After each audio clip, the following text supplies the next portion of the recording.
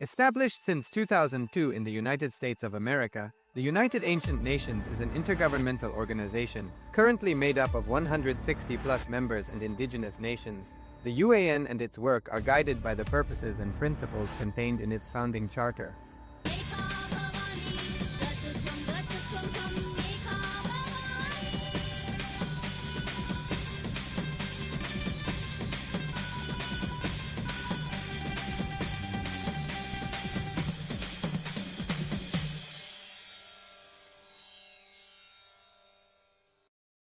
Gurudeva Nithyananda Gurudeva Nithyananda Gurudeva Nithyananda Gurudeva Nithyananda Gurudeva Nithyananda Gurudeva Nithyananda Gurudeva Nithyananda Gurudeva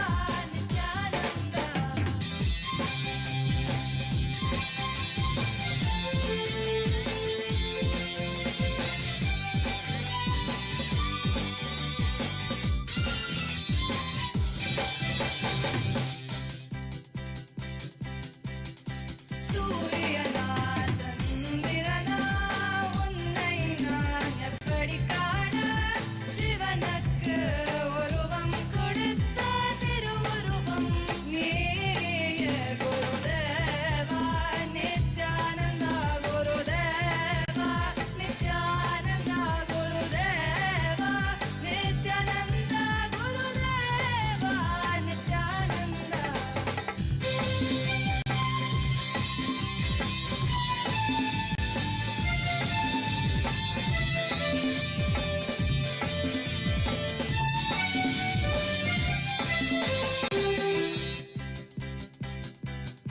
உந்தன் புன்னகை எந்தன் நோக்கி என்றும் அழியாத எந்தன் பக்தி உந்தன் புன்னகை எந்தன் நோக்கி என்றும் அழியாத எந்தன் பக்தி அண்ணாமலையாய் வந்தவனே ஆலடியில் அமர்ந்தவனே பித்தா பிறை சூடி பெருமானே உலகமெல்லாம் உணர்ந்ததற்கு அடியவனே அண்ணாமலையாய் வந்தவனே ஆலடியில் அமர்ந்தவனே பித்தா பிறை சூடி பெருமானே உலகமெல்லாம் குருதேவா நித்யானந்தா குருதேவா நித்யானந்தா குருதேவா நித்யானந்தா குருதேவா நித்யானந்தா குருதேவா நித்யானந்தா குருதேவா நித்யானந்தா குருதேவா நித்யானந்தா குருதேவா நித்யானந்தா குருதேவா நித்யானந்தா குருதேவா நித்யானந்தா குருதேவா நித்யானந்தா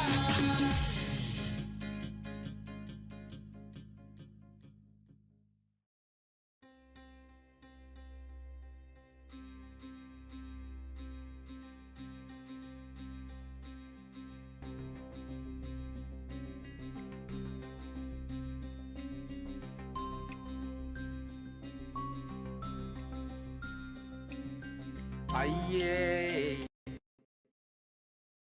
ஆன்மவித்தை ஐயே அதிசுலபம்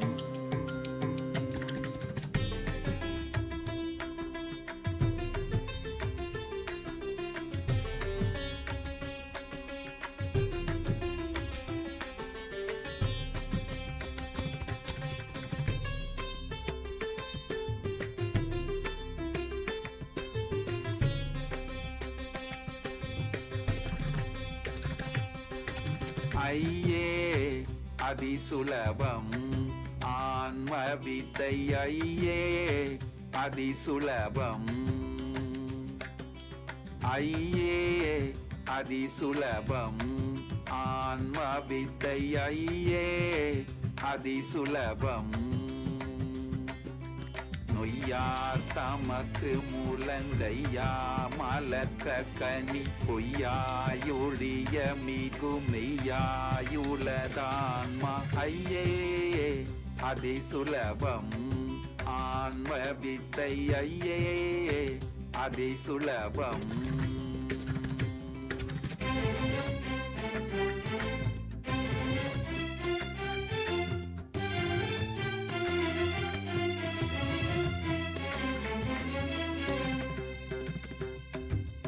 நெய்யாய் நிரந்தரந்தான் ஐயா தீர்ந்திடவும் பொய்யாம் உடம்புலக மெய்யாம் மூளை தெழும் பொய் மையார் நினைவணுவும் உய்யா தொடுக்கிடவே மெய்யார் இதய வெளி வெய்யோன் சுயமான்மா விலங்குமே இருளடங்குமே இதரொடுங்குமே இன்பம் பொங்குமே ஐயே அதி சுலபம் ஆன்ம வித்தை ஐயே அதி சுலபம்.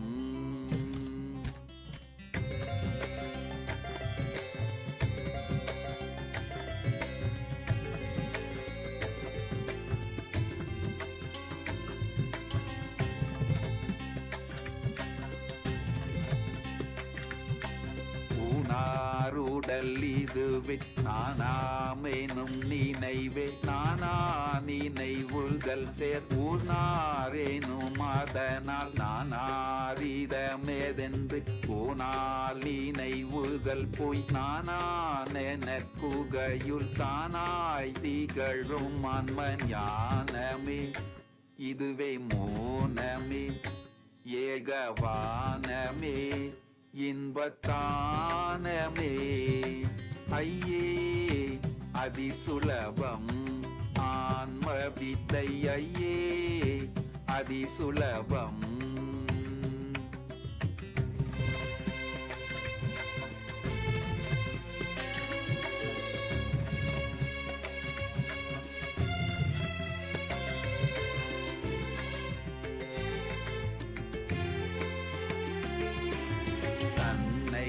அறிதலின்றி பின்னை எதறிகிலேன் வெண்ணை அறிந்திதிர்பின் என்னை உலதறிய பின்ன உயிர்களில பின்ன விளக்கெனும் தன்னை தனிலுணர மின்னுந்தனுள்ளான்ம பிரகாசமே அருள் விலாசமே அகவிநாசமே இன்ப விகாசமே ஐயே அதி சுலபம் ஆன்ம வித்தை ஐயே அதி சுலபம்.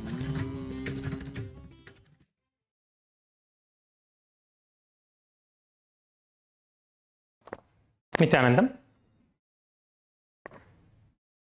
We request all the participants to please settle down with your head, neck and spine in a straight line.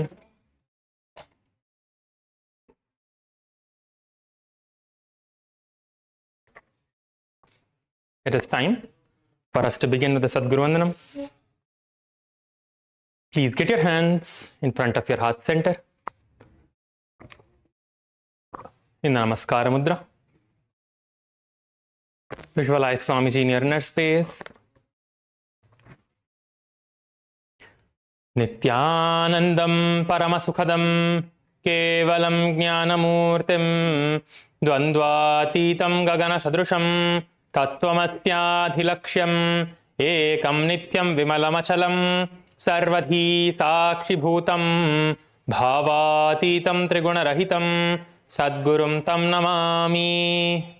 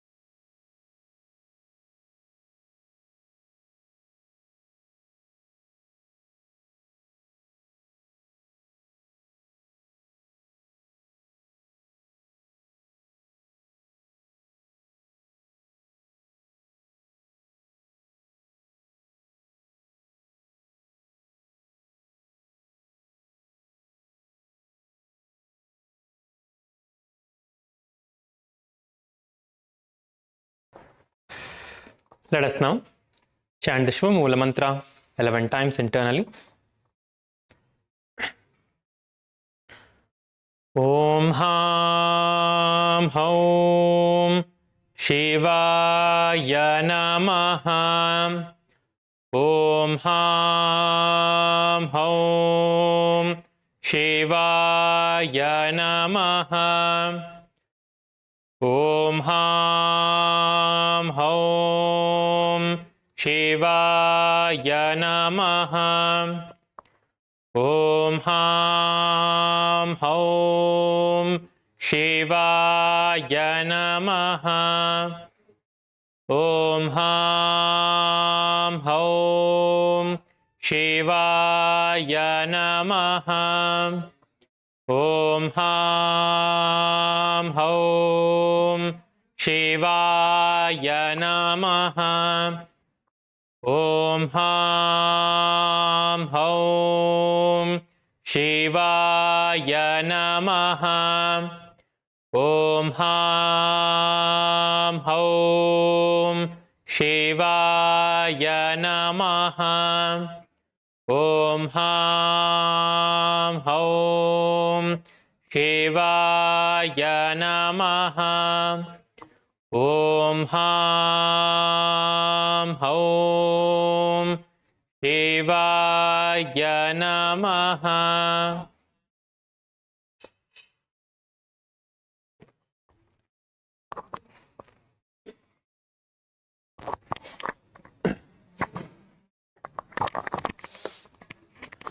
Let us now begin with the Tattvachamanam. Please place your right hand in the Gokarna Mudra. Take one udharini of water with your left hand, pour it in the center of your right palm. And as we chant the mantra, when you hear Swadha, please sip the water from your right hand. Om Atma Tattvam Shodayami Swadha. Take another udharini of water. Om Vidya Tattvam Shodayami Swadha. Take another udharini of water. Om Shiva Tattvam Shodayami Swadha. Please wash your hand with an udharini of water.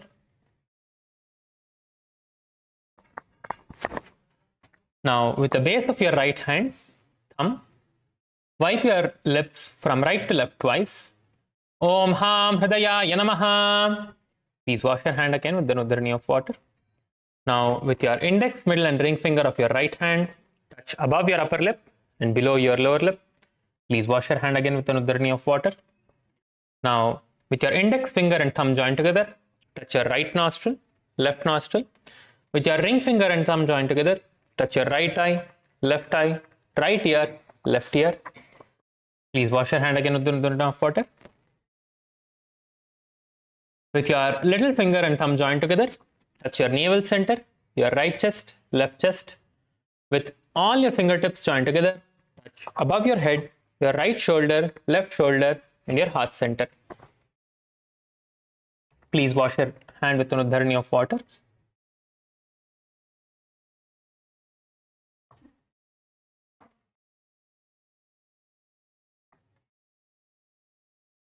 Now, it is time for us to enter into the Sankalpa. Please close your eyes. Sit with your head, neck, and spine in a straight line.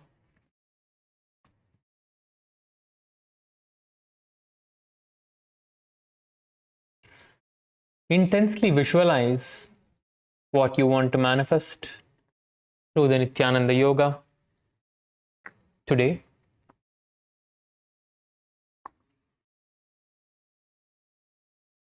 Visualize how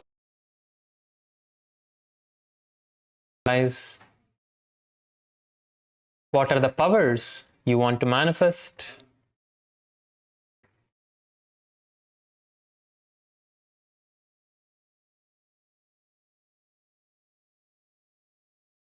Intensely visualize yourself manifesting your desires, your Satya Sankalpa. Visualize yourself manifesting it right now. Visualize yourself with absolute health.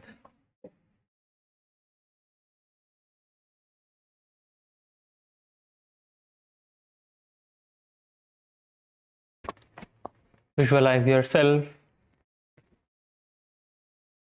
that you're able to manifest and perform all the asanas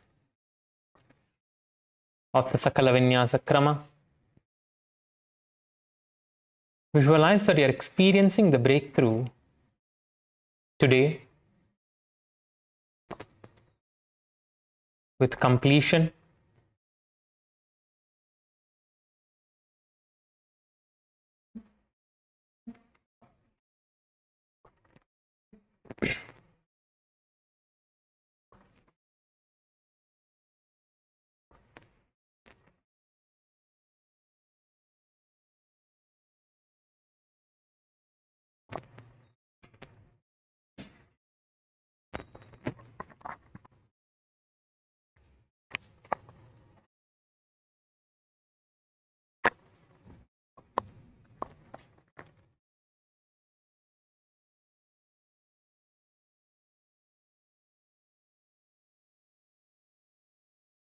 Intensely hold this visualization in your inner space.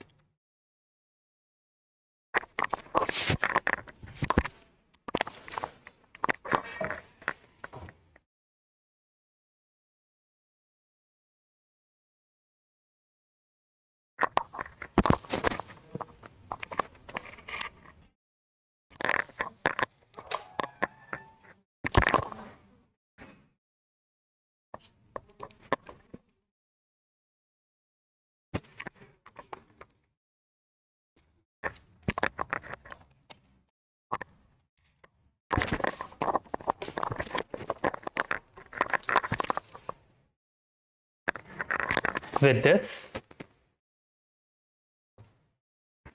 let us enter into the Sankalpa, the conscious resolution.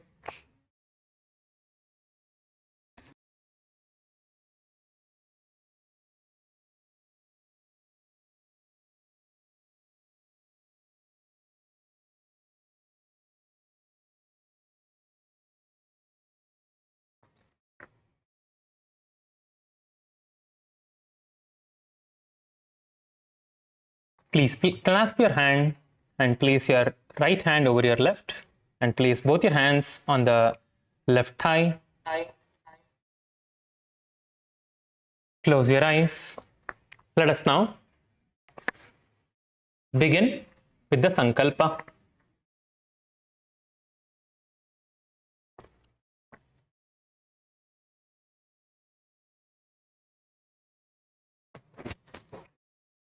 ओम ममोपात्त समस्त दुरितक्षयद्वारा भगवत् श्री नित्यानंद परमशिव प्रीत्यर्थम श्री नित्यानंदेश्वरी परमशिव शक्ति समेत श्री नित्यानंदेश्वर परमशिव प्रीत्यर्थम च शुभे शोभने मुहूर्ते अद्य ब्रह्मणः द्वितीय परार्धे श्री श्वेतवराह कल्पे वैवस्वतमन्वन्तरे अष्टाविंशतितमे नित्ययुगे प्रथमे पादे जम्बूद्वीपे भारतवर्षे भरतखण्डे मेरोः दक्षिणे पार्श्वे शकाब्दे अस्मिन् वर्तमाने व्यवहारिके प्रभवादीनां षष्ट्याः संवत्सराणां मध्ये विश्वावसुनाम संवत्सरे दक्षिणायने लक्ष्मी वेंकटेश्वर ऋतौ कन्यामासे कृष्णपक्षे द्वादश्यां शुभतिथौ गुरुवासरयुक्तायां पुष्या नक्षत्र शिवयोग तैतिलकरण एवं गुणविशेषण विशिष्टायाम् अस्यां शुभतिथौ श्री कैलासोन्नत द्वादशान्त श्यामला पीठारूढ़ श्री मीनाक्षी सुंदरेश्वरा भिन्न स्वरूप परशिवपुत्र रत्नकुमार गुरुमन्यतुल्यावतार श्रीपार्वती स्तन्यपानलब्धदिव्यज्ञानविश्रुत सकलनिगमागमसारभूत द्राविडवेदप्रभक्तृ श्रीमत्परमशिवकरुणासमधिगतमुक्तामयचतुरश्रयान् गीयमानछत्रचामर श्रीचिह्नकाहलादि समस्तबिरदावल्यलङ्कृत ज्ञानविज्ञानचक्रवर्ती सर्वजनसङ्गसद्यो निर्वाण दीक्षा व्यजापवर्गवर्ष विश्रानजीमूत परमतकलभकेसरी शैव सिद्धांत स्थापनाचार्य श्रीराजाधिराज पांड्य महाराज गुरु क्षपणशाक्यादि महांधकार निवारण ज्ञानभानु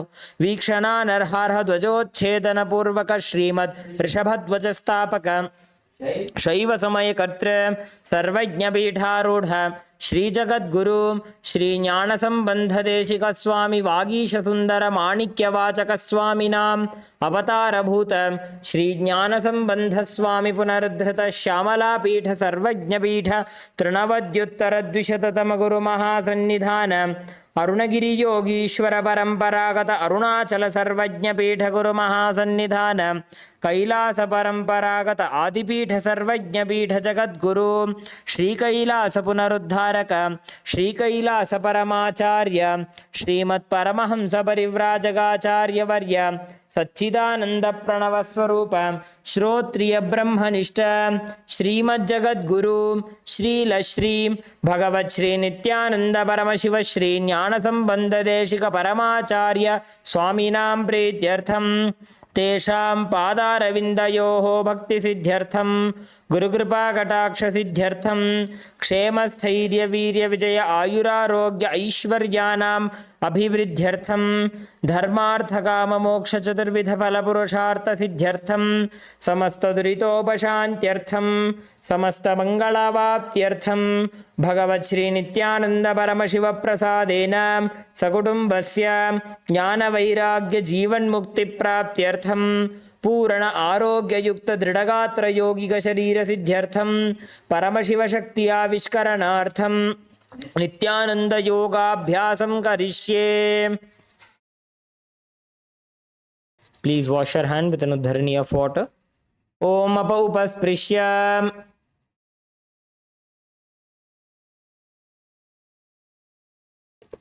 Now, we request all the participants to please stand up.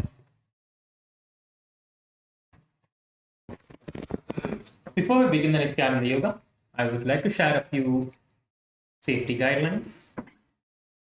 Yoga is a beautiful practice that supports health and well-being. It can also involve physical movements and postures that may feel different for each body. Please listen to your body at all times and move at your own comfort level.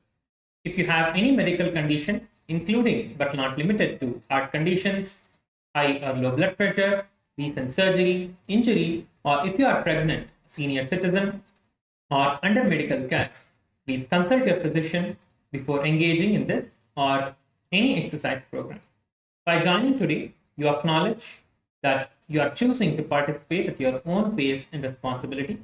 The organizers and instructors will lovingly guide you, but cannot be held responsible for any discomfort or injury. Let us now begin with the warm-up. Please start rotating your head.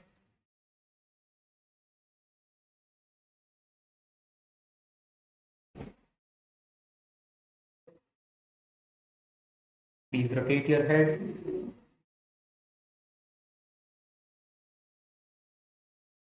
Please rotate your head.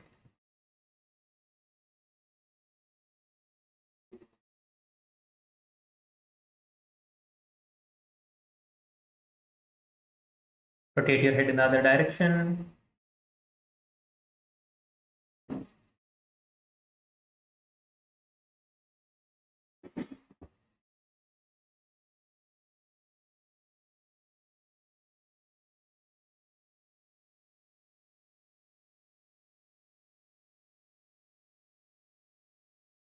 Now, please interlace your fingers behind your head and gently press your head forward and down.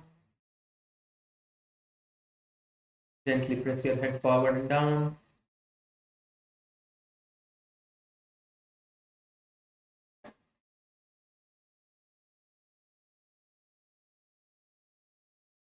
And repeat this on the other side by placing your head in the front, placing your hand in the front, press your head backwards.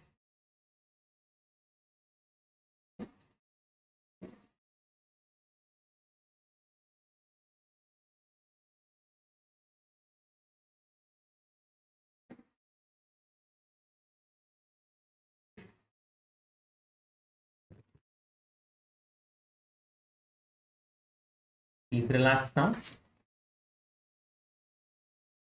Now let us start rotating our hands. All of you, please start rotating your hands. Please rotate your hands, rotate your hands, rotate your hands. All of you, please rotate your hands.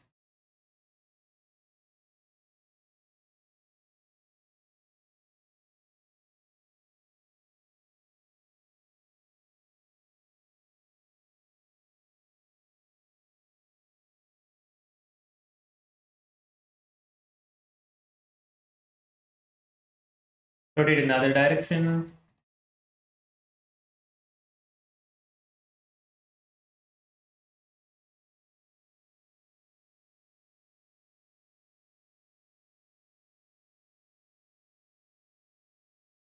Now you can relax your hands. Now please interlace your fingers. Yeah, let's first rotate our shoulders. Please place your hands on top of your shoulders and rotate your shoulders.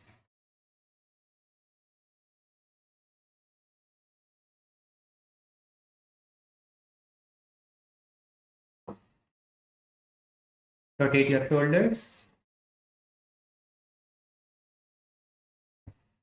Make sure that your elbows are coming together in front and stretching out all the way. When you're going out, make sure that you're nicely stretching your shoulders out.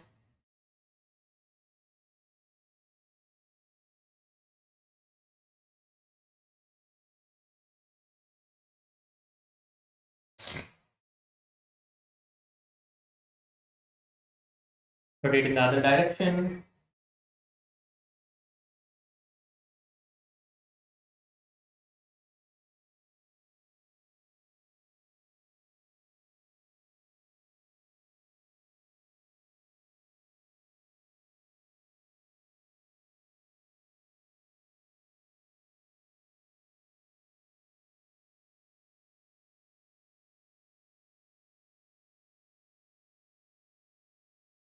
Let us start swinging from side to side. Please start swinging from side to side.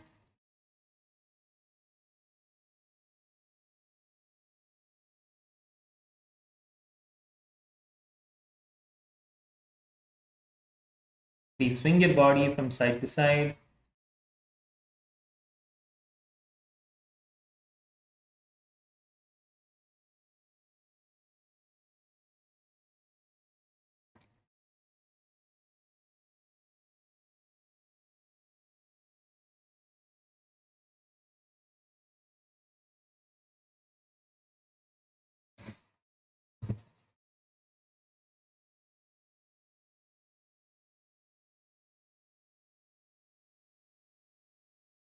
Please relax and relax now. Now, have a slight gap between your legs. Bend forward and down. Try to get your hands on the ground in front of you.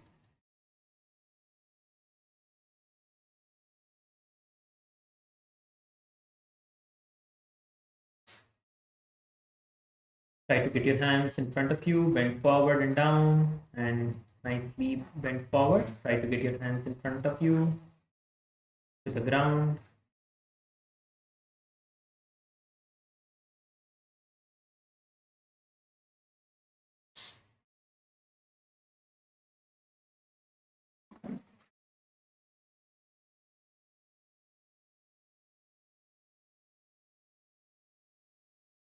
Bend forward and down again and again. Try to reach the ground. Keep going, keep going.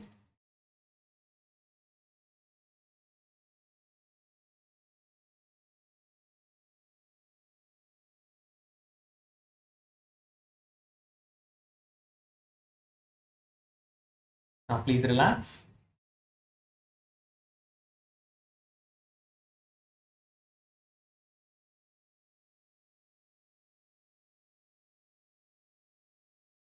Now, interlace your fingers and stretch your hands above your head. Interlace your fingers, stretch your hands above your head, and nicely push your hands up towards the sky. Nicely push yourself up.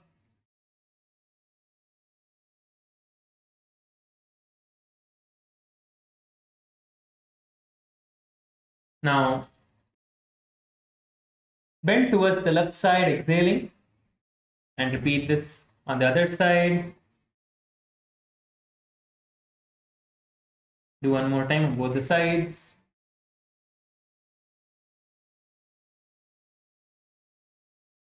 Yes, you can relax now. Now, interlace your fingers behind your back and bend forward and down.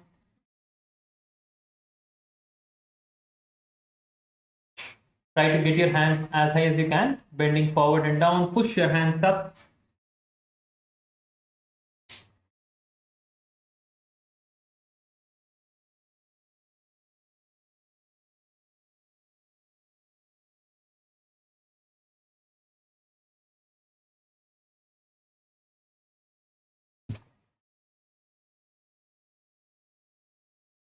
Yes, you can relax now. Please relax. Stretch your hands out in front of you and rotate your wrist.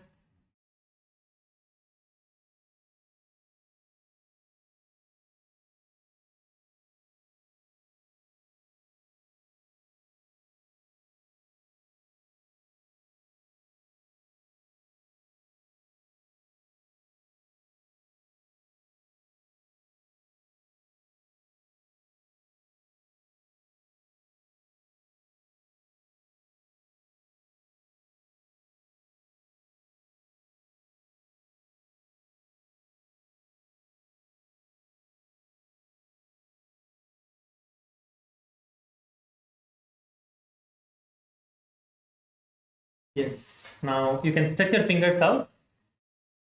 Please stretch your fingers out.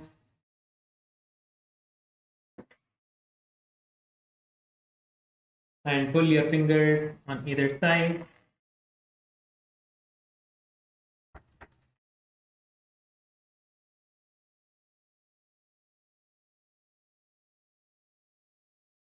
Stretch your fingers out and pull your fingers towards yourself on either side.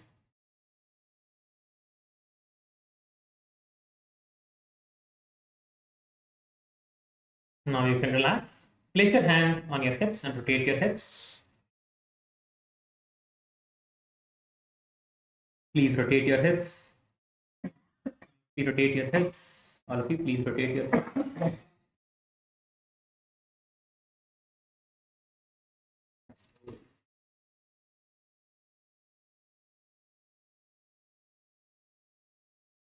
Nicely rotate your hips.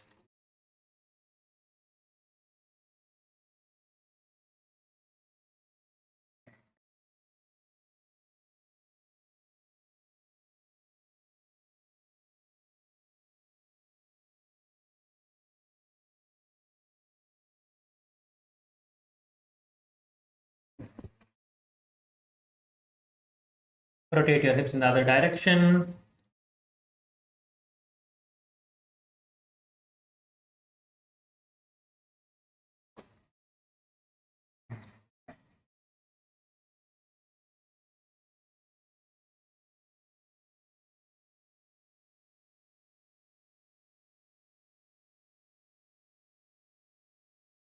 Now place your hands on top of your knees and rotate your knees.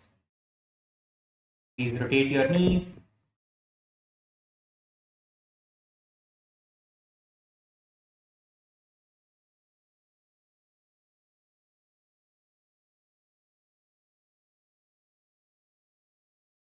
Rotate your knees in the other direction.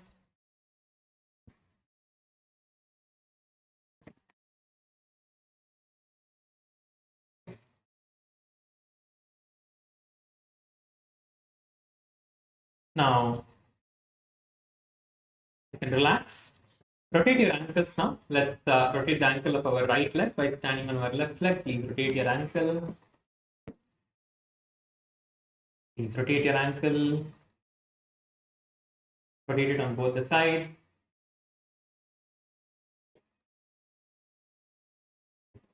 Please rotate your ankles on both the sides.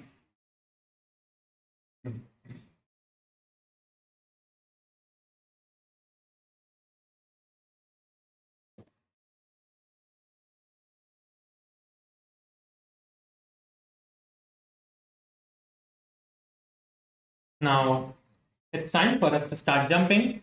Let's all get ready to start jumping. Let us all get ready to start jumping.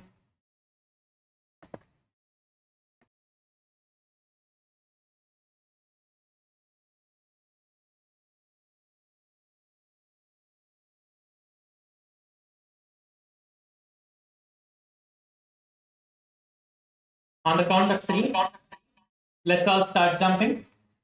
Please start jumping. 3, 2, 1. Let's all start jumping. Jump for 1 minute. Jump intensely. Jump, jump, jump. We are preparing for the skeleton dance. Let's all jump. Keep jumping, keep jumping. Jump high and be intense. Keep jumping, keep jumping. Keep going, keep going, keep going.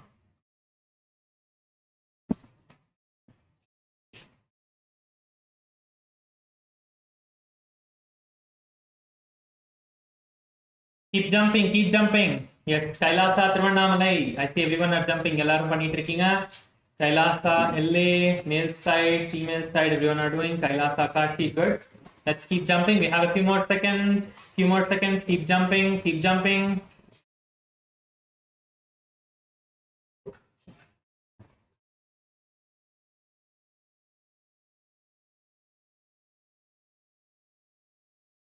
Last 10 seconds. Jump higher, jump higher. Keep jumping, keep jumping. Jump as high as you can.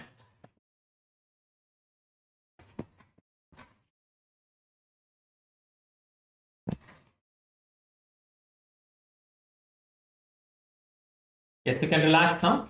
Please relax. Just walk back and forth on your mat. Let us get ready to start and perform the skeleton dance.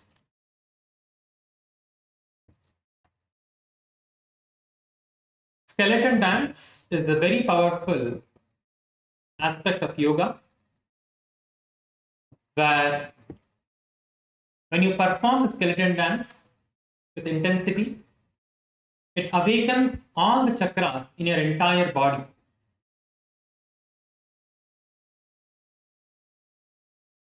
There are various different chakras throughout your body, apart from the 7 chakras along your spine, like in your hands and in your limbs, in different parts of your body. Other minor chakras are there, which gets awakened when you move your body intensely, performing the skeleton dance.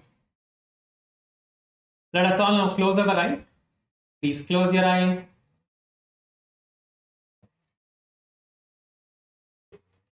Visualize yourself as pure bones. Just only pure bones. No muscle, no skin, nothing. Visualization in this is very important. Make sure that you're visualizing yourself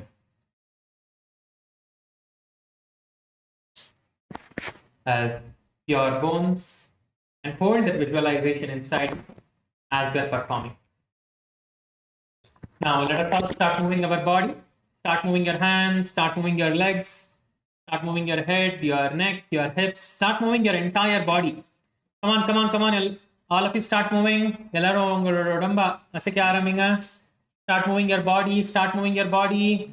Intensely visualize yourself as skeletons and move your body intensely. Come on, come on, come on. Keep going, keep going. Keep moving your body, keep moving your body. Be intense, move your body intensely.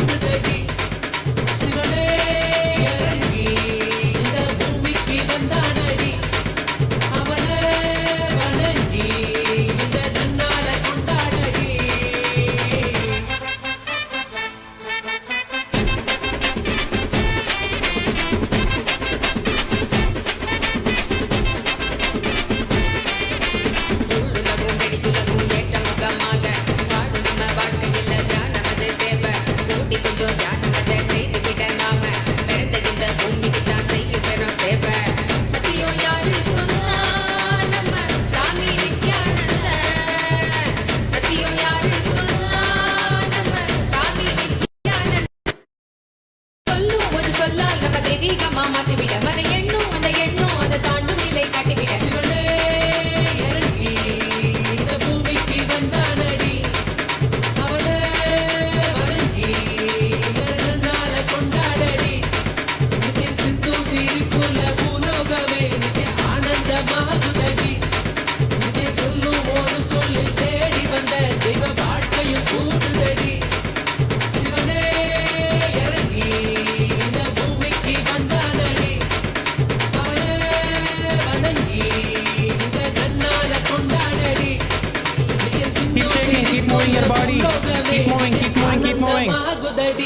Intense, intense. We have another 2 minutes.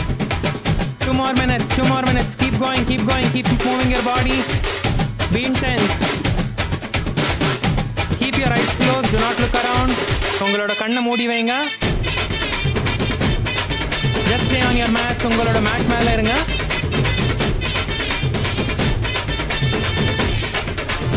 ஆதிசிவபாதமத லோகமெல்லாம் மீண்டும் ஒரு ஞான குருவாக வர வேண்டுதல் கேட்க கேட்ட வரம் தந்து குரு நித்யானந்தனாக நம்ம சாமி அவர் அருணையில வந்து பிறக்க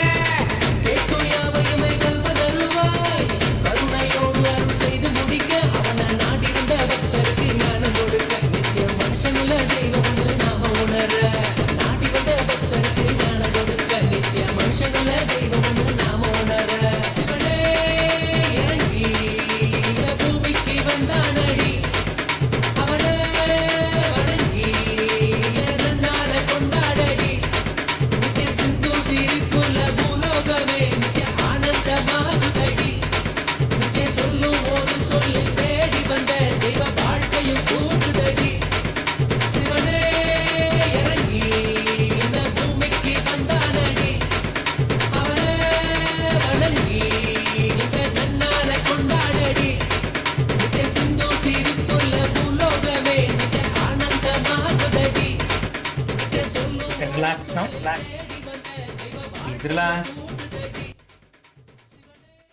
Just stand still. Please stand still. Do not move around. Just stand on your mats. ஆடாம அசையாம நில்லுங்க. உங்களோட மேட் மேல நில்லுங்க. Please stay on your mats. Do not move around. Have your hands by the sides. Relax your body. Don't move your body. Bring your awareness towards your breath. Bring your awareness towards your breath. Inhale and exhale deeply. Inhale deeply and exhale deeply. Stop moving your body.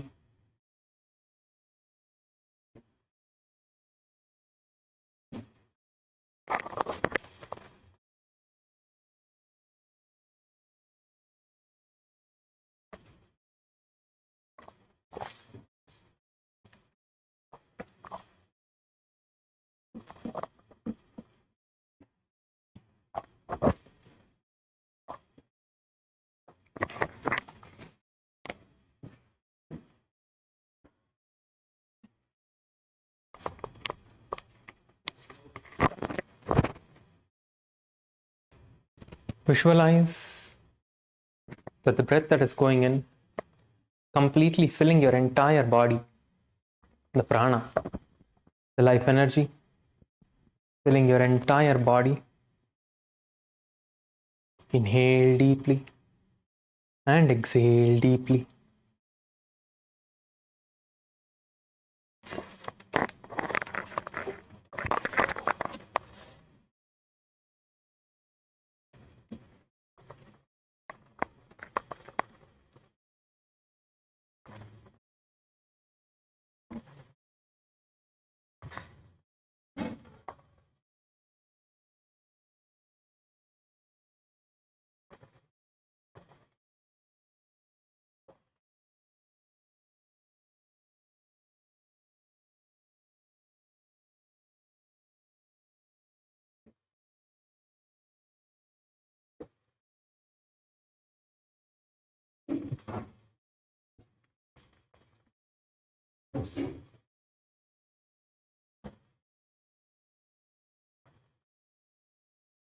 Now, please settle down on your yoga mats.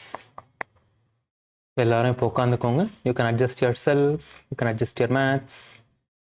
Please be seated on your mats.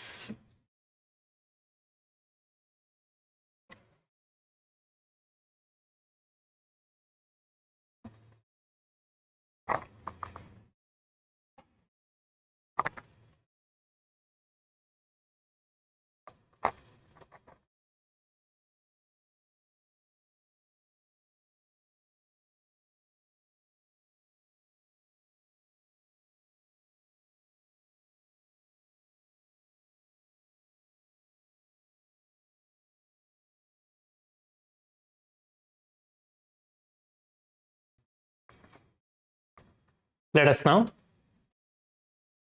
begin with the first asana for today. We are going to be performing the Ardha Paschimottanasana. So let us all now continue from Ardha Paschimottanasana. Please have your legs stretched out. Ungaloda kaal neeti ukkarunga. Please have your legs stretched out in front of you. All of you, please stretch your legs out. From here, we are going to be entering into the Ardha Paschimottanasana. Please bend your left leg and place your left leg close to the perineum.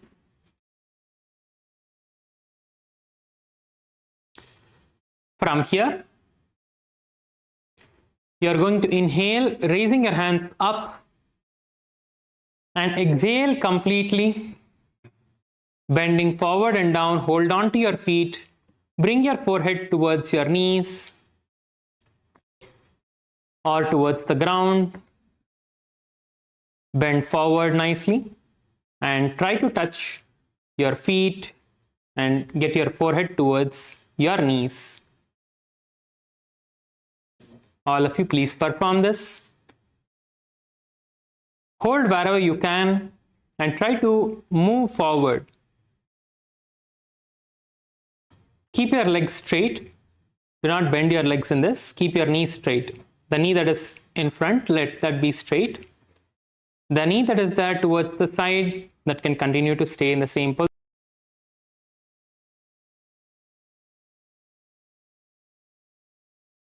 Forward and down. Keep your right leg straight.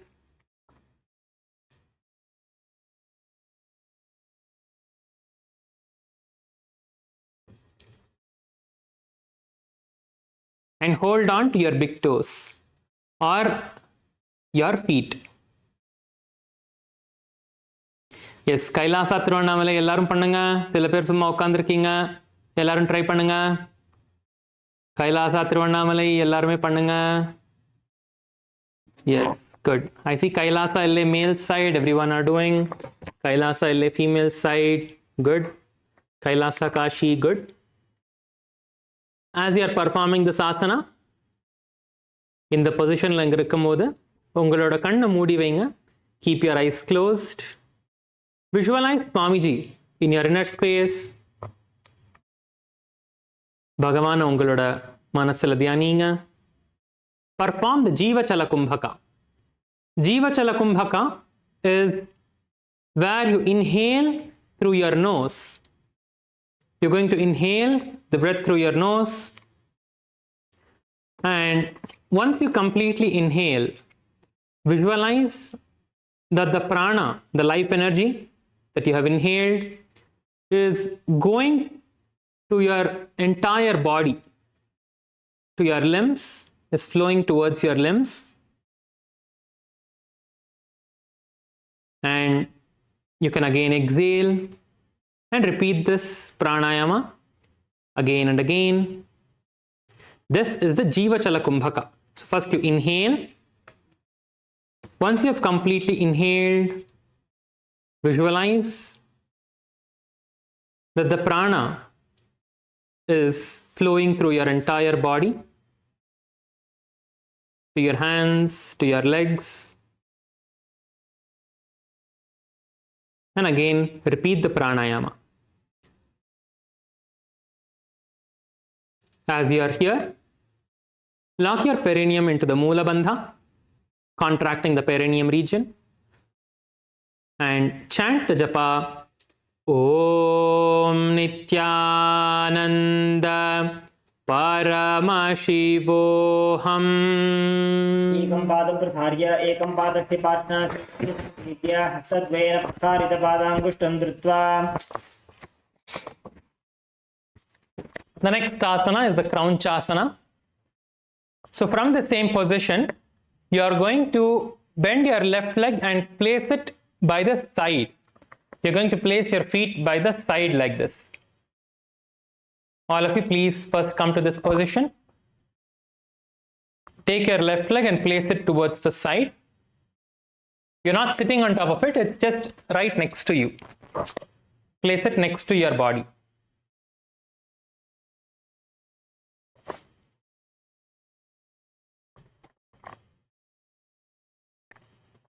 I see one more participant has just joined us in KAILASA LA, male side. Nithyananda Maya. Nithyanandam, yes. You can follow along here. We are now performing the Kraunchasana.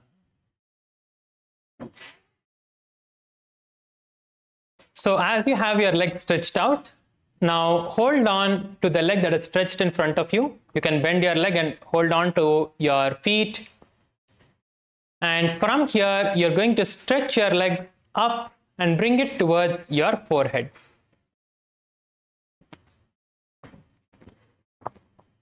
Stretch your leg up and bring it towards your forehead. Bring your right leg towards your forehead.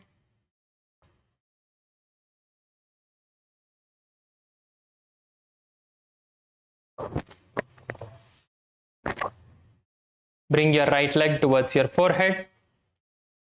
Keep your eyes closed. Visualize yourself as a crane. As you are performing this asana, unclutch all the thoughts that are coming. Visualize yourself as the bird crane.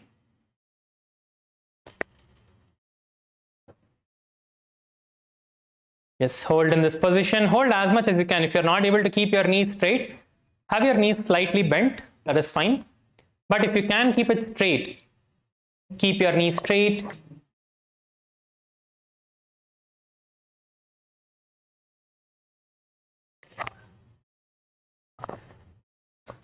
Hold yourself in this position. Let us continue to perform the Jiva Chala Kumbhaka along with the Moola Bandha, chanting the japa. Om Nithyananda Paramashivoham वासिष्ठमथ कौन्डिन्यम् ऊर्ध्वपुटमेव च अष्टावक्रमथोत्थानं मयूरं सेतुबन्धनम्. The next asana we are now going to be performing is Ardha Paschimottanasana on the other side. Let's get ready to perform Ardha Paschimottanasana on the other side. So last time if you had your left leg straight, this time you are going to keep your right leg straight. போன தடவை உங்களோட left leg நீங்க நீட்டி வச்சிருந்தீங்கன்னா இந்த மாதிரி right leg நீங்க நீட்டி வைக்க போறீங்க. Now bend your feet. Let's bring our right foot towards the perineum.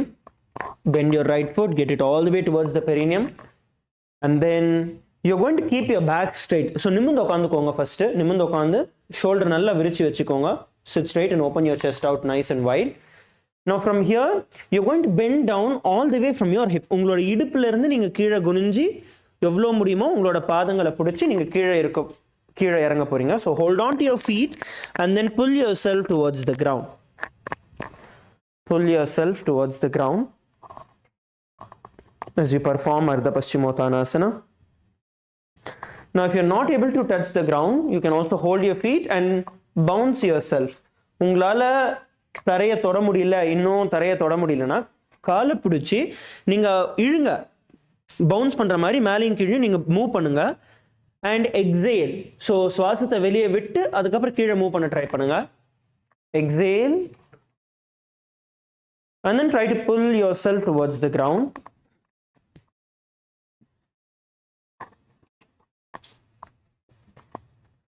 Exhale and then try to pull yourself towards the ground. Hold the position. Hold பண்ணுங்க. Now visualize Swamiji in your inner space. Bhagavan Dhyaninga. And the internal japa.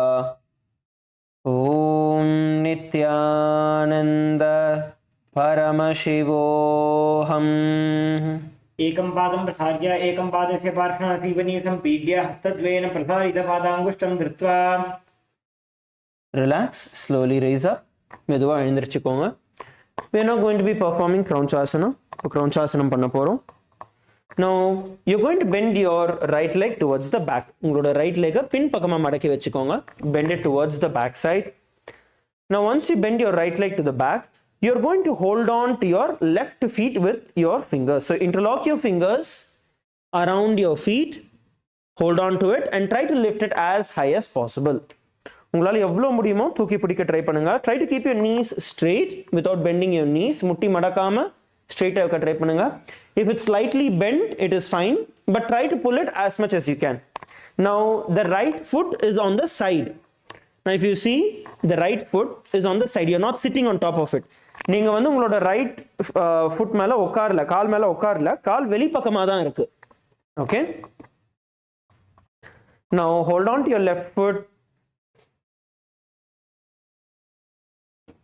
and raise yourself up.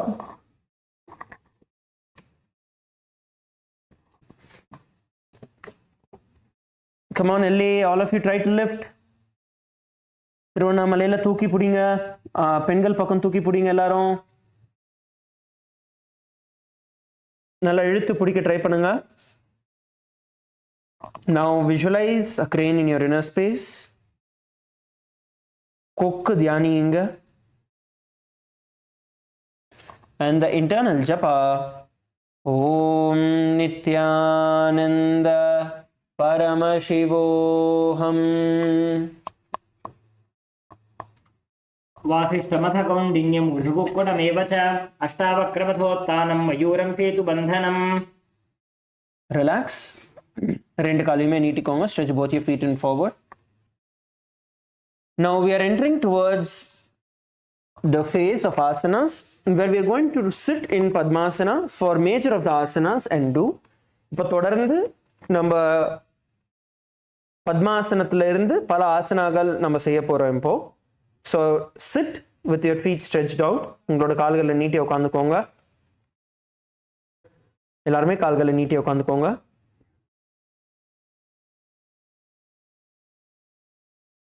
We are now going to be performing swastikasana. இப்பொழுது swastikasanam செய்ய போறோம். Now bring your feet into Padmasana position. பத்மாசனத்துல கால்களை வச்சுக்கோங்க.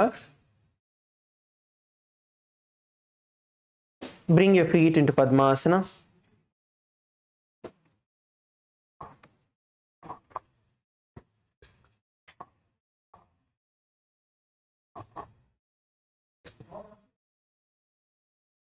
Bring your feet into Padmasana. உங்களால பத்மாசனத்துல உட்கார முடியலன்னா அர்த்த பத்மாசனத்துல உட்காந்துக்கோங்க. அர்த்த பத்மாசனத்துல ஒரு கால் மேல ஒரு கால் கீழே இருக்கும். Sit in Padmasana or Ardha Padmasana. Sit straight. நிமிர்ந்து உட்காந்துக்கோங்க.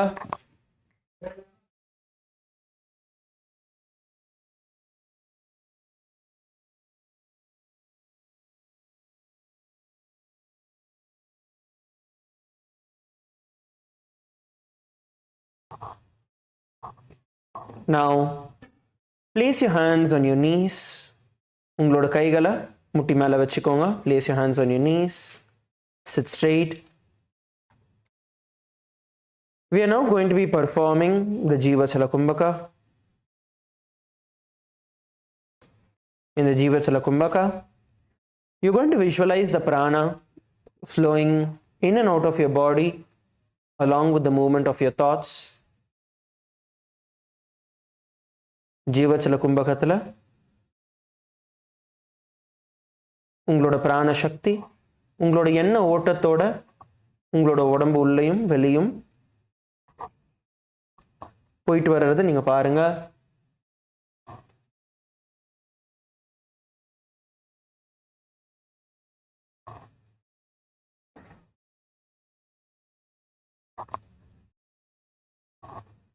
Inhale and exhale.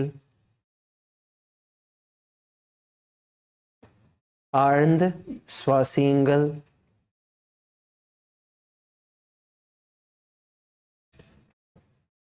உள்ளேயும் வெளியிலையும் வர பிராண சக்தி உங்களோட எண்ண ஓட்டத்தோடு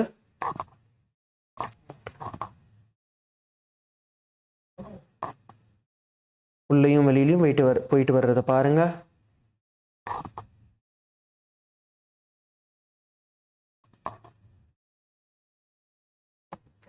Visualize a swastika in your inner space.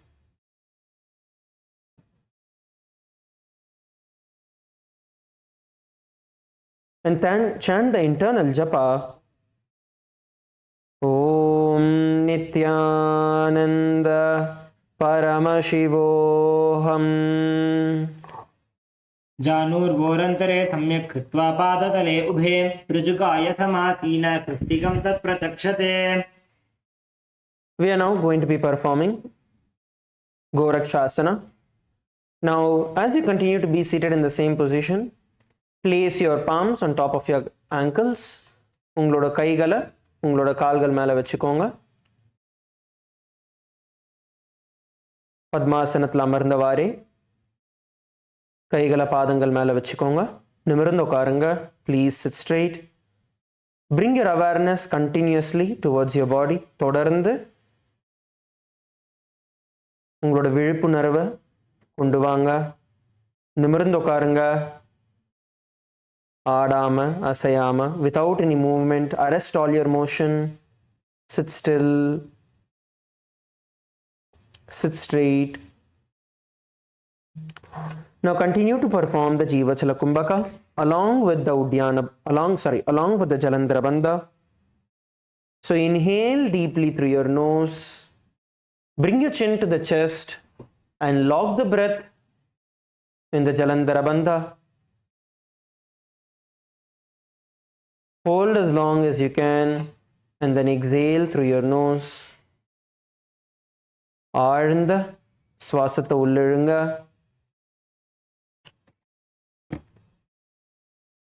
அடுத்து ஜலந்தர பந்தையில் சுவாசத்தை உள்ள புடிங்க.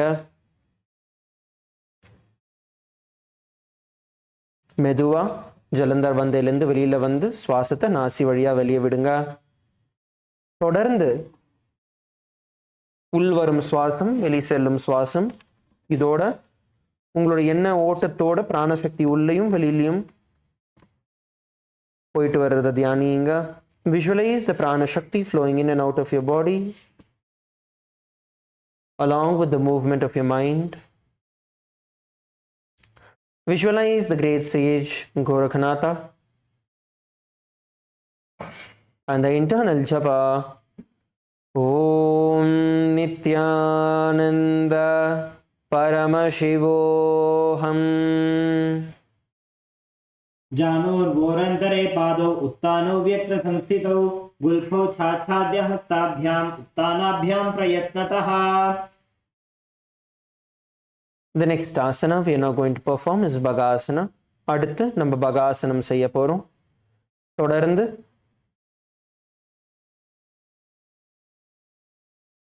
பத்மாசனத்தில் அமர்ந்திருங்க. Continue to sit in Padmasana. We are now going to be performing the Shanmukhi Pranayama. இப்போ Shanmukhi Pranayam செய்ய போறோம். Now you're going to be using your fingers and you're going to cover all your senses. So with your little finger, place it below your lower lip and the ring finger above your upper lip. Your middle finger on your nose, your index on your eyes, and your thumbs on your ears. You're going to inhale through your nose as deep as possible and then lock the breath inside you. Hold as long as you can and then exhale through your nose as you continue to keep the rest of the senses locked.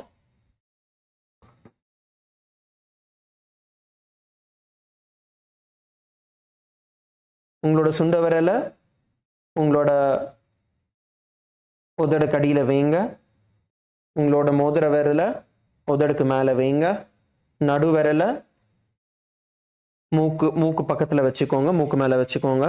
ஆள்காட்டி விரலை கண்கள் மேலே, உங்களோட கட்டை விரலை காதில். உங்களோட நடுவிரலை லைட்டாக ஓப்பன் பண்ணி சுவாசத்தை நாசி வழியாக ஆழமாக உள்ளிழுத்து அதுக்கப்புறம் நடுவிரலால் நாசியை மூடிக்கோங்க. சுவாசத்தை உள்ள இழுத்து பிடிச்சிக்கோங்க. அது எவ்வளோ நாழி முடியுமோ பிடிச்சி அதுக்கப்புறம் மெதுவா மறுபடியும் நடுவிரலை விட்டு சுவாசத்தை வெளியே விடுங்க. தொடர்ந்து ஷண்முகி பிராணாயாமம் செய்யுங்கள். Continue to perform the Shanmukhi Pranayama intensely.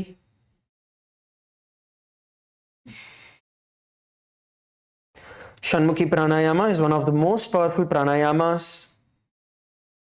that directly awaken the Kundalini Shakti. Shanmukhi Pranayamam மிக சக்தி வாய்ந்த பிராணாயாமம். நம்மளோட குண்டலினி சக்தியை உயிர்ப்பிக்கிறதுக்கு சின்சியரா பண்ணுங்க.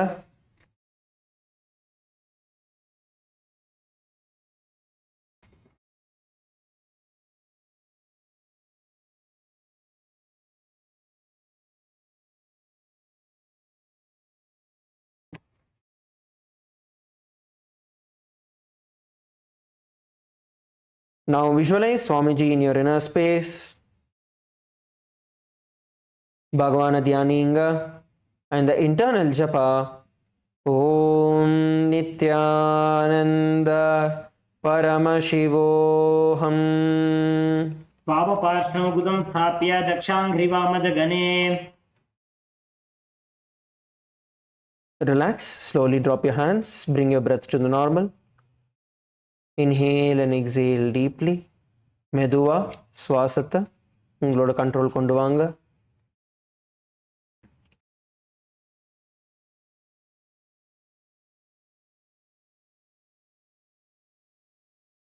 The next asana we are now going to perform is Yoga Asana. Now, as you continue to remain seated in the same position, place your hands by the side of your knees, palms facing up. உங்களோட கைகளை தர மேல வைங்க. கைகள் மேல் பக்கமா பார்த்த மாதிரி வைங்க. We are now going to be performing the Kakachanchu Kumbhaka. இப்பொழுது காக்கச்சஞ்சு கும்பகம் செய்ய போறோம். Inhale through your mouth, making your mouth like a beak of a crow, and then exhale through your nose. உங்களோட வாயை காக்கையோட வாய் மாதிரி வச்சு சுவாசத்தை உள்ளிழுத்து உங்களோட நாசி வழியா சுவாசத்தை மெதுவா வெளியே விடுங்க. தொடர்ந்து காக்கச்சஞ்சு கும்பகம் செய்யுங்கள்.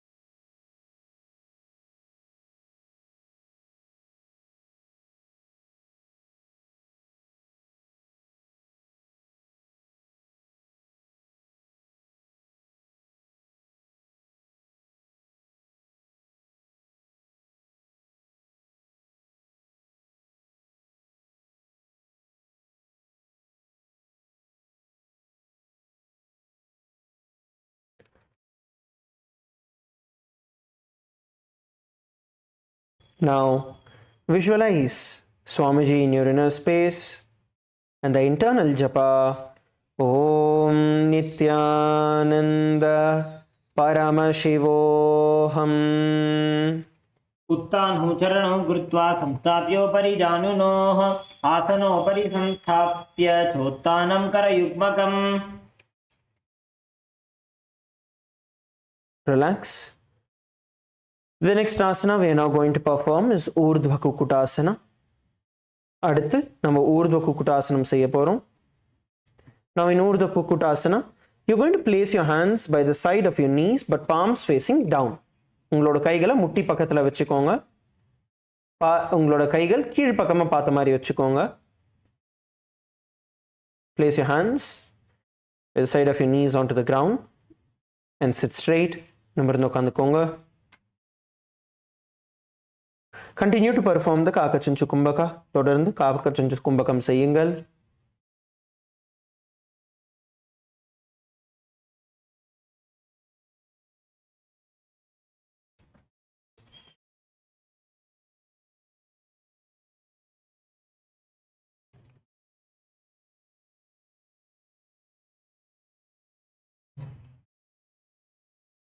Now Visualize yourself as a rooster.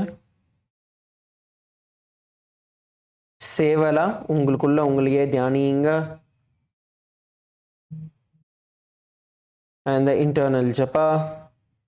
Om Nithyananda Paramashivoham.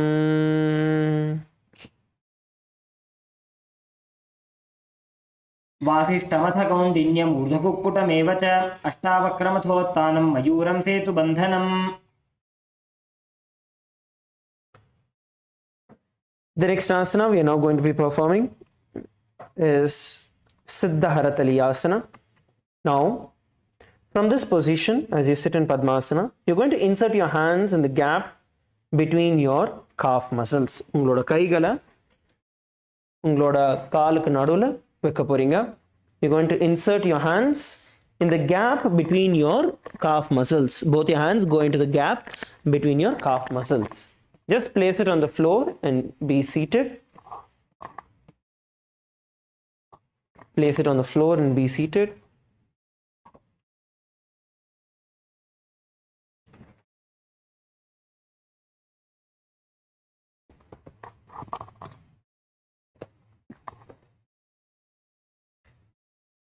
Now continue to perform the Kakachanchukumbhaka. தொடர்ந்து Kakachanchukumbhakam செய்யுங்கள். If you're not able to sit in Padmasana, you can do this in Ardha Padmasana also. இதை நீங்க Ardha Padmasanaத்திலுமே செய்யலாம். உங்களால பத்மாசனத்தில் உட்கார முடியல அப்படின்னா அர்த்த பத்மாசனத்தில் உங்களோட காலுக்கு நடுவில் இருக்கிற கேப்ல கையை விட்டு உட்காருங்க.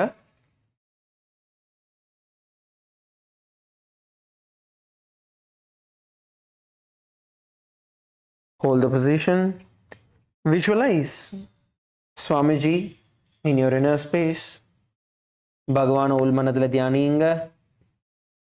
And the internal japa.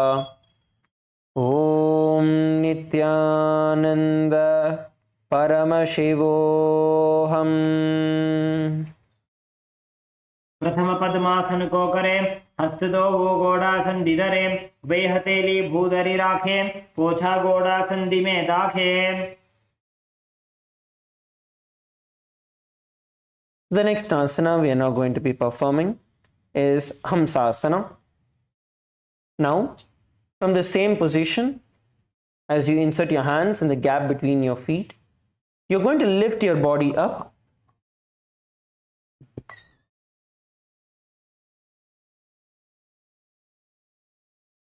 You're going to lift your body up.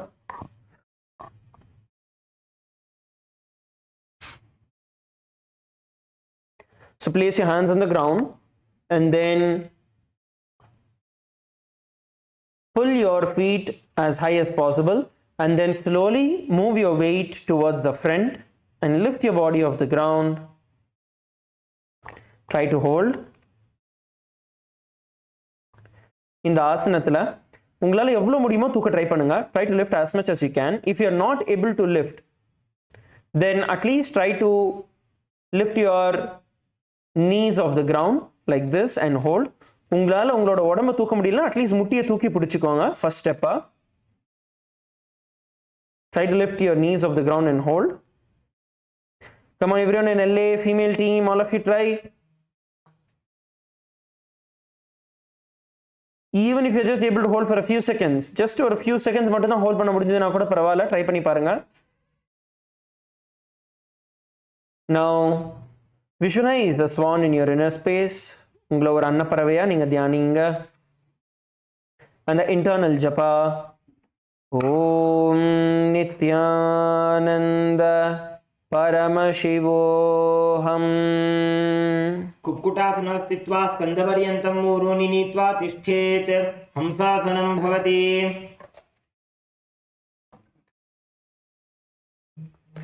The next asana we are now going to be entering into is Karmukhasana.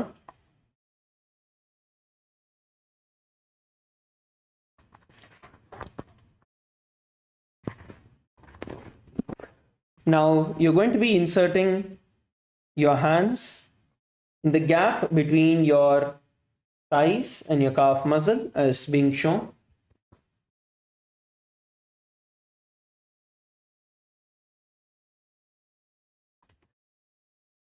Have your hands inserted. Now you're going to lean forward. So the same way you're going to lean forward in the Karmukasana. Insert your hands in between the gap. And you're going to place your hands on the mat. Place your forehead on the ground. And just have your hands stretched towards the back. This is the Karmukasana. Please hold in this position. All of you hold in this position.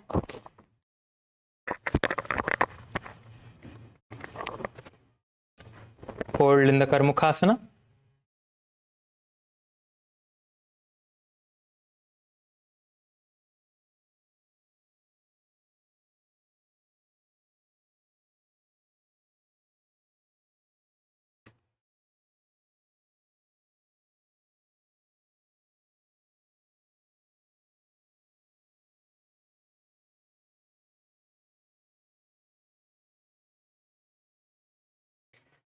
As you are performing this asana, keep your eyes closed.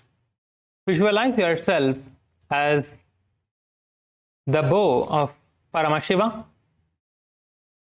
Visualize yourself as Paramashiva's bow, the weapon bow. Visualize yourself as Paramashiva's bow.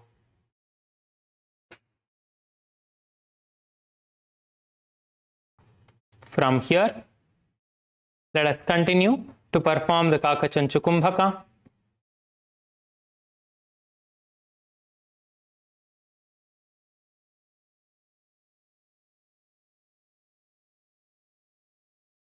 Along with the Moola Bandha, chanting the japa, Om Nithyananda Paramashivoham. प्रथम पद्मासन को करे, घोड़ा संधि माही करी धरे, तरफ दूसरी कर दो आने, कोन्या ऊपर संधि ले ठाने.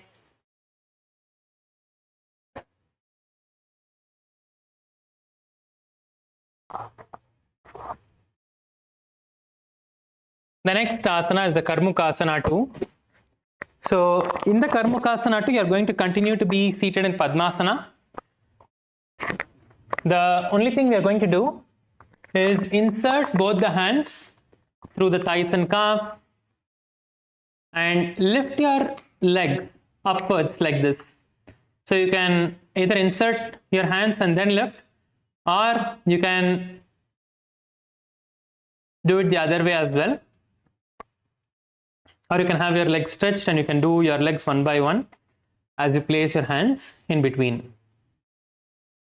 And from here, you need to just lift your hands off and hold on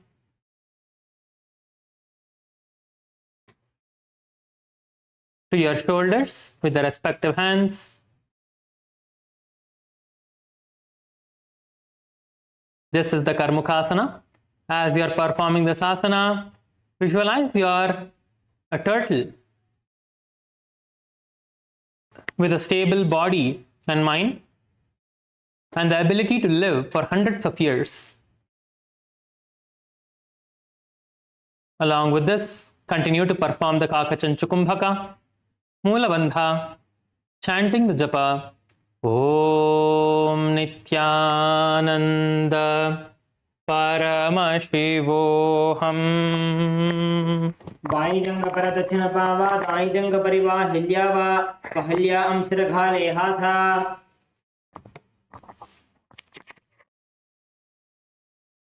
Now, be in the same position. Again, going to get back into the same position. This time, you are going to tuck your chin towards the chest in this asana and perform the Jalandhara Bandha. Along with this, so again try to get your hands towards your shoulders and now tuck your chin to the chest. Keep your gaze towards the nose.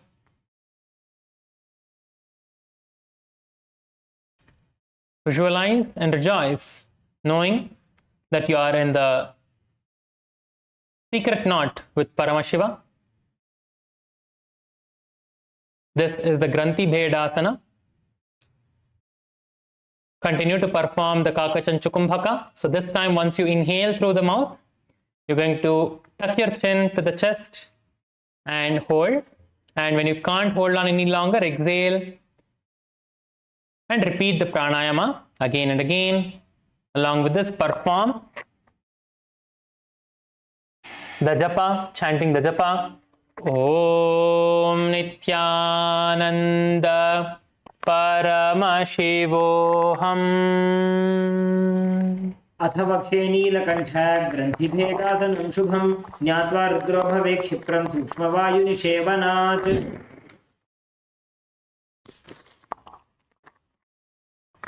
The next asana is the Uttana Kurmasana. So you're going to go back on your back this time. You're going to lay down on your back in Padmasana. So have your legs in Padmasana and come onto your back. Now again insert both your hands through the gap between your thighs and calves.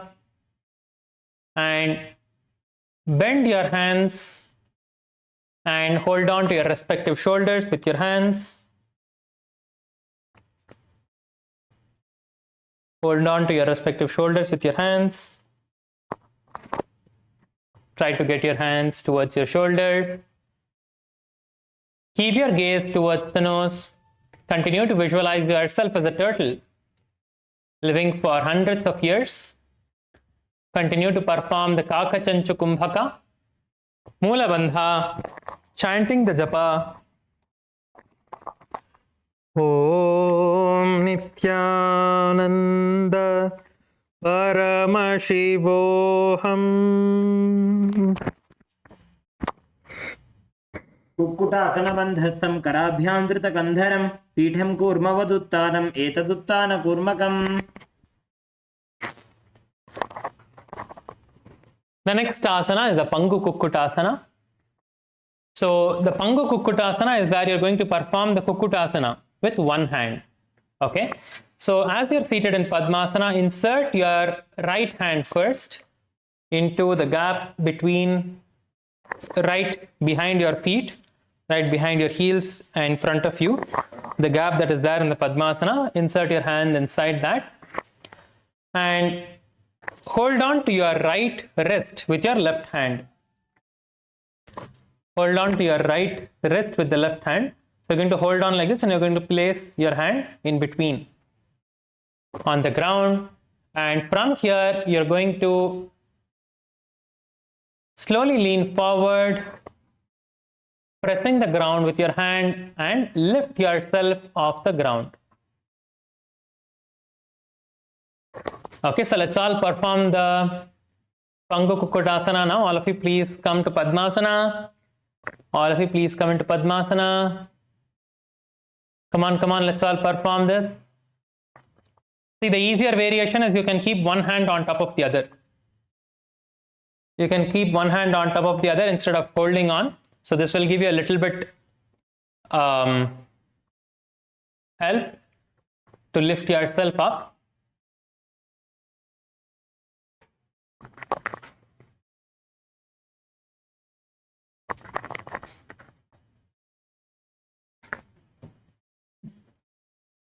Let's all perform the asana. As you're performing this asana, keep your gaze forward. Visualize yourself as a rooster. Continue to perform the Kakachanchukumbhaka along with the Moola Bandha, chanting the japa. Om Nithyananda Paramashivoham. कुक्कुटासनस्थित्वा एकेन हस्तेन अन्यस्य मणिबन्धं धृत्वा हस्ततलेन भूमिं वष्टभ्य तिष्ठेत् पाङ्गुकुक्कुटं भवति. The next asana is the repetition of the Pangu Kukkutasana on the other side. Now place your left hand on the ground and hold your left hand wrist with your right hand. And again, you're going to lift yourself up in the same position. Let us all perform this on the other side. Come on. Let us all perform this. All of you lift yourself and hold on one hand. Please try. All of you, please try. If you feel that your wrist is paining, if you feel that it's too much pressure on your wrist, use both your hands. You don't need to do with one hand. If you feel that too much of pressure on one wrist and it's painful, just relax your wrist for a few moments and do with both your hands. Just shake your hands out for a few seconds and do with both your hands.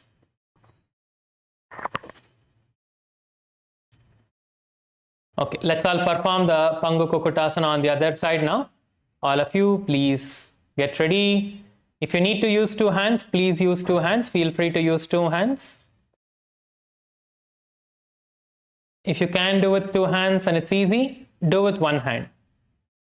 Okay, let's all perform the Pangu Kukutasana. Lift yourself up. Visualize that you are a rooster. Visualize yourself as a rooster.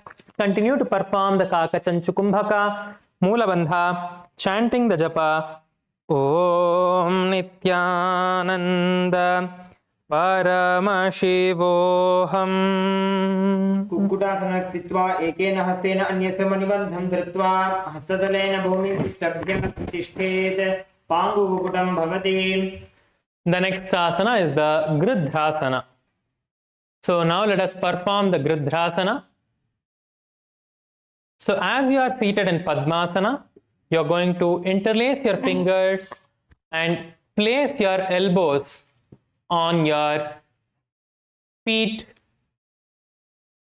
and rest your chin on top of your interlaced fingers and press your thumb against your throat gently. You are going to press your throat against your, press your thumbs against your throat and place your elbows on top of your feet. Visualize yourself that you are gone beyond all greed and covetous.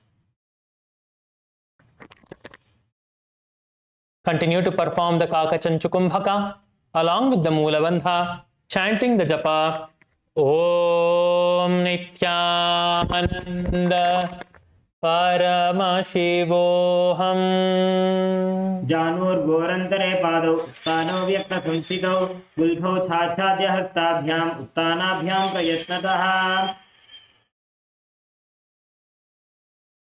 The next asana is the Padmasana 3. Now, as you are seated in the Padmasana, hold one hand over the other with your palms facing upwards. Place one hand on top of the other with your palms facing upwards. Keep your spine straight. Keep your gaze towards the nose. Visualize Swamiji in your inner space performing the Kakachanchukumbhaka. We are going to perform the Mahamudra Bandha now along with the Kakachanchukumbhaka. So inhale through the Kakachanchukumbhaka and tuck your chin to the chest in the Jalandhara Bandha. Hold on for as long as you're comfortable. And then forcefully exhale through your nose, sucking your stomach in and up into the Udhyana Bandha. And along with this, perform the Moola Bandha, locking yourself into the Mahamudra Bandha. Let us all perform this and repeat this pranayama.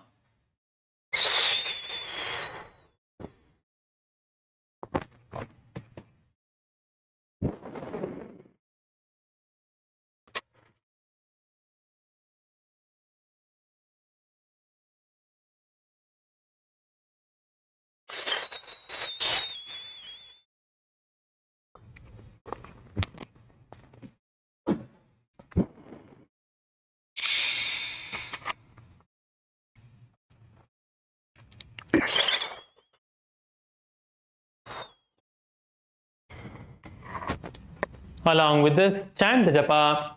Om Nithyananda Paramashivoham. उत्तानौ चरणौ विधाय विधिवच्छक्तिस्थितौ योगिरात्. Now, as you are seated in the Padmasana, place your hands on top of your knees. We are performing the Padmasana 4. Place your hands on top of your knees. Keep your spine straight and keep your gaze towards the nose. Visualize yourself as Paramashiva in your inner space with 25 heads, 50 hands, 75 eyes. Visualize yourself as Paramashiva in your inner space. Continue to perform the Kakachanchukumbhaka, Mula Bandha, chanting the japa, Om Nithyananda Paramashivoham. एतत् पद्मासनं कुर्यात् प्राणवायुप्रसिद्धये शुभासनं सदा ध्यायेत् पूरयित्वा पुनः पुनः. The next asana is the Kurmasana 2. Now, whichever leg is on top in the Padmasana, if your right leg is on top, use your right hand. If your left leg is on top, use your left hand. Hold on to the big toe of the leg that is there on top and pull your toe upwards.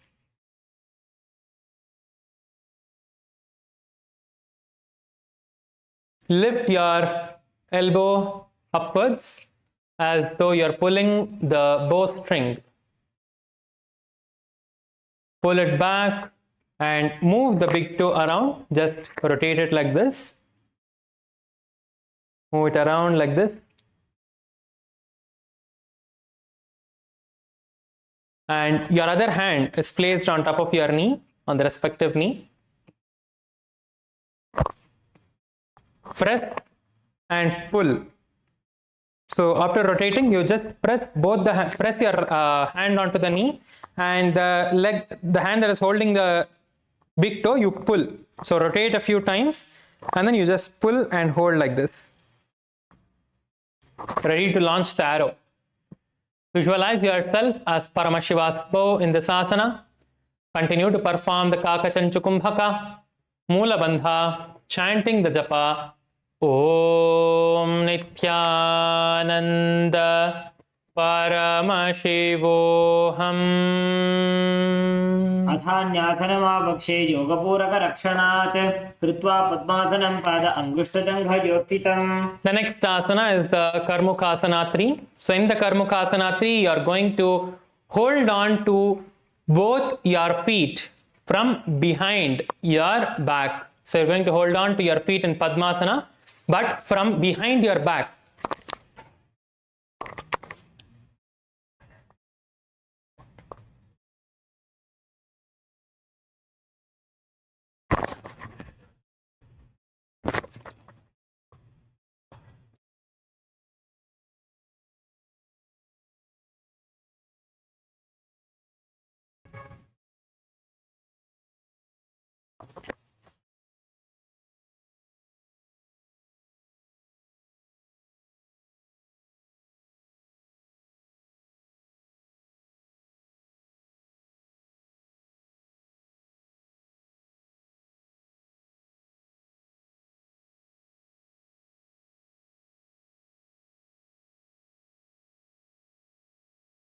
Now, once you are seated in this asana, you are going to first hold on to your big toe. The feet that is there on top, hold on to the feet that is there on top.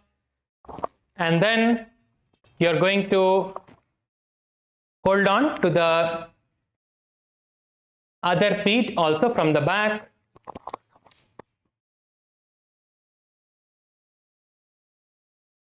And hold in this asana. Keep your gaze towards the nose. Visualize yourself as the bow of Paramashiva in this asana. If you're not able to hold both your legs, try to hold one leg. Also, that is fine.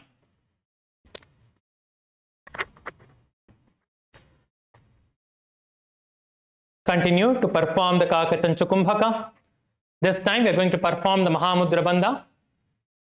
So inhale through the nose, inhale through the Kakachanchukumbhaka, tuck your chin to the chest in the Jalandhara Bandha.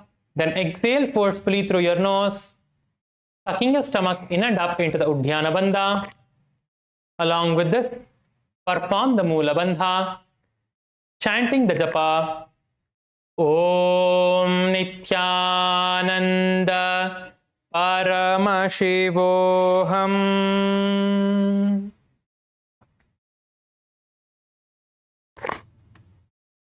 अथान्यासनमावक्ष्ये योगपूरकरक्षणात् कृत्वा पद्मासनं पाद अङ्गुष्ठजङ्घयोः स्थितम्. The next asana is the Dridhasana. So in the Dridhasana, we are again going to be repeating a similar asana like the previous one. So you're again going to hold on to your legs from the top behind you. So first hold on to the leg. So once you are seated in Padmasana, hold on to the leg that is there on top. First you need to hold on to the leg that is there on top. If it is your left leg, hold on to your left leg from the top, from behind your back with your left hand, and the same with your other hand as well.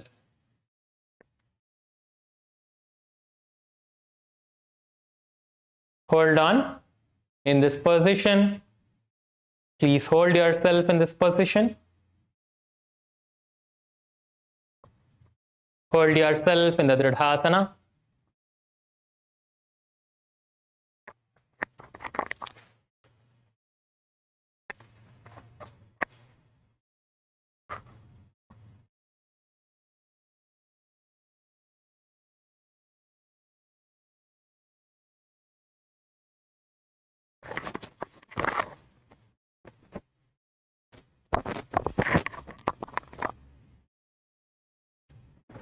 Hold yourself in this position.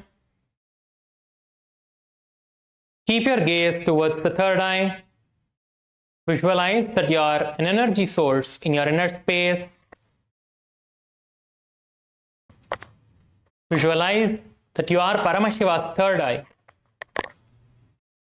And anything that comes in front of you, any powerlessness, you destroy it using the third eye. Continue to perform the Kakachanchukumbhaka along with the Moola Bandha, chanting the japa Om Nithyananda Paramashivoham. कार्मुकासनमाश्रित्य उदरे पूरयेत् सुखं ददवायुर्वको जाति कालेन सूक्ष्मवायुना. Now from the same position, just lay down to the back. Continue to stay in the Padmasana. Just lay down to the back. Try to hold on to your feet and lay down to the back. If you're not able to, you can just keep your hands crossed and lay down to the back in Nagrasana. Keep your gaze towards the nose. All of you, please lay down in Padmasana. Your hands are behind your back. Keep your gaze towards the nose. Visualize yourself as a snake in your inner space. Continue to perform the Sahaja Kumbhaka, Moola Bandha, chanting the japa Om Nithyananda Paramashivoham. प्रथम पद्मासन को ठाने, दो हाथ पाछाने आने, पाद अंगूठा पकड़े आनी, सोबे कोन्या कुल्या पानी. Now unlock your feet and get your knees towards your chest. Hug your knees towards your chest, pulling your knee close to you in the Kandukasana.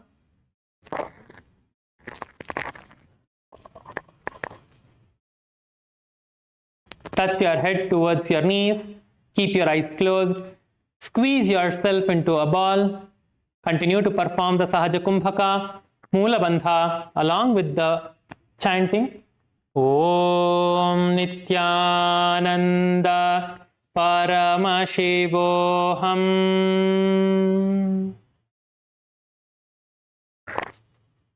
वीत्रासने स्थित्वा हस्तपादान् निष्कुष्य ऊर्ध्वं नयेत्. Now unlock your feet, place your feet onto the ground and interlock your fingers and place it behind your head. And get your feet together. Your toes are together in this asana. Keep your gaze towards your nose. Visualize Swamiji in your inner space. Continue to perform the Sahaja Kumbhaka, Moola Bandha, chanting the japa Om Nithyananda Paramashivoham. प्रथमे सूध्वपेन सकारे गोड़ा उभाराशी मिलावे गुल्थमा हिला अंगुष्ठ दोई करे एक समेल रसोई. Now from this position, place your fingers under your feet, under your heels, and lift your lower back off the ground and push your back up in this position. Hold yourself in this position. Keep your gaze upward. Just keep your gaze forward in front of you towards the top. Visualize yourself as an ape.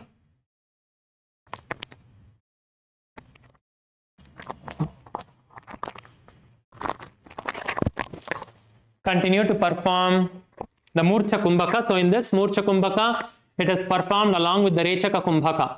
So exhale, hold your breath in the Jalandhara Bandha. And again inhale through your nose and keep repeating. Lift your hips up. Lift your hips up as much as you can. Come on, please perform. Continue to perform the Murcha Kumbhaka along with the Jalandhara Bandha, chanting the japa Om Nithyananda Paramashivoham. उत्तानशयनं पादतले उत्तानहस्तयोः स्थापयेत् पृष्ठभागमुत्तरमयेत् मरकटपीठं भवति. The next asana is the Utthana Shikhipitasana.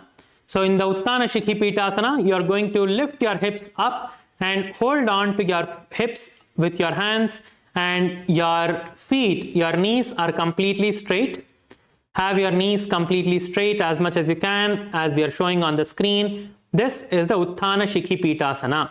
So all of you lift your hips up, hold on to your hips with your hands. Come on, please try this asana. All of you lift. Kailasa Tiruvannamalai, Kailasa LA, males, females. Kailasa Kashi, males and females. All of you lift yourself and hold in this position. Keep your gaze towards the nose. Visualize Swamiji in your inner space. Continue to perform the Murcha Kumbhaka along with the Jalandhara Bandha, chanting the japa Om Nithyananda Paramashivoham. जम्भोरुबलहीनश्चेत् उत्तानशिखिपीठकम् अप्रमत्तः प्रकुर्वीत भुक्ते प्राग्विजितेन्द्रियः. The next asana is the Narakasana. Now you're going to lift your feet up towards the sky using the support of your hands. All of you lift your feet up towards the sky using the support of your hands. Lift yourself up, use the support of your hand. This is a shoulder stand. So you're going to do the shoulder stand now. Lie on the ground on top of your shoulders, lift your legs up. Come on, Kailasa LA males, Kailasa LA females, Kailasa Tiruvannamalai, ellarum pannunga. Yes, Kailasa Kashi, males and females, both are doing, that's great. Let's all perform the asana. Hold yourself in this position. Keep your eyes closed. Visualize yourself traveling through the Naraka, through the hell, without being touched by anything. You're traveling through the Naraka, through the hell, being untouched. Continue to perform the Murcha Kumbhaka along with the Jalandhara Bandha, chanting the japa Om Nithyananda Paramashivoham. ग्रीवाकण्ठेन भूमिं विष्टम्भ पादाग्रद्वयमूर्धमुत्रयेत् नरकासनं भवति. Now from the same position, just stretch your legs out a little bit onto the other side, not towards your head, but towards the other side, towards the ground. Just stretch your legs out in forward towards the ground a little bit. So you're not in 90-degree angle with the ground, you're a little bit closer to the ground. Okay, so all of you hold in this position. Please hold in this position. This is the Tiriyan Naukasana. Visualize yourself as a boat crossing the ocean of samsara. Visualize yourself going beyond all the bondages of the human body and life. Continue to perform the Murcha Kumbhaka along with the Jalandhara Bandha, chanting the japa Om Nithyananda Paramashivoham. नौकावत् स्थित्वात् ऊर्ध्वं पादाग्रद्वयं नयेत् तिर्यन्नौकासनं भवति. The next asana is a Dhwajasana. All of you have your legs stretched up, and from this position you are going to stretch your hands out to the back. Have your hands stretched backwards, keep your legs upstretched and hold in this position. Visualize the flag of KAILASA. Visualize yourself as a flag of KAILASA nation and hold in this position.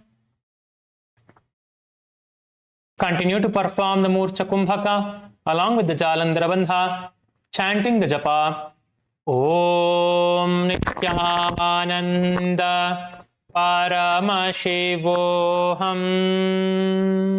तिर्यन्नौकावते ग्रीवापृष्ठकूर्परैः भूबिम्बष्टभ्य मस्तकलाक्षेन पादाग्रद्वयमूर्ध्वनयेत् ध्वजासनं भवति. The next asana is the Mrittasanam. Lie on the ground. This is the last asana, part of the Dvitiya Vinyasa Krama, the 308th asana. Lie on the ground with your hands by the sides of your hips, with your palms facing up. Visualize that the Kundalini Shakti is raising from the base of your spine to the crown of your head in the Shakti Chalana Mudra. And visualize that the Supreme Pontiff of Hinduism, Bhagavan Shri Nithyananda Paramashivam, is liberating you.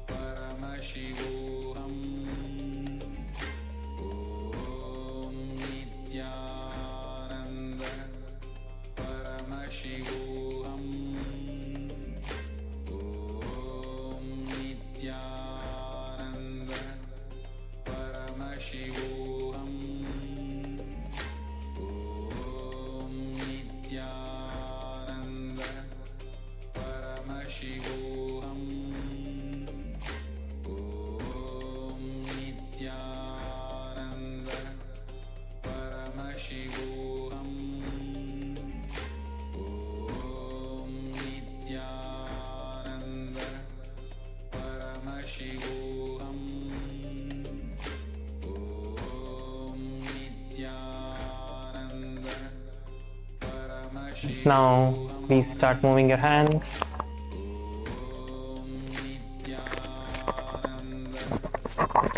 Move your legs.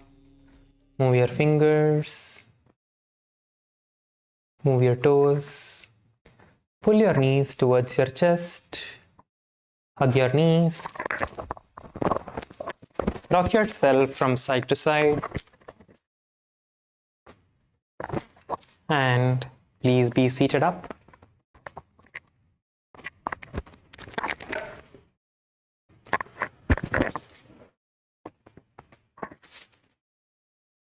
We have completed the 308 asana sequence, the Dvitiya Vinyasa Krama. All of you, please give yourself a good hand. Yes. So with this, we'll conclude with the Purna Mantra, offering our gratitude to the Supreme Pontiff of Hinduism, Bhagavan Shri Nithyananda Paramashiva. Visualize Swamiji in your inner space.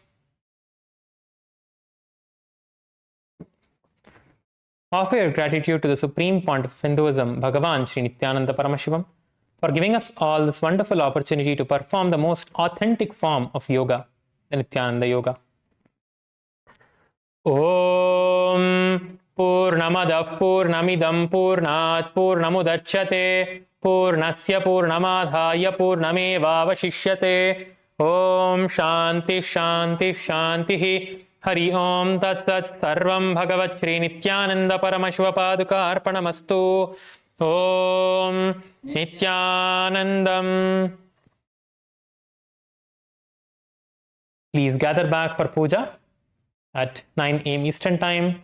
Thank you everyone. Nithyanandam.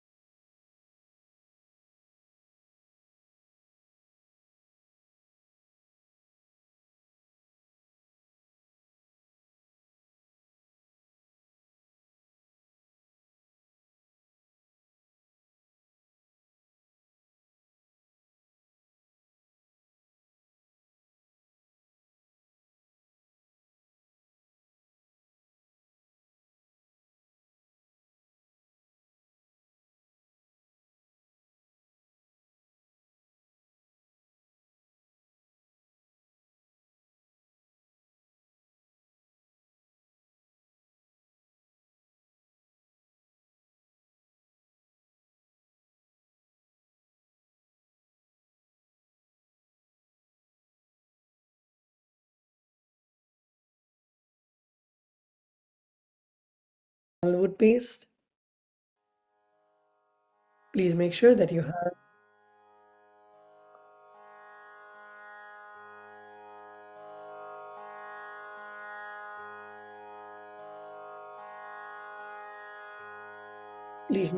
have the deepa settled.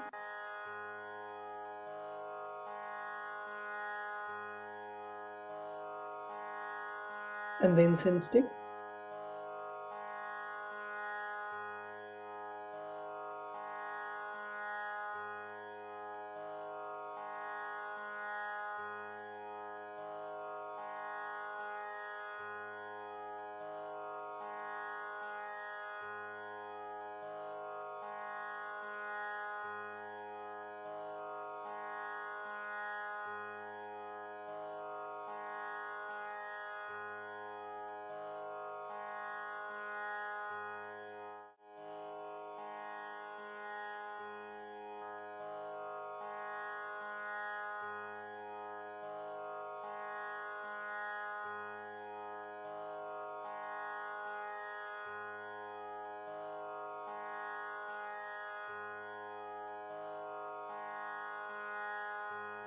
Please make sure that you have the pure drinking water filled in the Panchapatram. Even while preparing for the puja, you are actually doing the puja itself. As you prepare by collecting the flowers, leaves, the Naivedyam, the food offering, and setting your puja kit, you begin to soak yourself in the remembrance of the divine and getting ready to offer yourself to the divine.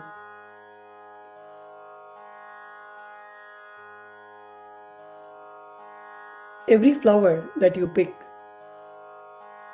know that this is your offering of love, gratitude, devotion to the divine.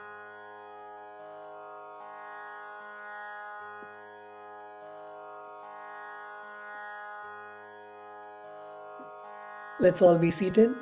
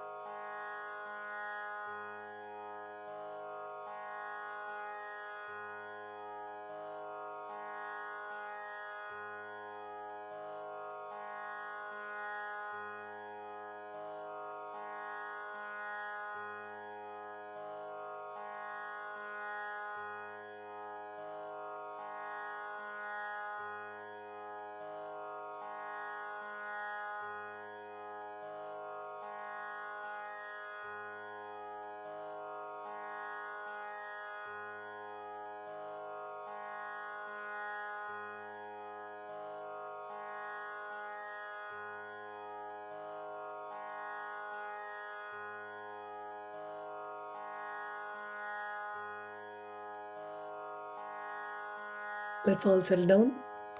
Participants in KAILASA LA, please settle down.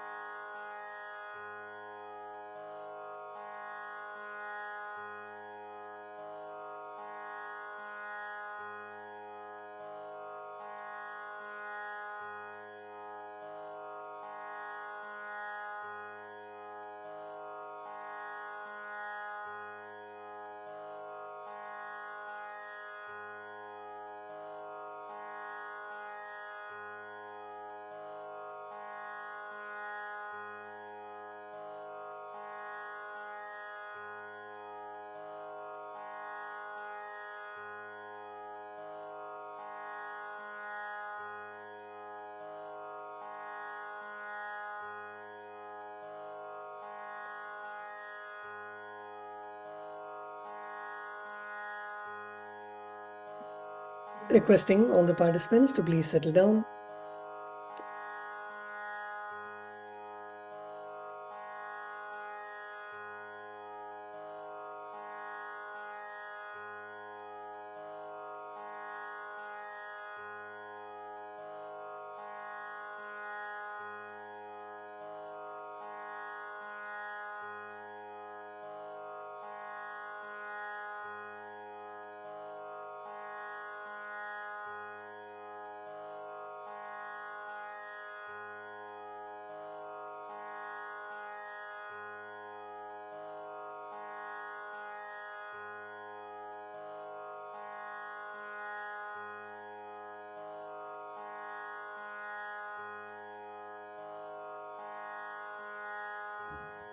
Let's all settle down. Please sit in a comfortable position in Sukhasana or Padmasana or Ardha Padmasana. Settle down and sit with your head, neck and spine in a straight line.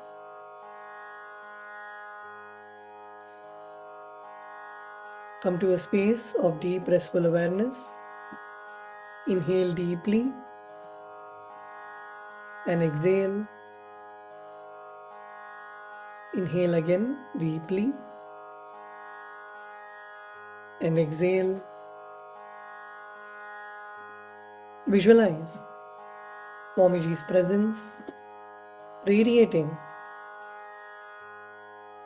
from the Atmalinga and from the Guru Padukas.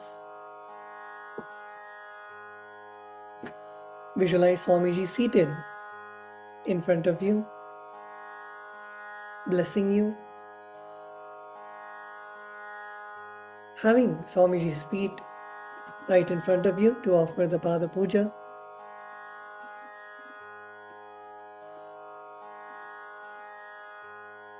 The puja is your exclusive time with the divine, with Bhagavan Paramashiva, with Swamiji. The time where you can melt in the space of gratitude, oneness, being in the Bhava Samadhi, in the space of Soham Asmi, that even when you worship, you are Him.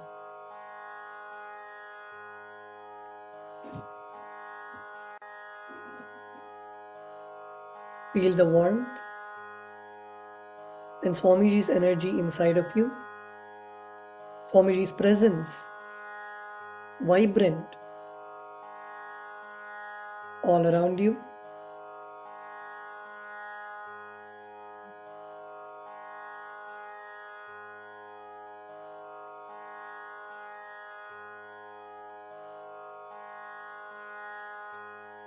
Every flower, every spoon of water that you offer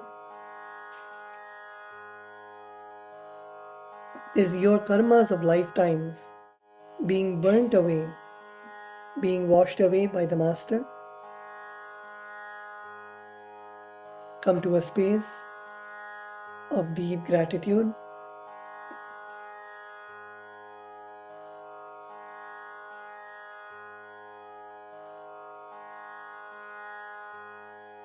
In this space, let us now begin the declaration for the puja. We request all the participants to declare the following with integrity and authenticity. If you agree to this, please say yes loudly. I authentically cognize, which is internally process, understand, and declare the truth that cosmic energy exists. Yes. I authentically cognize, which is internally process, understand, and declare the truth that Swamiji, Bhagavan Nithyanandeshwara Paramashiva, Devi Nithyanandeshwari Paramashiva Shakti, the Guru Padukas, and the Atmalinga are the Chinmaya Vigrahas, the embodiment and representation of that very cosmic energy. Yes, I authentically cognize, which is internally process, understand, and declare the truth that whatever I offer during the Pada Puja and Paramashiva Puja will reach the cosmic source of energy directly. Yes, I authentically cognize, which is internally process, understand, and declare the truth of Soham Asmi, that even when I worship, I am Him. Yes.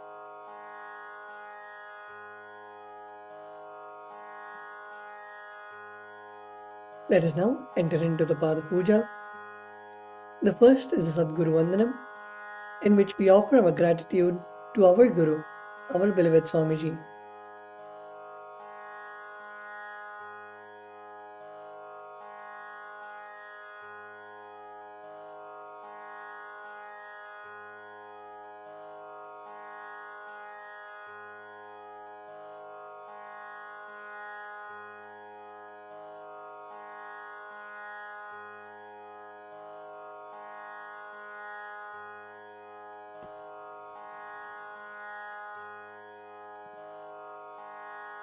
The meaning of the mantra we are now going to chant is, I surrender onto that Guru who is in the space of eternal bliss, the bestower of supreme happiness, the one who is the embodiment of wisdom, who is beyond duality, who is omnipresent, to whom the supreme goal is giving the enlightenment experience, who is eternal, pure, and unshakable, who is the silent spectator of all thought processes, who is beyond emotion, and the one who is without the three qualities called Sattva, Rajas, and Tamas.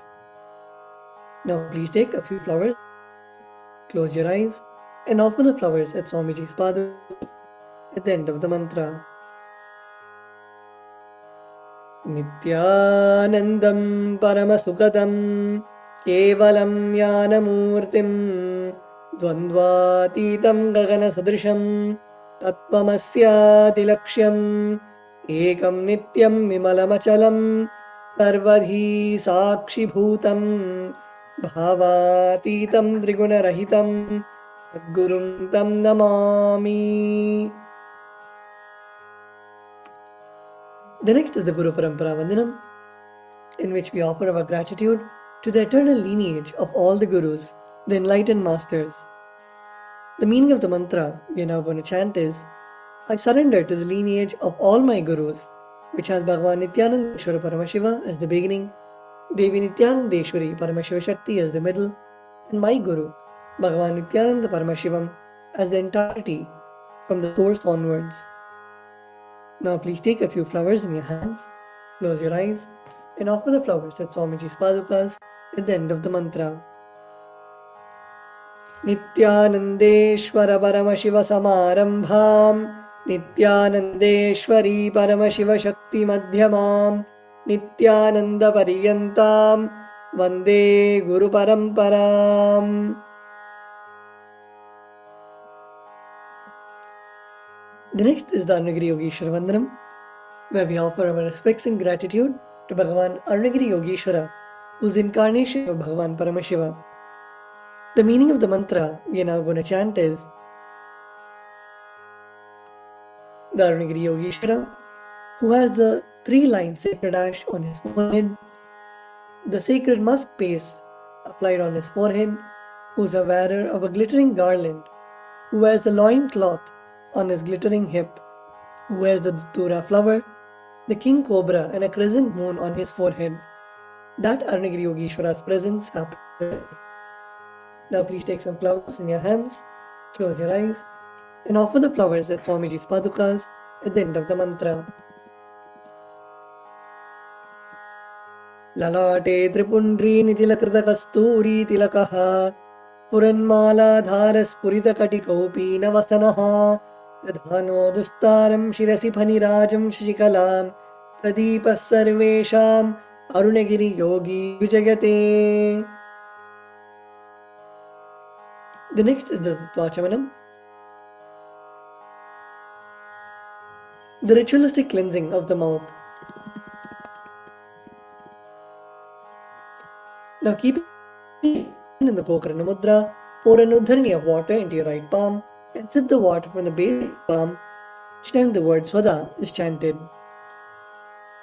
ॐ आत्मतत्त्वं शोधयामि स्वधा ॐ विद्यातत्त्वं शोधयामि स्वधा ॐ शिवतत्त्वं शोधयामि स्वधा.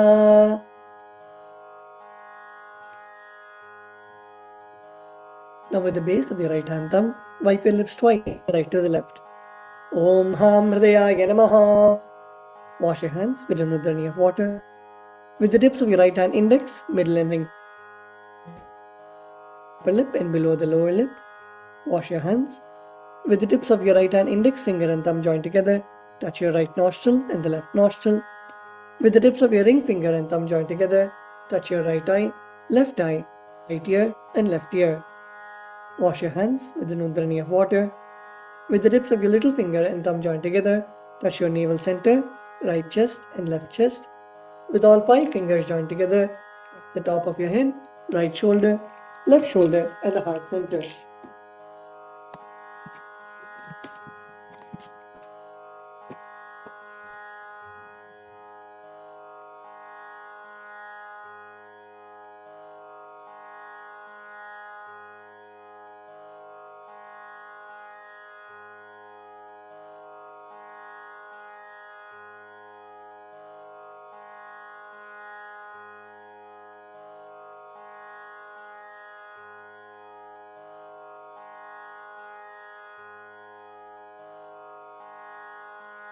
The next is Shuklam Bharadram.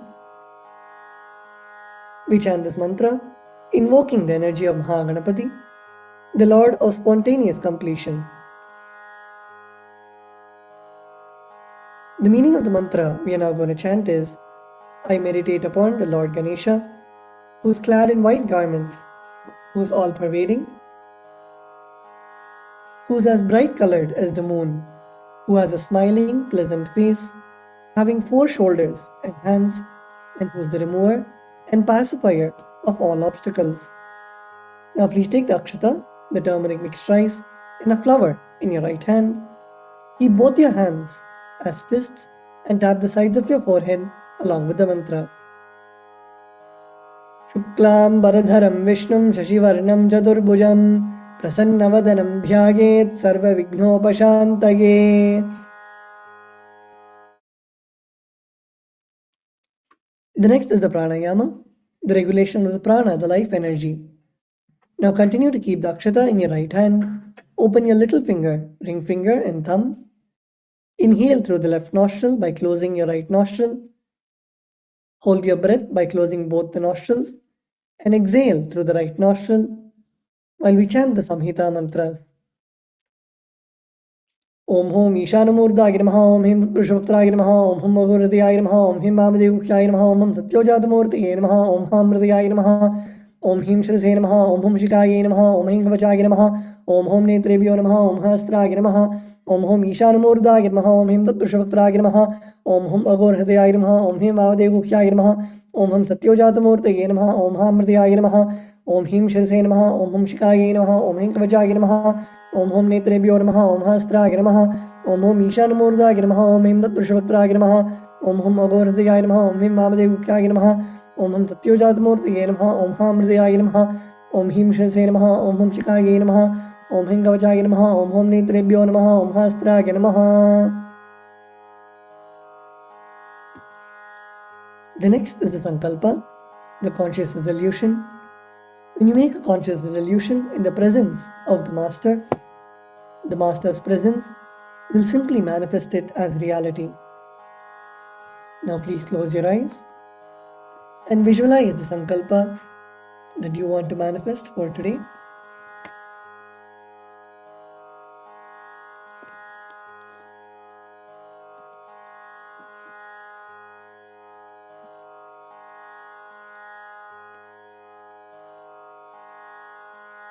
Visualize the feeling connection that you want to establish, the power manifestation, everything that you want to manifest in your life.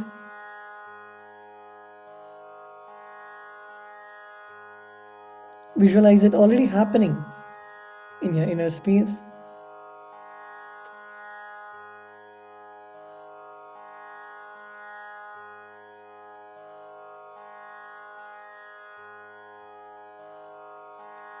Now keeping the akshata in your left palm, close it with your right palm and keep both the hands on the right thigh. Let us now chant the Sankalpa mantra. Om Namo Partha Samasta Duridakshayadvara Bhagavat Shri Nithyananda Paramashiva Prityartham Shri Nithyanandeshwari Paramashiva Shakti Sameta Shri Nithyanandeshwara Paramashiva Prityartham Cha Shubhe Shobhane Muhurte Adya Brahmanaha Dvitiya Parardhe Shri Shvetavaraha Kalpe Vaivasvatamanvantare Ashtavimshatitame Nityayuge प्रथमे पादे जम्बूद्वीपे भारतवर्षे भरतखण्डे मेरोः दक्षिणे पार्श्वे शकाब्दे अस्मिन् वर्तमाने व्यवहारिके प्रभवादीनां षष्ट्याः संवत्सराणां मध्ये विश्वावसुनाम संवत्सरे दक्षिणायने लक्ष्मीवेङ्कटेश्वर ऋतौ मासे कृष्णपक्षे द्वादश्यां शुभतिथौ गुरुवासरयुक्तायाम् आश्लेषा नक्षत्र शिवयोग तैतिलकरण एवं गुणविशेषण विशिष्टायाम् अस्यां शुभदितौ श्री कैलासोन्नत द्वादशान्त श्यामला पीठारूढ़ श्री मीनाक्षी सुंदरेश्वराभिन्न स्वरूप परशिवपुत्र रत्नकुमार गुरुमन्यतुल्यावतार श्री पार्वती स्तन्यपान लब्ध दिव्य ज्ञान विश्रुत सकल निगमागमसारभूत द्राविड वेद प्रवक्त्रे श्रीमत्परमशिव करुणा समधिगत मुक्तामय चतुरश्रयान गीयमान छत्र चामर श्रीचिन्नकाहलादि समस्त बिरडावल्यलंकृत ज्ञान विज्ञान चक्रवर्ती सर्वजन संग सद्यो निर्वाण दीक्षा व्यापवर्ग वर्ष विश्रान जीमूत परमत कलव केसरी शैव सिद्धांत स्थापनाचार्य श्री राजाधिराज पांड्य महाराज गुरु क्षपन शाक्यादि महांधकार निवारण ज्ञान भानु वीक्षणानर्हार्ह ध्वजोच्छेदन पूर्वक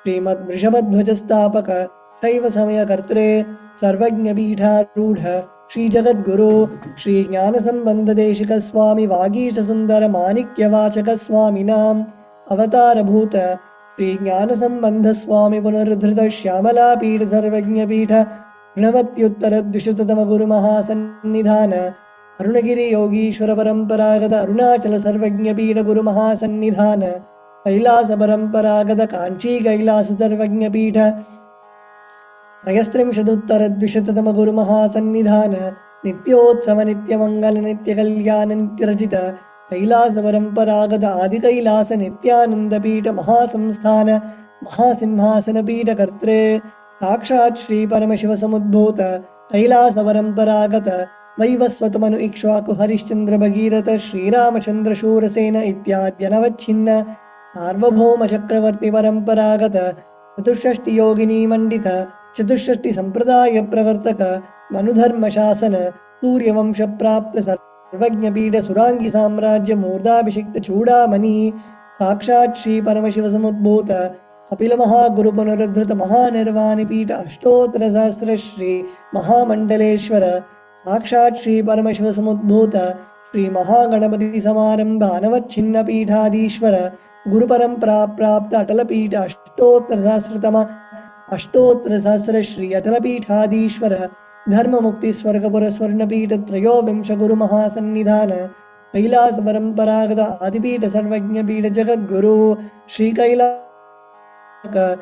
कैलास परमाचार्य श्रीमत् परमहंस परिव्राजकाचार्य वर्य सच्चिदानंद प्रणव स्वरूप श्रोत्रिय ब्रह्मनिष्ठ श्रीमज्जगद्गुरु श्रील श्री भगवत् श्री नित्यानंद परमशिव श्री ज्ञान संबंध देशिक परमाचार्य स्वामिनां प्रीत्यर्थं तेषां पादारविन्दयोः भक्ति सिद्ध्यर्थं गुरुकृपा कटाक्ष सिद्ध्यर्थं क्षेम स्थैर्य वीर्य विजय आयुरारोग्य ऐश्वर्यानाम् अभिवृद्ध्यर्थं धर्मार्थ काम मोक्ष चतुर्विध फल पुरुषार्थ सिद्ध्यर्थं समस्त दुरितोपशान्त्यर्थं समस्त मंगलावाप्त्यर्थं भगवत् श्री नित्यानंद परमशिव प्रसादेन सकुटुम्बस्य ज्ञानवैराग्य जीवन मुक्ति प्राप्त्यर्थं श्री नित्यानंदेश्वरी परमशिव शक्ति समेत श्री नित्यानंदेश्वर परमशिव अवतार भूत श्री सर्वदेव देवी स्वरूप भगवत् श्री नित्यानंद परमशिव प्रत्यक्ष पाद पूजां करिष्ये।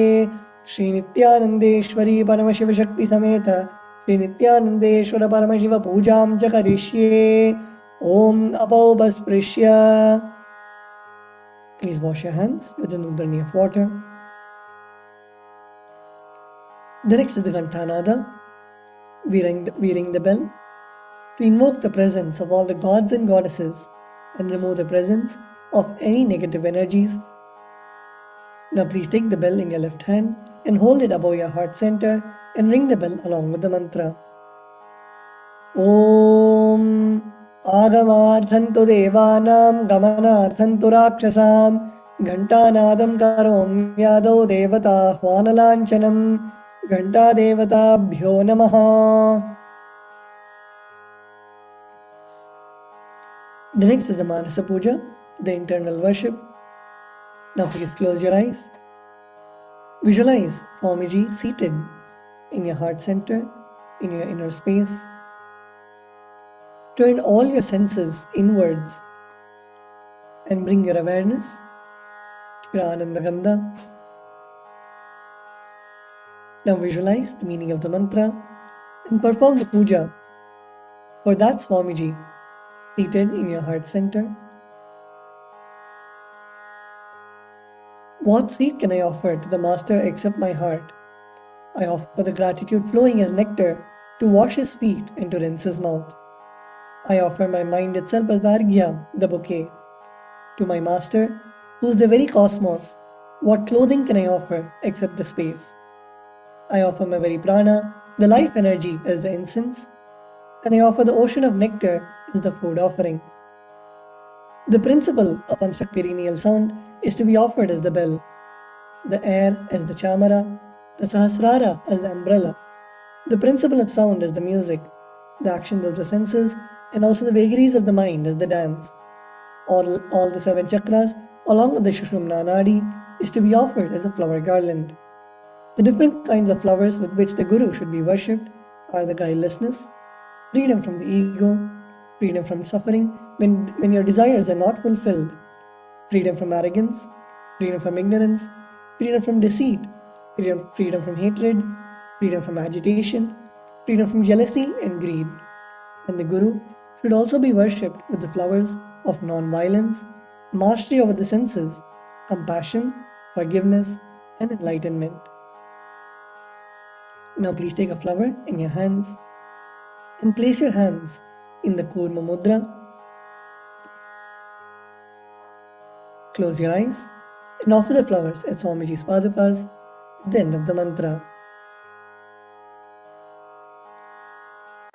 Om Hritpadmamasanam Dadyat Sahasrarachyutamritaihi Padyam Sharanayor Dadyat Manastu Vargyam Nivedayet Tena Amritena Achamaniyam Snaniyam Tena Jasmritam Akashatattvam Vastram Syat Gandhasyat Gandhatatvakam Chittam Prakalpayet Pushpam Dhupam Pranan Prakalpayet Tejastattvam cha Deepatam Naivedyam Syat Sudam Buddhihi Anahatadhvanir Ghanta Vayutattvam cha Chamaram Sahasraram Bhavet Chhatram Shabdatattvam cha Geetakam Nityamindriya Karmani Chanchalyam Manasastatha Sumekhalam Padmamalam Pushpam Nana Vidam Tatha Amayadyer Bhava Pushpaihi Archayed Bhava Gocharam Amayam Anahankaram Aragam Amadam Tatha Amohvakam Madambham cha Advesha Akshobhakau Tatha Amacharyam Alobham cha Dashapushpam Vidurbudaha Ahimsa Paramam Pushpam Pushpam Indriya Nigraha Daya Pushpam Kshama Pushpam Jnana Pushpam cha Panchamam Idi Panchadashair Bhava Pushpaihi Sampujayet Bhagavantam Shri Nithyananda Paramashivam.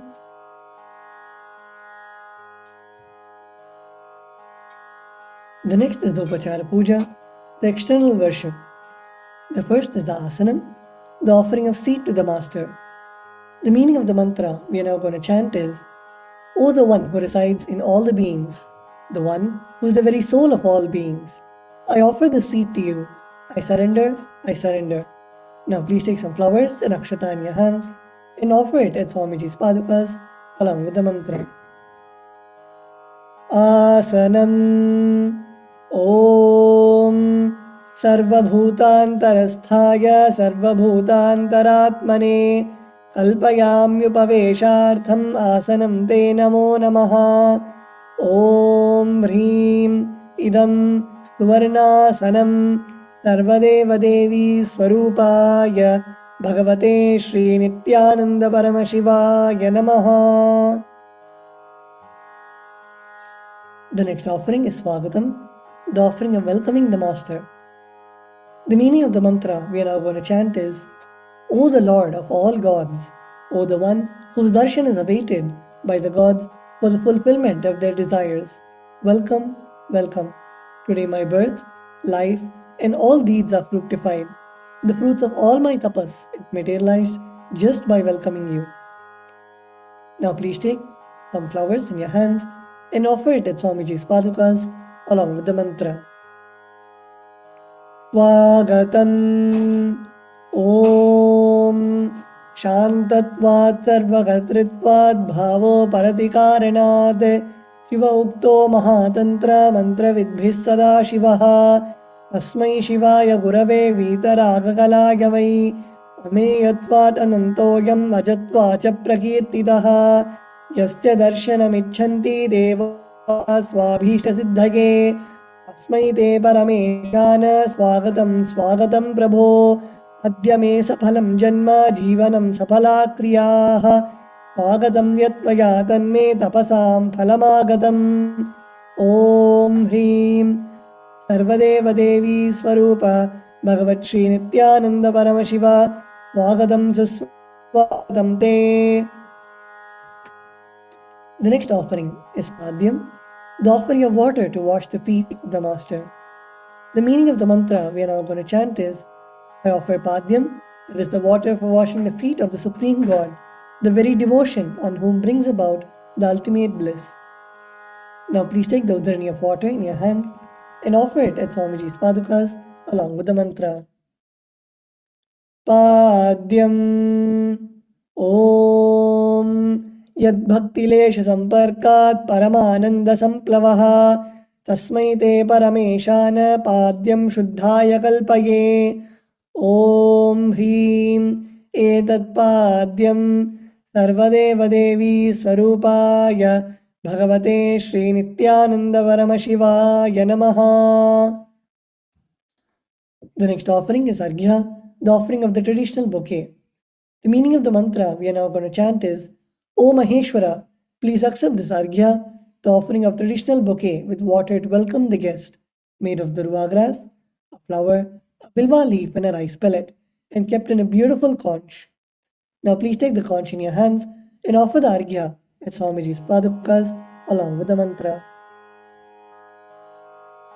Arghyaha Om Durvakshata Samayuktam Bilvapatram Tatha Param Shobhanam Shankapatrastam Grihanargyam Maheshwara. Om Hrim Yesho Argyaha Sarvadeva Devi Swarupaya Bhagavate Shri Nithyananda Paramashivaya Swaha.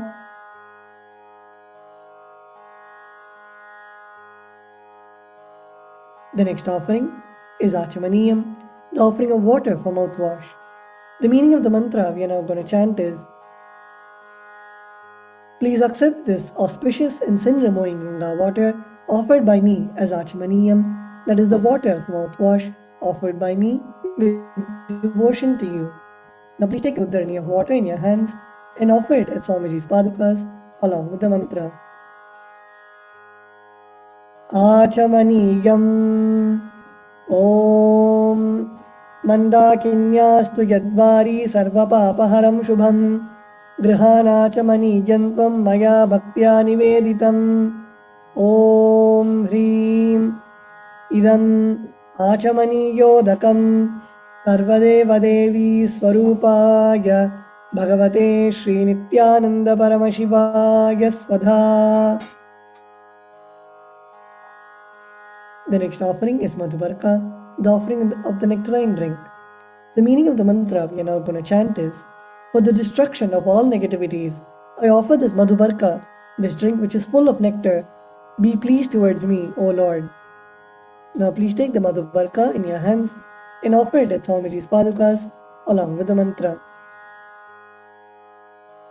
Madhubarkaha Om Sarvakalmashanashaya Paripurna Sudhatmakam Madhubarkamimam Deva Kalpayami Prasidame Om Hrim Esha Madhubarkaha Sarvadeva Devi Swarupaya Bhagavate Shri Nithyananda Paramashivaya Svadha.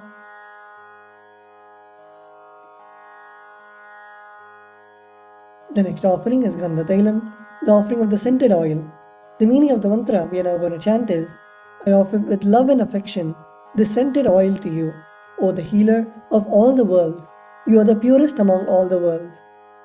Now please take the Gandha Tailam, the scented oil in your hands, and offer it at Swamiji's Padukas along with the mantra.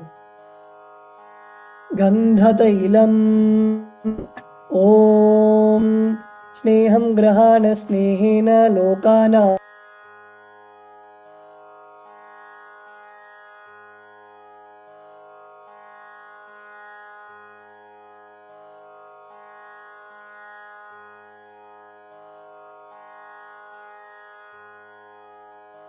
Sarvalokeshu Shuddhastvam Dadami Snehamuttamam Om Hrim Idam Gandha Tailam Sarvadeva Devi Swarupaya Bhagavate Shri Nithyananda Paramashivaya Nivedayami. The next offering is Snaniyam, the offering of water for the sacred bath. The meaning of the mantra we are now going to chant is, please accept this cool, pure and clear water, which is capable of seizing my mind for your sacred bath, offered by me with devotion to you. Now please take an uddharani of water in your hands and offer it at Swamiji's Padukas along with the mantra, and please ring the bell as you do so. Snaniyam Om Idam Shushitalam Vari Swacham Shuddham Manoharam Nanartam Te Maya Bhaktya Kalpitam Pratigrihyatam Om Hrim Idam Snaniyodakam Sarvadeva Devi Swarupaya Bhagavate Shri Nithyananda Paramashivaya Nivedayami. The next offering is Vastram, the offering of the sacred cloth.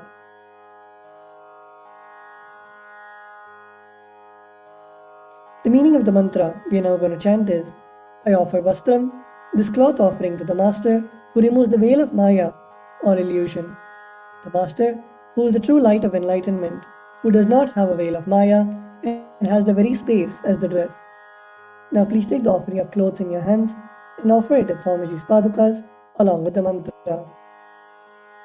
Vastram Om Maya Chitrapata Channa Nijakukyoru Tejase Niravarana Vijnaya Vasaste Kalpayamyaham Om Hrim Idam Vastrottariyam Sarvadeva Devi Swarupaya Bhagavate Shri Nithyananda Paramashivaya Nivedayami.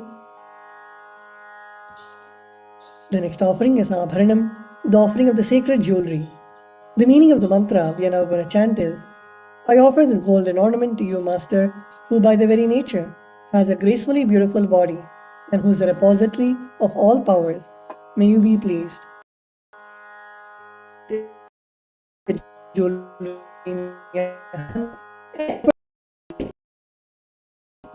Along with the mantra.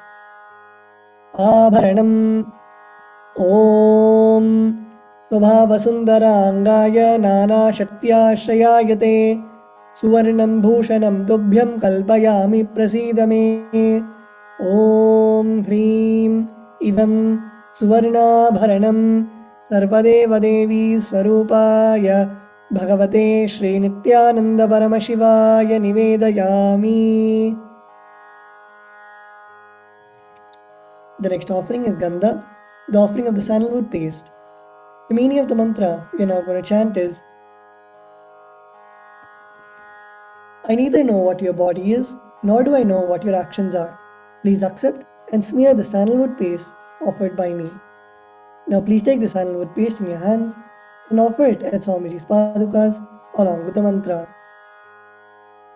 Gandha Om Shariram Tena Janami Cheshtam Naivacha Naivacha Maya Niveditan Gandha Adigrihya Vilipyatam Om Hrim Esha Gandha Sarvadeva Devi Swarupaya Bhagavate Shri Nithyananda Paramashivaya Namaha.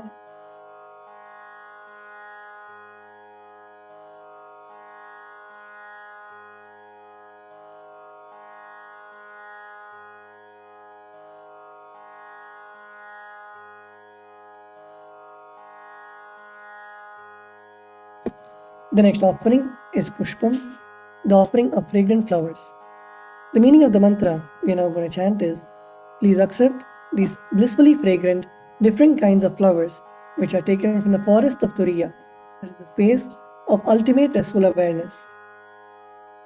Now please take some flowers smeared with sandalwood paste in your hands and offer the flowers at Swamiji's padukas along with the mantra. Pushpam Om Turiyavana Sampannam Nana Gunamanoharam Ananda Saurabham Pushpam Grihyadam Idamuttamam Om Hrim Etani Sachandana Pushpani Sarvadeva Devi Swarupaya Bhagavate Shri Nithyananda Paramashivaya Vaushate. The next offering is Bilvapatram, the offering of the Bilva leaves. The meaning of the mantra we are now going to chant is: I offer you, O God of all gods, this holy Bilva leaf, in which dwells the goddess of richness, and which is so much loved by Lord Shiva. Now please take the Bilva leaf, smeared with sandalwood paste in your hands, and offer it at Swamiji's padukas along with the mantra. Bilva Patram Om Amritodbhavam Shri Vriksham Shankarasya Sada Priyam Bilvapatram Prayachami Pavitram Te Sureshwara Om Hrim Etani Sachandana Bilvapatrani Sarvadeva Devi Swarupaya Bhagavate Shri Nithyananda Paramashivaya Vaushate. The next offering is Tulasi Patram, the offering of the Tulsi leaves. The meaning of the mantra we are now going to chant is: let this offering of Tulsi leaf be unto the Supreme Soul, who has unlimited forms and who is the bestower of all boons. Now please take the Tulsi leaf, smeared with sandalwood paste in your hands, and offer it at Swamiji's padukas along with the mantra. Tulasi Patram Om Namaste Bahurupaya Varadamurtage Paramatmane Swaha Om Hrim Idam Sachandana Tulasi Patram Sarvadeva Devi Swarupaya Bhagavate Shri Nithyananda Paramashivaya Swaha. The next offering is Dhupa, the offering of the lit incense. The meaning of the mantra: this incense smoke is made of sacred herbs of intoxicating fragrance. Please accept this incense smoke fit to be inhaled by all the devas. Now please take the lit incense sticks in your hands and slowly wave it towards Swamiji's padukas along with the mantra, and please ring the bell as you do so.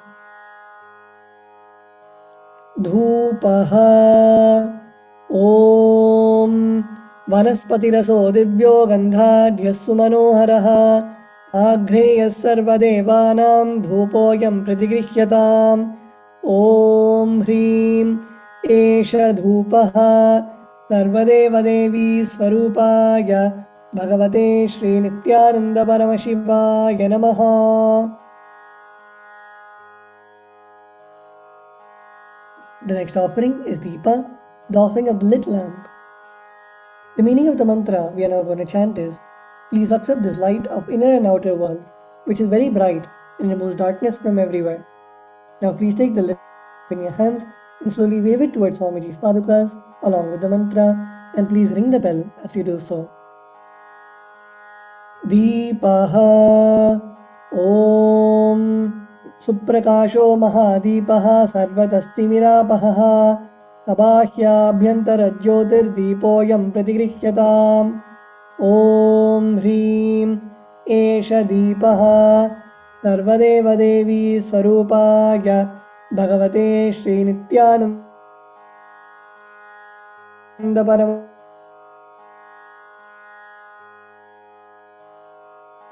Paramashivoham Namaha.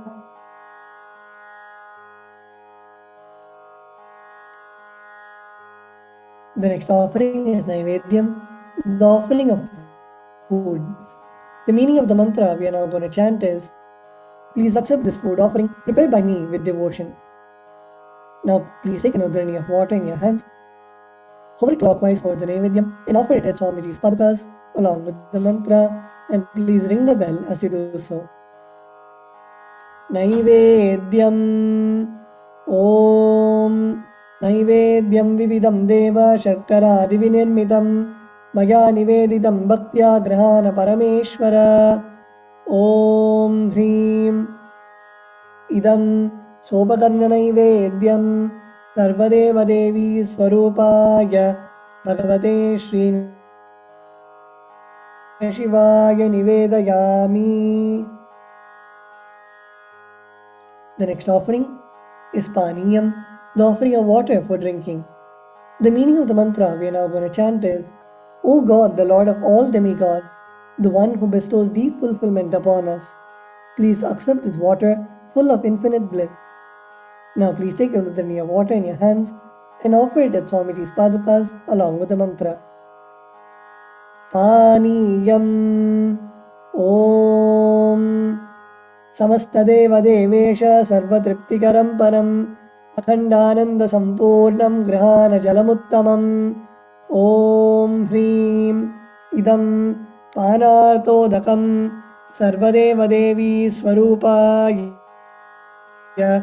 Bhagavate Shri Nithyananda Paramashivaya Namaha. The next offering is Punarachamaniyam, the offering of water for washing the hands and the mouth. The meaning of the mantra we are now going to chant is, I offer this water for washing the hands and the mouth to you whose mere remembrance purifies everybody. Now please take a udharani of water in your hands and offer it at Swamiji's padukas along with the mantra. Punarachamaniyam Om Uchishtamapya Suchirva Yasya Smaranamatrataha Shuddhimapnoti Tasmai Te Punarachamaniyakam Om Hrim Idam Punarachamaniyodakam Sarvadeva Devi Swarupāya Bhagavate Shri Nithyananda Paramashivaya Swaha.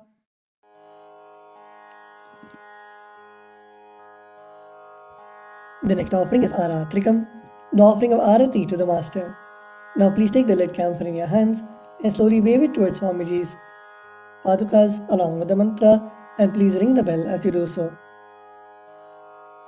Aratrikam Om Hrim Esha Deepamala Sarvadeva Devi Swarupāya Bhagavate Shri Nithyananda Paramashivaya Namaha.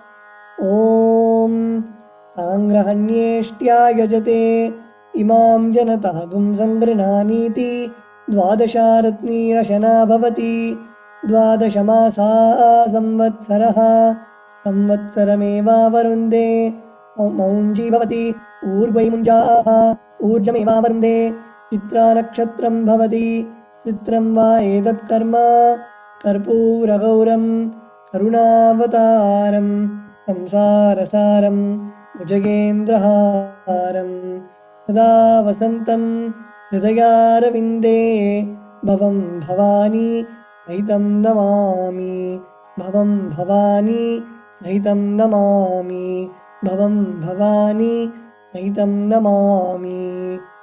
Aharatrikam samarpayami.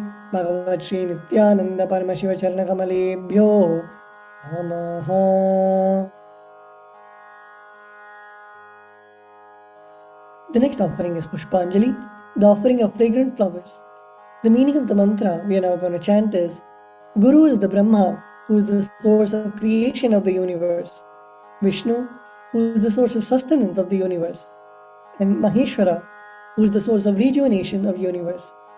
Guru is all the three put together in a single form. I surrender to that Guru. I surrender to the Guru, who is omnipresent and who has given me a glimpse of his experience. I surrender to the Guru, who removes the blinding darkness caused by ignorance.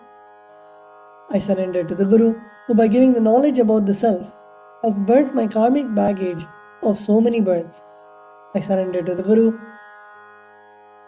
who is the Lord of the cosmos, the Guru of the cosmos. My soul is the same soul which is in all the beings. I surrender to Dakshinamurti, the primordial Guru, who manifests himself differently in the form of Ishvara, Guru, and Atman, or the Self. I surrender unto that Guru, who is in eternal bliss, the bestower of supreme happiness, the one who is the embodiment of wisdom, who is beyond duality, who is omnipresent, to whom the supreme goal is giving the enlightenment experience, who is eternal, pure, and unshakable, who is the silent spectator of all thought processes, who is beyond emotions, and the one who is without the three qualities called Sattva, Rajas, and Tamas. Now please take a few flowers in your hands, close your eyes, and offer the flowers at Swamiji's Padukas along with the mantra. Pushpanjalihi Gurur Brahma Gurur Vishnu Gurur Devo Maheshwaraha Guru Sakshat Param Brahma Tasmai Shri Gurave Namaha. Akandamandalakaram Vyaptam Yena Characharam Tatpadam Darshitam Yena Tasmai Shri Gurave Namaha. अनेक जन्म संप्राप्त कर्म बंध विदाहिने आत्मज्ञान प्रदानेन तस्मै श्री गुरवे नमः. मन्नाथ श्री जगन्नाथो मद्गुरु श्री जगद्गुरुः ममात्मा सर्वभूतात्मा तस्मै श्री गुरवे नमः. ईश्वरो गुरुरात्मेति मूर्तिभेद विभागिने व्योमवद्व्याप्तदेहाय दक्षिणामूर्तये नमः. नित्यानन्दं परमसुखदं केवलं ज्ञानमूर्तिं द्वन्द्वातीतं गगनसदृशं ममस्यादिलक्ष्यम् एकं नित्यं विमलमचलं सर्वदी साक्षिभूतं भावातीतं त्रिगुणरहितं सद्गुरुं तं नमामि. पुष्पाञ्जलिं समर्पयामि भगवत् श्री नित्यानंद परमशिव चरणकमलेभ्यो नमः. ओम नित्या.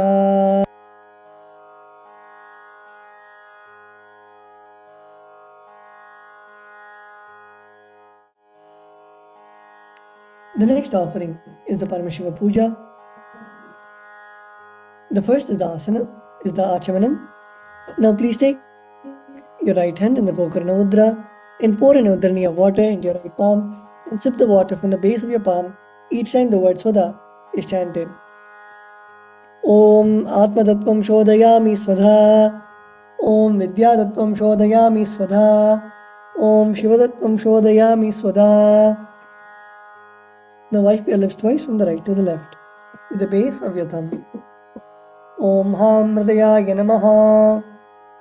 Please wash your hands. With the tips of your index, middle and ring fingers, touch above the upper lip and below the lower lip. With the tips of your index finger and thumb joined together, touch your right nostril and left nostril. With the tips of your middle finger and thumb joined together, ring finger and thumb joined together, touch your right eye, right ear and left ear. Wash your hands. With the tips of your little finger and thumb joined together, touch your navel center, right chest and left chest. with all 5 fingers joined together. Touch the top of your head, right shoulder, left shoulder, and the heart center. Please wash your hands. The next is Sakalikaranam. Please close your eyes. Visualize yourself as Bhagavan Paramashiva. During the Sakalikaranam, we invoke Bhagavan Paramashiva's presence into each and every body part of ours. Visualize Bhagavan Paramashiva entering your whole body, filling your whole body with such warmth.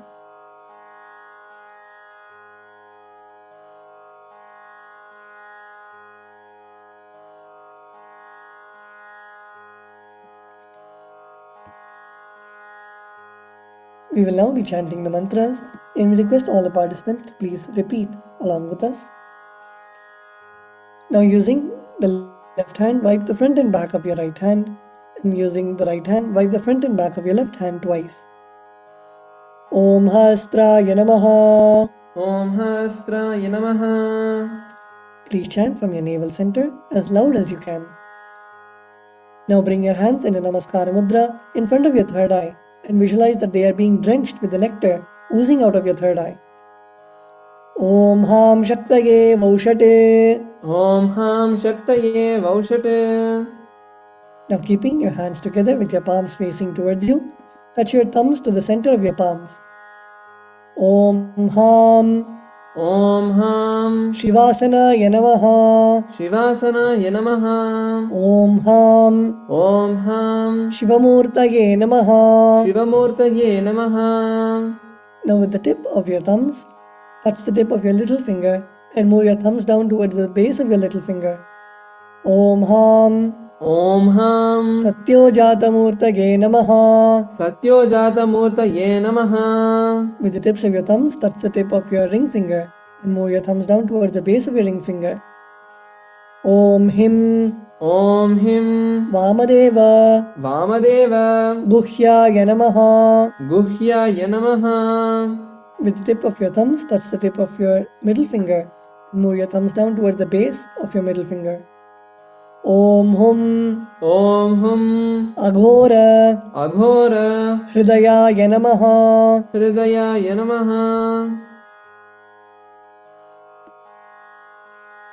Now with the tip of your thumbs, touch the tip of your index finger and move your thumbs down towards the base of your index finger. Om Him Om Him Tatpurusha Tatpurusha Vaktraya Namaha. Vaktraya Namaha. Now with the tip of your index fingers, touch the tip of your thumbs and move your index finger down towards the base of your thumbs. Om Hom Om Hum Ishana Ishana Murdhaya Namaha. Murdaya Namaha. Now bring your palms in front of you, facing towards you, and touch your thumbs to the center of your palms. Om Ham Hom Om Ham Hum Vidyadehaya Namaha. Vidyadehaya Namaha. Now bend your index, middle and ring fingers and touch your respective palms. Om Hom Om Hum Netrebhyo Namaha. Netrebhyo Namaha. Now bend your thumbs and touch the center of your palms. Om Ham Hom Om Ham Hum Shivaya Namaha. Shivaya Namaha. Now with the tip of your thumbs, touch the tip of your little finger and move your thumbs down towards the base of your little finger. Om Ham Om Ham Hridayaya Namaha. Hridayaya Namaha.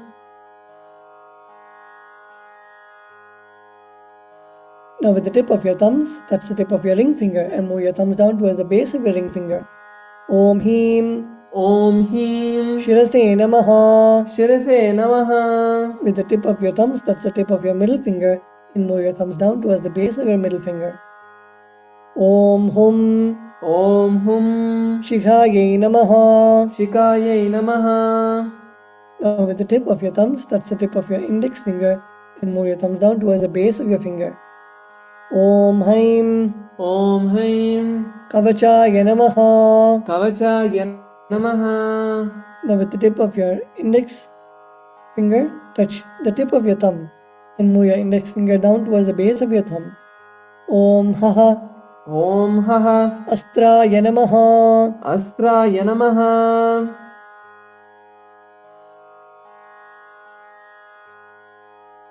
Now please bring your hands into the Mushti Mudra and clench and roll around each other once. Om Haim Om Haim. Kavachaya Hum. Kavachaya Hum. Now bring your hands and Namaskara Mudra in front of your third eye. Om Ham Om Ham. Shivaya Vaushate. Shivaya Vaushate. Now bend your thumbs inwards and touch your thumb to the center of your palms. Om Ham Hom Om Ham Hom. Shivaya Namaha. Shivaya Namaha. With your right hand thumb and ring finger joined together, touch your Ananda Gandha. Om Ham Om Ham. Shivasanaya Namaha. Shivasanaya Namaha. Om Ham Om Ham. Shivamurtaye Namaha. Shivamurtaye Namaha. Now keeping your thumbs and little fingers joined together, touch your respective knees. Om Ham Om Ham. Satyojata Satyojata. Murtaye Namaha. Murtaye Namaha. Now with your right hand thumb and ring finger joined together, touch your navel center. Om Him Om Him. Vamadeva Vamadeva. Guhyaya Namaha. Guhyaya Namaha.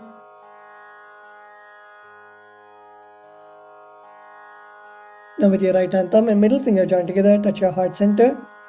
Om Hum Om Hum. Agora Hridayaya Namaha. Agora Hridayaya Namaha. Now with your right hand thumb and index finger joined together, touch above your upper lip.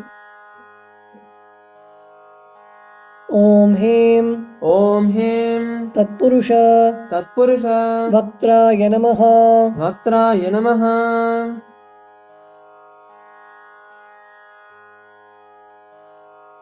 Now with the tip of your right hand thumb, touch the top of your forehead. Om Hom Om Hom. Ishana Ishana. Murdhaya Namaha. Murdaya Namaha. With the right hand thumb and ring finger joined together, touch your Ananda Gandha. Om Ham Hom Om Ham Hom. Vidyadehaya Namaha. Vidyadehaya Namaha.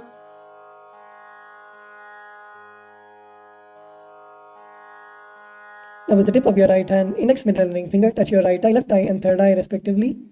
Om Hom Om Hom. Netrebhyo Namaha. Netrebhyo Namaha. Now with your right hand thumb and ring finger joined together, touch your Ananda Gandha.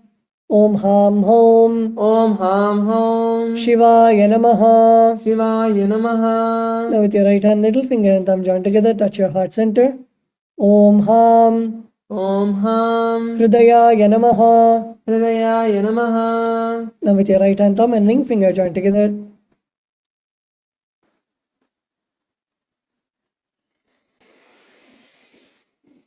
Om Him Om Him. Shirase Swaha. Shirase Swaha. With your right hand thumb and middle finger joined together, touch the back of your head. Om Hum Om Hum. Shikhaye Vaushate. Shikaye Vaushate.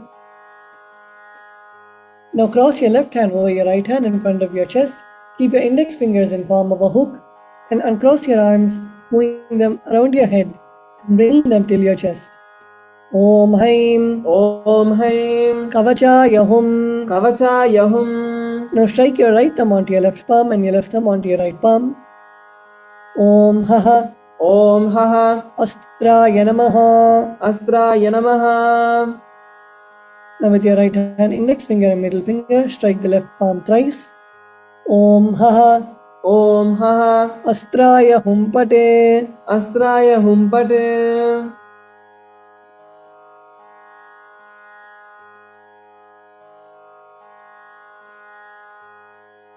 Now using your right hand, index finger and thumb, snap in all the 10 directions around yourself.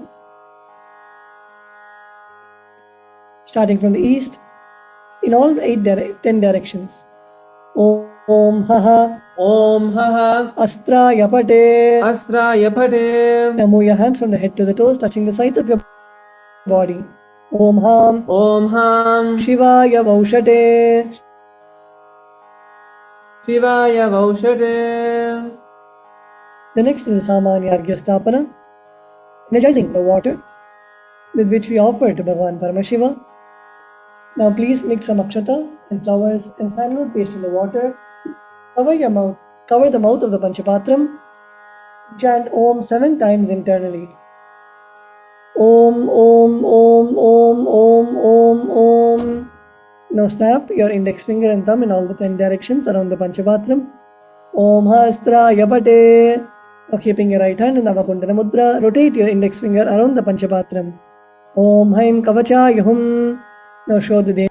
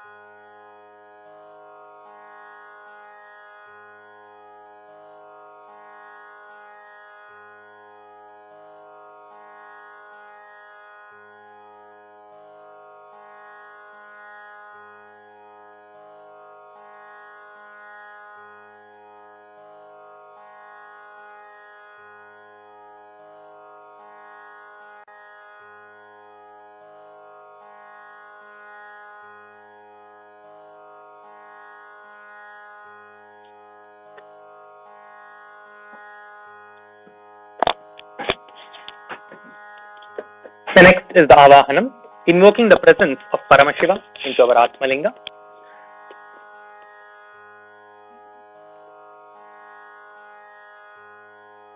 Offer a flower onto your Atmalinga along with the mantra. Om Ham Shivasana Yanamaha. Om Ham Shivamurtaye Namaha.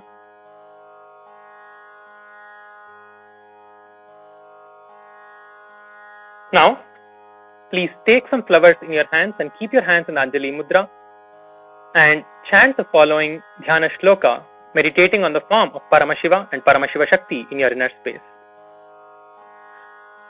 Om Lalate Tripundri Nitiladrita Kasturi Tilakaha Puranmala Dharas Purita Kaupi Navasanaha Tadhano Dustaram Shirasi Panirajam Shashikalam Pradipas Sarvesham Arunagiri Yogi Vijayate Induni Papancha Mukahasta Dasayuktam Shulam Ragatankamasi Vajrama Bhayam Syat Pashavaradankusha Manijwala Lavame Shweta Kamalasana Sadashiva Swarupam. Now offer the flowers on to the Atmalinga. Now please close your eyes and meditate on Paramashiva and Paramashiva Shakti and exhale into the flowers and offer the flowers onto the Atmalinga. Om Ham Shivamurtaye Namaha. Om Ham Haum Shivaya Namaha. Shri Nithyanandeshwari Paramashiva Shakti Sameta Shri Nithyanandeshwara Paramashivaya Namaha. Dhyayami Avahayami. Now we'll be performing the mudras with which we are going to invoke and request Paramashiva's presence in our Atmalinga. Place your thumbs onto the respective palms and place your palms open facing upwards. Om Ham Shivaya Namaha iti avahana mudram pradarshya. Turn your palms facing downwards. Stapana. Bring your hands into fists parallel to each other with the thumbs facing upwards. Sannidhana. Put your thumbs inside your fists. Nishtura mudram pradarshya. Interlace your fingers inwards and clasp your hands, keeping the thumbs out. Astraya humphat iti kalakanti mudram pradarshya. Now interlace your fingers inwards and hold your right hand thumb outwards with your left hand thumb in your right hand palm. Om Ham Shivaya Namaha iti linga mudram. Bring your hands into the Namaskara mudra. Namaskara mudram. Now rotate your right hand index finger around your Atmalinga clockwise. Om Haim Kavata Yahum iti avakuntana mudram cha pradarshya. Now please take some akshata in your hand. We are going to be beginning the Upachara Puja, where we are going to be offering the various different offerings to Paramashiva.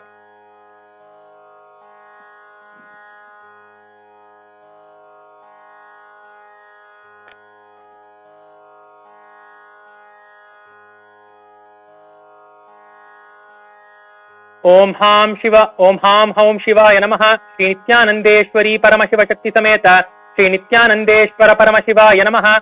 Asanam Samarpayami. Now take an uddharani of the Samanyargyam from the from the Panchapatram and show it to Paramashiva's feet and offer into the Padyapatram, which is on the side.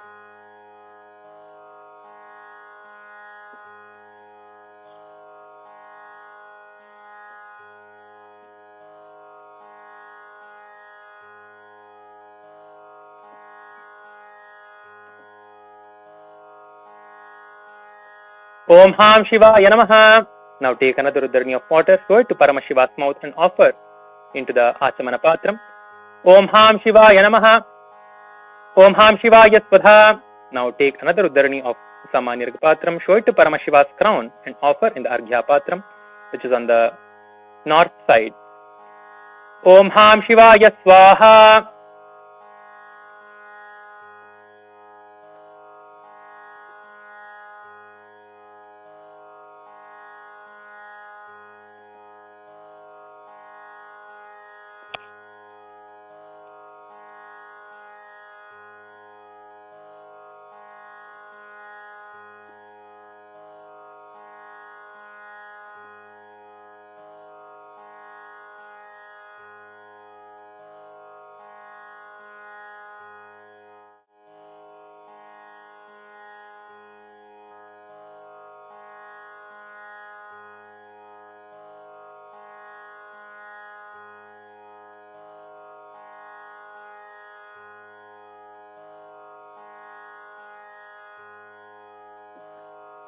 Sorry for the technical glitch.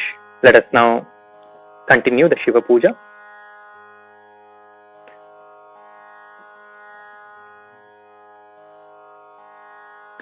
The next offering is the Snaniyam,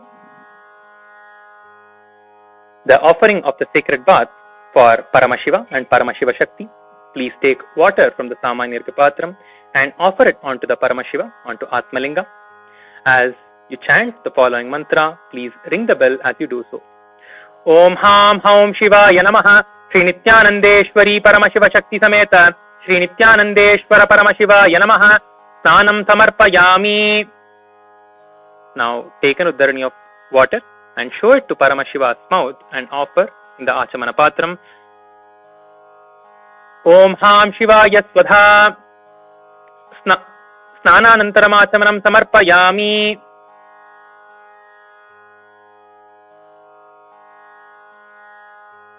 The next offering is Vastram, the offering of fresh clothes to Paramashiva and Paramashiva Shakti. Now please take some akshata, the turmeric rice, in your hands and offer it to Paramashiva along with the mantra. Om Ham Haum Shivaya Namaha Shri Nithyanandeshwari Paramashiva Shakti Sameta Shri Nithyanandeshwara Paramashivaya Namaha Pastra Yagnopavita Uttari Yabaranartham Akshatan Samarpayami. The next offering is Gandha, the offering of the sandalwood paste. Now please take the sandalwood paste in your right hand, ring finger, and offer it to Paramashiva, and offer some kumkum after the sandalwood paste at the end of the mantra. Om Ham Haum Shivaya Namaha Sri Nithyanandeshwari Paramashiva Shakti Sameta Sri Nithyanandeshwara Paramashivaya Namaha Gandhan Dharayami Gandhasyopari Haridra Kumkumam Samarpayami. The next offering is the Ashtapushpa Puja, the offering of flowers to Paramashiva and Paramashiva Shakti in their various different forms. Now, please take some flowers in your hands and offer to Paramashiva each time when you hear the word Namaha. Om Bhavaya Devaya Namaha Bhavasya Devasya Patni Namaha Om Sharvaya Devaya Namaha Om Sharvasya Devasya Patni Namaha Om Ishanaya Devaya Namaha Om Ishanasya Devasya Patni Namaha Om Pashupate Devaya Namaha Om Pashupate Devasya Patni Namaha Om Rudraya Devaya Namaha Om Rudrasya Devasya Patni Namaha Om Ugraya Devaya Namaha Om Ugrasya Devasya Patni Namaha Om Bhimaya Devaya Namaha Om Bhimasya Devasya Patni Namaha Om Mahate Devaya Namaha Om Mahato Devasya Patni Namaha Om Ham Haum Shivaya Namaha Shri Nithyanandeshwari Paramashiva Shakti Sameta Shri Nithyanandeshwara Paramashivaya Namaha Ashtapushpa Pujam Samarpayami. The next is the offering of the Bilva Patram, the offering of Bilva leaf. Please take the Bilva leaf, smear it with the sandalwood paste, offer it to the Atmalinga along with the mantra. Om Ham Haum Shivaya Namaha Shri Nithyanandeshwari Paramashiva Shakti Sameta Shri Nithyanandeshwara Paramashivaya Namaha Bilva Patram Samarpayami.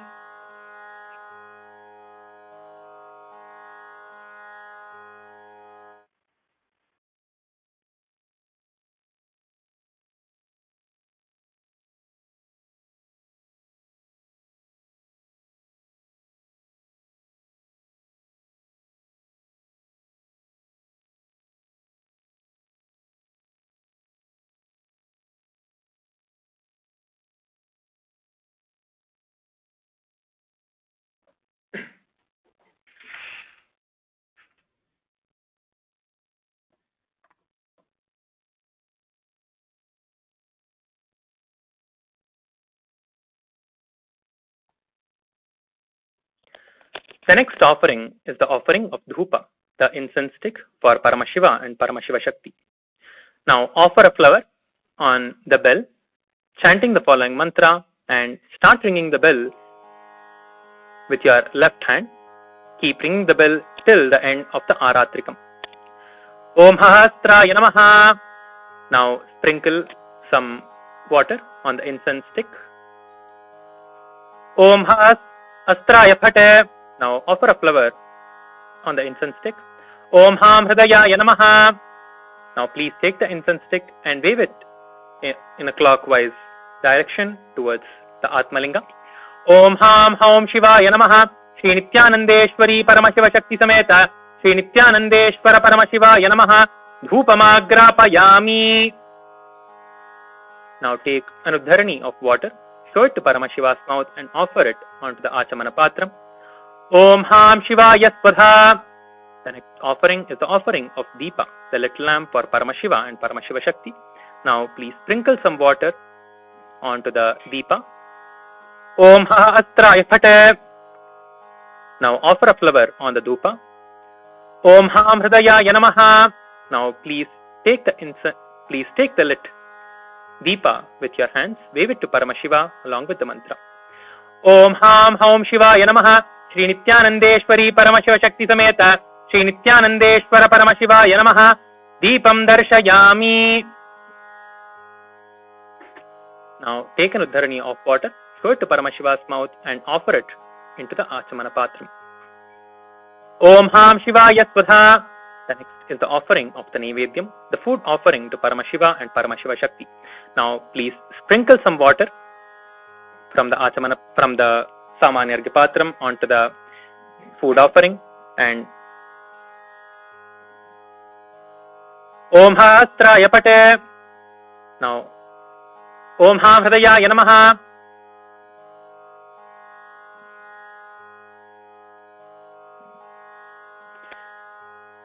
Om Ham Haum Shivaya Namaha. Shri Nithyanandeshwari Paramashiva Shakti Sameta Shri Nithyanandeshwara Paramashivaya Namaha. Naivedyam Nivedayami. Naivedyanantaramatsamanam Samarpayami. Now take an uddharani of water and offer it. Show it to Paramashiva's mouth and offer it to the Achamana Patram. Om Ham Shivaya Svadha.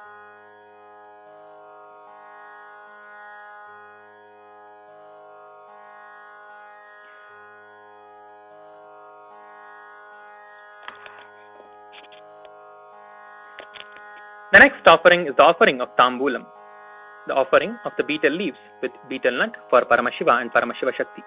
Now please take some akshata in your hands and offer it to Paramashiva along with the mantra. Om Ham Haum Shivaya Namaha. Shri Nithyanandeshwari Paramashiva Shakti Sameta Shri Nithyanandeshwara Paramashivaya Namaha. Tambulam Samarpayami. The next offering is the offering of Arati to Paramashiva and Paramashiva Shakti. Now light the camphor on the Karpura Arati plate.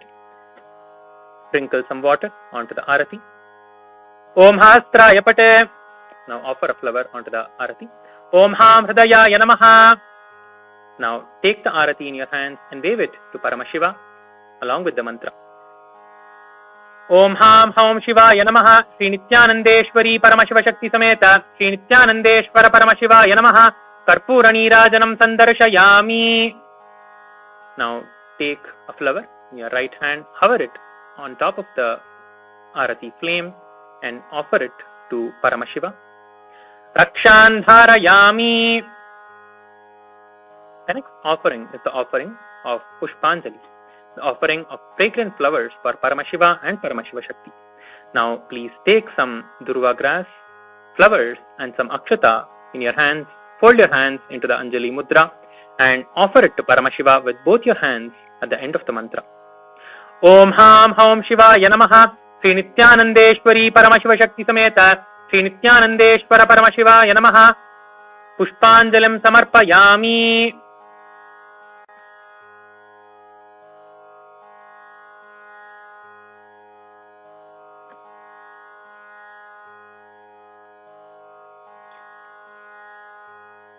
The next is the Gayatri Mantra Japa. Hold on to your Yajñopavita, the sacred thread, and chant the Gayatri Mantra 11 times internally.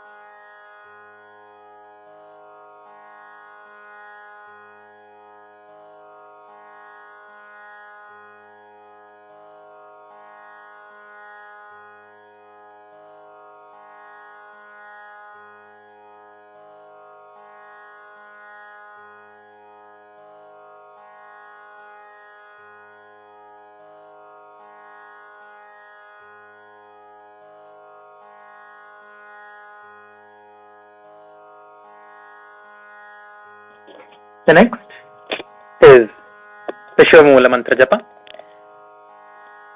Chant the Shivamoola Mantra in your inner space 11 times.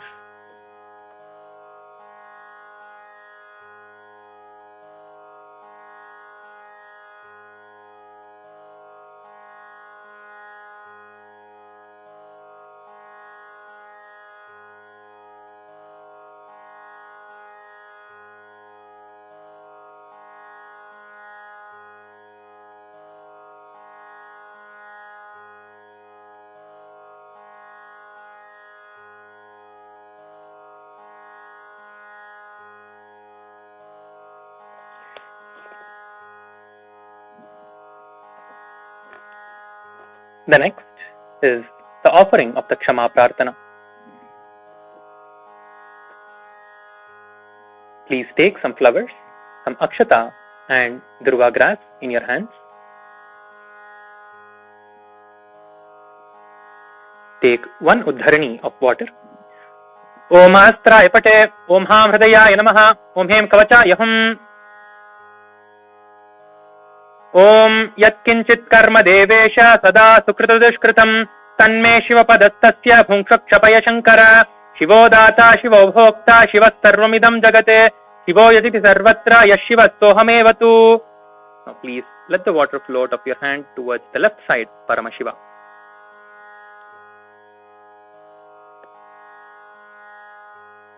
Let us now perform the Tattvachamanam. Take an uddharani of water in your right hand. Place your right hand in the Gokarna Mudra and pour one uddharani of water to the center of your right palm. Om Atma Tattvam Shodayami Svadha. Take another uddharani of water. Om Vidya Tattvam Shodayami Svadha. Take another uddharani of water. Om Shiva Tattvam Shodayami Svadha. Please wash your hand. With the base of your right hand thumb, wipe your lips from right to left. Om Ham Hridayaya Namaha. Please wash your hand again. Now with your index, middle and ring finger, touch above your upper lip and below your lower lip. Please wash your hand again. Now with your index finger and thumb joined together, touch your right nostril, left nostril. With your ring finger and thumb joined together, touch your right eye, right ear and your left ear. Please wash your hand with an uddharani of water again. Now with your little finger and thumb joined together, touch your navel center, your right chest, left chest. With all the fingertips joined together, touch above your head, your right shoulder, left shoulder and your heart center. Please wash your hand again. Let us now offer our gratitude to the Supreme Pontiff of Hinduism, Bhagavan Paramashiva Shakti, and conclude with the Purna Mantra. Om Purnamadah Purnamidam Purnat Purnamudachyate Purnasya Purnamadhaya Purnamevavashishyate. Om Shanti Shanti Shanti. Hari Om Tat Tat Sarvam Bhagavat Shri Nithyananda Paramashiva Padukarpanamastu. Om Nithyanandam.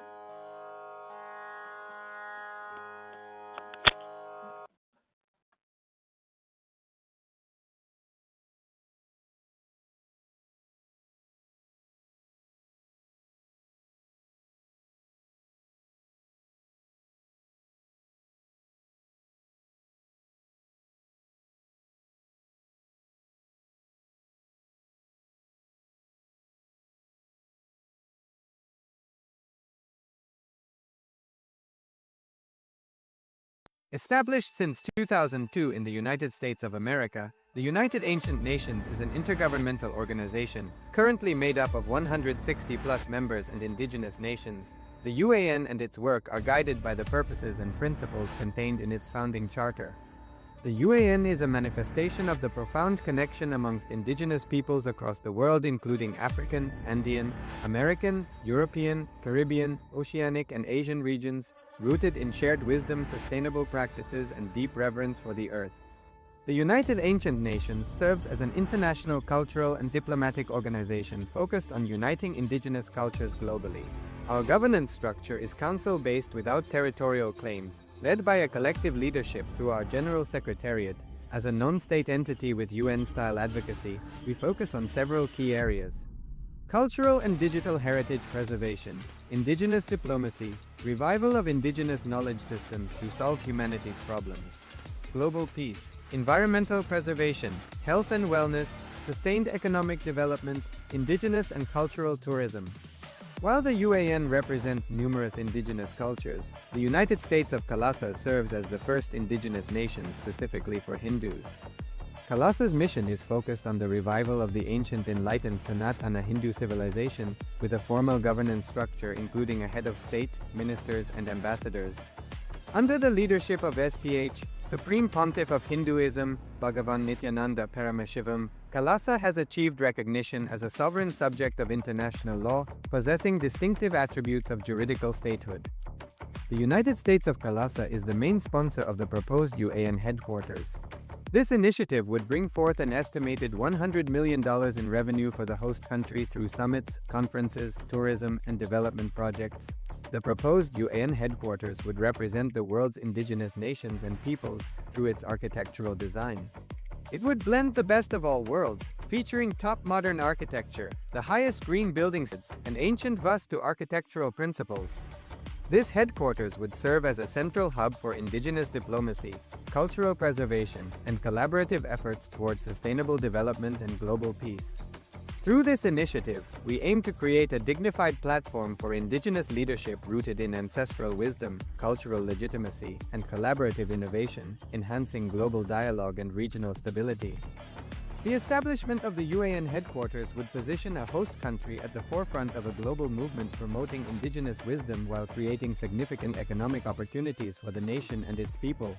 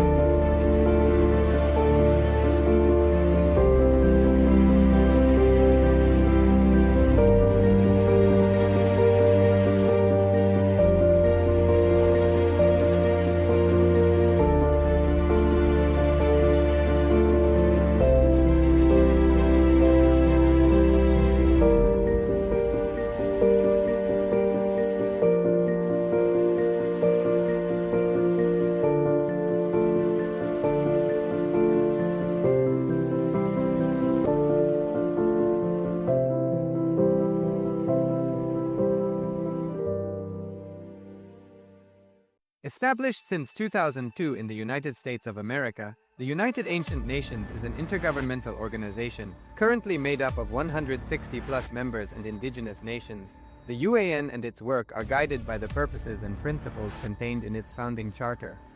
The UAN is a manifestation of the profound connection amongst indigenous peoples across the world, including African, Andean, American, European, Caribbean, Oceanic, and Asian regions, rooted in shared wisdom, sustainable practices, and deep reverence for the earth.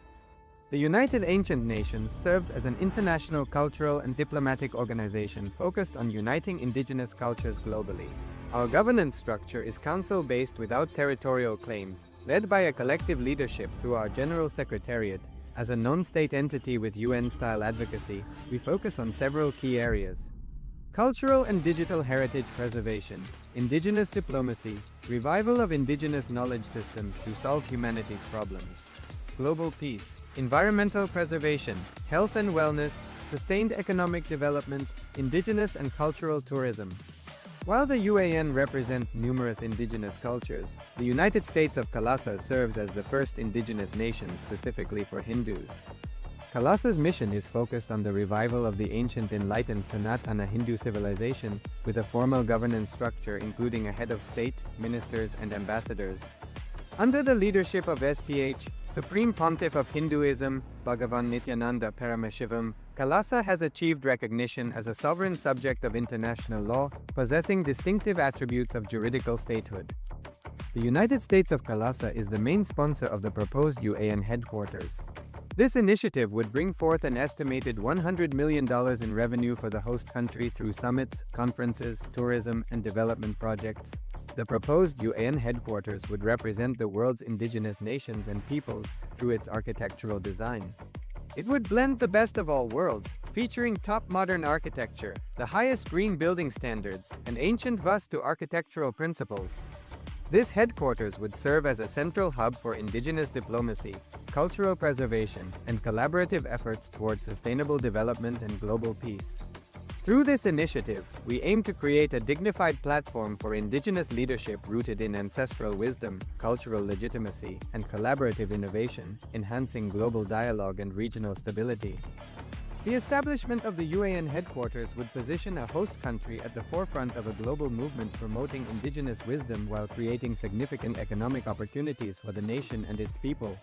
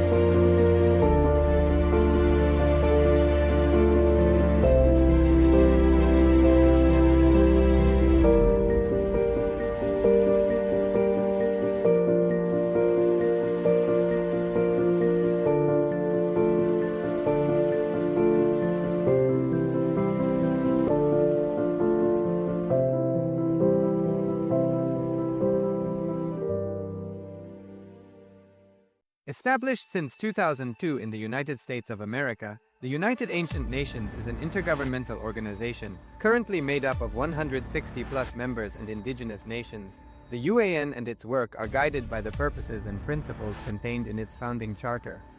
The UAN is a manifestation of the profound connection amongst indigenous peoples across the world, including African, Andean, American, European, Caribbean, Oceanic, and Asian regions, rooted in shared wisdom, sustainable practices, and deep reverence for the earth.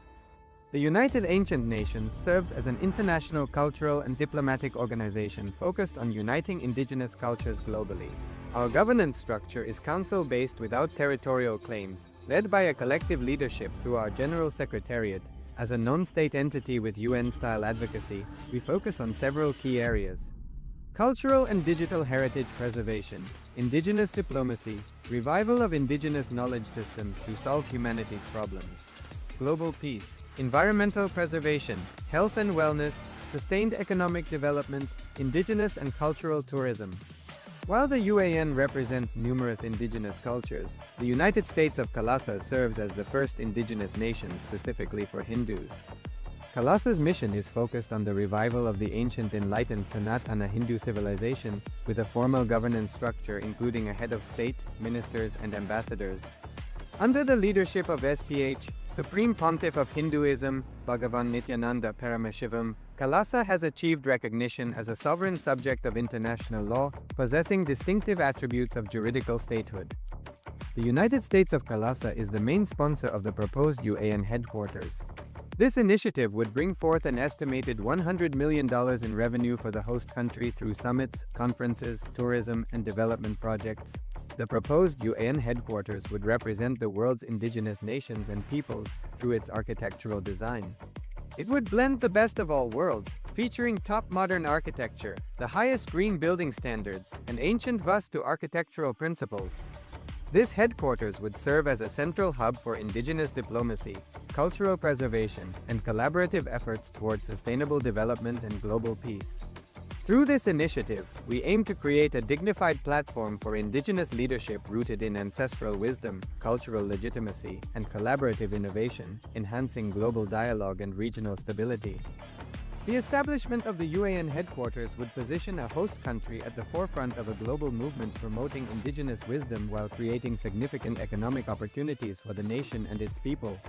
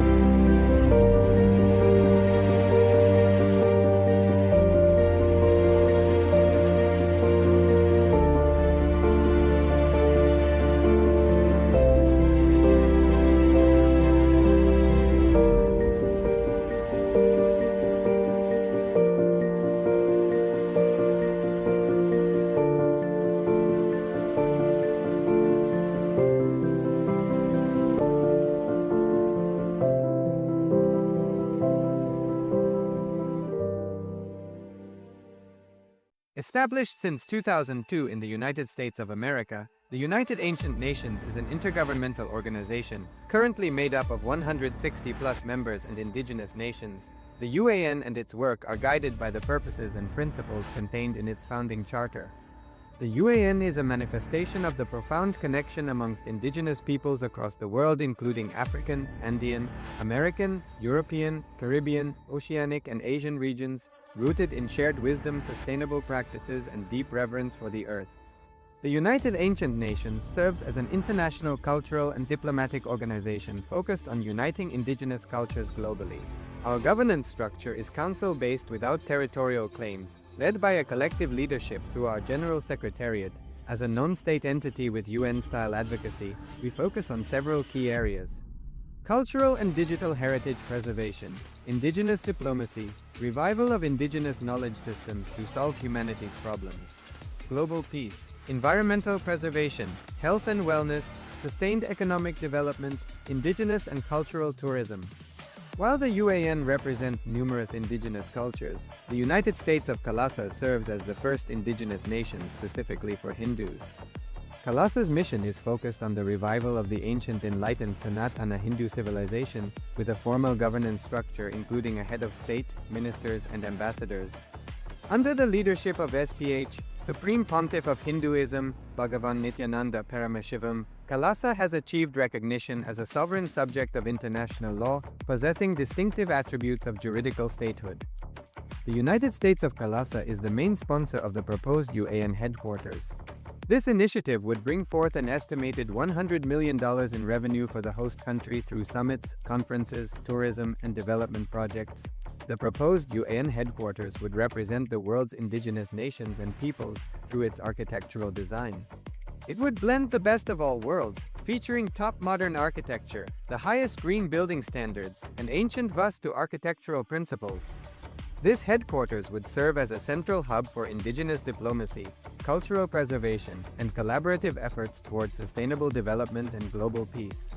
Through this initiative, we aim to create a dignified platform for indigenous leadership rooted in ancestral wisdom, cultural legitimacy, and collaborative innovation, enhancing global dialogue and regional stability. The establishment of the UAN headquarters would position a host country at the forefront of a global movement promoting indigenous wisdom while creating significant economic opportunities for the nation and its people.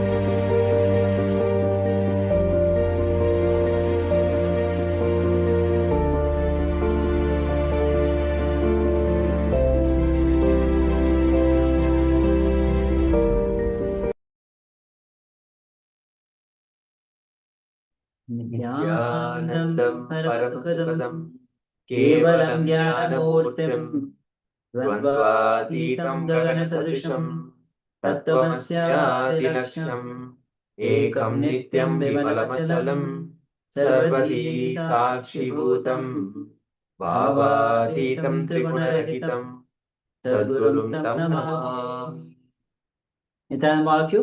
Nithyanandam, everyone. Yes. So what a wonderful day today, and we had the intense yoga session, the puja, and I saw many of the participants were actually performing the yoga and even the puja.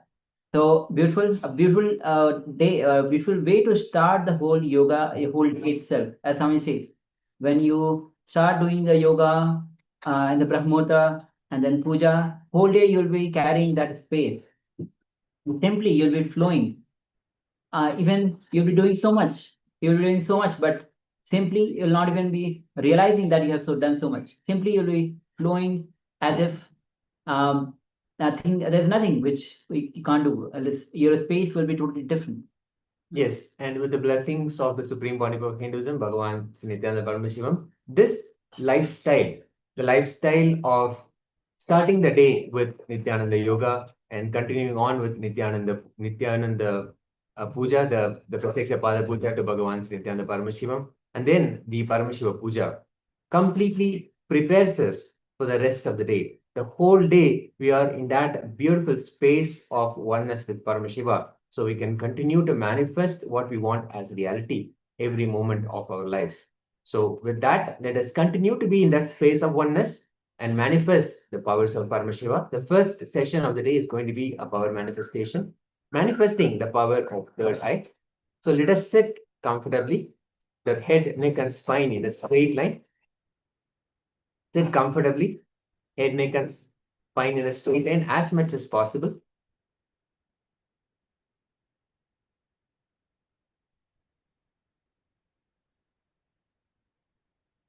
Sit in that remembrance of the form of the Supreme Pontiff of Hinduism.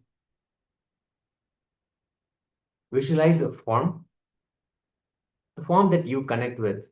Maybe it is the Ananda Gandha, or maybe a initiation that you received, or a darshan, a powerful, intense moment that you experienced with Paramashiva. Sit in that remembrance. If you have an eye band, please wear your eye bands around your eyes.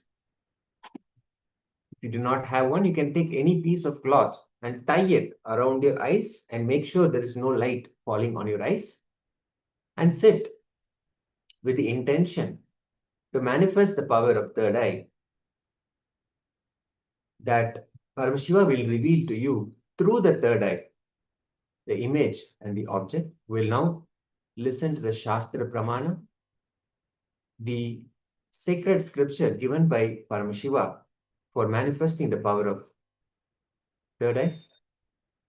Kapalantarmano yasya tishtannilitalochanaha kramena manaso dardyat lakshayen lakshyamuttamam.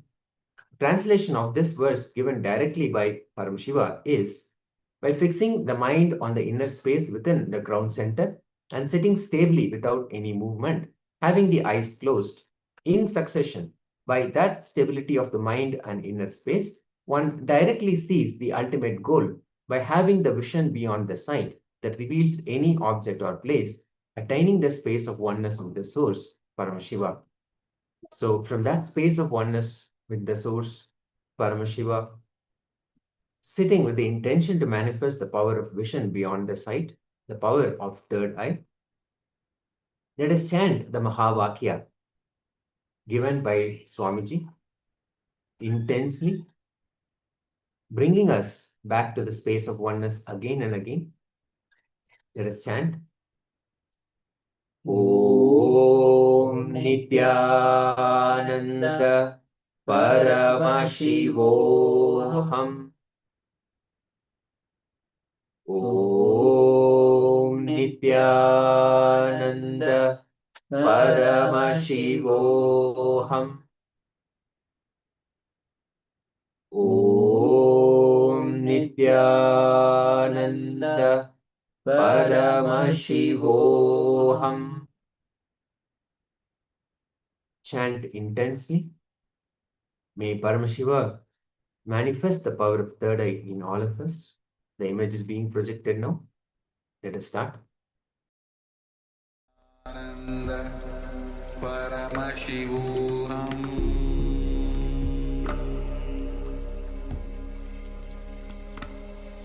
Om Nithyananda Paramashivoham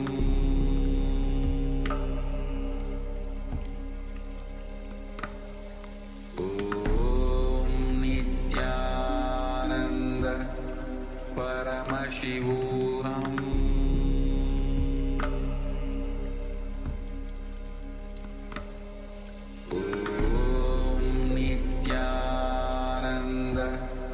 Paramashivoham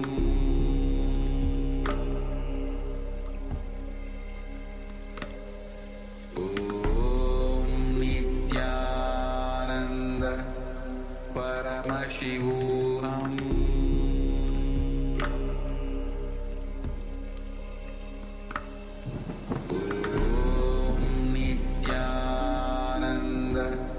Paramashivoham Paramashivoham Om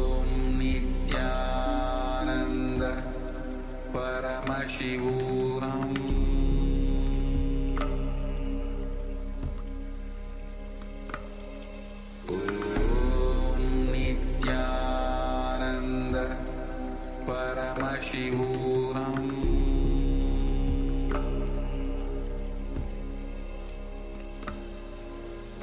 Om Nithyananda Paramashivoham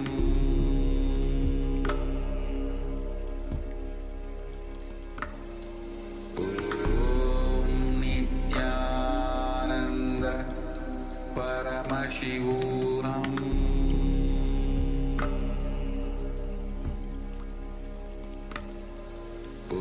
Om Nithyananda Paramashivoham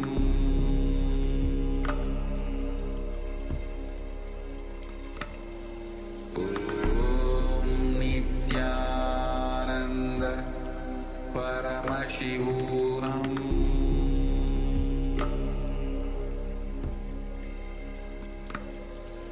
Om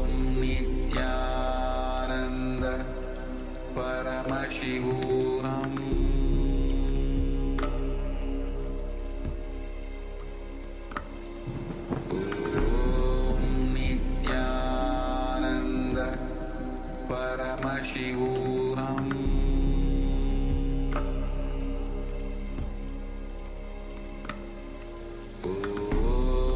Nithyananda Paramashivoham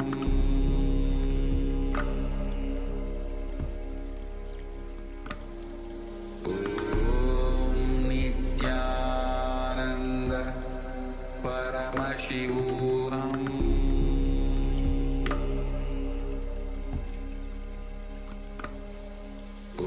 Om Nithyananda Paramashivoham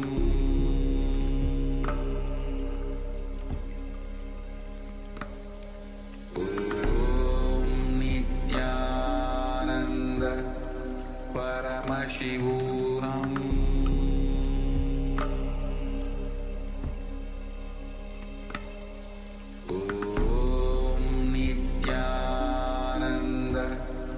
Paramashivoham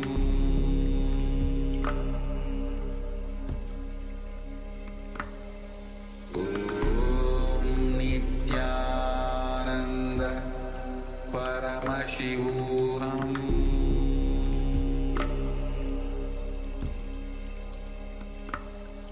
Om Nithyananda Paramashivoham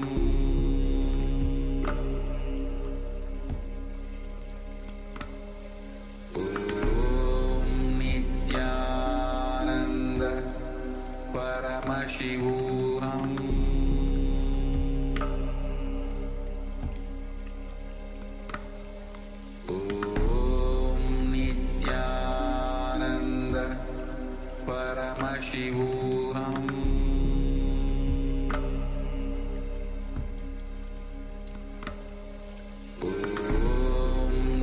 Nithyananda Paramashivoham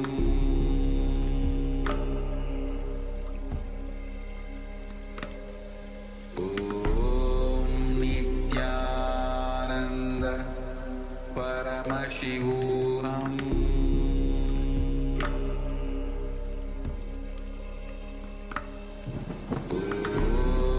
Nithyananda Paramashivoham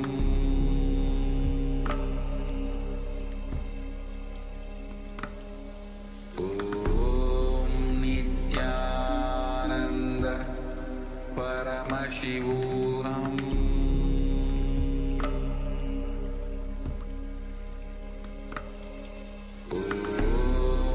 Nithyananda Paramashivoham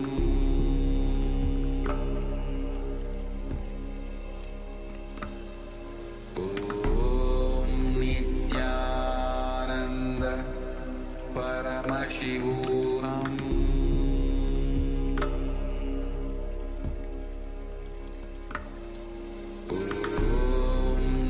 Nithyananda Paramashivoham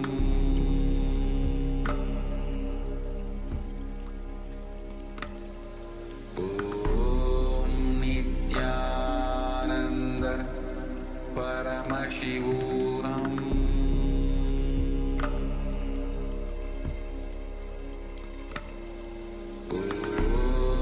Nithyananda Paramashivoham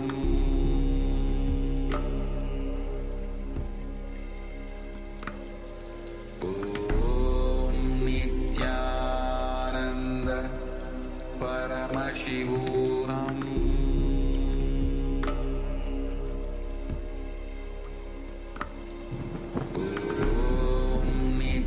Nithyananda Paramashivoham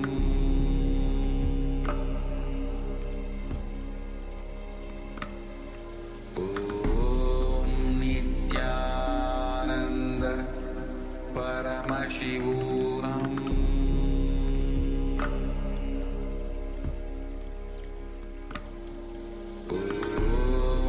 Nithyananda Paramashivoham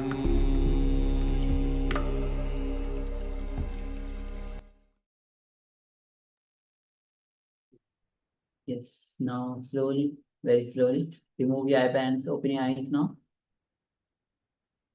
And take a moment to share what Paramshah revealed to you, what Swamiji revealed to you. Share every single detail of the picture that Paramshah revealed to you.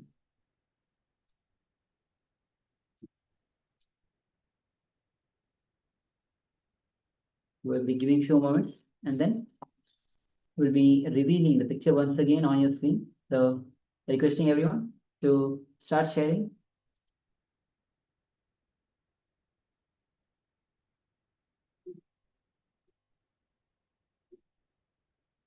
Do not bother if it's going to be right or wrong. It is Paramashiva who is manifesting and he is revealing to you. So do not bother what happened within your inner space, any of that. The ultimate gift through all of this is that Paramashiva is manifesting through you.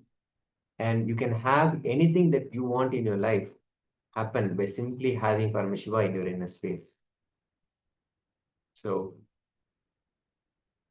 go ahead and share. Let's have a quick moment of sharing before we enter into the next section, and actually before we bring that image back on the screen so you can see what was being projected.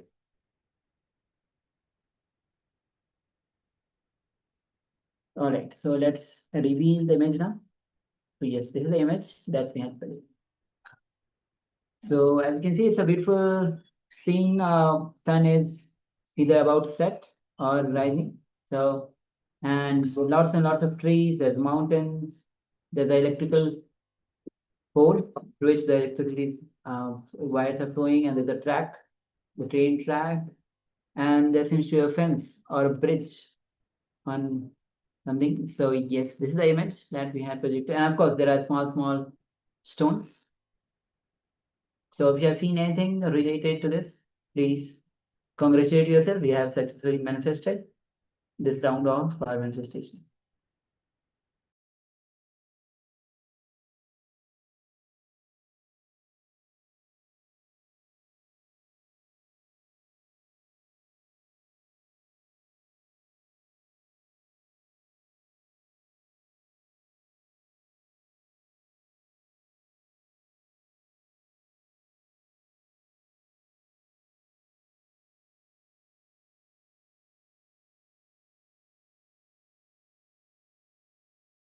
Established since 2002 in the United States of America, the United Ancient Nations is an intergovernmental organization, currently made up of 160+ members and indigenous nations. The UAN and its work are guided by the purposes and principles contained in its founding charter. The UAN is a manifestation of the profound connection amongst indigenous peoples across the world, including African, Andean, American, European, Caribbean, Oceanic, and Asian regions, rooted in shared wisdom, sustainable practices, and deep reverence for the earth. The United Ancient Nations serves as an international cultural and diplomatic organization focused on uniting indigenous cultures globally. Our governance structure is council-based without territorial claims, led by a collective leadership through our General Secretariat. As a non-state entity with UN-style advocacy, we focus on several key areas: cultural and digital heritage preservation, indigenous diplomacy, revival of indigenous knowledge systems to solve humanity's problems, global peace, environmental preservation, health and wellness, sustained economic development, indigenous and cultural tourism. While the UAN represents numerous indigenous cultures, the United States of KAILASA serves as the first indigenous nation specifically for Hindus. KAILASA's mission is focused on the revival of the ancient enlightened Sanatana Hindu civilization with a formal governance structure including a head of state, ministers, and ambassadors. Under the leadership of SPH, Supreme Pontiff of Hinduism, Bhagavan Nithyananda Paramashivoham, KAILASA has achieved recognition as a sovereign subject of international law, possessing distinctive attributes of juridical statehood. The United States of KAILASA is the main sponsor of the proposed UAN headquarters. This initiative would bring forth an estimated $100 million in revenue for the host country through summits, conferences, tourism, and development projects. The proposed UAN headquarters would represent the world's indigenous nations and peoples through its architectural design. It would blend the best of all worlds, featuring top modern architecture, the highest green building standards, and ancient Vastu architectural principles. This headquarters would serve as a central hub for indigenous diplomacy, cultural preservation, and collaborative efforts towards sustainable development and global peace. Through this initiative, we aim to create a dignified platform for indigenous leadership rooted in ancestral wisdom, cultural legitimacy, and collaborative innovation, enhancing global dialogue and regional stability. The establishment of the UAN headquarters would position a host country at the forefront of a global movement promoting indigenous wisdom while creating significant economic opportunities for the nation and its people.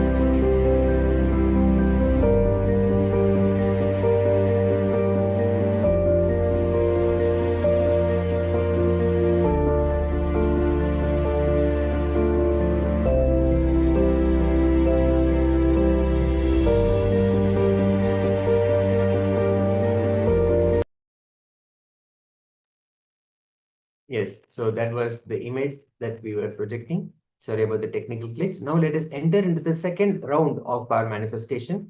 We are manifesting the power of third eye. Paramashiva is revealing the objects, places beyond sight, is giving us the vision beyond the sight and revealing objects, places, and so much more about the picture that the Acharyas are projecting. So let us sit comfortably with our head, neck, and spine in a straight line. Let's wear the eye bands. Let's have a quick moment to wear the eye bands. If you don't have one, let's wear the piece of cloth, tie it around your eyes. And we just take a quick moment to welcome each and every participant here. Matthew Vaya, Nithyanandam, welcome. Jeevan Mukta Yogini, Nithyanandam, welcome. Ma Shirmai News, Nithyanandam. Srinitya Lingos Bhavan Aya, Nithyanandam. And Ma Agora Swarupini, Nithyanandam. Ma Kaili Wang, Nithyanandam. Ma Goikshu Jing, Nithyanandam. Ma Nithyananda Paramashanta Swarupini, Nithyanandam. And one other participant whose name we are not able to read, Nithyanandam. And welcome each and every one of you to this amazing Paramashivoham experience. Now, we request all the participants here who have not yet turned on their cameras to be on camera, to have your cameras on and make sure that you are visible, you are present. So the Acharyas can guide you and support you. And it's also for the security for each and every participant here. With that, let us sit comfortably with our head, neck, and spine in a straight line as much as possible. Let's visualize the form of the Supreme Pontiff of Hinduism.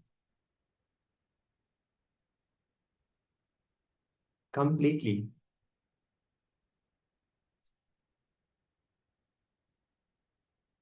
Let everything that is within you, let it be only Paramashiva. Anything that is Paramashiva, let it be completely removed from you. Sit in that space of everything about me is only Paramashiva. Let us chant the Mahavakya intensely.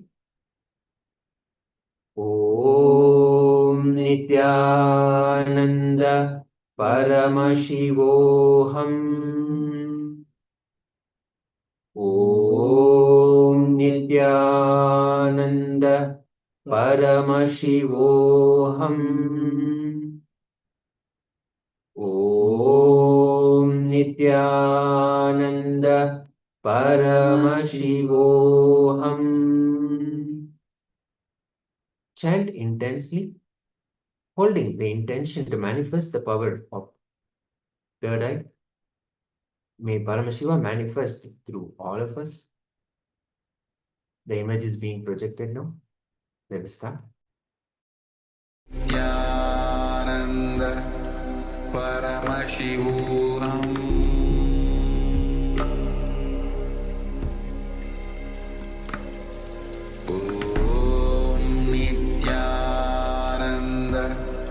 Paramashivoham.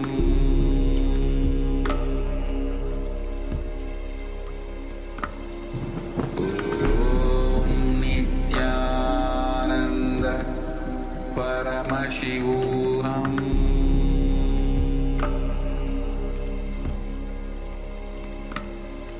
Om Nithyananda Paramashivoham.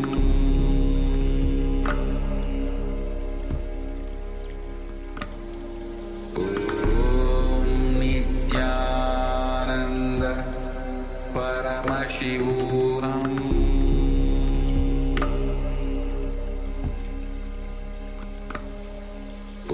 Om Nithyananda Paramashivoham.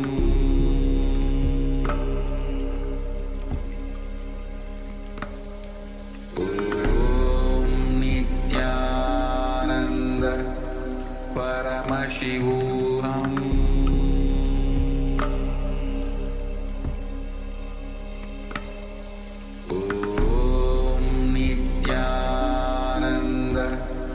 Paramashivoham.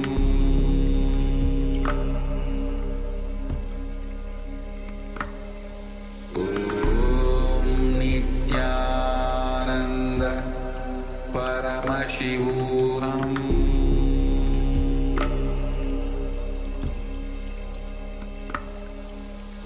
Om Nithyananda Paramashivoham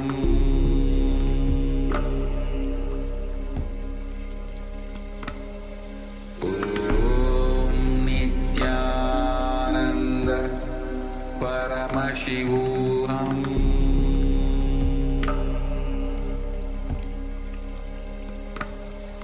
Om Nithyananda Paramashivoham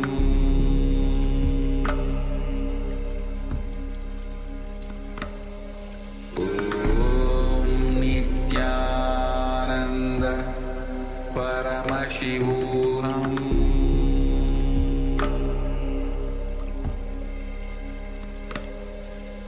Om Nithyananda Paramashivoham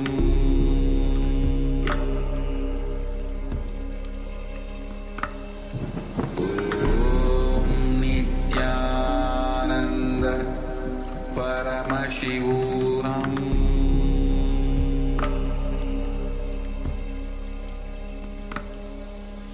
Om Nithyananda Paramashivoham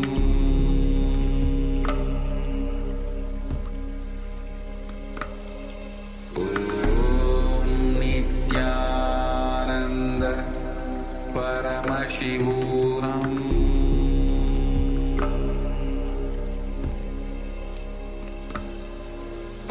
Om Nithyananda Paramashivoham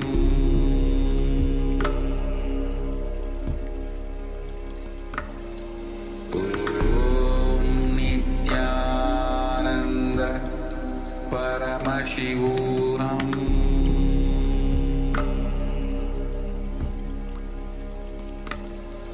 Om Nithyananda Paramashivoham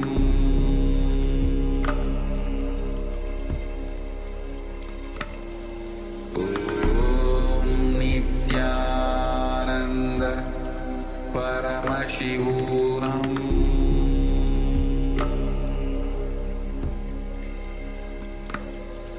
Om Nithyananda Paramashivoham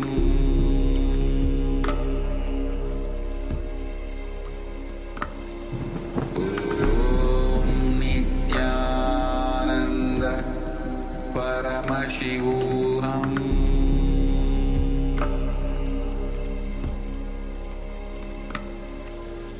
Om Nithyananda Paramashivoham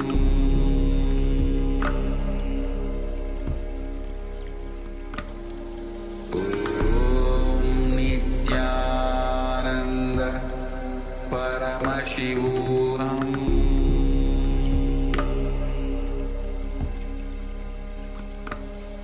Om Nithyananda Paramashivoham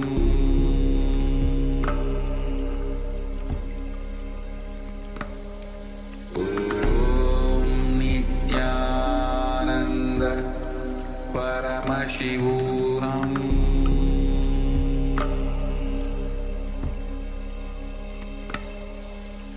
Om Nithyananda Paramashivoham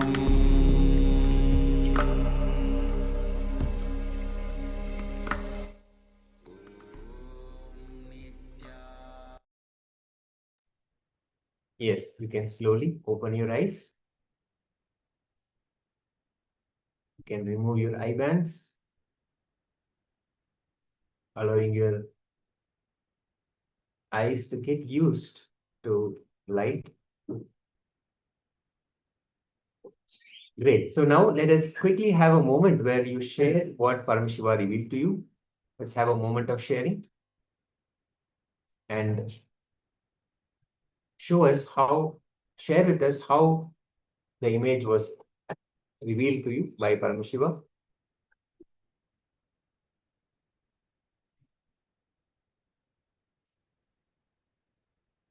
As we have seen multiple times, it's not just the two-dimensional image. Paramashiva reveals more than that, the whole scene, the whole picture, and so much more. With your two eyes, we'll only be able to see the two-dimensional image, but through the third eye, because Paramashiva is within, from our inner space, revealing all the details to us through our third eye, awakening our third eye and revealing through our third eye. We'll be receiving so much more, we'll be seeing so much more than what meets the eyes.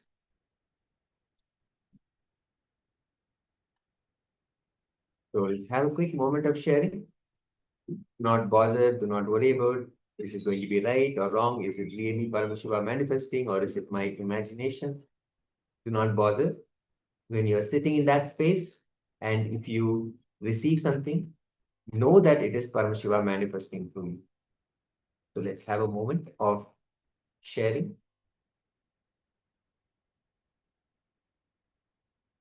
And all the participants following us, watching us on YouTube can also start sharing. Use a comment box and let us know your revelation. And in a moment, we'll be projecting the image once again on your screen.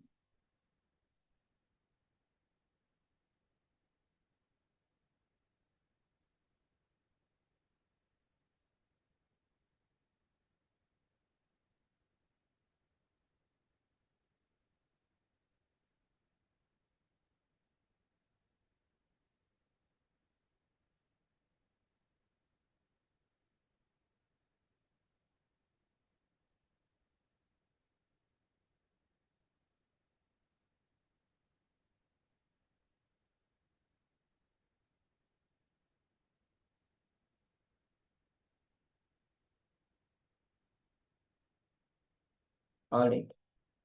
So let's reveal the image, bring back the image again on your screen. Yes, so this is the image that we had projected. So as you can see, it's a beautiful house, probably a guest house, with a beautiful scene, beautiful place. You can see water body, probably a lake around the house. And the house has the hut type of roof, trees around. You can see the flowers. There's a bridge to cross over this lake and this water body. So yes, this is the image that we had projected. And there seems to be some play seems also okay. So this is the image that we have projected. That's fantastic. So please continue to share what Paramashiva revealed to you. You're still in the process of sharing. Please continue and go ahead while we get ready, get prepared for the next session. Today is going to be powerful sessions. The Supreme Pontiff of Hinduism manifesting as the Gangadhara Murthy. We'll be having powerful revelations, processes, and of course the initiation ultimately from the Supreme Pontiff of Hinduism.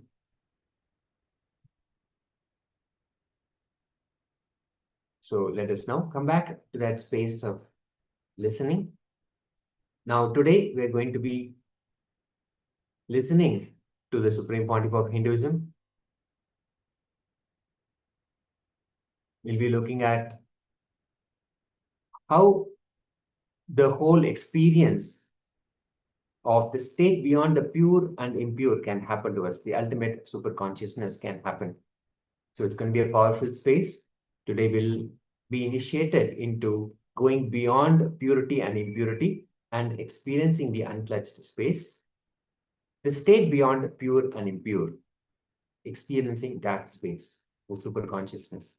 So we'll be beginning with Swamiji revealing about what is superconsciousness, how we can create our new destiny, and how whatever exists is just energy. So let us now relax, sit in the space of listening, come to the space of listening as we tune in to the Supreme Pontiff of Hinduism. Let us start. Welcome to a journey of discovery where ancient wisdom meets modern science. Today, we explore the profound impact of energy and consciousness on our lives. Through the insights of spiritual luminary, SPH Bhagavan Nithyananda Paramashivoham, and groundbreaking scientific research, we uncover the mysteries that shape our understanding of existence.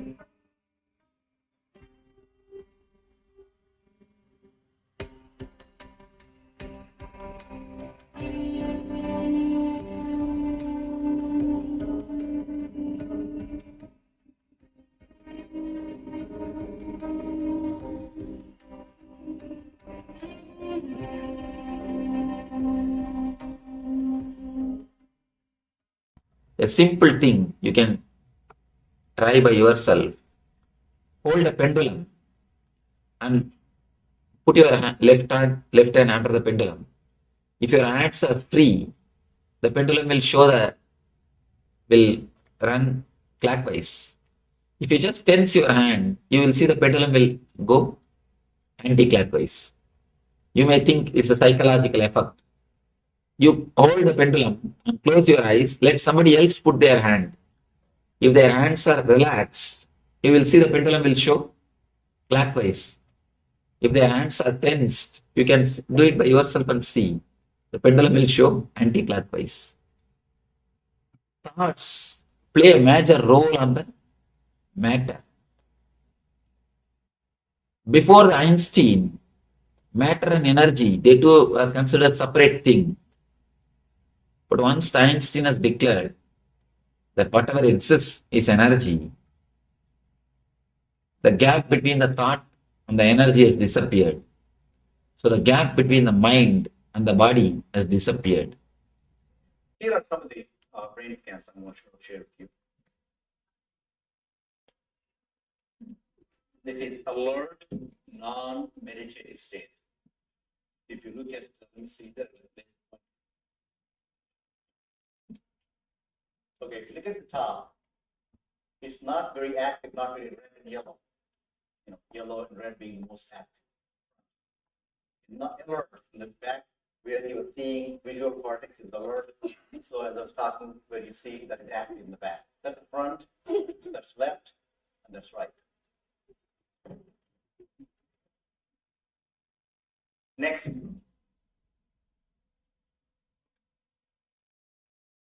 Okay, this is the first one, okay? The second one is 30 minutes into 30 minutes meditation. Look at the frontal lobes, how they light up. Big time. Almost like there's extra so much energy going in there. Very clear indication. From the previous picture, I'll show you again, previous picture. See how it is? And how the next one is. Okay. Can you see that? That's in the 30 minutes of deep meditation. Next, 60 minutes of deep meditation. See how one side quietens down, remains very active. 60 minutes of deep meditation. There is something else happening right here in the middle. Right here, in the frontal area. In the middle, it's called mesial frontal area. Here is the deep, deep level of meditation where it lights up significantly right in the middle. Probably 1.5 to 2 inches deeper. It's called mesial frontal area where both front lobes come and join together like that. What's interesting was Swami was inside. That's part of the front. See that light right here? Lighting up right here in this area. So what's interesting was I've never seen that before in my life. So may not be to the extent that Swami showed, but this is something interesting.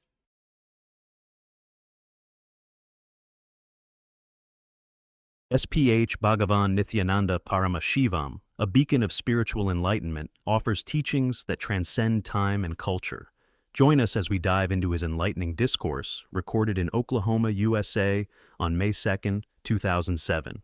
Here, he addresses the essence of living in the present moment and unlocking the vibrancy of the soul. Whatever exists is energy. But in our life, the more the time passes, the more the day passes, we only become less energetic. Here, one side, all the great mystics, they claim the more you get old, you are supposed to become more energetic. That is why in the East, we always worship the elderly people.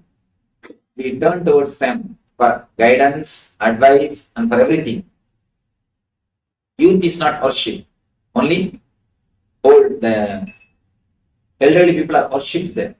We turn towards to them. We turn and we look from them. We look to hear from them. When Rishi culture again and again says, whatever exists is energy. Why are we not able to experience it? Where we are missing? There is a missing link. The missing link is you are caught with the past and the future, which is not existence, which is not reality, which is only imaginary level. Whether it is your past or the future, it's only imaginary level. What you perceive as the past or the future is not the reality. You are not perceiving the reality. Whatever you remember about as your past, whatever you remember as your past is only your remembrance. Please be very clear, it is not your past. It was not your past. We always remember, my childhood days are golden days. My college days are heaven. When I was in India, it was such a wonderful thing.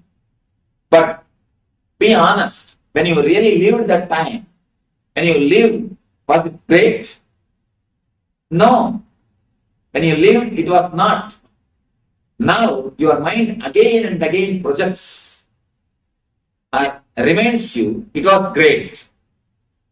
Whatever you remember about your past is only your remembrance, your perception, not the reality.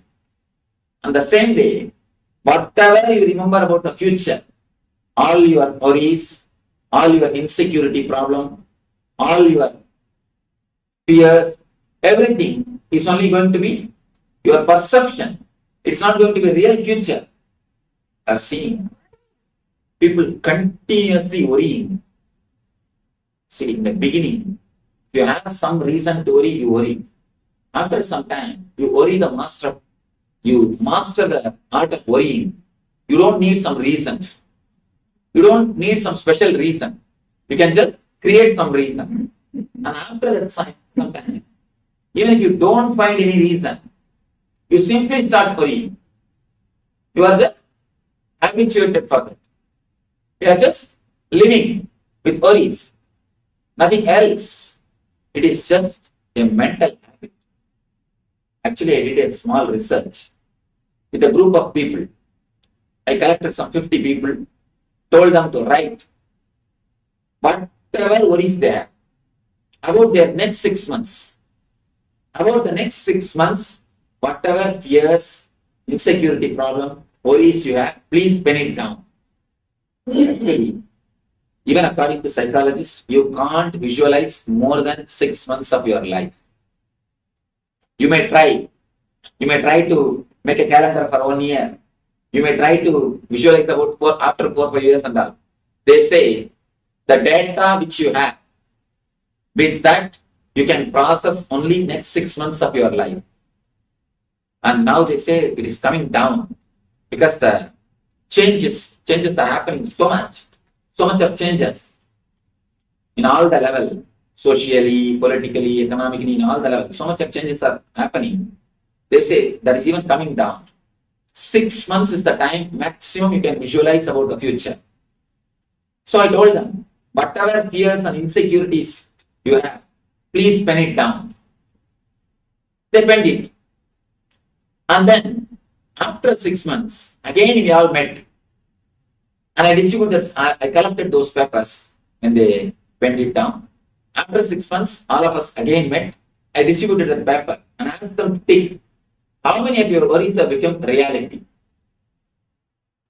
How many of your worries have become reality? You will be shocked to see the result. Hardly 3%. Actually, only 3%. If there are 100 worries written by each person, only 3% is the maximum. I am telling about the maximum. Only 3%. Then can you imagine how much of mental energy is getting wasted? How much of your visualization capacity is getting wasted. How much of your power to create is getting wasted. The more you worry, the less you create. The more you are stressed, the less you are expressing. All your concept about future is only your concept. It is not going to be your future. Please be very clear. Feel relieved. You are not going to have the future which you are thinking. If at all God blesses you to have the future which you are thinking, you will be damaging yourself more than what you think. You will be damaging yourself very badly. You can be relieved. You will not have the future of what you are visualizing. Whatever you visualize, even if you visualize your future with all possible goodness, your visualization capacity itself is not enough to visualize all the dimensions of your future. So whether it is your perceptions about past or your ideas about the future, it is just your ideas. It is not the reality of what is. The reality is only the present moment or the moments which you are having in your hand. The moment you relax into the present moment, the moment you relax into this moment, simply you will see your body and mind will have a new energy. I tell you, just for a few minutes, do this as exercise. Just for a few minutes, close your doors and sit relaxed way and say, I accept my life as it is. My life, my comforts, my relationships, my body, my mind, I accept everything as it is now. Let me accept myself and the whole thing as it is now and come to the present moment. The moment you take a clear sankalpa, sankalpa means a conscious decision. The moment you take a conscious decision, very clearly come down to this present moment and start relaxing, you will be surprised. You can say you will be shocked to see the energy which happens to your being. Actually, only then you touch your inner being. Only then you touch your inner being, the source of your energy. As long as you are bothering about the future or thinking about the past, you will be away from the source of energy. The source of energy is always the present moment. When you come to the present moment, only then you are rejuvenated, you are fresh, you are alive. You start living. Physically, the concept of time makes you old, sick, uneasy. Mentally, the concept of time gives you stress, load, and boredom. That's one more problem.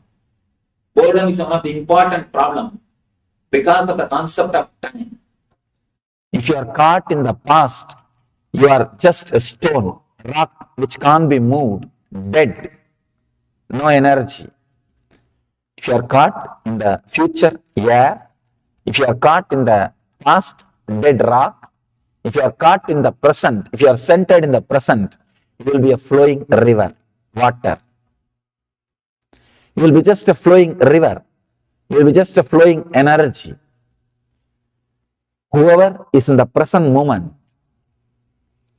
just swallowing the future and making it as a past consciously, will be overflowing, bubbling with energy. The Mahadeva, Shiva, who represents the rejuvenation process, are creating space for new things to happen. He is causeless auspiciousness. If you are centered in the present moment, you will be beyond fear. Your Kundalini will be awakened. You will be radiating the causeless auspiciousness. The person who achieved that state, who is centered in the present, only he is worshipped. That is why In Vedic temples, behind every deity, that arch will be there. Means he is in the present. You also be in the present. You also be like him. That is what is told. Symbolically, that is what is told to you. Be like him. Be in the costless auspiciousness. Be a rejuvenator. In your mind, you can see. You can decide whether you want to be a creator, means stuck in the past, Brahma. Whether you want to be in the past, means constantly brooding about the past, thinking that in that way things could have happened, this way it should have happened, I think I should have decided that, I think I should have done that, I think I should have done this. After a few years of marriage, always you think, I think. So getting married is like going to a restaurant and ordering what you want. After a few minutes, when you see what your friends are having, thinking that you should have ordered what they are having. It's the same thing. Always you feel, when you see what others are having, you feel, I should have ordered that. Constantly brooding over about the past, or constantly thinking about the future. Both are not going to make you rich or energetic. If you just stay in the present, so much of energy, you can see very clearly how you are just swallowing the future and making it as a past. You are just there. Through you, the past moves and the future moves and becomes past. And you are there like a hollow bamboo, untouched by time. When you are in the present moment, letting future pass through you and becoming past, untouched by time, you are Kala, Lord of death, beyond death. You can't die. You conquer death. Conquering death, a simple technique. Just be in the present, allow the time to flow through you, allow the time to penetrate you, allow the time to do its own activity through you. Do not bother. When the future comes inside you, don't be greedy, just don't catch it. Let it pass through you. Let it become past. Let it have its own course. Just be in the present.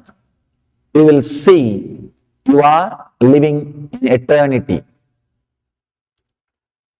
What do I mean by the word eternity?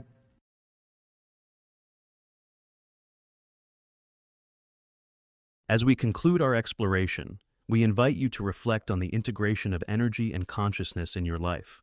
Whether through science or spirituality, may this journey inspire you to unlock your potential and embrace the infinite possibilities of the present moment. Understand, let me share one of my experience, then you will be able to understand respect for whatever exists. After enlightenment, once one ashramite was working on a laptop. Suddenly it stopped working. And this guy brought to the other enlightened disciple for repairing. This enlightened guy, he said, he just touched. As usual, whenever things come to me, I touch and bless. It will become all right. Same way he put the hand. And understand, looks very funny. He put the hand and said, it will start working. And it started working. Not, you can say this is a coincidence. Okay, forget about it. This may be coincident. Not just that, even the trees which are practically dead, no leaf. He said that, Swamiji, I repeated your name and put the hand on the tree, and it came to life. Actually, I got the interest to study exactly what happens. I told him to heal some inanimate objects like a machine, TV, or the tape recorder, that kind of things. When I asked him to heal and I studied the energy flow, suddenly I understood everything. It was like a revelation. Everything exists is living energy, only different degree of life. Even Himalayas are growing. Even hills are living energy. Understand? Different frequency of life, but whatever exists is life, is energy. When you start respecting, when you start living with that respect, whatever exists is energy, suddenly you will see the whole nature reciprocates. The whole nature lives with you.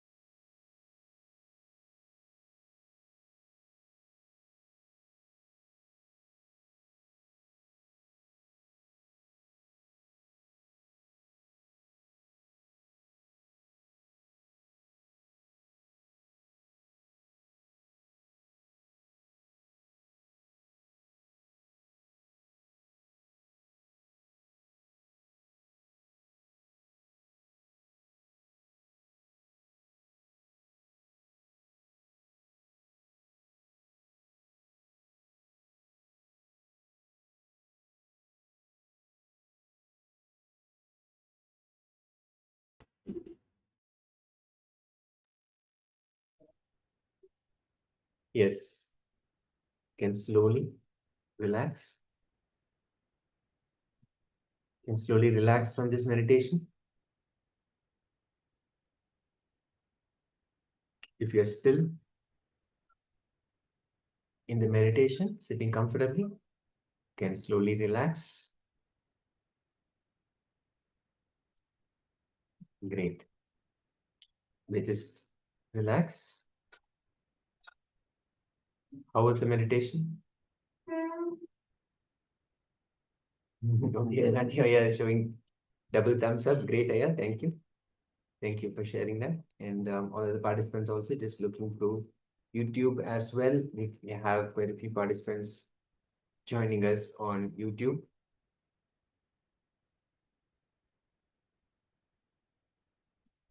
Yes. Great. So now let us enter into the next routine. If, let's say, you are in the meditation, you are having a little fidgety mindset, you're just going back and forth or getting distracted or something.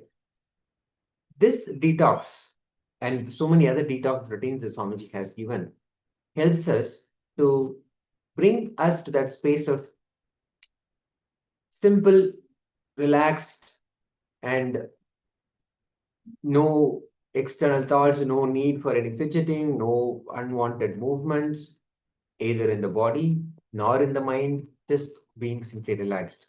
Actually, the reason for all this fidgeting, whether it is we want to shake our hands, or sometimes we just do something where we keep tapping our feet, anything like that, it's just our restlessness expressing itself, or just having that need to say something or need to constantly keep thinking about something.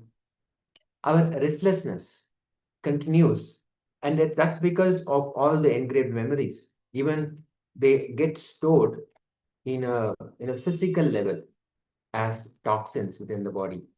So when we go through all these detox routines, what happens, even from the physical layer, they get removed. And the ghee is one such powerful detox substance, detox that we can take inward. It brings healing to the stomach. We can even apply a little bit on the belly and all pain will go away. Even taking a spoon of ghee and jaggery, that actually can make us live without food or water. And ghee, just 1 teaspoon, completely cools the stomach, because when we eat something that's very, very hot or spicy, our stomach really goes into a very warm sensation, very hot sensation, and ghee can really cool that. When we inhale ghee smoke, when we burn ghee and rice and inhale that smoke, actually all the parasites that are built in the system, even if we have had non-vegetarian lifestyle before, all of that will leave us. And this is exactly what happens among so many other things in the fire ritual of Homa. This also happens when the ghee is burnt and rice is also burnt along with it. And on banana leaf, you can apply the ghee and eat the pure Kaveri organic pony rice. And when you eat like this, the ability of your brain to grow subtle grooves and the ability to hold the higher understanding and visualization will just shoot up. So, understand, many times we have this, we understand, cognize the higher truths, visualization, but it doesn't hold, it doesn't last long. So, when you apply the ghee on the banana leaf and eat like that, you are able to grow the subtle growths in the brain, and ability to hold the higher understanding, the visualization will just shoot up. And then you can burn the pure rice, pure cow ghee with proper mantra, and do the Agni Hotra with the pure cow dung cake. And the organic cow dung cake, which you might have seen. So desi cow dung cake. Yes, the cow dung should be from the desi cow dung cake. With that, if you do the Agni Hotra, the smoke, the air that will keep you hunger free. So this is one of the way to keep yourself hunger free. You'll be fully charged, all your internal organs active at least 8 hours. Another benefit of ghee is, like, if you take 1 teaspoon hot melted ghee If you add this in your lifestyle, there will be no disease. Yes, so such a beautiful and powerful benefits of the ghee. Fantastic. So we'll just take a moment to write these things down. We'll project that slide for a moment so you can write this down.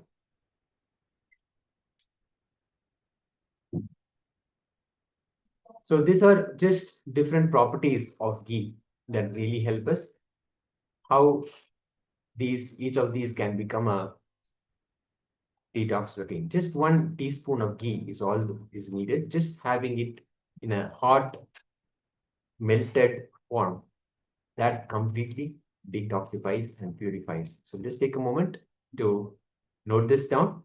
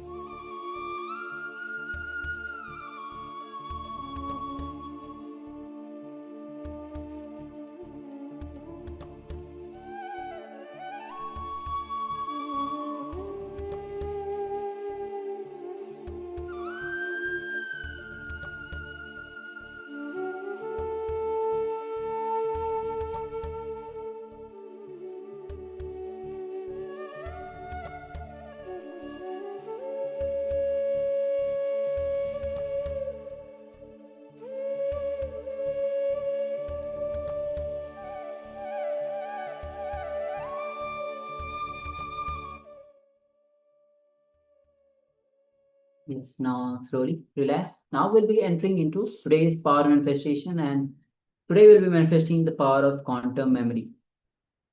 Quantum memory, which arises from the intelligence which is behind the brain. So before entering into the power manifestation, we'll be entering in the scriptural reference, the Sas Pramana. So the verse is taken for Sarvagyanatra Agma, verse 50, which says, Evamekatva bhavena samsitasya tu yoginah sarvagyatvam pravartena vikalparahitasya tu.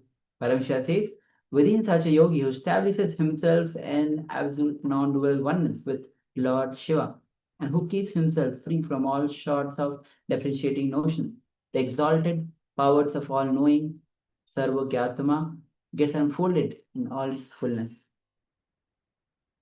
So this, let's enter into this round of our manifestation.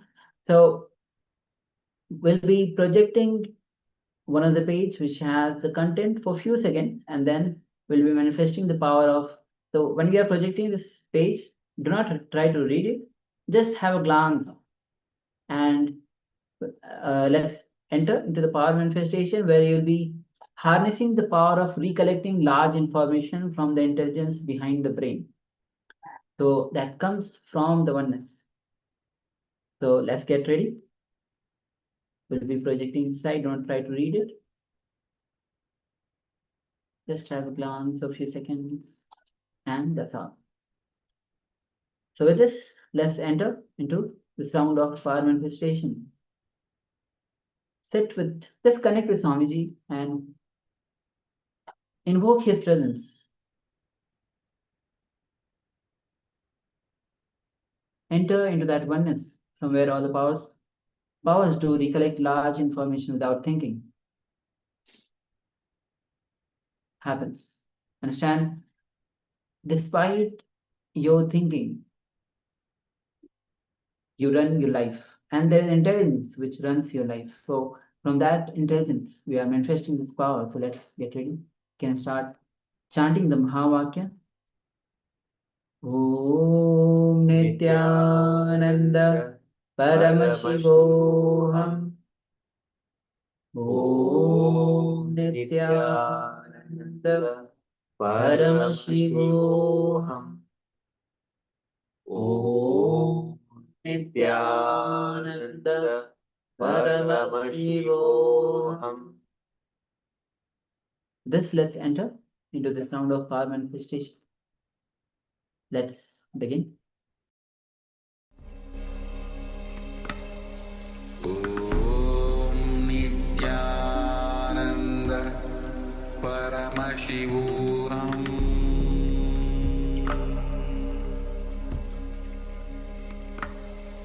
Om Nithyananda Paramashivoham.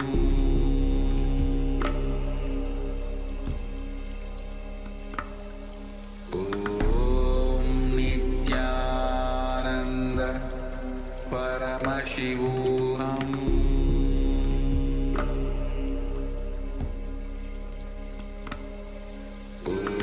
Om Nithyananda Paramashivoham.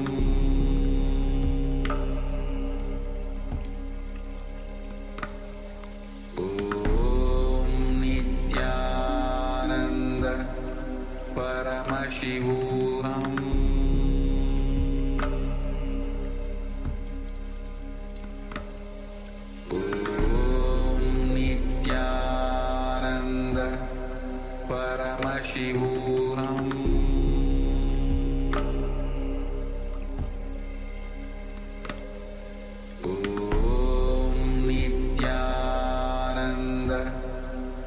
Paramashivoham.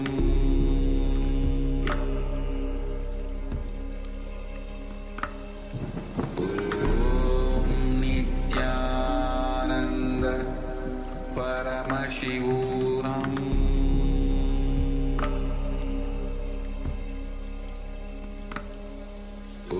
Om Nithyananda Paramashivoham. Paramashivoham.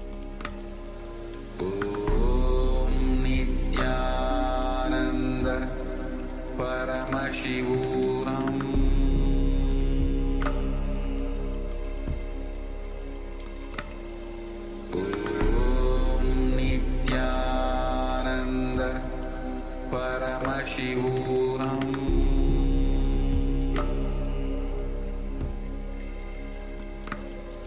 Om Nithyananda Paramashivoham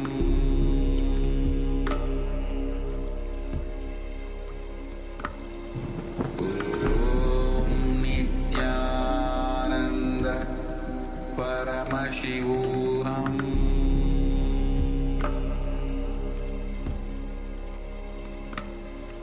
Om Nithyananda Paramashivoham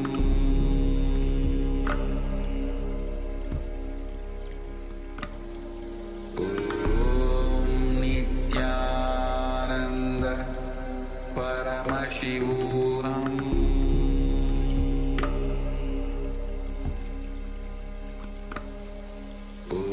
Om Nithyananda Paramashivoham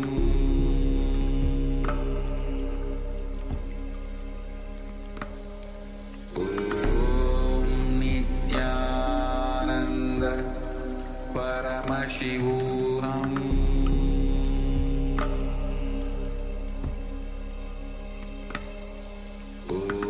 Om Nithyananda Paramashivoham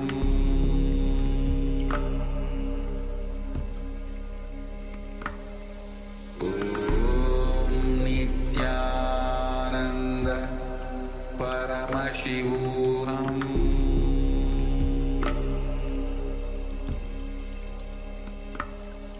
Om Nithyananda Paramashivoham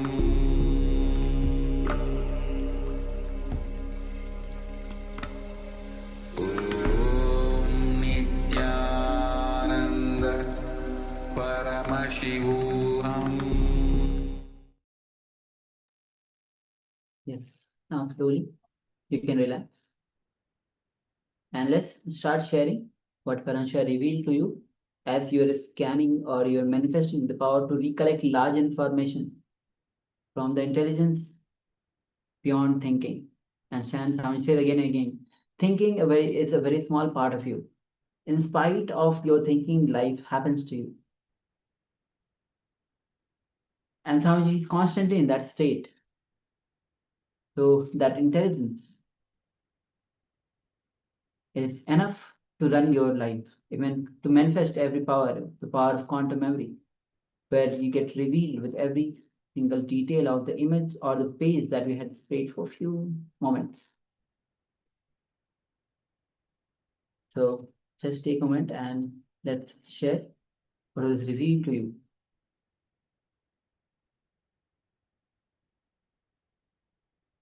So we'll be giving a few moments. So let's share, and then we'll be revealing the page once again on your screen.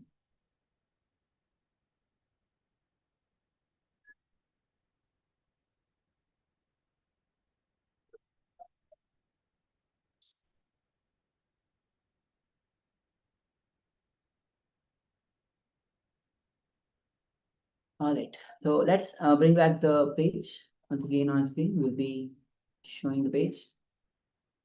So you can see the page content starts with Om Nithyanandeshwara Paramsho Samarambham Nithyanandeshwari Paramsho Shakti Madhyamam Asmadacharya Paryantam Vande Guru Paramparam.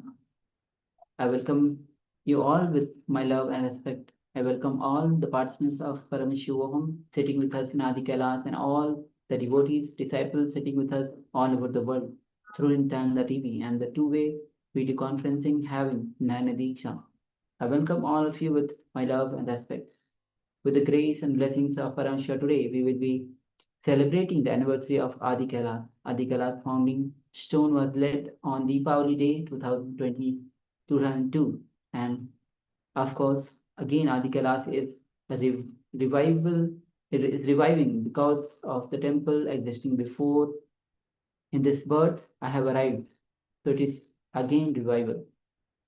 This birth I have revived 2002 November, Deepavali Day, foundation stone was laid, and January 1st, 2003, Adi Kailas was inaugurated. On this for the public, and from this date till now, 16 years over, 17th year entering, Adi Kailas, how it was and how it is, and still hosting world's largest spiritual happening. Great. And it is going to expand, expand, and expand. All of you may be aware that we have added huge land from Mysore Road. All the land have been purchased and connected to the Adi Kailas Trust. So the construction will start. Lot more will be done in Adi Kailas. So this is how the content of the page goes on, especially the foundation of the Adi Kailas, how it was. Swamiji is describing that. Yes. Now, as you can see here in this image, the image that was being projected, the Supreme Pontiff of Hinduism was describing the Adi Kailasa, the place where the Golden Temple is being established and how that the whole place is coming up. It's not just a kshetra, a sacred place, but also a powerful energy center. It's the epicenter of the Paramashiva's energy to radiate continuously. So it's a powerful space. And Swamiji is here in this page. He's these are contents of how Swamiji is explaining and giving an introduction to what that space is all about. So if you had any glimpse of this, when you are sitting in that space of Sarvajñatva, Sarvajñanottara, where you had the innately, you knew what was going on in this page just by having a glance, not by reading and remembering, but just by having a glance. And from the space of third eye, from your third eye, Paramashiva reveals about this page. So when you sit in that space and ask for the contents to be revealed to you, Paramashiva will reveal this to you. So if you had any of this, any of the details here that was revealed to you, or simply anything that was revealed to you, just celebrate because Paramashiva has manifested through you. So as we see some other participants also sharing, please go ahead and continue to share what was revealed to you by Paramashiva as we prepare for the next session of the day, the signs of miracles. Let's understand the signs of miracles, what it means to have miracles happen within us and what it is. And Swamiji beautifully says, completion with words gives us the Vak Shakti. When we have completion with the words that we have expressed, the words that we have given, the promises that we have given to ourselves and to others, that when completion happens there, the Vak Shakti that radiates, meaning whatever we say becomes a reality. Any thought, even when we have, that becomes a reality. Any word that we raise from our walk means this region in our throat, around our throat. As you will see, anything, even as a thought or as a word, expresses and goes out through the walk. And when anything that is being put there, that becomes a reality, we have the walk Shakti. And that Shakti, that energy, that power is available only when we have completion with words. Incompletion with words leads to walk getting polluted, corrupt, toxic. And then the trust we have on ourselves, that gets destroyed. That's when we have incompletion with words. What will happen is, even by and by, we lose our own trust about what we say. We say something and we ourselves don't believe it will happen. And Swamiji says this actually is one of the worst things that can happen to a human being, where we are not sure about yourselves and we get into confusion. So now let us enter into this powerful process.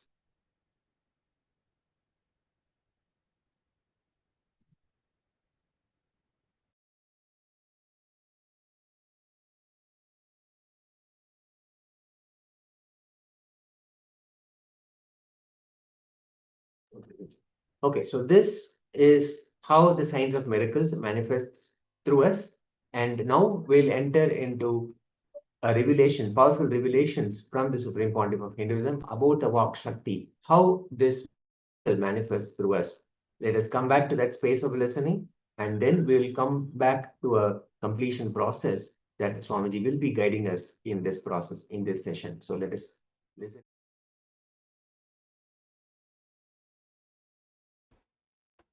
Today's subject is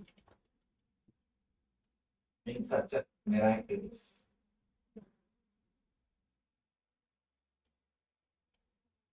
From the time immemorial, human beings are searching continuously what we call miracles, extraordinary happening.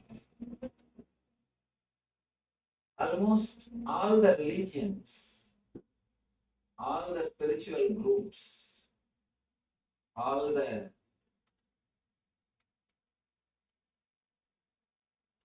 spiritual societies are answers for the great happenings in the planet Earth which can't be explained logically. There are so many thousands of things happening which is beyond logic. Whenever anybody tries to explain the things which is beyond logic, he creates a new religion. All our search, all our seeking, all our effort to find solution, to find answer for what is happening beyond our logic, what we call miracles. All our effort to demystify the miracles created new religions, different kinds of spiritual theories, different kind of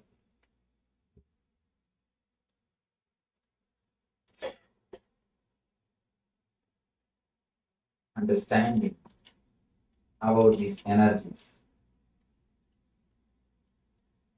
First, let us understand the word miracle. There is nothing on this planet Earth which is miracle, actually.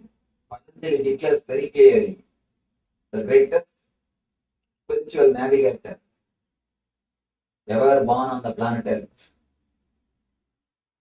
Patanjali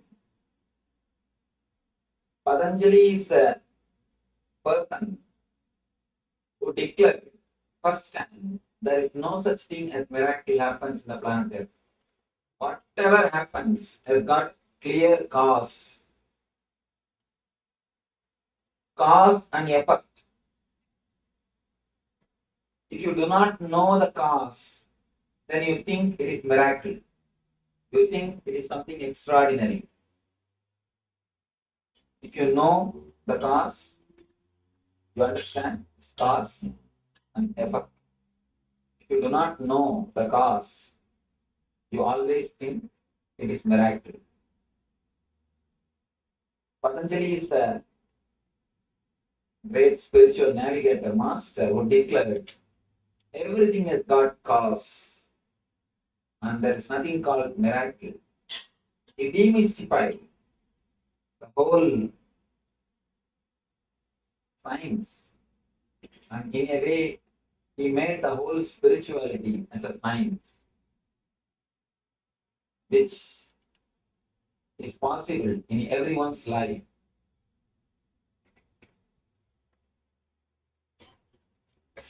By nature, man has got inquisitiveness, the curiosity to search in extraordinary things. That is why from the time immemorial, again and again, We are searching something extraordinary, something supernatural. We don't keep quiet, just living the basic life. We want something more, something more, something more. So we search what is happening, what is happening in the planet Earth, what is happening in the sky, what is happening beyond. The search for the miracles continues. Patanjali is a first rishi who declared to open all the secrets, to open all the truths. He makes it as a science. Which way, through which technique, you can achieve which miraculous powers. First thing, he guides the people to achieve miracle powers. Next thing, he teaches whatever is happening is miracle. He gives the two kind of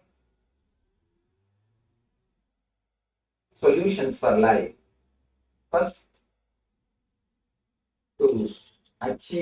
he gives the techniques to achieve all the miracles. Next, he teaches what the technique to see everything as miracle. According to me, there is only two kind of lifestyle.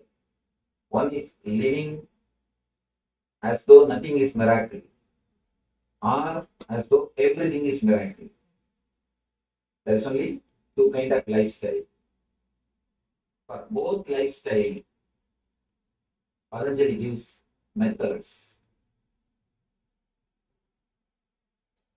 He illumines a new path for human beings to travel.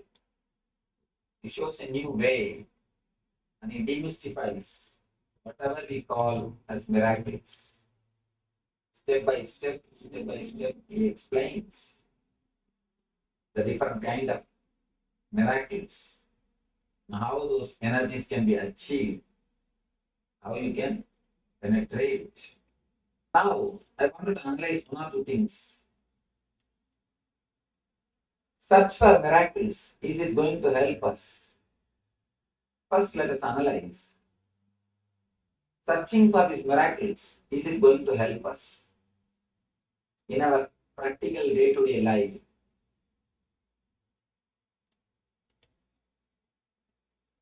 In a way, it can create inquisitiveness, it can create curiosity, it can give you the idea there is something beyond what you see with the five senses. It can give you an inspiration that there is something more than what you see on the planet Earth. As an inspiration to search the extraordinary thing, it is surely a big help. But just searching for miracles itself is no way going to help you. As a starting step, it can be a big inspiration to go towards the higher dimensions of life. That is what Patanjali says. When you start searching for miracles, when you start searching for extraordinary things, naturally you understand there is one more dimension for your life.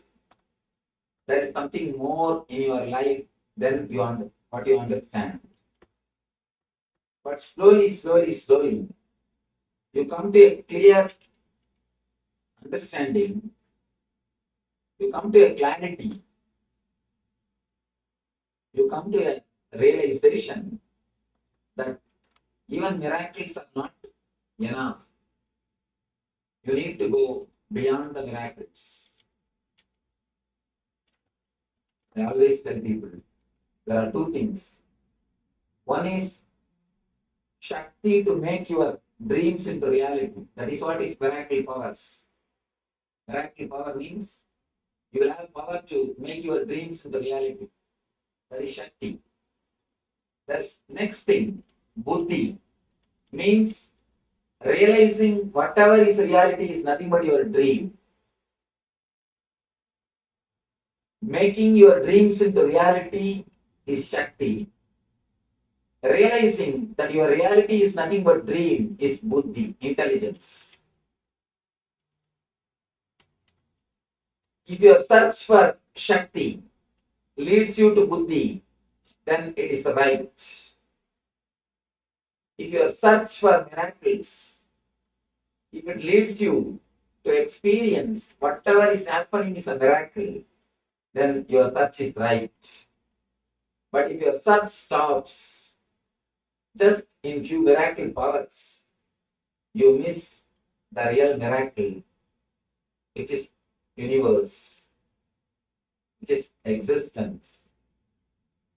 The greatest miracle is realizing the whole universe in your being, or your being in the whole universe. When you travel in your search for such miracles, when you start in your path, step by step you come upon few miracle powers. If your energy is getting solidified, in the second step you get the power of intuition. Intuition means, people ask me, Swamiji, how can we see the things before it happens? It is just against the logic. It is just against the logic. How can we see before things happen? It is not against the logic, because whatever you think as past or future is nothing but the projection of present. Now there's a new thing going on among the physics scientists. New talk, parallel universe. If black hole happens in some place, in some other corner of the universe, Big Bang happens. Big Bang and black hole, they continuously happen parallelly. Continuously somewhere black hole is happening. And the parallel side of the universe, the other side, same way Big Bang is happening. If the Big Bangs are happening, black holes are happening. When you don't know the connection, you think it is the two independent incident. If you understand the connection, you will understand it is not two separate incidences. It is just cause and effect. That's all. They say even a single atom cannot move without creating effect in the other side of the universe. If an atom moves in a place, the other side, parallelly, another atom moves. If you understand this parallel universe theory, you will be able to understand your future and past are not two independent things. They are just deeply related with the present. Understand the time as a shaft. Actually, time is a shaft. One side is past incidences, other side is future incidences. Center present. You never touch the time shaft. Actually, you are always pulled in the past or by the future. You always live in the past or live in the future. You never touch the present moment. Present moment is the time through which you can touch this time shaft. Eternity is past, present, and future. All the three is eternity. But you can touch the eternity only in the present moment. If you are in the present moment, only then you can touch the eternity. If you touch the eternity, you can understand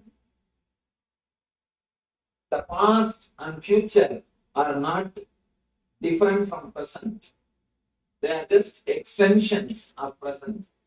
From the past moment, this moment is taking birth. From this moment, next moment is taking birth. If you have the glimpse at least once of the present moment, if you live even for 1 moment in the present moment, you will have a clear glimpse, clear idea about the future. Just yesterday in the Shakti Spurna program, one devotee questioned me, Swamiji, sometimes I feel when I am in a party, suddenly I feel the same party has happened in my life. I had been to the same house already once. I feel suddenly the same incident is happening. And I feel in 5 minutes somebody is going to come. Or some incident is going to happen. Exactly in 5 minutes the same thing will happen. How this happens? Is it happening only in my life or in everybody's life? How I am feeling like this? Then I asked, there were 80 people. I asked, how many of you have experienced the same thing in some time of your life, one other time of your life? You will be surprised. More than 70% of the people raise their hands. And they say, all of us had this experience in some time in our life. If you enter into some house, suddenly you feel, I came to the same house. You know which side is straight, go there. The same incident. Yesterday I was surprised, in 80 people, majority of the people had this experience in their life at least more than once. When you experience the present moment at least once, by mistake, actually by mistake only we fall in the present. We never enter into present consciously. Because if you enter into present consciously, you will never move out of the present moment. You, by mistake, sometimes you suddenly fall into present moment. Your consciousness drops into present moment. You have nothing to bother, nothing to worry, nothing to think. In those moments only, you feel the glimpse of the future. You feel the same thing has happened already. In that moment, you touch the time shaft. You experience the glimpse of the time shaft. When you touch the time shaft, you experience the whole universe is nothing but the projection from present moment. Your past and your future is not two independent things. It is just deeply dependent on your present moment. You will understand the bridge between your past and future. But we always miss. We always miss. We always miss the present moment. And not only that, not only we miss the present moment, we miss actual problem. Why we miss the present moment? We never look into the present moment. We always we try to find solution to wrong method. A small story. One American guy was traveling in London with a British gentleman and British lady. Both of them were sitting next to him in the train. The lady had a pet dog. Suddenly the dog jumped on him and pissed. Made the whole area mess, dirty. Instead of apologizing, this British lady, she started patting the dog. Oh, you have cold bladder. I should take care of you. I should do something to you. After a few minutes, this dog jumped again on the American guy and vomited. Again, this lady, instead of apologizing, she started patting the dog. Oh, I should take you to the doctor immediately. You have some serious stomach trouble. After 5 minutes, again the dog jumped on it, and now you know what it would have done. It has done whatever it can do. Again, this lady, instead of apologizing, she started patting the dog. That is too much. The American guy simply got up, picked the dog, threw it out of the window. Simply threw it out of the window. Till this moment, the gentleman, British gentleman, was keeping quiet. Now he started talking. You American guys drive in the wrong side, measure with the wrong scale. Now threw the wrong bitch out of the window.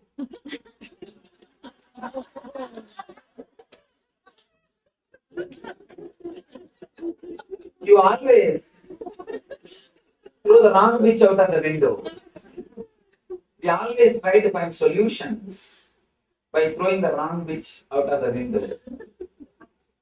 In our life, whenever you find trouble in the past or in the future, you try to work by trying to alter the past or by trying to work, develop on the future. But you cannot do both because both are not in your hands. You can't do anything about the past. It's already over. You can't do anything about the future because it's not yet happened. You can do anything only in the present moment. But you never do anything related to the present moment. Doing something which is related to present moment is what I call meditation. Meditation does not mean you will close your eyes and sit silently, chant some mantra. No, that's also one kind of meditation. But if you try to touch the present moment by any method, that is meditation. Any technique, any method which brings you to the present moment is meditation.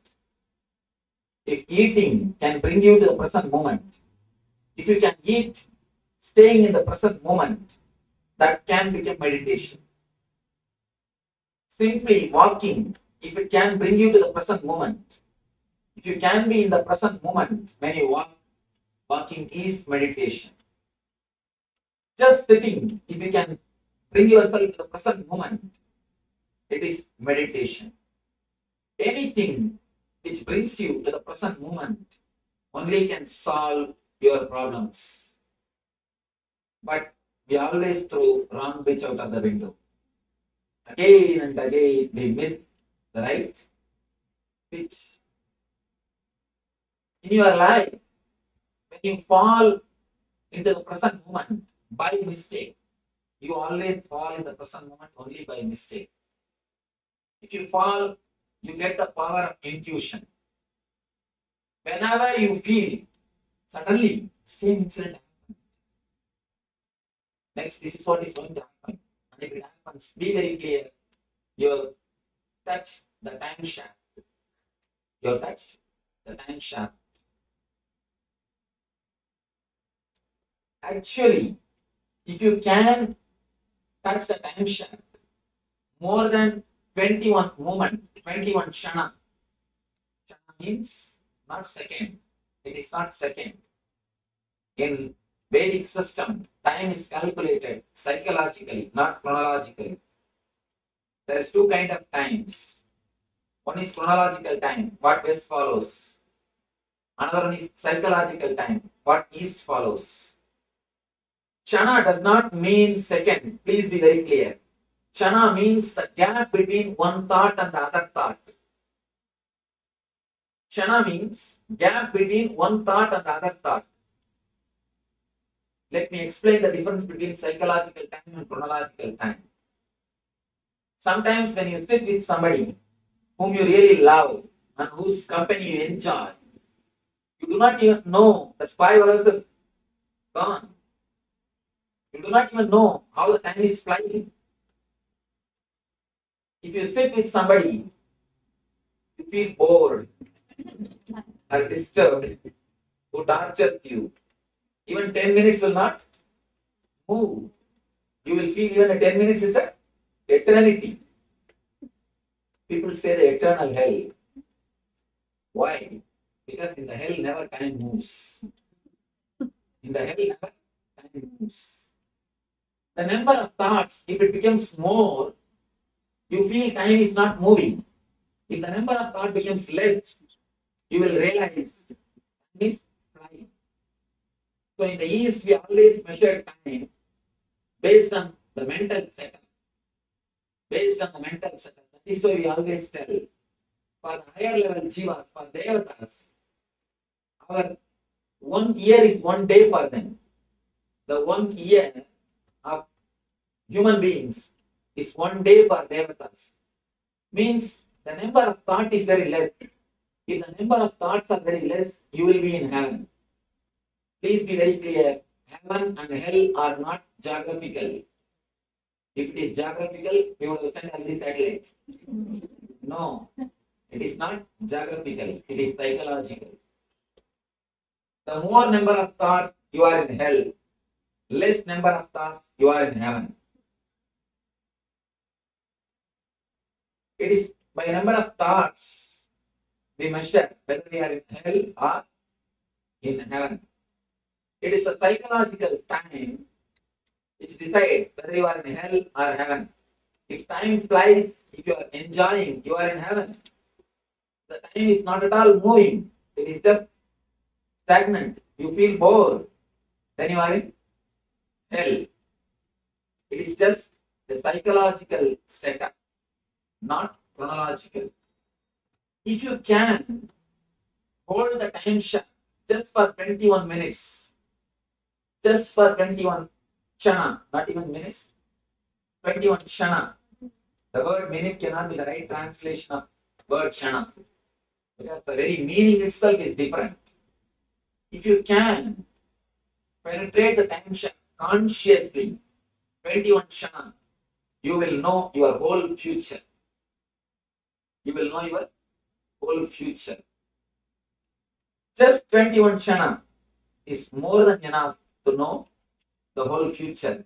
But we never penetrate the present moment. We never allow ourselves in the present moment.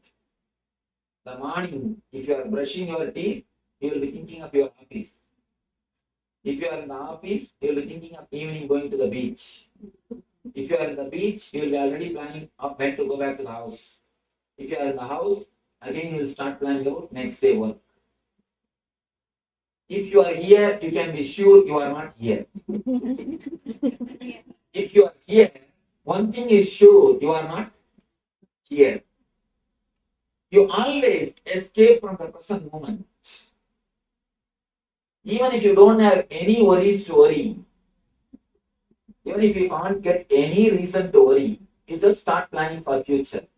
And I have seen people, if they don't find any reason to worry, they try their best to catch some reason.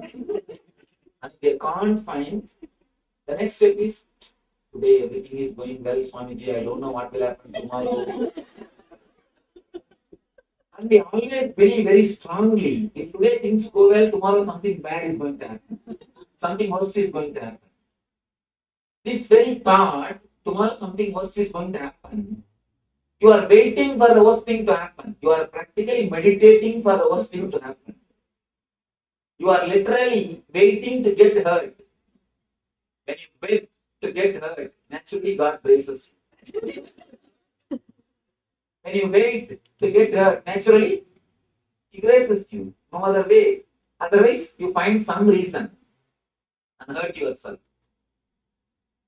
When you don't have any past things to worry, you start creating something in the future to worry, to create. You never touch the present moment. You never penetrate the time shaft. That is why you never get the glimpse of the past or the future. When you touch the present, you experience the intuition power. The next level, when your being becomes a little more solid, the next level of energy, you get a next power which we call Siddhi, which we call the next Siddhi. The next Siddhi is altering the future. Understand, the first level Siddhi is knowing the future. The first level Siddhi, you can only know the future. The next level experience, you get the power of altering the future. How this happens? How this happens? How can we change the future? Yesterday a devotee was asking, if there is a future, how can we change the future? If there is a free will, where is the destiny? If there is a destiny, where is the free will? Understand one example. There is a beautiful example by Ramakrishna Paramahamsa. He says, it's like a cow tied on a post. The rope length is 5 meters. Inside the 5 meter, cow has got free will. It can sit, stand, go around, do whatever it wants. But more than 5 meters, the cow cannot go. Beyond the 5 meter, it is destiny. But inside the 5 meter, it has got clear free will. If the cow behaves properly, if the cow doesn't do anything wrong, the cow lives properly, silently, not disturbing anybody, there is every chance the owner will extend the length of the rope or free the cow totally. Same way, the free will which is given to you, if it is handled properly, if it is used properly, if you don't use it to hurt others or to hurt yourself, please understand, not only hurting others, even hurting yourself is a sin.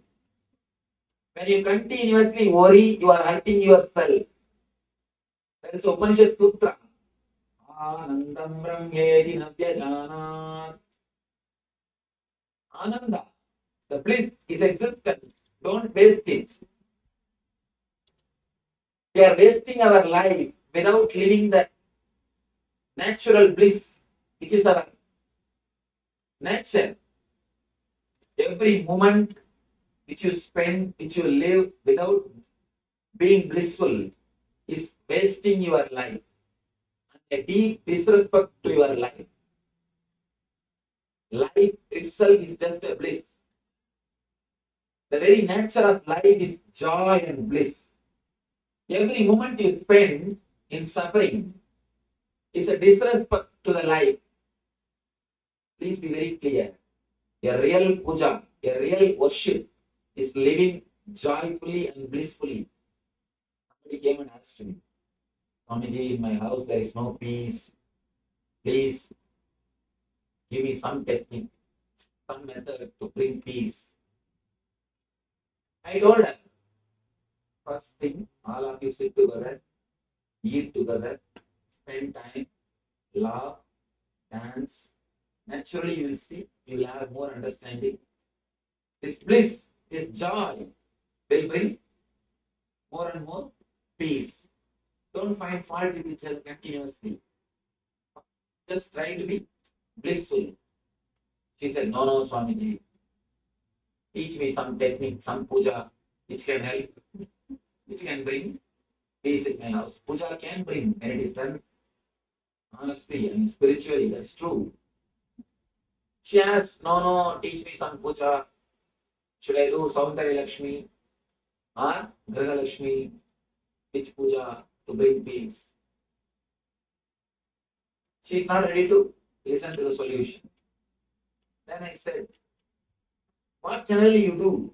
When you go inside the puja room, you do puja to Lakshmi. When you come out, Archana to husband. How will the peace come? How will you have the peace? It is a life solution which you need to follow more than any other ritual. The greatest puja is how to be blissful, how to be more joyful. Every moment which you spend in worrying and suffering is disrespect to the life and God, because He is the person who gave you the life. If you disrespect a rose, the person who gave you the rose, you disrespect him also, naturally. And you disrespect a bunch of roses. Naturally, you disrespect a person who gave you the rose. So when you don't live with bliss, naturally, you disrespect the divine. Life is too valuable to be spent in suffering and misunderstanding. When you don't hurt yourself and hurt others, there is every chance the rope length can be extended from 5 meters to 10, or you can be liberated. The persons who are liberated are only called as Jivan Muktas. When you actually live in the present moment, you can never hurt yourself or you can never hurt others. When you live in the present moment, your being feels so much filled with the life. You will be flowering, you will be overflowing with so much of energy. You can never hurt others. You can never hurt yourself. All disturbances to yourself, to others happens only in unconscious level. As long as you are unconscious, you will hurt others and you will hurt yourself. The moment you become conscious of what is happening inside your being, naturally you will stop hurting yourself and you will stop hurting others. Masochism and sadism is one and the same. If you hurt yourself, naturally you will hurt others. If you hurt others, naturally you will hurt yourself. Because you have only one mind, you don't have two minds. You have only one mind. It's like a double-edged sword. If you kill others, you will naturally commit suicide. If you try to commit suicide, you will naturally kill others. It is a double-edged sword. When you come to the present moment, when you start living in the present moment, you will see a new dimension of your being opens. You experience the new taste, new space of your being. When you experience the new space of your being, your past stops binding you. Your future starts listening to you. As long as your past binds you, your future will never listen to you. People come and ask me, Swamiji, I want to stop smoking. Please tell me something. I tell them, first thing you have to do is drop the guilt. They get surprised. They tell me, what is this, Swamiji? If I drop my guilt, I will start smoking more. What are you talking? You say, drop my guilt. No. Only when you drop your guilt, only when you are free from your past. Guilt is from past. Only when you are free from your past, you will have enough of energy to change your future. As long as you carry the guilt, you will project only your past into future. Understand? When you carry the guilt, you already decide you can't change your future. If you have the confidence that you can change your future, you will not carry the guilt. The moment you carry the guilt, you decide, you take it for granted, I can't change my future, I am going to go only in this way. That is why you carry the guilt. That's a beautiful character described in Ramayana, Bali. The story says, anybody who faces the Bali will lose half of their power, and the half of the power will go to the Bali. If you stand in front of him to oppose him, half of your power will go to Bali. Same way, if you stand in front of your past to fight with him, half of your power will go to him. Your guilt will suck half of your energy. Understand? All your negativity has got only one power, which is supplied by you by having faith on that negativity.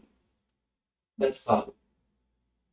All your negativity has got only one power, that is supplied by you by having faith on that negativity.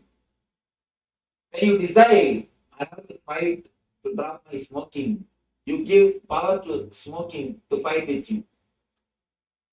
You give half of your power, then you start fighting. It's almost like you fight with your shadow. You will never win. You will never win.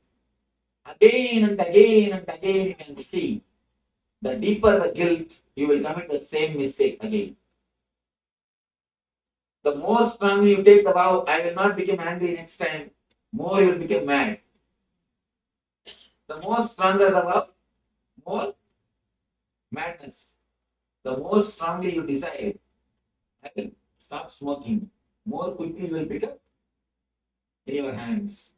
Because the thought is there continuously. You will project your past into the future continuously. As long as you try to fight with your past, you are in unconsciousness and you will project the same past into the future. Be very clear. More the guilt, same mistake. You can see by guilt, you will never be able to overcome any mistake. Any mistake you can never overcome by guilt. Because when you are having the guilt, you are under the clutches of the past. So naturally, future will not listen to you. Future will not listen to you. Drop from the past. Come to the present moment. Come to the present moment. When you come to the present moment, naturally you will see your future is available to you.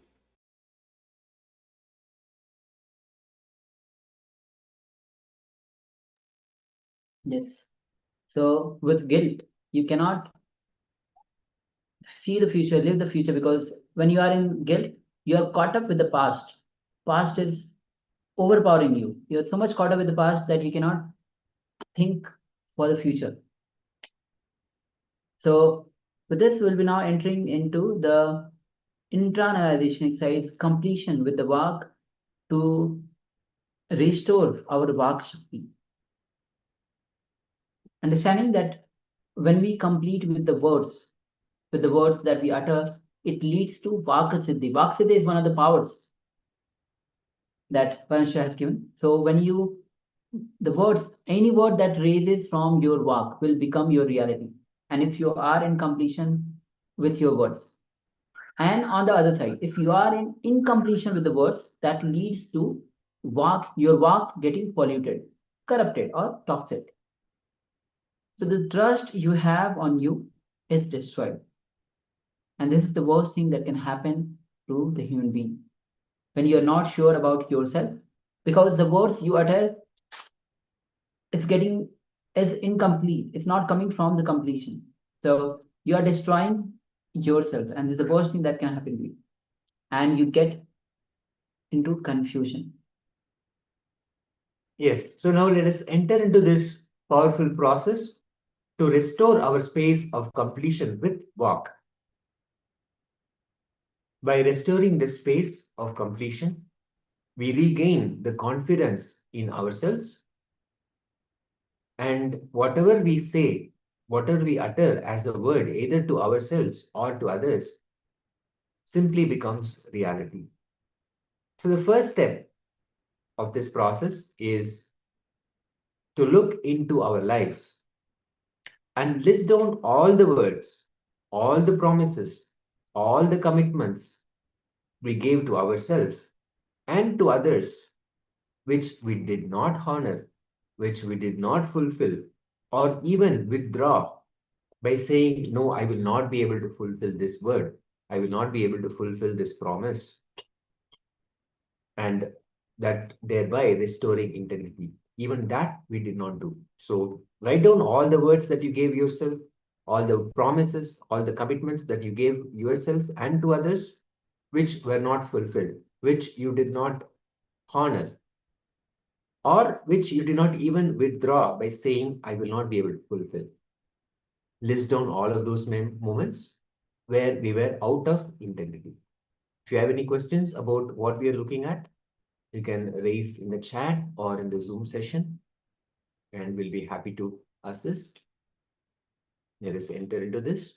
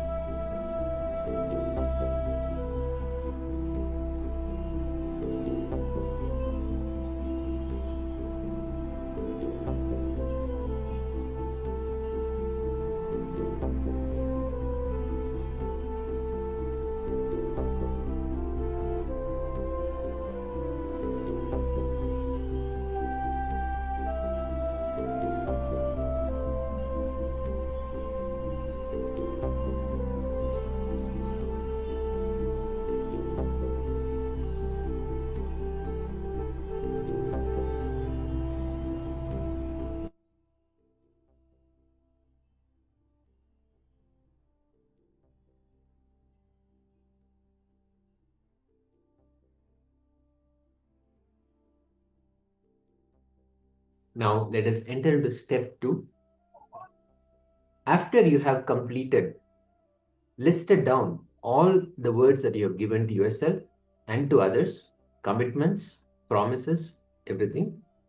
Now give a commitment to yourself to be in integrity and complete with your words, promises, commitments that you gave to yourself and to others.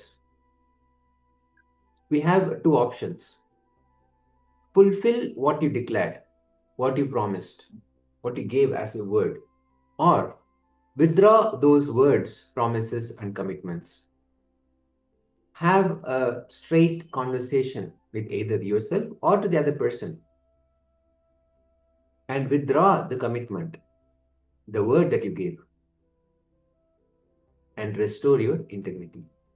So now, let us enter into this powerful step 2. The first step, if you have completed in identifying all the words, promises that you gave to yourself and others and did not fulfill and did not withdraw, now give a commitment to yourself and to others that either you will fulfill the commitment, or if you are not going to, if you don't have the intention to follow through, withdraw those words and promises. Let us start.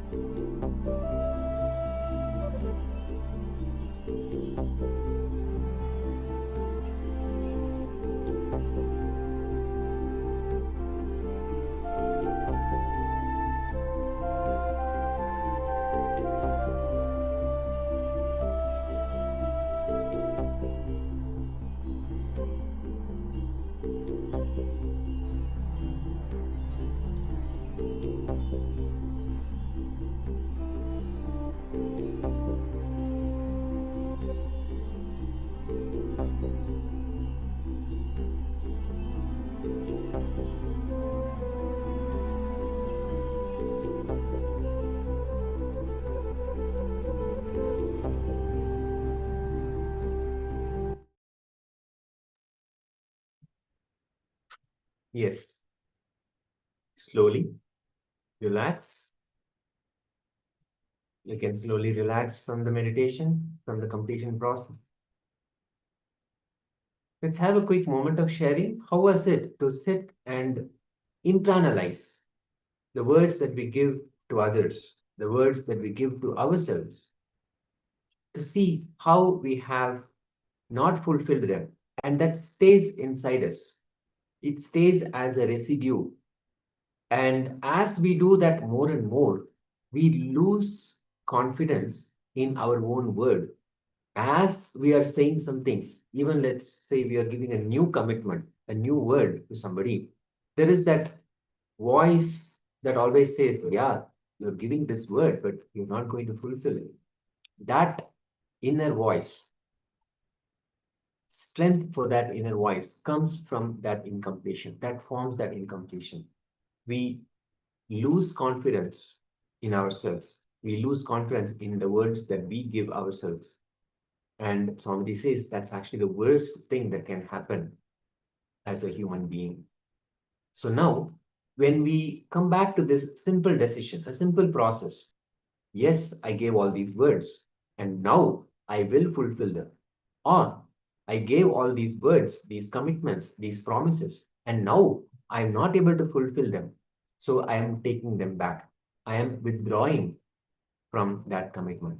Just that simple completion, yet very powerful. It completely cleanses our walk. Every thought, every word actually gets processed by the walk, which is the throat region. And when that throat region is cleansed with this completion process, you will see whatever you utter manifests. It becomes reality. You say a word, that becomes reality. And that only happens when you are integrated to the words that you give. When you fulfill, you make the decision to fulfill the commitments that you have given. So it's a very powerful process. And you'll see how confident you will become just by following this, how powerful you will become, how the whole dynamic changes around you, that you'll be simply manifesting the reality that you want. You will not have any way of pulling yourself behind, any way of judging yourself or feeling without any confidence. That conflict will not be there. That inner conflict will not be there. That you'll be saying something, but then totally planning on not delivering on it. So that kind of conflict actually really hurts the walk energy. So this completion process is very powerful, and it will directly lead us to that walk siddhi. Walk siddhi means simply anybody who utters a word, you utter a word and that becomes a reality. The entire cosmos actually runs and makes sure that becomes reality, that makes sure the word gets fulfilled. For somebody with such integrity, that's what happens. The entire cosmos works to make those words into reality, make that promise happen, make that commitment happen. Such is the power of integrity. So this process, you can do this elaborately. Sit and write down all the words, the commitments, the promises that you have given to yourself and to others, and sit and complete. And the very important thing that Swamiji has given us here is words not just given for others, it's also words that you give to yourself. As simple as saying, yes, from tomorrow I'll start waking up early in the morning and I'll start going to the gym, or I'll start doing the yoga and I'll be doing the puja every day. Simple but very powerful technique, process that completely realigns you. Your whole inner space gets realigned into such a powerful space that you'll simply be manifesting. Whatever you say becomes reality. So you can visualize how a powerful space that Swamiji is gifting all of us through this completion, the completion with walk. And if you look at all the Puranas, so many people, so many tales, actually, it's actually our history, it's not just a tale. In the history, the Vedic history, so many recorded instances where Somebody just mentions a word and that exactly becomes reality. And that only is from the power of completion, from the power of Vak Shakti that beautifully manifests. So let us enter into that process again and again and make sure that our walk gets cleansed. The completion happens for us so we can manifest the reality that we want to have. With that, let us now enter into the next revelation from the Supreme Pontiff of Hinduism. Today, it's all about going beyond the pleasant and the unpleasant, how the Guru transforms the entire life. Just the introduction into the SuperConsciousness. So it will be a very powerful session. So let us now come back to that space of listening as we tune into the Supreme Pontiff of Hinduism.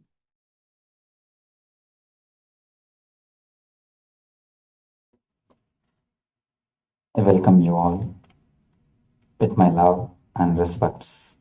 Master, the Master Surgeon. Master is a person who removes the ultimate cancerous tumor which happens to us, which I call ego. Ego is the ultimate cancerous tumor which happens to our being. Master is the person who does surgery on the ultimate cancerous tumor.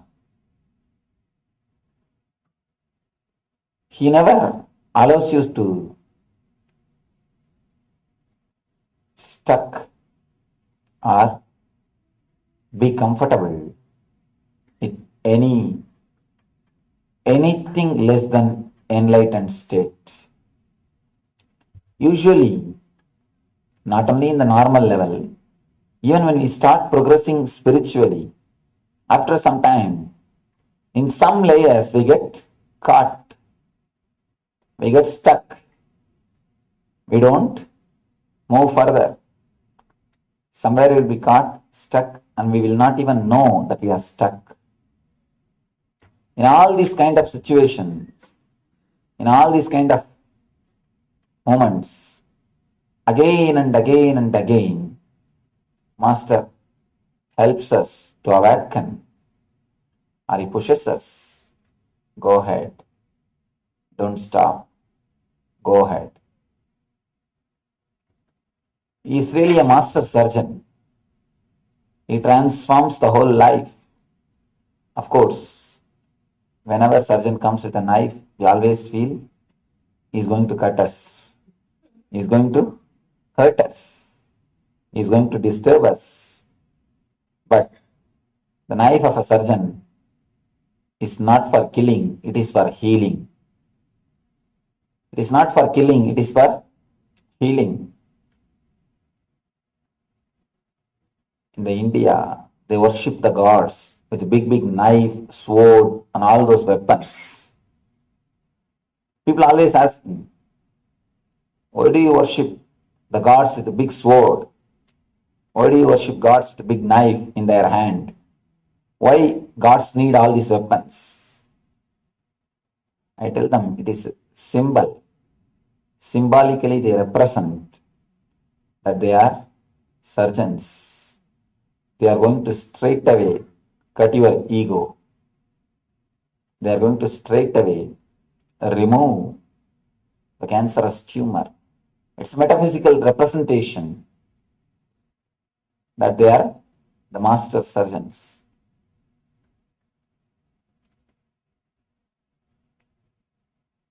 If you see the Kali's photo or picture of Kali, you will see she will be standing with a big knife in one hand, the severed head in the other hand. Severed head is a representation of ego. The sword is a representation of knowledge or wisdom.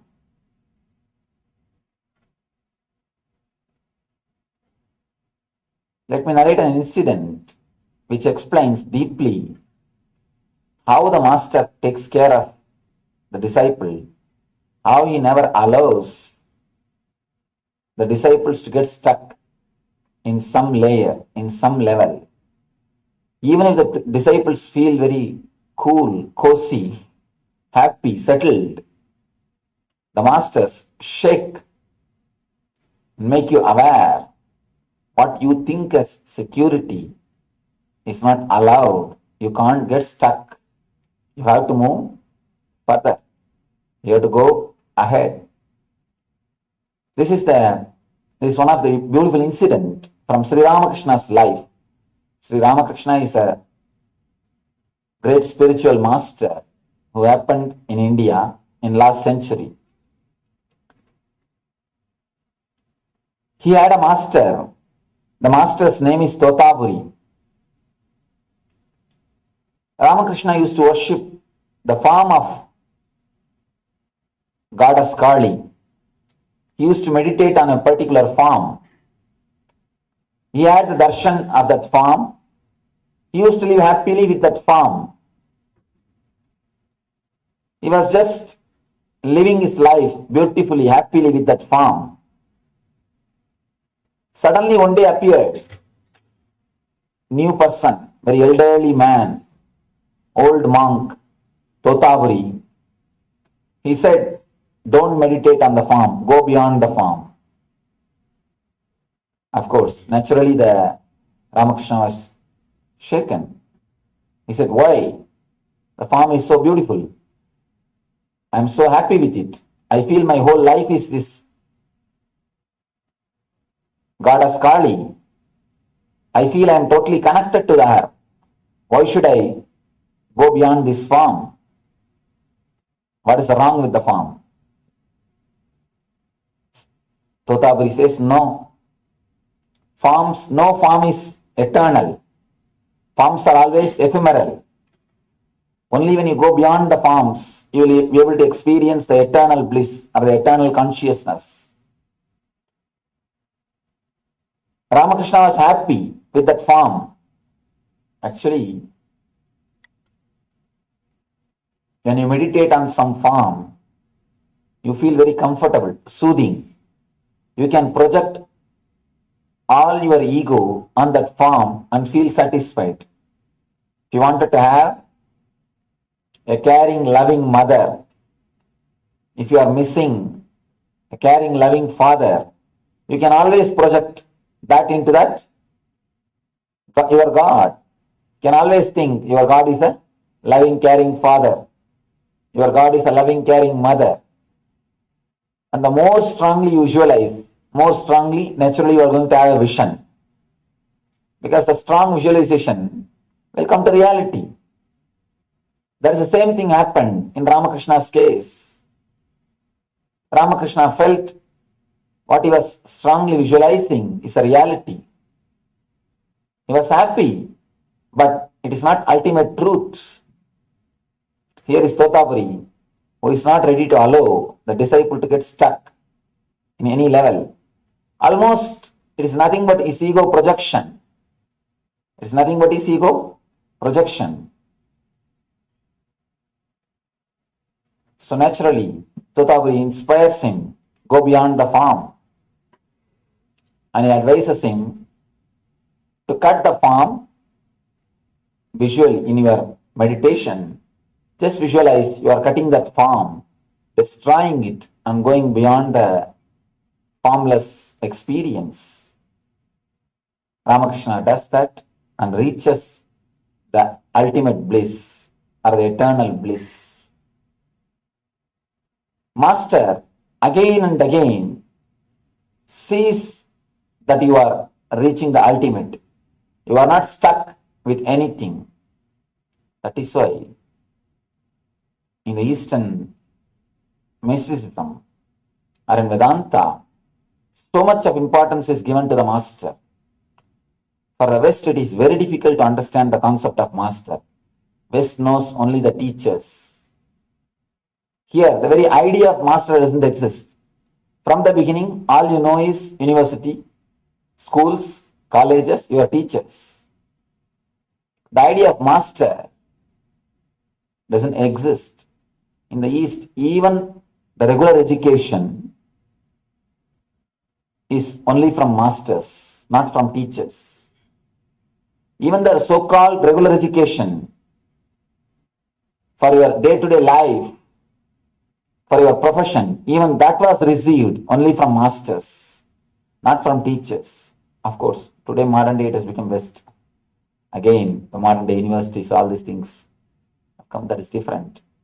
But in the original Eastern Gurukulam style, they always emphasized on master. The difference between master and the teacher is a person who knows intellectually, who has got the intellectual knowledge. Master is a person who knows experientially, who has experienced about what he is speaking, who has experienced the truth. The Indian education system is always dependent on master. Even the professional education, if you are supposed to become a king, if you want to learn the archery, you have to go to only to the master. You may ask, how can an enlightened master teach me in archery? How can an enlightened master teach me agriculture? What do enlightened persons know about the agriculture or about the archery or about the business?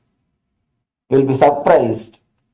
Not only the agriculture or archery or architect building structures, even the sex is taught only by enlightened masters. The Indian culture, you will be surprised, everything has got a sutra, aphorism. The wonderful system, at the age of 7, a person will be initiated into meditation. Till the age of 14 years to practice. Before 14, if he achieves the first glimpse of spiritual experience, he will study the spiritual science, Brahma Sutra. If he doesn't, he will science the study of life. He will study the aphorisms of life, Kama Sutra. Person who studies Brahma Sutra will take sannyas. The person who studies Kama Sutra will take Grihastha life, marriage. Everything is taught, guided by the enlightened masters. That is the reason the society was so beautiful. Nobody feels they are in wrong place. Nobody experiences the idea that I am in a wrong place. I am not doing what I am supposed to do. Because the masters decide, at a very young age, they very clearly decide what this person is supposed to do, what this person is supposed to achieve, what he will do, where he will go. Everything is clearly understood by the enlightened person, and he clearly guides the students. The difference between teacher and the master is teacher teaches verbally through his verbal language. Master teaches through his body language. And now in the modern day, everybody is accepting the field of psychology. You can never teach just through verbal language. All communication happens, more than 90%, only through body language. You can never learn through verbal language. It is always body language which teaches. I have seen people, how many video discourses they may see, DVDs they may see, but they don't understand unless they come and sit in front. When they come and sit in front, one discourse is enough to transform them. If they sit and watch the TV, the DVD, the recorded discourses, how many they may watch, but never the transformation happens. Transformation never happens. For transformation, the direct touch is necessary. Master is the person who can give the direct touch, who can radiate the presence, who can teach through body language. It is not even teaching, it's like awakening. He just awakens you by his presence, by his space. He creates such a wonderful space in which automatically you are awakened. Beautiful story from Vivekananda, a great enlightened master. Let me narrate that story. That will give you an idea how Master awakens the disciple just by his presence.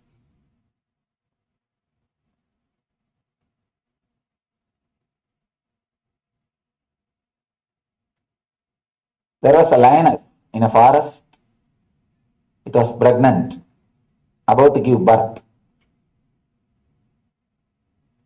One day it was searching for food. It was going around the forest, trying to catch some animal. It saw the sheep of flock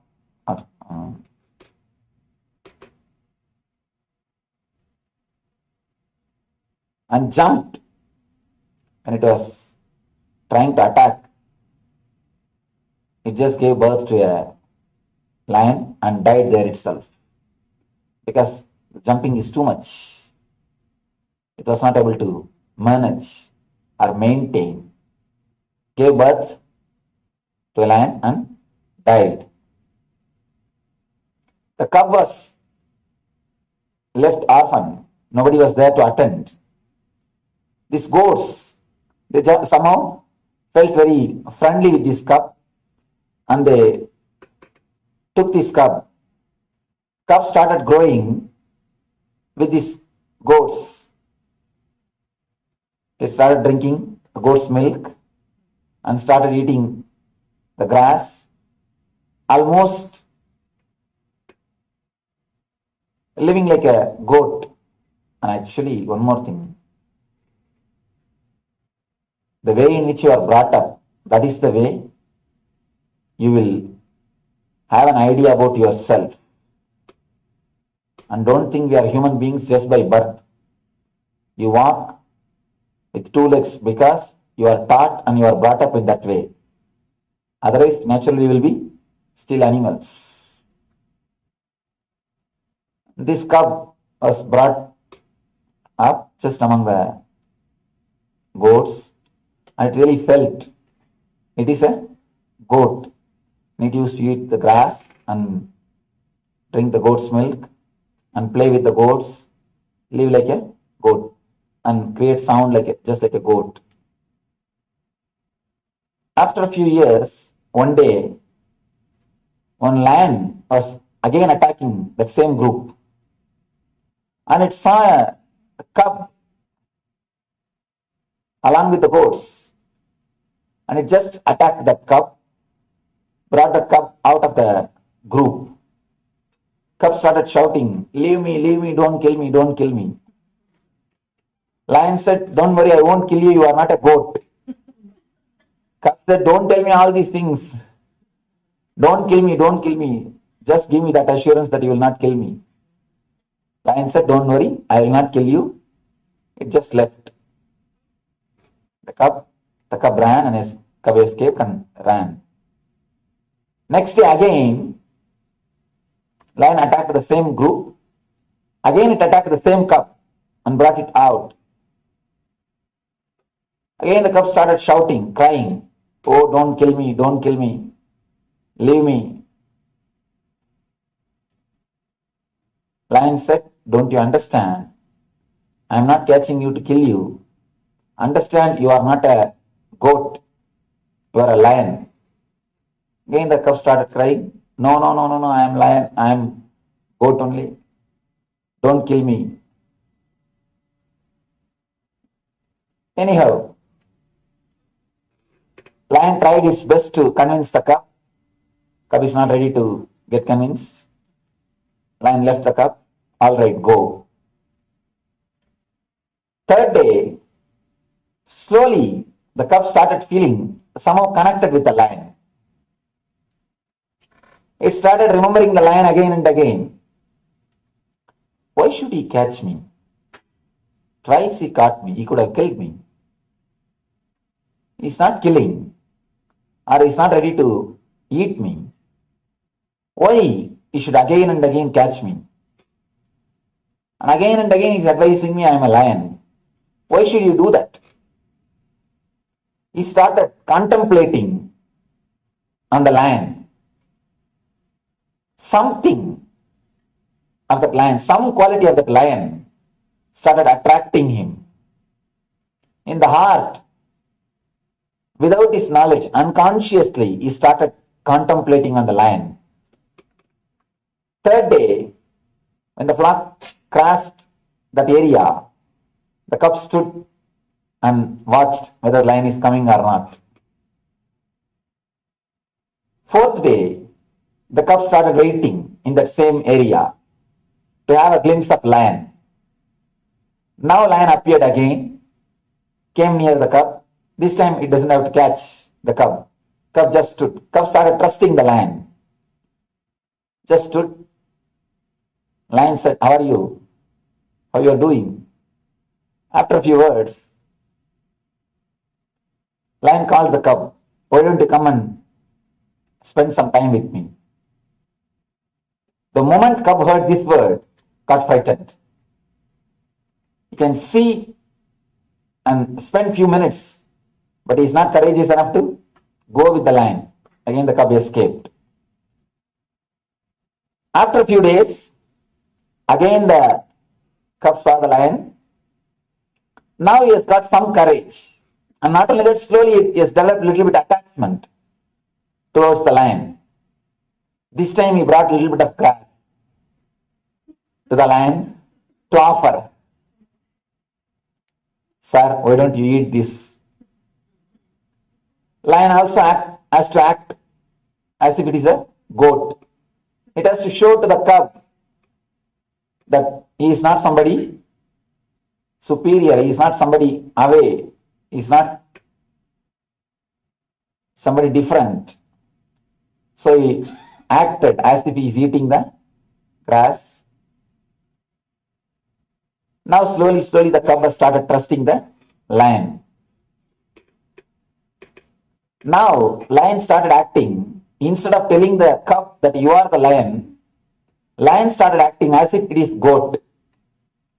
So that the trust can happen between the cub and lion. Slowly, cub started trusting the lion.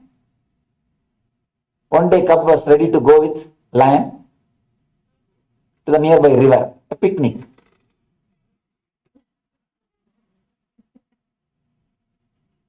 Lion took the cub, both of them went near the river. When they were standing near the water, suddenly lion grabbed the face of the cub, head of the cub, neck, and said, look at the river. Cub said, yes, I am seeing. What you are seeing? Cub said, our faces. Do you see my face? Yes. I am a lion. Yes. Do you see your face? Yes, I am seeing. You are also a lion. Again, the fear came up. Cub said, no, leave me. Started shouting. Now it is too much. The lion had little meat. It just took the meat, forcibly put inside the mouth of a cub. Cub slowly started chewing. The taste of the blood. When the cub started tasting the blood, slowly he started feeling, yes, I could eat the meat. I am not just a goat. If I am a goat, how can I eat the meat? The first experience that I am the lion started happening. Of course, again the cub is not ready to be convinced. After a few minutes, just out of the old habit, he vomited the meat. Again started shouting, no, don't try to brainwash me. Don't try to teach me. I am goat. He started running. After a few days, again somehow lion managed the cub, brought him to the a river. This time he decided he has to realize, he has to experience. This time when he brought the cub, it showed him very clearly, look at your face, look at my face in the river. Both are one and the same. And eat this fresh meat. He gave him the fresh meat to eat, to taste. And naturally, taste of the blood made the cub to realize it is not a goat. It is lion. And he removed him. He removed the cub, left him in the forest. He didn't let him stay with the goats.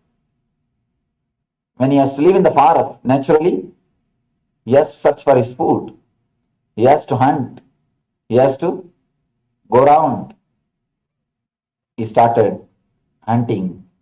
He experienced completely who he is and started living as a lion. Beautiful story. I don't know how Vivekananda came up with this story. This is exactly the same thing happens between you and the master. Exactly same thing. When you see the master and when he says, you are not as you think, you are not human being with spiritual experience, you are a spiritual being with human experience. We always think we are a human being having a spiritual experience.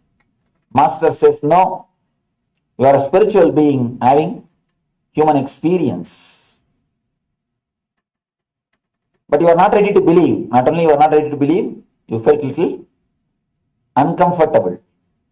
You feel he is preaching his ideas or he is trying to convert you. You get frightened. You try to run away. And you go and be happy with your goats. And you are happy with your cozy life. You are stuck with your regular life. After some time, again, the master tries to infuse the same idea into your being. With a little force, he catches you and tries to give you the same idea. This time, you stop resisting, but you are not ready to welcome. You just, okay. But after one or two times, beyond your understanding, your unconscious is slowly attracted. You start remembering him. The charisma or the grace or the energy of the master just pulls you. You start remembering him in the daytime, in the night time, in your dreams. Automatically, he starts appearing in your dreams. Automatically, he becomes part of your being. Even then, you are not ready to accept whatever he says. You only play the game of hide and seek. You go a little front and escape. Somehow, at some time, when you are ready to trust him and go with him, he catches you and says, look at your face, look at my face. Both are one and the same. You are me. Again we get frightened. No, leave me. I am not lion. Then lion tries to act like a goat. Master tries to act as you want. He talks good words as you want, and he behaves almost like child as you want. He allows you to think that he is one among yourself, one among your group. He makes you feel comfortable by giving an idea. He is also a goat.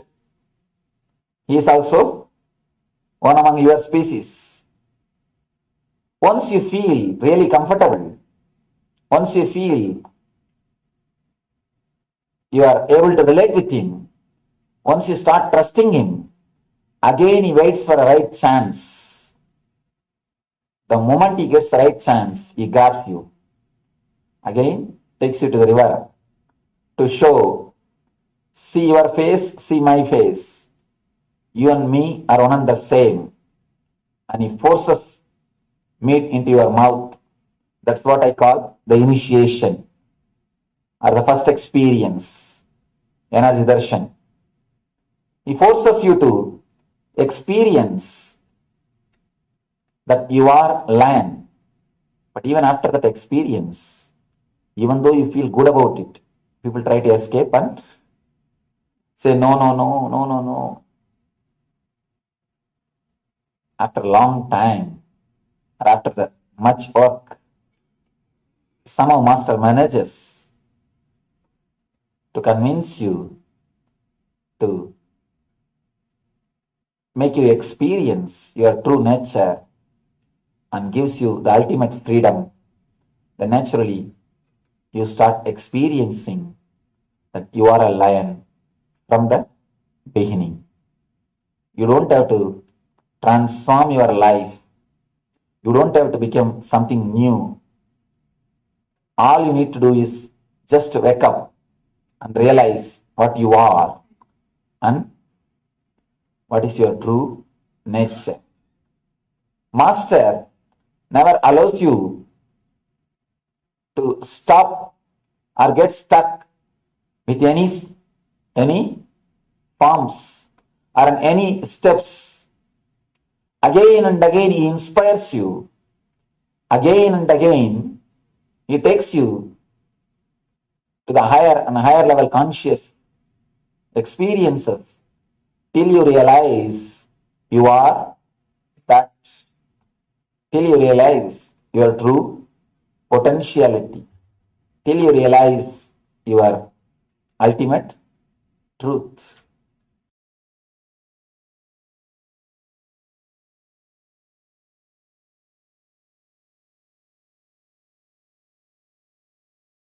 If you know how to be aware of the gaps, silence, you will have my presence. I am here, or you are here, only to have the presence, not to have communication. If I don't speak, your mind will start speaking to yourself. That is the only reason I speak. So that if I speak, at least your mind will relax. You will stop speaking. If you really stop speaking and start listening, you will start, not only you will start listening, you will see something more will be happening in you. It is the presence of the master that is important. If you think you are learning, you are missing. If you understand there is nothing to be learned, there is nothing to be known. If you attend 2-3 satsangs, then you will understand. I am speaking the same thing. I am telling the same thing in different words. Just I am changing the words. Just I am changing the cloth. Overcoat, not even cloth, overcoat. Today one color coat, tomorrow different color coat, day after tomorrow different color coat. But the main message is the same. Of course, main message can never change. The same thing I am speaking. Why I am speaking every day? So that I can make you silent. My speaking is more or less like a technique. It is not philosophy.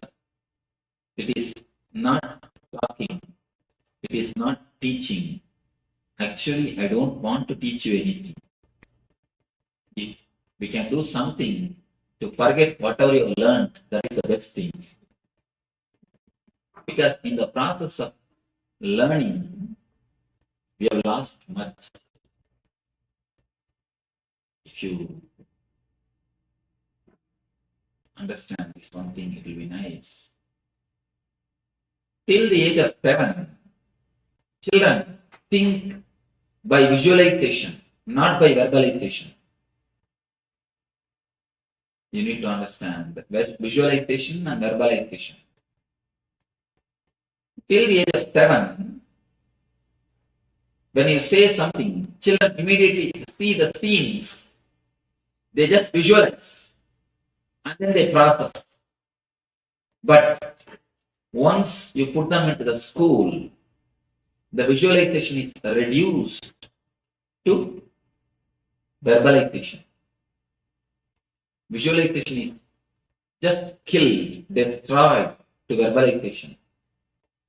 The intuition is reduced to intellect. There was a great mathematician from India. If you have heard of his name, I don't know, Ramanujam. A great mathematician. In his time, nobody else would even come near him. Ordinarily, other senior mathematicians, if they take half an hour for one problem, this man, this Ramanujam, will give the solution just by a second.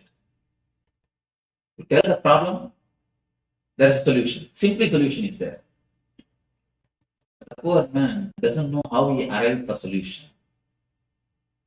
People used to ask him, please give me the way. He says, no, I do not know. Because I think in visualization. Just I see the problem. Next vision is solution. Over. The thinking is more like intuitive, not intellectual. He just thinks the problem. The next slide, the solution is there. Every kid, not only Ramanujam, everybody, when we came to this earth, we had the capacity of visualization. That is why the eyes of the kids are so alive, so vibrant. If you look at the eyes of the kids, that's a great meditation. Below the age of 7, if you just look at their eyes, that's a great meditation. That is why they say the eyes are the index of the mind. Not only index of the mind, index of the being. Whatever is inside will be shown by the eyes. We never look into each other's eyes. Why? Even if somebody looks into your eyes, after a few seconds, you just turn away. Because you are afraid you may find out what is inside. In the mouth, you show a big smile. But inside, you think, let me take care of you later on. Not now. Especially when somebody dies, when you go there to inquire, you can always see people have got a line of violence or vengeance inside. In their mouth, they will be saying, oh, he has gone, it is too bad. I feel sorry for you. Inside, oh, he has gone, good, let him go. I was thinking how much he was troubling us. It is good that he has gone. You think one thing, you can speak one thing. In words, you can cheat. In words, we can play. We can think one thing, we can say another one thing. But in eyes, you cannot play. In visualization, you cannot play. You cannot play in visualization. Your eyes will show who you are. Your eyes will clearly express what you think. That is why we never let anybody to see our eyes. If somebody looks into your eye deeply, you just turn your eyes. You can find out whether that guy speaks truth or not by looking at his eyes. If he is courageous, then he will again look at he will just gaze your eyes. If he doesn't have enough of courage, you can always see, he will turn his eyes. With kids, they just visualize. They don't verbalize. But when you put them in the school, then whole visualization capacity becomes verbalization. They are taught how to read, how to write by force. At least till the age of 7, kids should not be put in the school. Till the age of 7, they should be allowed to learn with the nature. They have their own inbuilt mechanism to learn. They learn from the trees, learn from the nature, learn from the father, learn from the mother. They have their own method to learn. If we let them learn till the age of 7, the visualization will never become verbalization. The capacity to have the intuition will be retained. But when we put them in the school, the visualization turns into verbalization. Then they start thinking in words. The mind starts working with words. With words, you take long time. With words, you take too much of time to come to any solution. That is the difference between Ramanujam and other mathematicians. Ramanujam thought in visualization. The other persons thought in verbalization. The greatness of Ramanujam is he never went to school. Actually, he never went to formal school. So that he could retain his visualization capacity, his innocence. When that visualization becomes verbalization, we can understand, instead of eyes being vibrant, tongue will become vibrant. Then visualization is turned to verbalization. It is almost like a psychological castration. I'm using a strong word, but it's truth. Psychologically, the man is castrated. The being is castrated. Because with visualization, any problem, you will have immediate solution. With verbalization, you have to go through a long process to come to a conclusion. Verbalization belongs to logic. Verbalization belongs to head. It is easy to have, but visualization is difficult to handle. A man who has got a visualizing capacity will have a tremendous freedom. He will be so ecstatic, joyful. You cannot put up with him.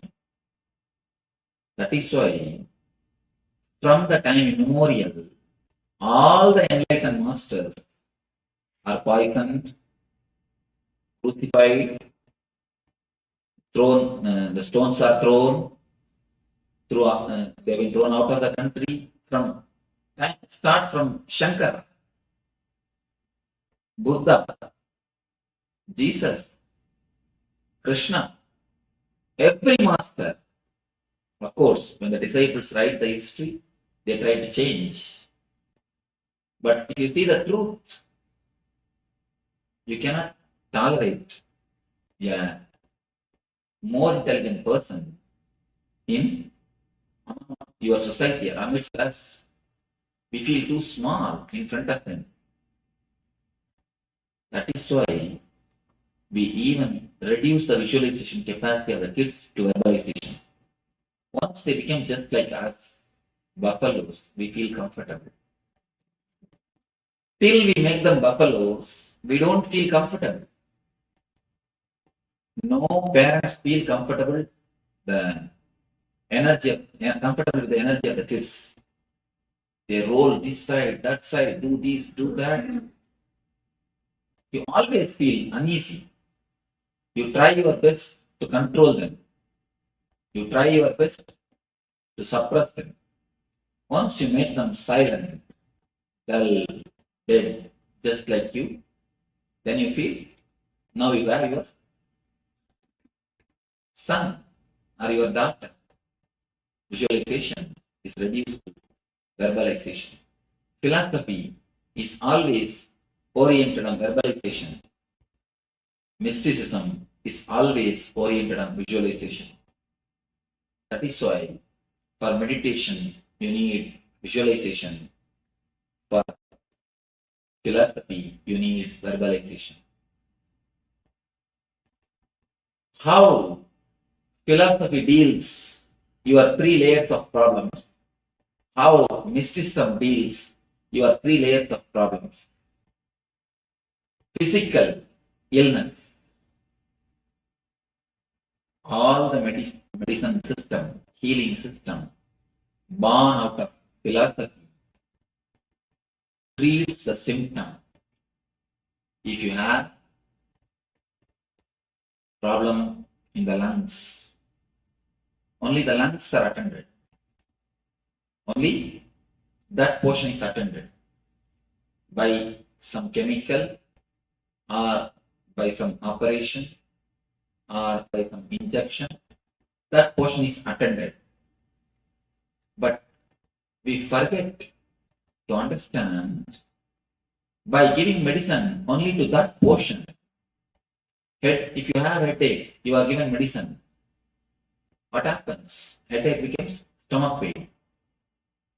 Then immediately some more medicine, that becomes knee pain. Then give some more medicine, that becomes psychological depression. When you attend only the symptom or partly, because according to logic, if you attend that portion, it is more than enough. According to philosophy, if you attend that portion, that's more than enough. Because philosophy continuously cuts into pieces and analyzes. So all the system born out of intellect and philosophy touches only the symptom or that portion. We forget body and mind is one system. The healing system, which are given birth by philosophy, by intellect, says body is a biomechanism.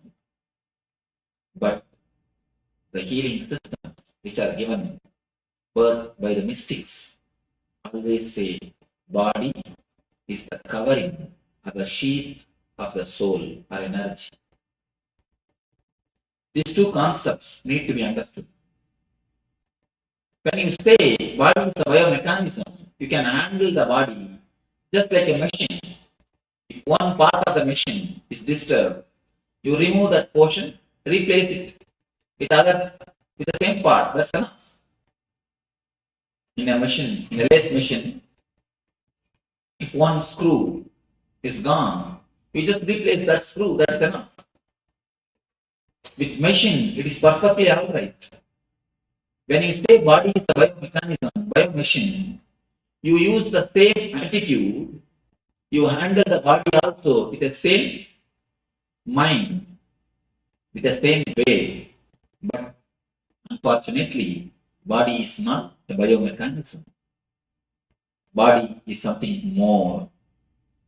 And according to the philosophical healing systems, logical healing systems, body is separate, mind is separate.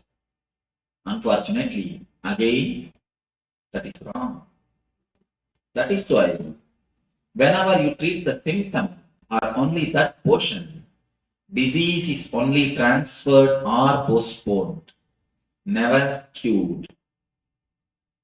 Whenever you take medication for symptom or only the particular disease, you can be sure the headache you will see the headache will disappear. But either today or tomorrow it is going to come as a stomach pain. The time which is taken for the headache to become stomach pain, that period only you call it as a period of health. That's all. That gap you think as a healthy time. Either today or tomorrow, the process is going to happen. One more thing, a simple thing. Body continuously is circulated or flooded with the same energy. You cannot say, if you have that problem in the lungs, only lungs has got separate energy and whole other body has got separate energy. No. Even in the physical level, physical plane, you cannot say here separate blood is flowing and there everywhere else separate some other blood is flowing. No. So the medicine healing systems which are born out of intellect or the logic or the philosophy cuts and analyzes, treats only the symptom or that portion. The healing system which are born out of mysticism, especially Ayurveda and the meditation healing, they go to the root of the disease. They say there is no different names for disease. No different names for disease. Only two things, either disease or health, that's all. People come and ask me, Swamiji, what all the disease you can heal? I tell them, what do I know? I do not know anything about anatomy. I can heal the disease which you can name and diseases which you can't name. That's all. That much only I can say. Because according to me, according to the meditation healing, only two things. Low energy, high energy. Disease, health. That's all. The root is only one thing. Either low energy or high energy. We do not look at the man.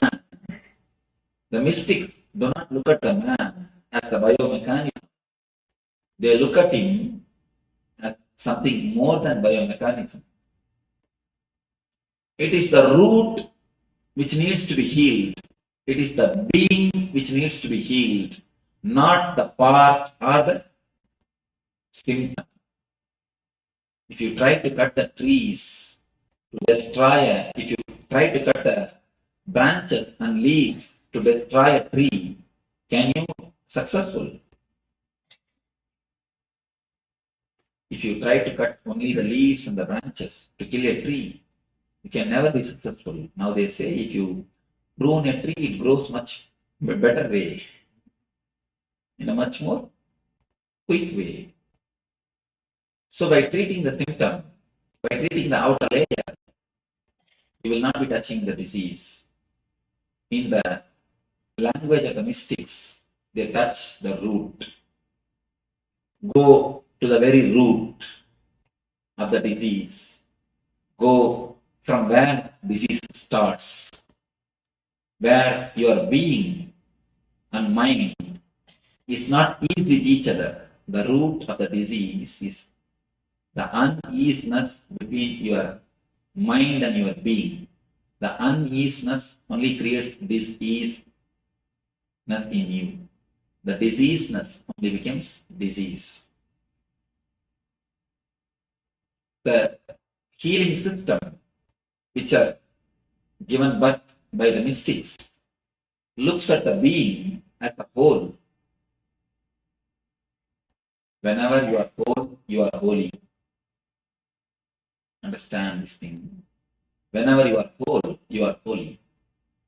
They look at the very being, at the very root, from where the basic disease is appearing, from where the cure can happen, from where the root is coming out, from which point you can remove the very root.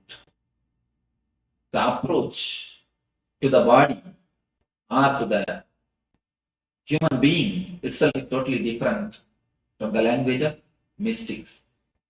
That is why for any disease, the same healing. You may think how the same healing can work on any disease. Because there is no too many names. How many names you make, it is only one thing. Low energy, high energy, that's all. When the energy is attended, many people come to me for healing. They would have come to get healed some problem in the heart. But after two, 3 days, they come and report to me, Swamiji, my stomach pain has disappeared. I had a tumor in the hip that has disappeared. How it is? I didn't tell you about that. I always tell them, never think disease are separate. You have 2, 3 diseases. Never think you have 2, 3 disease. Disease means it is only one. It is only one. Low energy, that's all. The whole thing can be classified under one category, under one thing. So when you touch the root, you heal the disease. Whenever you touch the symptom or the part, you only transfer or postpone the disease. When you touch the root, only then you heal it, you cure it. So the mystic's approach towards the body has given birth to the Ayurveda and meditation healing. Whenever it is necessary, some chemicals to be supplied from outside, they give the Ayurveda medicine.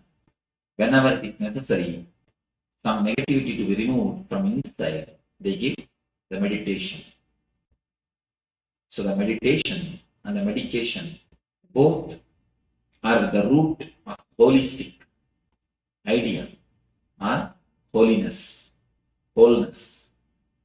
The mystics look at the mind, look at the man in a different way. Philosophers look at the body, look at the mind in a different way. Next, in the mental level, the level of education or information, how the mind is looked by the philosophers. According to philosophy, you are a matured man if you know the information. According to philosophy, you are a man who has got your own position or social status if you know the facts and figures. You don't need to do anything more. Just the fact is more than enough. Just figures are more than enough.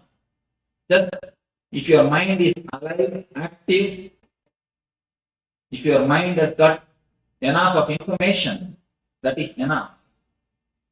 That is why all the schools, all the universities, all the mental education centers, mental training centers created by philosophers, created by logicians, helps you to improve your concentration.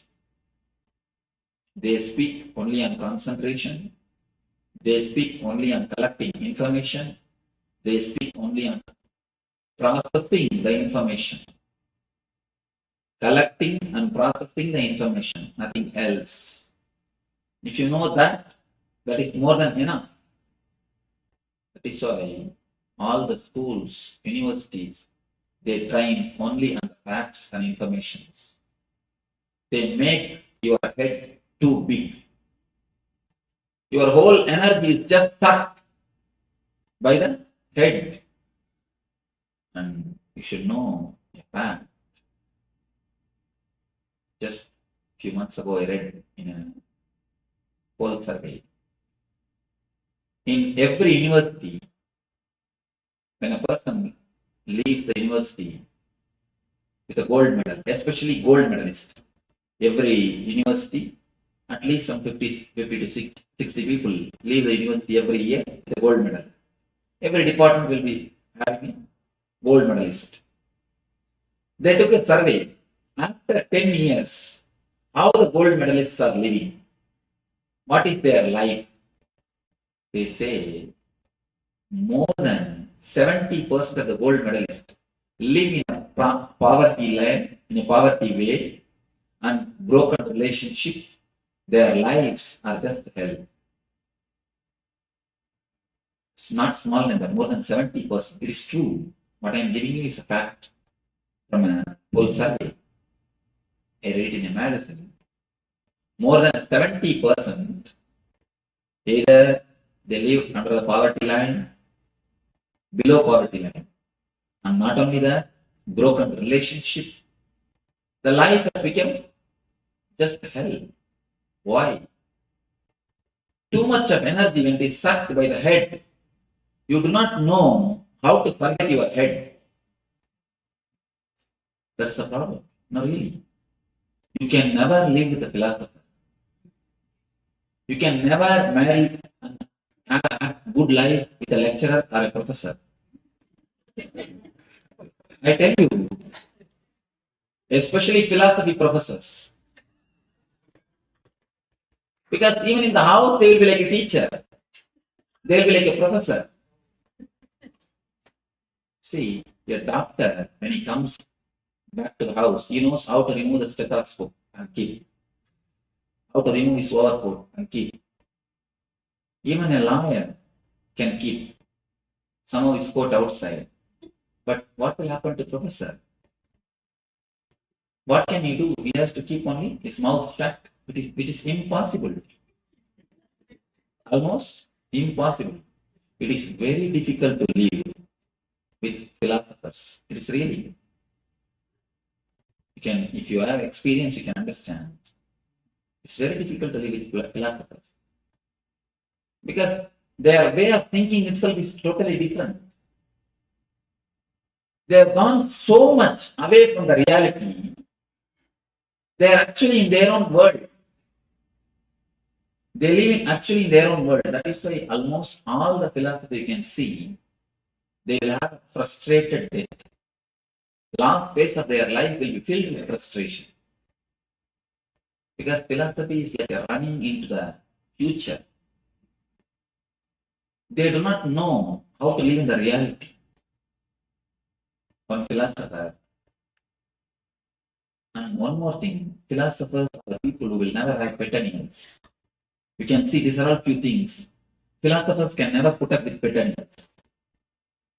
Because they want everything perfect. They will have not much time to play with pet animals.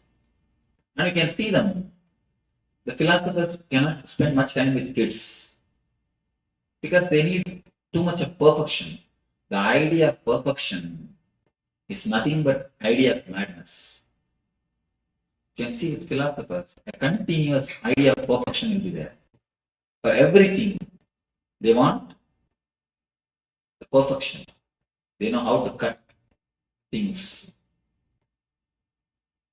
There are too many symptoms. There are many symptoms to find out whether you are a philosopher or not. Philosophers can never laugh. Even if they laugh, at the most they can smile.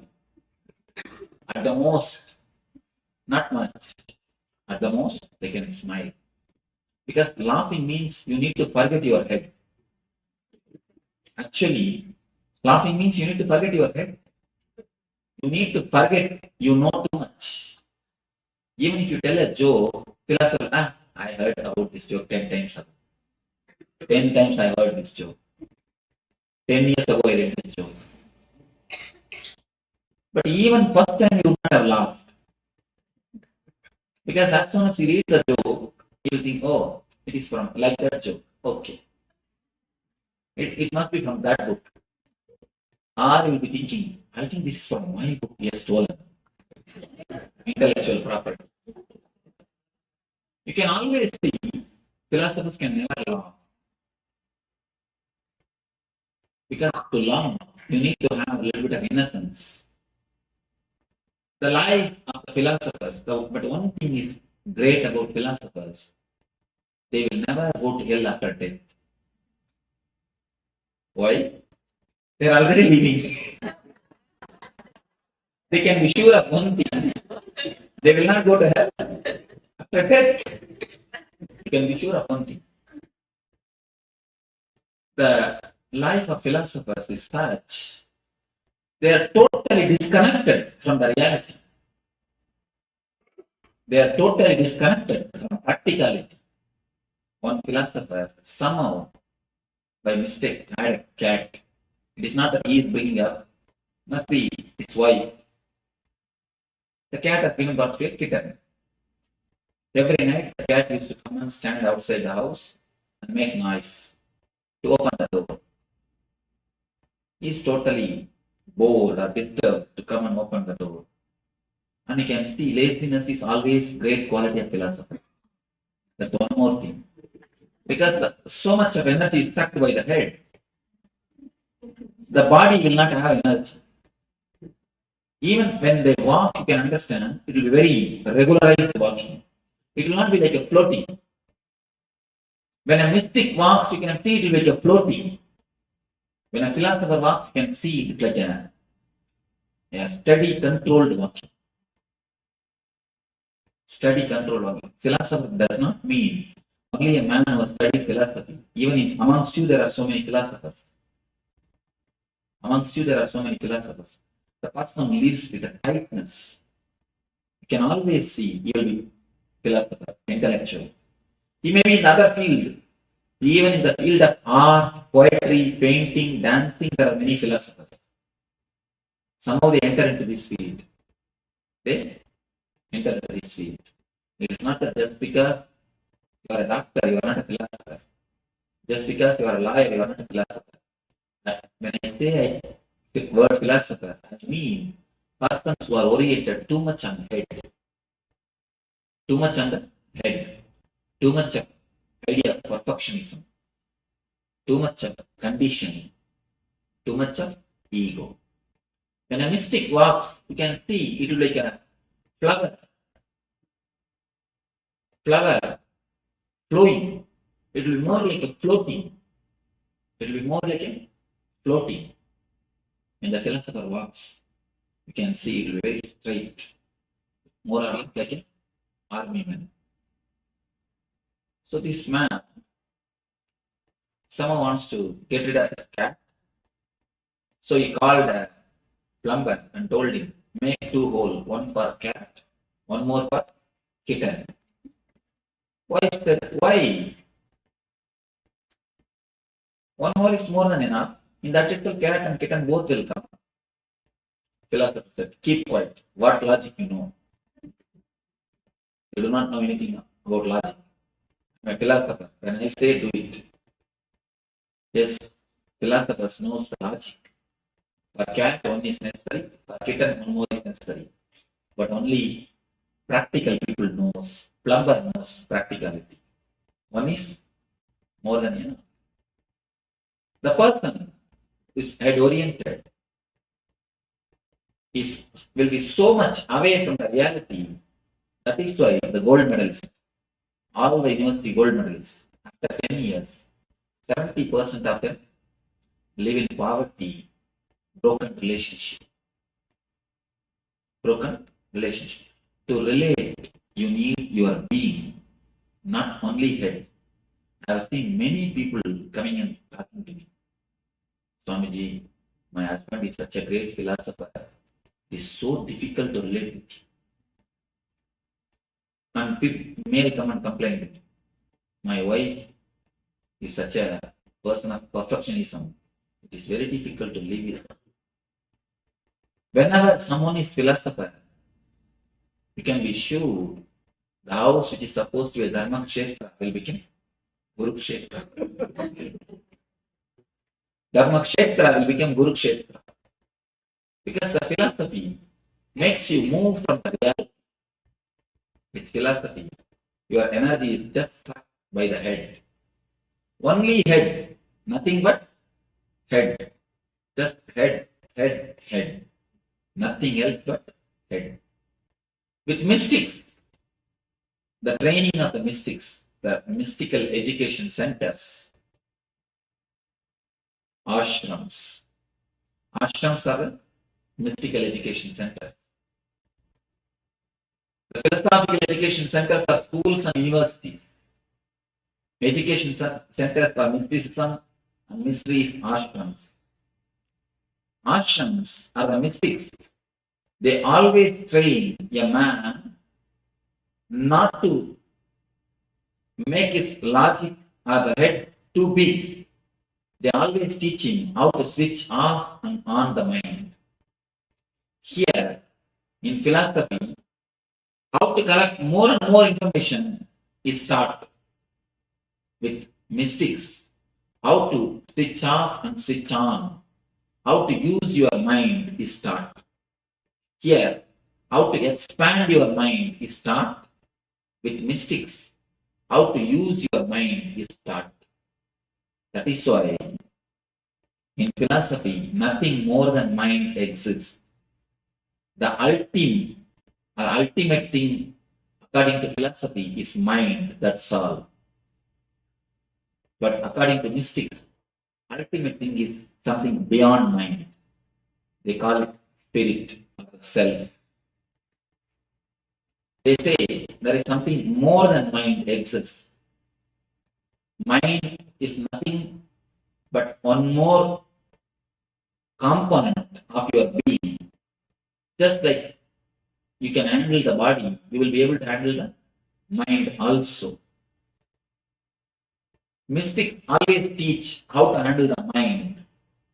Philosophers always teach how to expand the mind. Expansion of the mind needs concentration.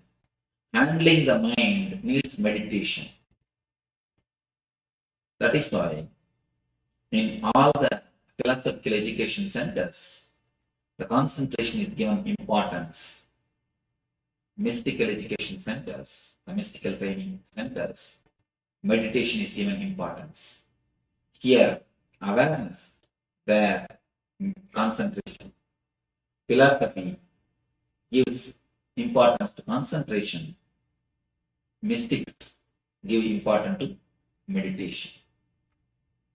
With meditation, you know how to handle your mind. It is more or less like one more component, one more part of your system. When you want, you can remove, clear it, and reuse it. When you don't want, you can switch it off, keep it aside. According to philosophy, mind is ultimate. According to mystics, mind is only second layer. There's something more in it. That is why in the world of mystics, they are always free from mind. Wherever the mystical education centers prevail, you can see depression has never attacked those parts of the world. In America, only in 2003, last year alone, 103 million depression medication prescriptions are issued. Only in 2003. I thought 103 million is too much. But one of our devotees who is in San Diego, he is a person who is doing research on this. He gave me the clear research survey. 103 million depression medication prescriptions are issued only in America. Why? Because according to philosophy, mind is everything. You do not know, we do not learn how to handle the mind. We learn only how to expand the mind. It's like a purchasing car without knowing how to use the brake. You got a new big car, got into the car, started driving in a freeway. Finally, you come to your house, but you do not know how to stop the car. What will happen? It means, somebody told me, it means we are not driving the car, Swami, the car is driving us. That is what is true. When you do not know how to stop the car, you are not driving the car. Car is driving you. Whenever you expand the mind without knowing how to stop the mind, be sure you are heading towards depression. It is inevitable you are heading towards depression. Depression is nothing. It is just too much of energy is sucked by the head. You do not have any more energy left in your being. So the whole being just falls. into low energy. That is what is called depression. Depression is nothing but too much of head. Here, so much of training to expand the head, expand the intellect is given, but they forgot a major thing, a very major thing. When you purchase a car, you should read the manual how to put the brake. Philosophers gave importance to expand the mind. Mystics gave importance to switch off the mind. Once you know how to switch off and switch on, you will know how to handle the car. Once you know how to put brake, you will know how to use it. The third layer, the problems of the spirit, are problems of the being. How philosophers handle it. Strange thing.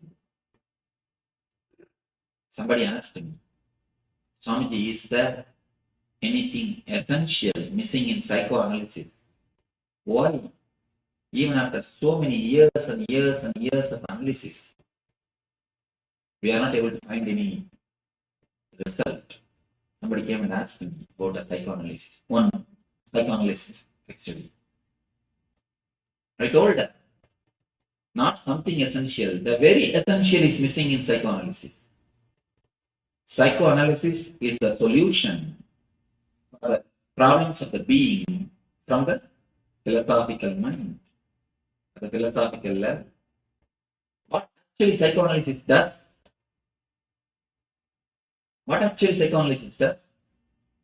Continuously analyzing. That's all.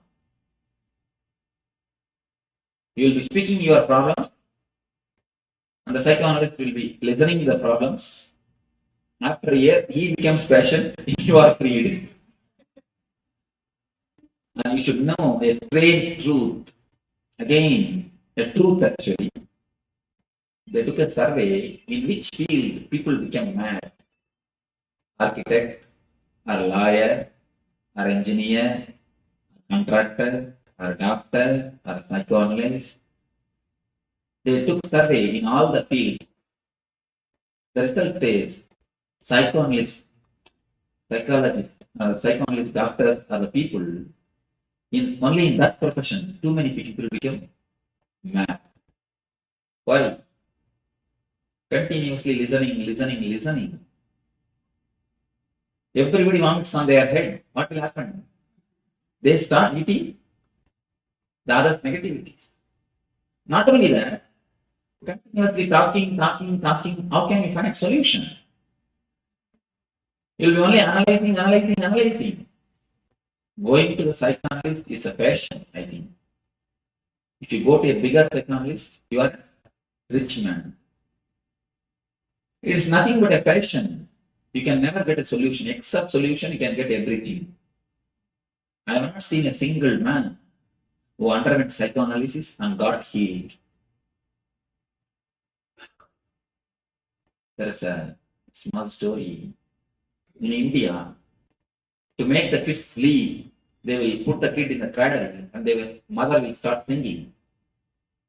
Once there is a kid, as soon as he was put in the cradle, he will just close his eyes and start sleeping. One day mother asked, what is this? All the kids make their mother sing. But for you, as soon as I put you in the cradle, you start sleeping. The kids said, the first day when I listened to your song, immediately I decided, from tomorrow onwards, just I'm going to go to the sleep as soon as you put me in the bed. Out of fear of mother singing or being bored, the kid goes to sleep.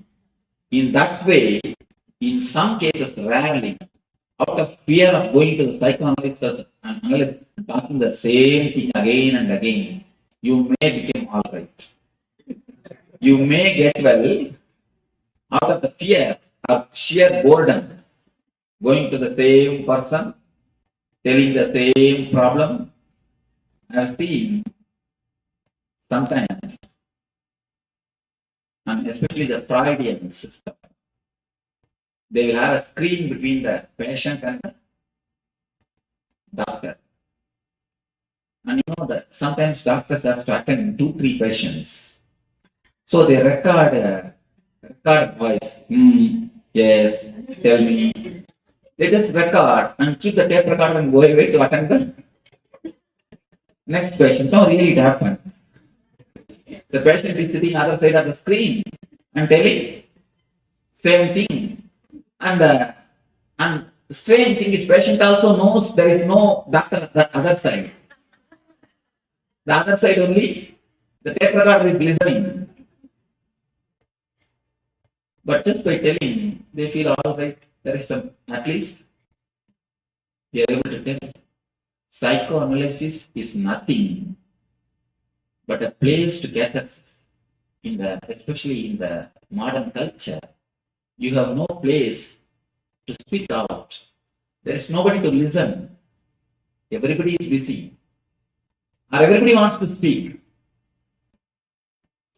Even in your conversation, when you speak with your friends, you listen so that when you speak, he will listen. That's all. When he speaks, immediately you are ready to reply. You are just preparing your conversation. Why you keep quiet? Out of simple politeness, so that he will listen when you speak.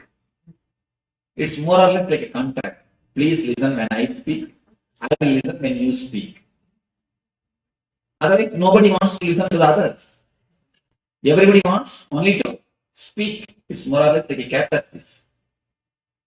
Because so much is there in the head, you do not even know how to switch it off. What to do? You just vomit out. You want somebody on whom you can vomit out.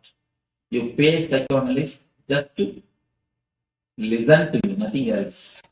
So that you can continuously vomit. Poor fellow has to sit and listen.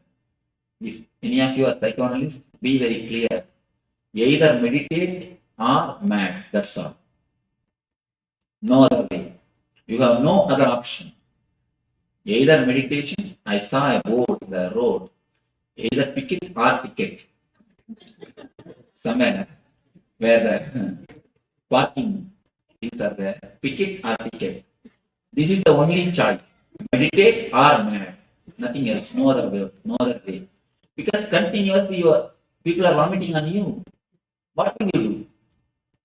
Psychoanalysis is the solution given to the levels of the problems of the beings by the philosophers. But the solution never works. If you are bored, totally, if you are tired of going to the same psychoanalysts, if you yourself decide that I have become all right, then you are perfect. That's all. There is no other way of solving it. Enlightenment is the solution for the being level problems by the mystics. Philosophers give the solution of psychoanalysis. Mystics give the solution of enlightenment. Enlightenment means not analyzing, just throwing away. Analyzing your dustbin, is it going to help you? Analyzing your dustbin, is it going to clear you? Analyzing your dustbin is not going to make to solve issues. If you want to clean your house, if you put everything from the dustbin, start analyzing it. Is it going to clear your house? Is your house is going to become clean? No. Only by throwing the things totally away, merging into the ananda, ecstasy, the problems are going to be solved. Three things. For a physical problem, they make the energy to come from inside. For mental problem, they teach you how to switch it off. For the being level problem, they put you in the ecstasy, or the bliss. The solution from the mystics is total. Solution from philosophers is intellectual. But for the logical mind, if you look superficially, the healing system born out of logical things feels like good. The education system born out of logical mind feels like good. The solution for the being level problems, psychoanalysis, feels very good because they are the established systems. Mediocre things always flourish because mass is always mediocre. The mystical things are never for mass, it is only for very few intelligent people. For mystical things, you need to have little patience. You need to go through it. You need to allow the process to happen. You cannot just jump. But mind is monkey. Mind is totally restless. It wants instant. A small story. 3 monkeys. They got 1 mango. All the 3 wants to share the mango. How can 1 mango be shared by 3 monkeys? They went to a master for solution. Master said, all right, all the 3 of you, plant this mango. Once the mango tree comes, you will have lot of mangoes. You can satisfy your whole life by eating the mangoes. These 3 monkeys thought, all right. They planted. 1 monkey took the responsibility of pouring water. The other monkey putting the manure. 3rd monkey, security. 6 months, they did their job religiously. But unfortunately, the seed has never sprouted. The tree has never happened. They went to the master to complain. What did he teach? What has happened? We have lost even that 1 mango. Why did he give such an idea for us? The master called all the 3 of them, started inquiring what has happened. First monkey said, every day religiously I poured water morning 6 o'clock. I stopped even going for a morning walk, but I poured water religiously. Second monkey, every day evening 4 o'clock I put the manure. I stopped even going to the gym. Doing this religiously I did. I do not know what has happened. Third monkey, 24 hours I was standing there as a security. I never even went for my dating. I was there as a security. Not only I was standing there as a security, every day at least once I digged out and saw whether it is sprouted or not. You need to give little space for the mango to sprout. Not only water, a little bit of space for the mango to sprout. Your very urgency, your very restlessness will not let the mango to sprout. With mystics, you need to give little bit of space, little bit of time to let the meditation work in you, to let their presence work in you. If you want the plastic rose, it will be available ready-made. But if you want the original rose, you need to wait for a few days so that it can flower.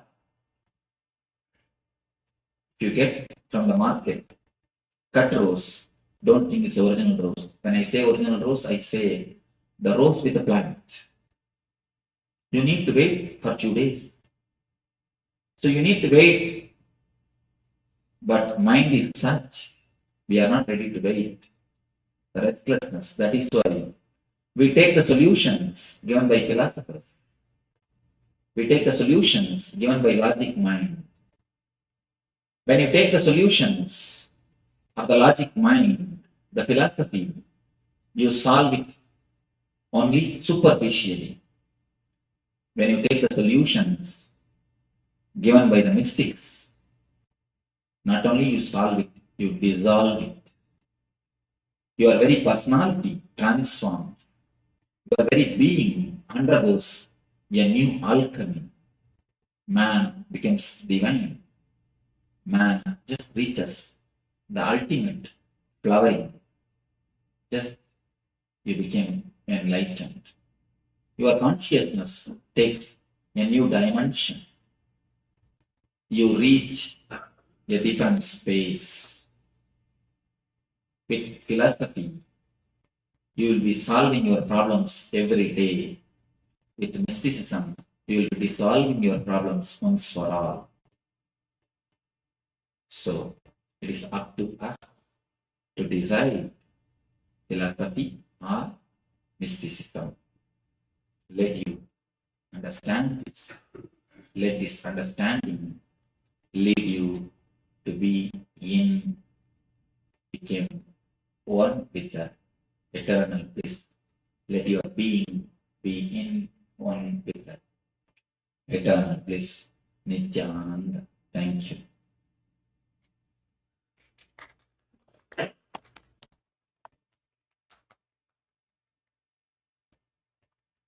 Few questions can be answered. Your answers can be questioned. Because with a philosopher, your questions will be answered. With a mystic, your answers will be questioned. Your basic question, your basic answers will be questioned. Oh, we have so much of questions. Nice. It means people are shy to ask. We have so many deities and rituals. Is it necessary to follow all this? In the starting time, you don't feel confident on one deity. You don't feel confident on one ritual. You don't feel confident on one technique. You think if he is on leave, he may come and help. Ganesha is on vacation, at least Kartikeya will come and help. If Kartikeya has gone for dating, at least at least Shiva will come and help. That is why you have so many deities and so many forms. I tell you, if you trust one form, one technique is more than enough. One form and one technique is more than enough. But you need a little bit of maturity to understand one form and one technique. So, if you really want to grow spiritually, if you really want to have the fruit, I tell you, one form and one technique is the right method. If you want to dig a well, 10 feet, 10 feet, 10 feet in 10 places, if you dig a well, will you get water? In one place, if you dig 20 feet, you will see water. So, it is always good to hold on to one form, to hold on to one technique. Understand that same form only is all the form. It is not that by holding on one form you do disrespect the other forms. Somebody asked me, Swamiji, can I keep your photograph to all the gurus? I tell them there is no need. Your guru is more than enough. That form is more than enough. If just because you have seen me today, it is not necessary you should worship my form. You should bring my form into your picture, your life. There is no need. The very form which you are worshipping already is more than enough. The very form on which you are meditating already is more than enough. Just have clarity in your mind. Don't have conflict in your mind. Same energy is helping us through so many forms. Any one form, if you worship even a stone with a trust, it will become God. If you read the life of Ramakrishna, he says he used to keep a small thread near the nose of the Kali statue. He was worshipping a Kali statue. He used to keep a small thread near the nose of the Kali to feel whether she is alive or not. He says that thread used to move. She used to breathe. She used to breathe. With trust, even the stone became God. Somebody was coming and telling me, Swamiji, when I used to meditate on the Gangadhara farm, Balaji's farm, I used to feel a light, white light. But I am frightened. I stopped doing it. Actually, it's a great experience. The God shows you is energy. He is not only in one form. So any one form which you are worshipping or towards which your heart is pulled, that one form is more than enough. That one thing is more than enough. Just worship it with more love and more dedication. You will see you grow spiritually. That one form, one technique is more than enough. There is no need to have a conflict, or there is no need to have so many forms, so many deities, so many rituals. One is more than enough. Thank you. Are people close to you physically more blessed and more loved by you? Can we feel close to you being physically away? A beautiful question. I tell you, mark my words. This is a statement I have put in my ashram. Whenever you come and serve me in my room, whenever you take care of me physically, you are near me. Whenever you clean the bathroom of the ashram, whenever you do the ashram work, my mission, I am near you. What you want to decide. When you serve me physically, you are near me. When you take care of my mission, or when you meditate, when you do your spiritual practices, I am near you. What you want, you can decide. Whether you want to be near me or whether I should be near you. A small example. The bee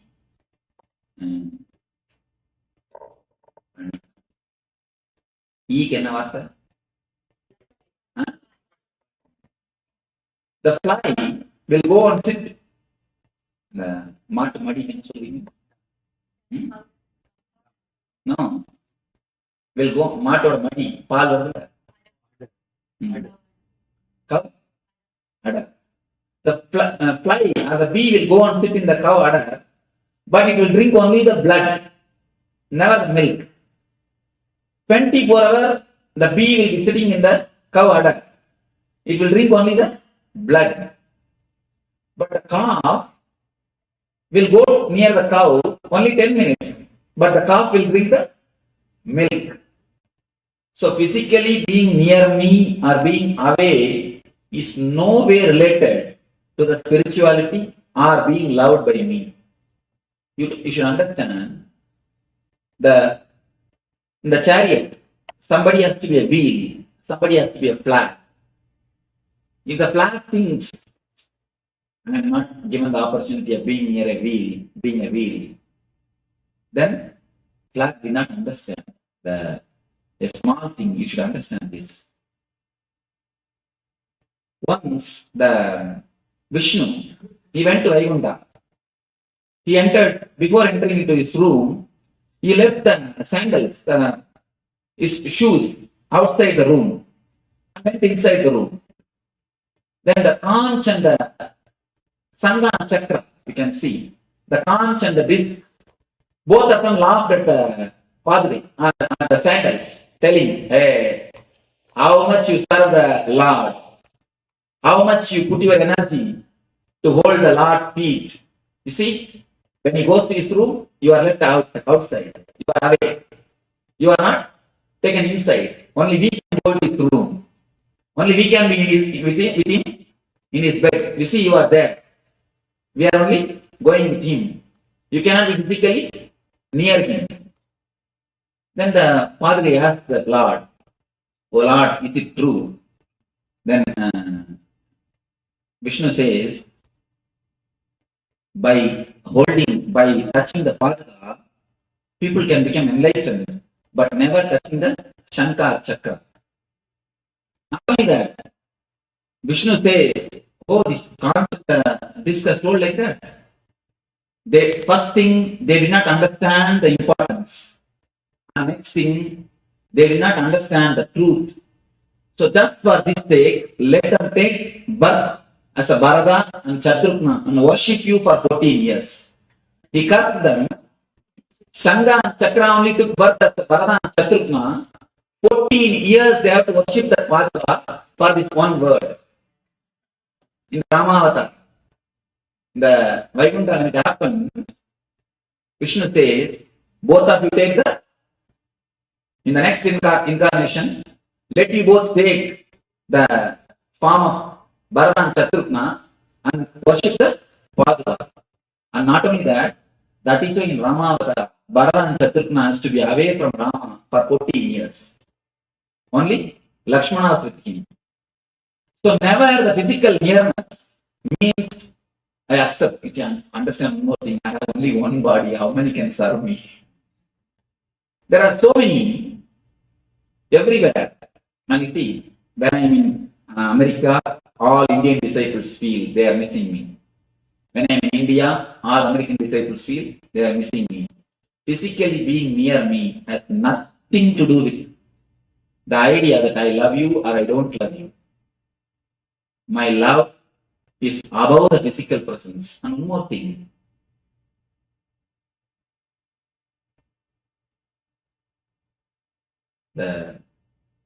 It's a little star, but true. Bhagavata, there is a question asked by Sukha to Krishna. To Krishna, the question is put. What is the difference between you having 10,000 wives and Sisubala having 10,000 wives? Sisubala was also having 10,000 wives. And Krishna was also having 10,000 wives. As far as it is a Krishna, it is always said, oh, gopis, prema, the spiritual. When it is Sisubala, it is always told prostitution and immorality. Why it is with the case of Sisubala and why it is the case with you? Then Krishna replies,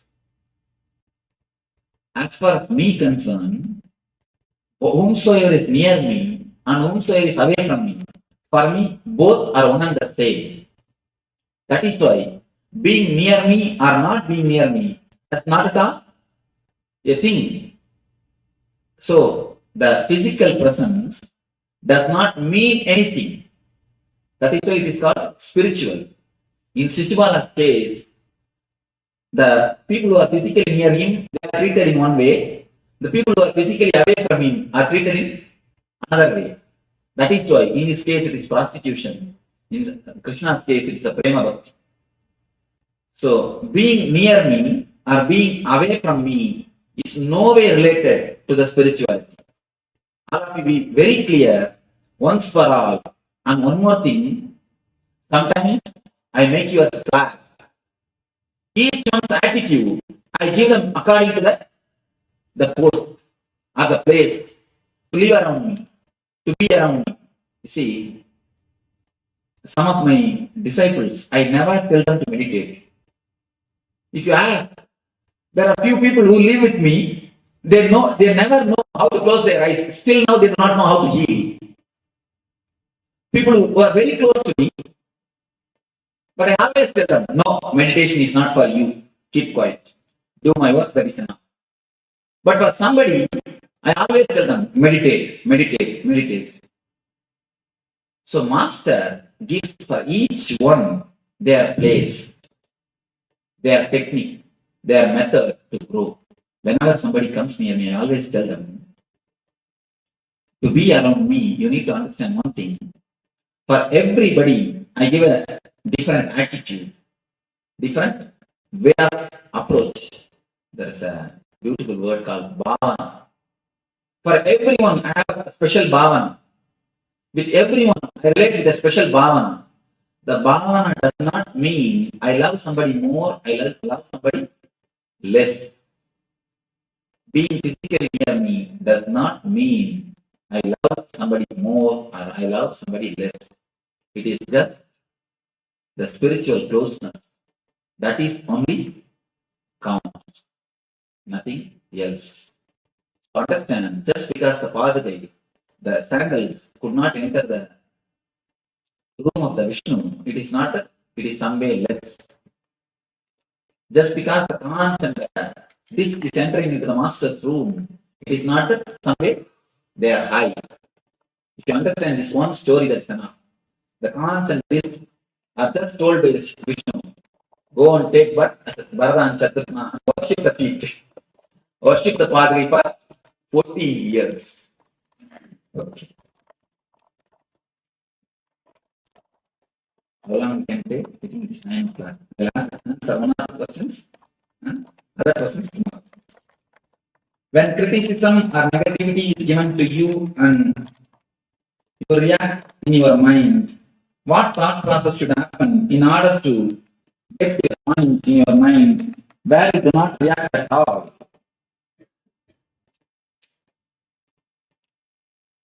Understand.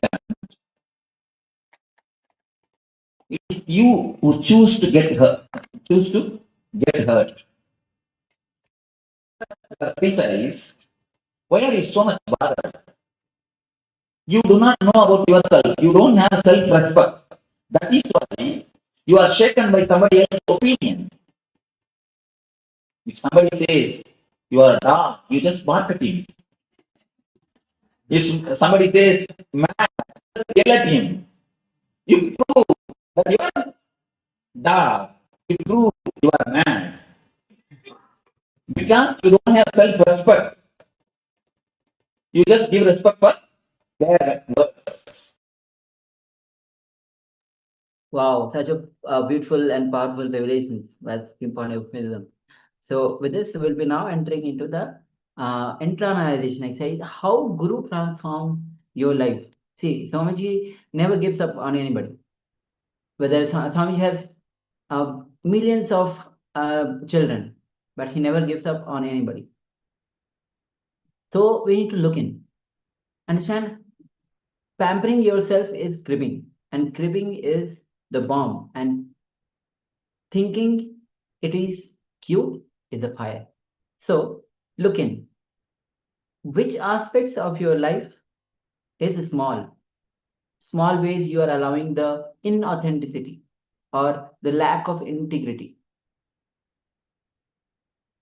Yes, so just take a few moments and look in. Will be giving a few minutes. Will be understand only when you look into your life, we find the inauthenticity, lack of integrity. You don't need to tell anybody, but look in yourself. If you want, you can write down also. But it's very important that you understand this. Only then you can remove the inauthenticity in you. So just take a few moments and let's enter into this exercise.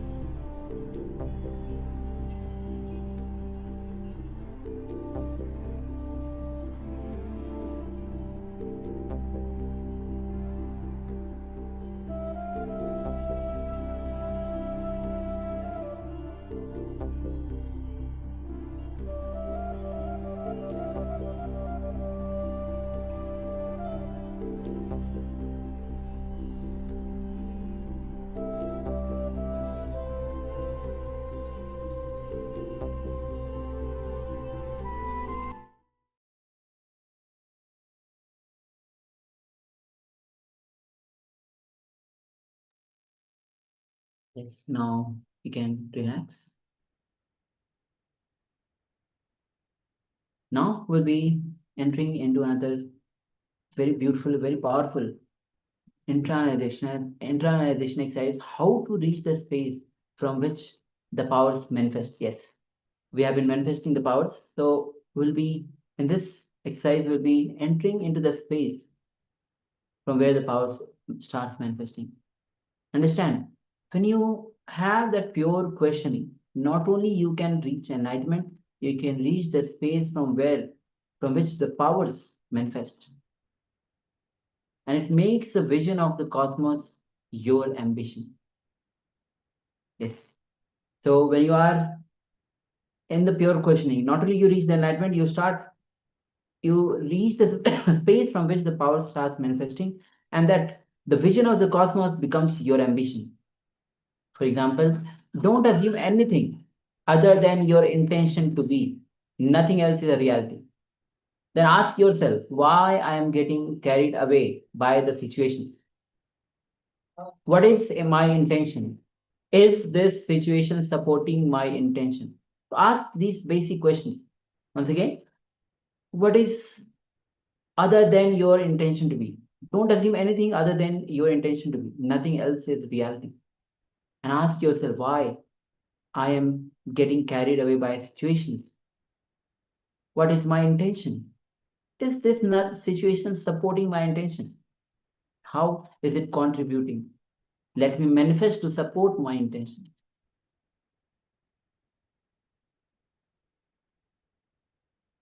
Yes, so let us enter into this internalization exercise. First of all, we'll make a powerful declaration. A powerful declaration integrates your body, your mind, your consciousness. It brings tremendous completion and makes you experience the inner space of Paramashiva. It makes you manifest the powers of Paramashiva. The moment you even have the guts to declare Paramashivoham, Paramashiva just feels mesmerized, and it just lands and manifests through you, whatever you want. Other than your intention to be nothing else is a reality. So we have seen this as we do the power manifestations. We visualize, we make a strong declaration. Nothing other than your intention to be can be a reality. So other than your intention to be, nothing else is reality. Strong declaration. You are just your intention to be. Any other psychological, physiological, neurological ups and downs are just not you. It is not you. It's not reality. It is not authenticity. These are not reality. So declare powerfully that you are Paramashiva. Paramashivoham, let us declare. So let's take a few minutes and declare this strongly, strong, powerful declaration. And feel it integrate in your body, mind, and consciousness. Let's see.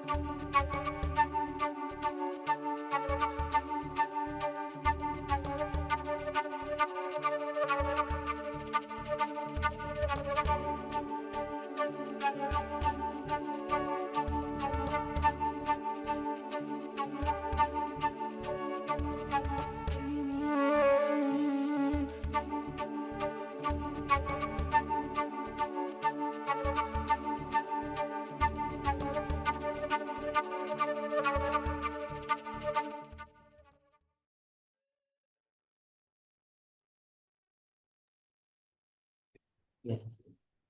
Now slowly you can relax. And we'll be now entering into another exercise, realizing the cosmic intelligence. So in this, what we'll be doing is writing down at least 5 incidents just from just your day to day. So from just today's, we'll be writing down 5 incidents where you did some mistake of interpreting with the past conditioning. Means you did some mistake and you did some of your incident you interpreted with the past conditioning and bringing wrong understanding because of the past conditioning, and see how your mind is behaving, how your life is happening.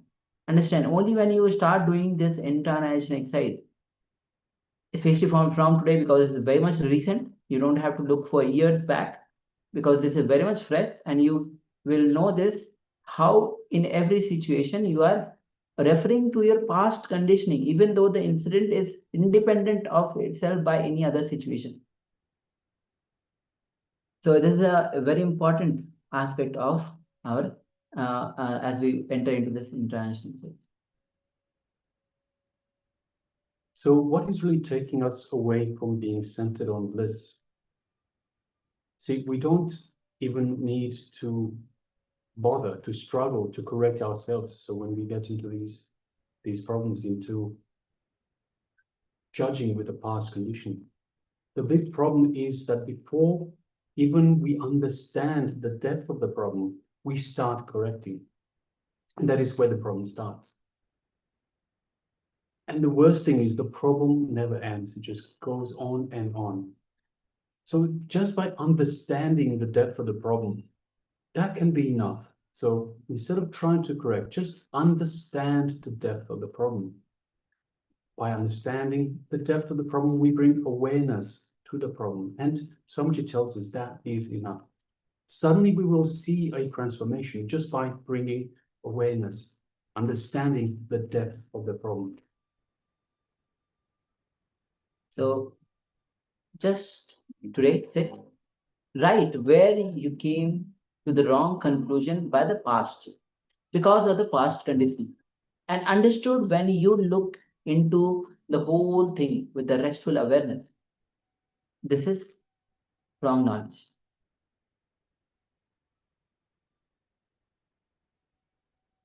So Swamiji beautifully tells us to look into ourselves. All of our suffering, and Swamiji says A-A-L, capital A-L-L, all our suffering is just this one problem. Carrying, interpreting based on the past conditioning. This leads to misconception or wrong understanding.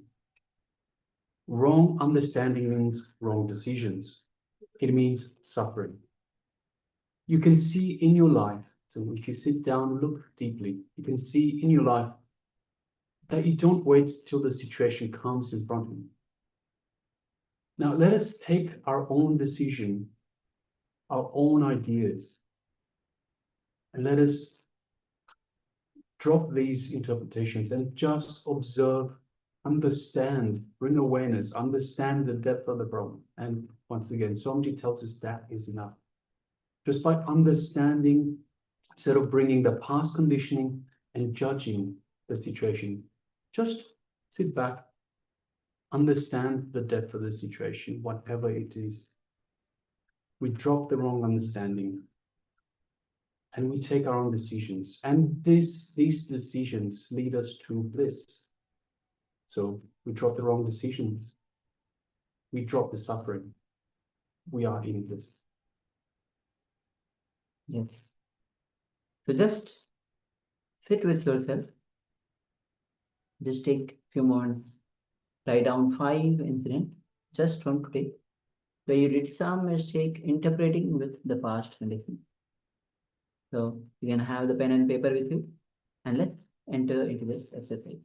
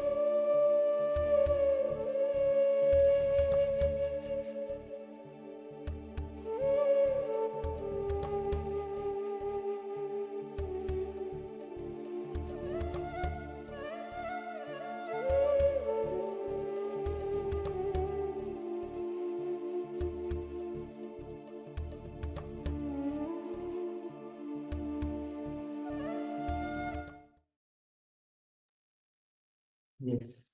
Now you can relax. Take a moment and simply just sit and relax. Just remember Swamiji, the space that where he is in, the space from where all the power starts manifesting. From that space, we'll be now entering into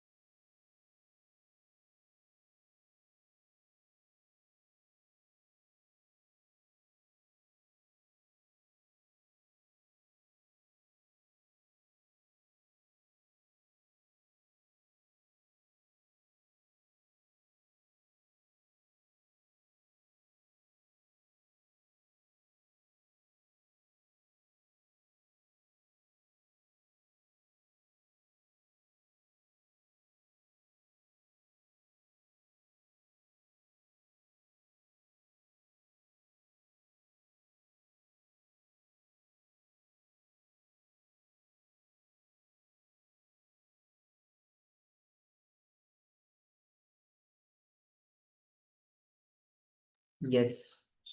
So let's prepare ourselves to enter into the power manifestation. Today we are doing the power of quantum memory. Understand?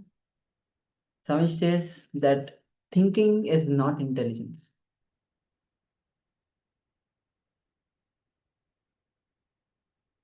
Yes, thinking is not intelligence. Only when we go beyond thinking, we are alive. We live beyond thinking. The real intelligence comes from the oneness. We run our life, we can run our life even without thinking.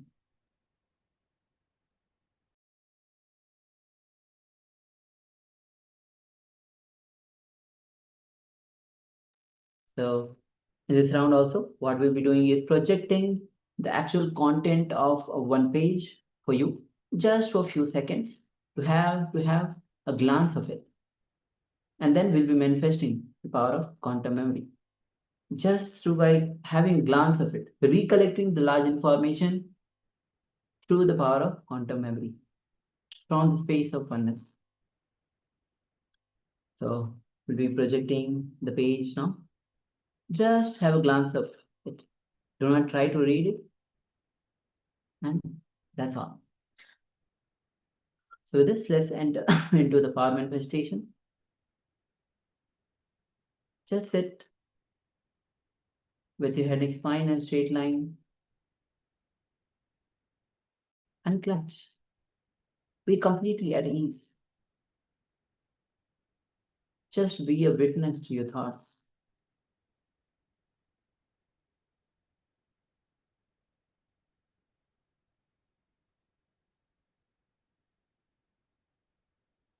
Any thought that is arising, let it come and let it go.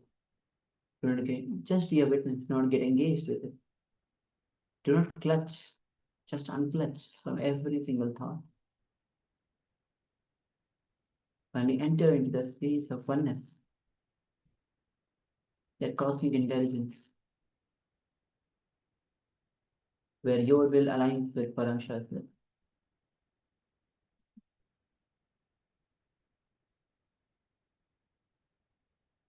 Now gently bring your awareness to the third eye, and through your third eye, gaze at Swamiji's third eye.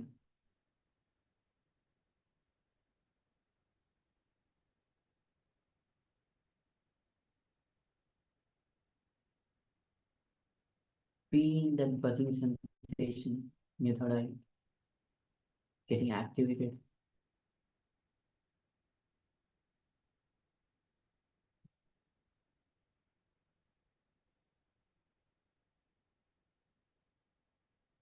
Creating a deep connection.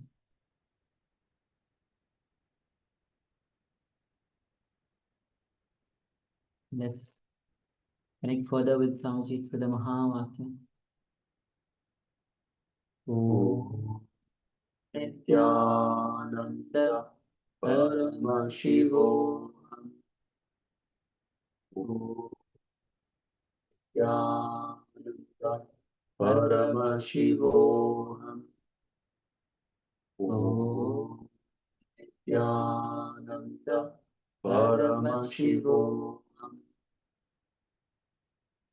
Keep chanting the Mahavak and rest into this round of power manifestation. Recollecting large information without thinking. Let's begin.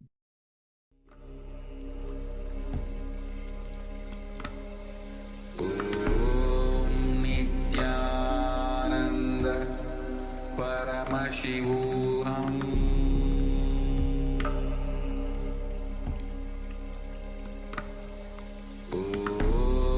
Nithyananda Paramashivoham.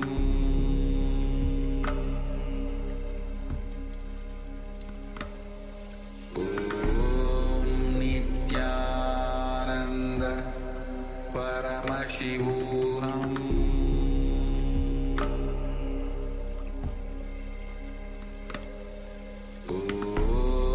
Nithyananda Paramashivoham. Nithyananda Paramashivoham.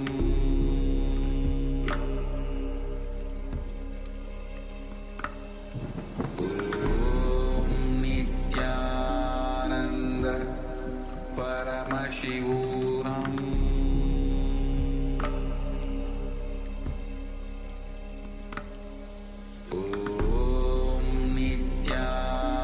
Nithyananda Paramashivoham.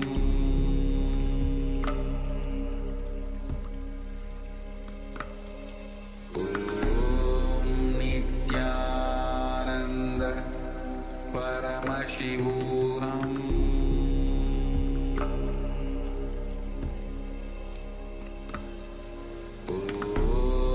Nithyananda Paramashivoham.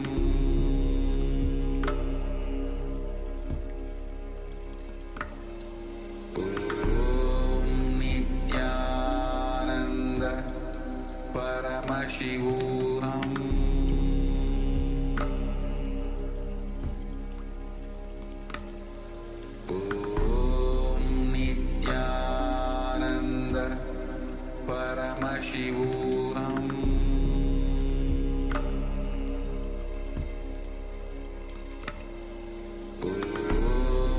Nithyananda Paramashivoham.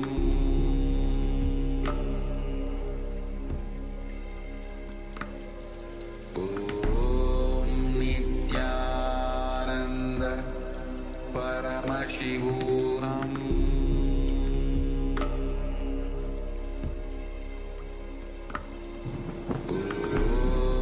Nithyananda Paramashivoham.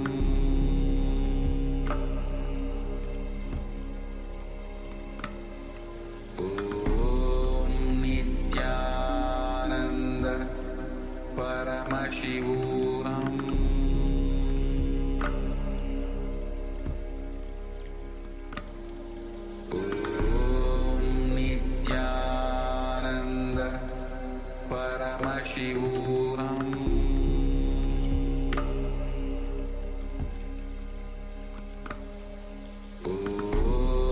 Nithyananda Paramashivoham.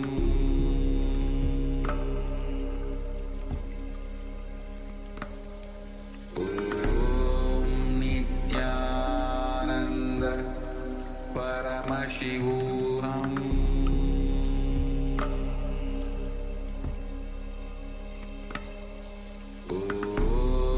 Nithyananda Paramashivoham.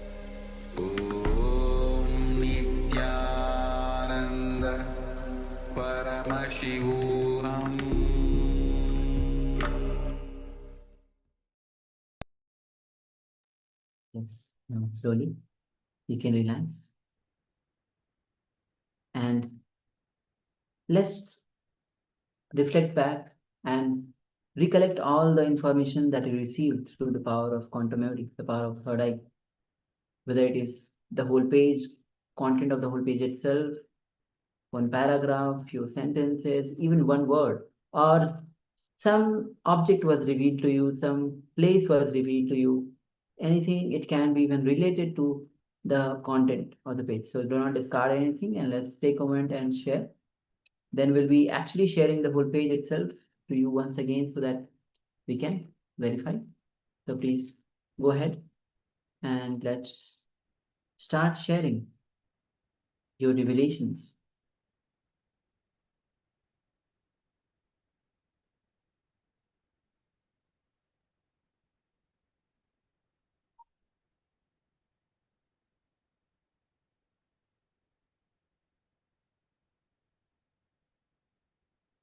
Yes.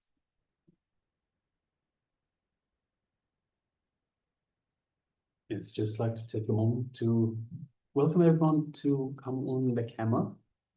So please switch on your cameras and be available in the camera frame. I'm requesting everyone take a moment.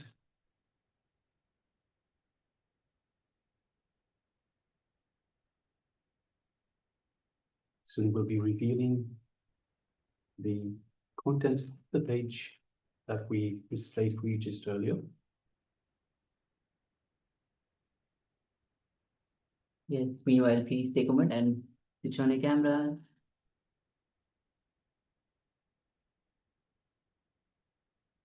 And even all the participants following us, watching us on YouTube, please take a moment and let's share.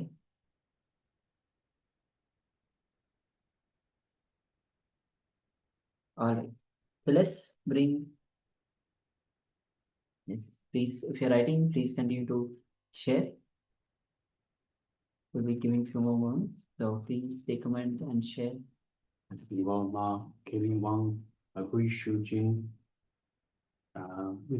Paramashivoham Swarupama, Ma Gora Swarupini, Agwo Jing, Ma Anandeshwari. Requesting please come on camera, switch on your cameras and be available in the camera frame. Yes, Nithyananda.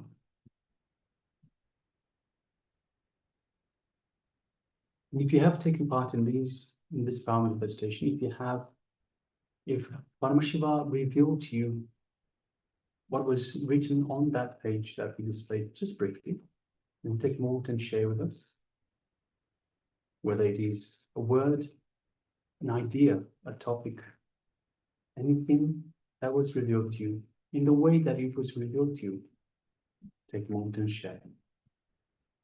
Yes, Janama, Mr. Gunya. Yes, Nithyananda.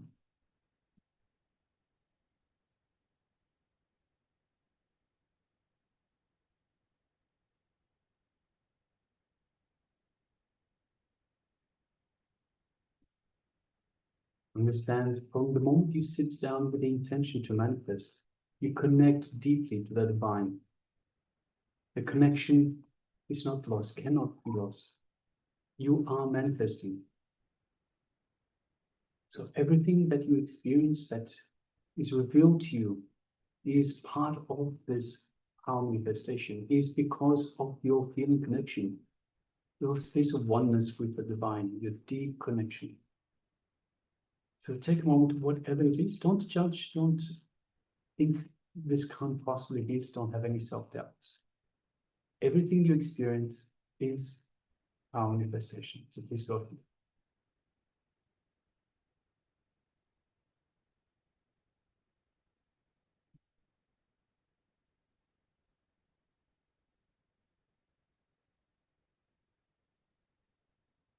Yes, in a moment we'll be revealing the page for all of you. So please take a moment. Anything else with it?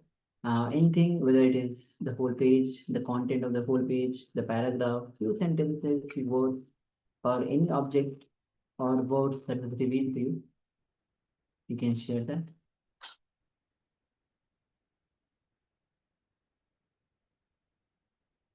So we can see some participants are sharing. Yes, Mani Stigloni is sharing. I saw Love and Somji. Somji said it says that it is consciousness and the whole, like puns, Mada Purnamida. Purnamida. Okay. Yes, wholeness and love. Yes. Thank you very much for sharing that.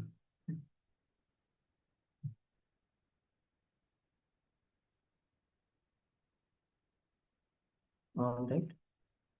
So let's bring the page back once again on your screen. So the page starts at the top with Om Nityanandeshvara Paramashiva Samarambham Nityanandeshvari Paramashakti Madhyamam Asmacharya Paryantam Vande Guru Paramparam. And he continues, I welcome you all with my love and respects. I welcome all the participants of Paramashivoham sitting with us in Adi Kailash and all the devotees, disciples, sitting with us all over the world through Nithyananda TV and two-way video conferencing, having Dhyana Diksha. I welcome all of you with my love and respects. With the grace and blessings of Paramashiva, today we will be celebrating the anniversary of Adi Kailash. Adi Kailash foundation stone was laid on Deepavali Day, 2002. And of course, again, Adi Kailash is also revival, because the temple existed before in this birth I arrived. So it is again revival. This birth I revived, 2002 November, Deepavali Day, foundation stone was laid, and January 1st, 2003, Adi Kailash was inaugurated, open for public. And from that day till now, 16 years over, 70th year entering, Adi Kailash, how it was then, how it is, and still hosting the world's largest spiritual happenings. Great. And it is going to expand, expand, expand. All of you may be aware that we have added huge land. From Mysore Road, all the lands have been purchased and connected to Adi Kailash Trust. So the constructions will start. Lots more will be done in Adi Kailash. I am so happy to celebrate the anniversary of Adi Kailash, which we used to celebrate as Mission Day. So let's offer Aarti to the Paramashiva's Nithyananda, Paramashiva's deity receiving Brahmotsavan in Rajya Sabha, and then continue the satsang. Today's subject, invitation to Kailasa. First thing I wanted to tell everyone who are part of this great happening, revival of the enlightened civilization, whether you attended one satsang in two-way video conferencing, sitting in one corner of, and the page cuts at the bottom. We continue on the second page. My mother is the oldest Adinavasi we have. Whether you have contributed 1 penny or you have contributed millions of dollars or huge properties, everything knowingly, unknowingly, whoever has done for this great work, Paramashiva has ordained me and taken up through this being. I wanted to offer my humble gratitude to all of you, to everyone who are part of this great Paramashiva Leela, revival of this enlightened civilization. Understand? Kailasa has two components. One, revival of the enlightened civilization, and revival of the Hindu nation. I thank everyone directly, indirectly, made everything happen. Understand? Till now, whatever I have done, all the work, day and night, was aiming towards this Kailasa, revival of the Hindu nation. I sincerely wanted to thank every one of you. I sincerely wanted to thank every one of you again and again and again for being part of this great Paramashiva's mission. Understand, this mission was ordained by him directly, manifested by him directly. That is why, how much ever anti-spiritual elements, anti-spiritual forces tried, they could not. They could not collapse, they could not destroy.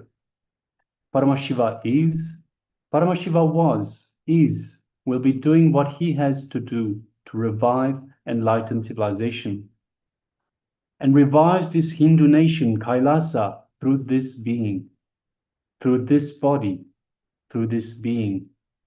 Everyone, whether you have volunteered for just 1 hour or have been a Dinavasi for years, days, months, in the initial days or recent days, I wanted to thank all of you on this auspicious occasion when Kailasa has happened. Understand? What for Paramashiva manifested as this being is really happening. I can say that.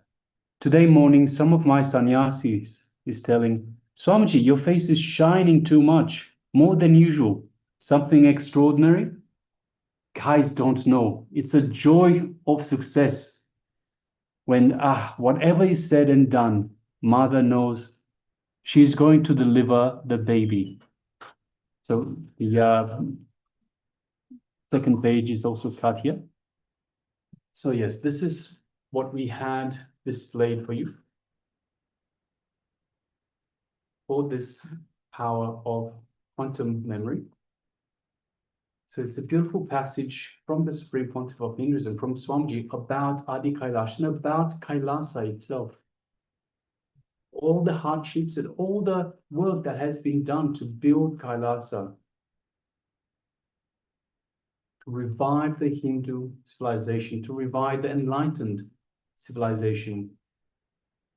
All of this, Paramashiva is working through the Supreme Pontiff of Hinduism, through Swamiji. And no matter how much people are trying to stop this, to stop the revival of this civilization, they cannot. It cannot succeed because it is Paramashiva's will.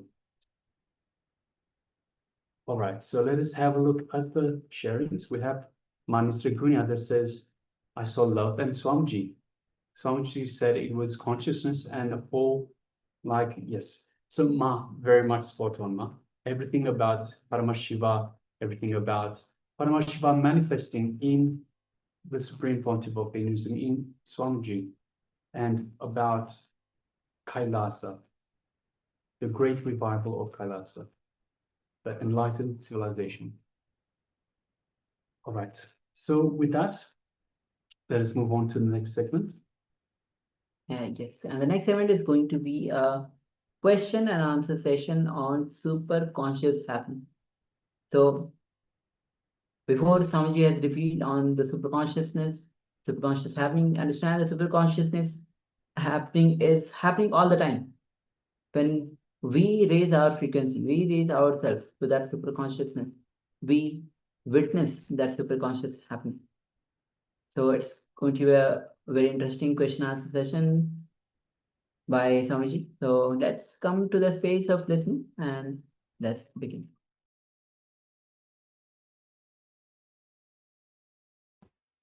Anybody, not only spiritual masters, anybody who happened on this planet Earth, any intelligent man, any person with wisdom happened on this planet Earth, if you see his teachings, if you read his words, either directly or indirectly, he will be saying the same thing.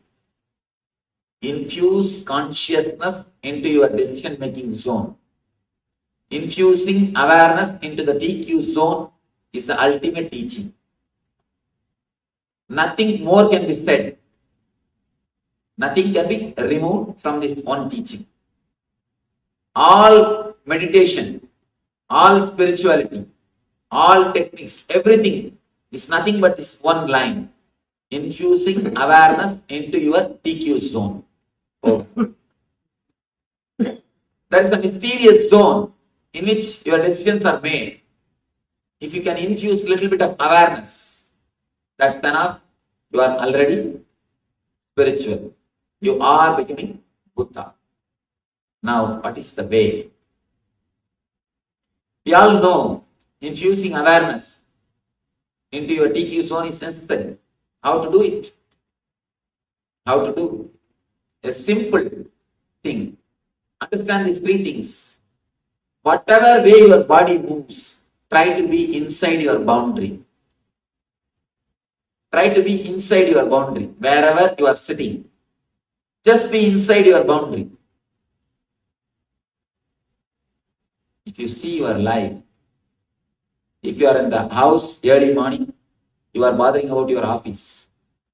If you are sitting in the office, you are bothering about the evening beach. If you are sitting in the beach, again you are thinking, when will I go back to house? One thing is sure, if you are here, you are not here. If you are here, you are not here. That has become a mental setup. So understand this first key. Just be where you are. Just be where you are. If you are here, please be here. That's the first key. Next thing, infuse awareness into your inhaling and exhaling as much as possible. Whenever you are sitting, relaxing, watching TV, or driving, whatever you are doing, one thing is sure, you are breathing. Whatever you are doing, we are sure you are breathing. Why don't you infuse a little bit of awareness into your breathing? Why can't you infuse a little bit of awareness into your breathing? Whenever you remember, try to infuse awareness into your inhaling and exhaling. Third thing, bring awareness into the words which you are using with yourself. Try to bring awareness with words which you are using with yourself. Continuously you are using words towards yourself, what I call monologue. Try to bring a little bit of awareness into your monologue. Bring awareness to your inhaling and exhaling. Bring awareness to your monologue and live inside your boundary. Here ends your body and here the universe starts. Please live inside your boundary. If you can live inside your boundary, you will be liberated. Understand, life is paradox. If you live inside your boundary, you will be liberated from the boundary consciousness. The moment you start living inside your boundary, you are Jivan Mukta. Please understand, Jivan Mukta does not mean, Jivan Mukta means in Sanskrit, we call a person who is liberated when he is living. A person who achieved the spiritual freedom when he is living in the body is called Jivan Mukta in Sanskrit. Liberated means, don't think you will have some special powers. Of course, special powers come when you are liberated, that is different. But liberated means the person who is living inside his boundary. If you start living inside your boundary and infuse a little bit of awareness to your inhaling and exhaling, whenever you remember, bring awareness to your monologue, inner chattering. Don't create guilt. If you forget for a few moments, don't bother. If you create guilt, again you will be creating conflict between buddhi and ego. No. Don't create conflict between TP and TQ. Don't create guilt. Whenever you remember, just infuse awareness to your inner chattering, to your inhaling and exhaling, and to your body language. Just be aware, be conscious of your body language, how you are holding yourself, how your body is moving, how you are living inside your being, and just be inside your boundary. So these three simple keys can completely liberate you from subconsciousness. It can transform your subconsciousness to superconsciousness. Now I will spend some time with your questions. Any question or discussion are welcome. Any comment. If you are not able to accept any of these words, you are welcome to open. Because whatever I said will be only in the head level. Only when you analyze with question answer and doubts, it can become, you can internalize it. It can become your treasure. Please go.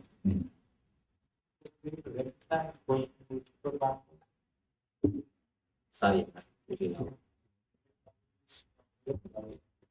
Is there a way to recognize a person who is super conscious? He will be simply blissful. The person who is super conscious simply will be blissful. And one more thing, the question itself will disappear. I tell you, if you go and sit in front of a man who is super conscious, simply the question will disappear, whether he is super conscious or not. You try your best to doubt him. Simply the root of the doubt will be shaken. The root of the doubt is logic. That will be slowly start slipping.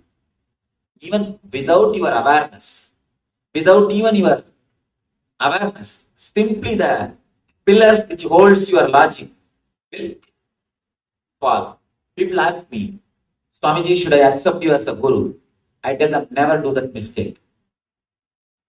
You can't forget me. You will not be able to forget me. Simply I will be there in your thoughts, in your dreams, in your sleep. Then I am your guru. If that has not happened, please simply forget me and carry your life. Then there is something wrong with me, not with you. So if you are sitting in the presence of a super conscious being, if you see somebody who is super conscious, simply slowly this question itself will start melting. You try your best to doubt. I don't think he's super conscious. Let us see. Try your best to create more and more doubts. Simply the doubts will wither away. The doubts will not stand. That is the only technique. Nothing else can be done. Where your mind loses its control over your decisions. You will be just beyond your mind, beyond your logic, beyond your doubt. The conclusion will happen inside your system, inside your being. Then you can is super conscious. There is no other technique, no other scale, no other method, no other missionaries are invented to find the super conscious level. It's nothing but too much of TP and no TQ. You can help them, especially with the pain. I'll give you a simple technique. I've spoken about this, the discourse called pain to bliss. I'll give you a simple technique. How to infuse awareness into the places where you have pain or into your pains, whether it is physical or emotional. Both can be healed when you infuse awareness. For example, you have a knee pain. Just relax and start searching in the zone where you have pain. Naturally, around this knee area, you will start feeling that pain. You will feel that pain. Now, drop the word pain. If you see your inner chattering, continuously in your monologue, in your inner chattering, you will be repeating the word pain, pain, pain, pain, pain, without your awareness. Be little aware and drop that word and see what is happening in that area. A small child, if the kid sees something new, how he will look? With all curiosity, with all excitement, how he will look? Same way, look at the area where you have pain with all curiosity, without labeling it as a pain. Without using, first thing, drop the word pain. Don't use the word pain. Just see what's happening there. Some new feeling is there. What is the new feeling? Just see. And slowly you will see the area in which you felt the pain. Instead of the whole knee, it will slowly start shrinking. And instead of one small patch, it will come to one point. Suddenly you will see the whole pain disappears. Understand, I am not proposing a theory. I worked at least 10,000 people with this technique and it works. I work with cancer patients. I work with acute arthritis, the spondylitis, people who have got pain all over the body. Even with these patients, I work with this technique. It works miracles. And apart from me working, many of our disciple doctors, they work with this technique. They vouch for this technique. They give testimonial for this technique. Simple technique, infusing awareness into your boundary and your inner chattering.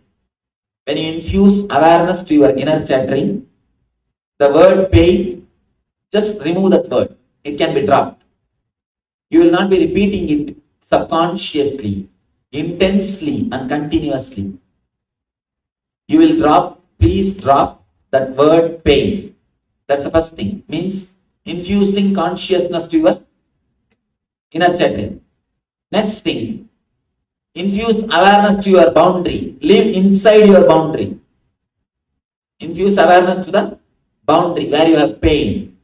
And the third thing, you can do this also. Infusing awareness to your inhaling and exhaling at the time of meditation.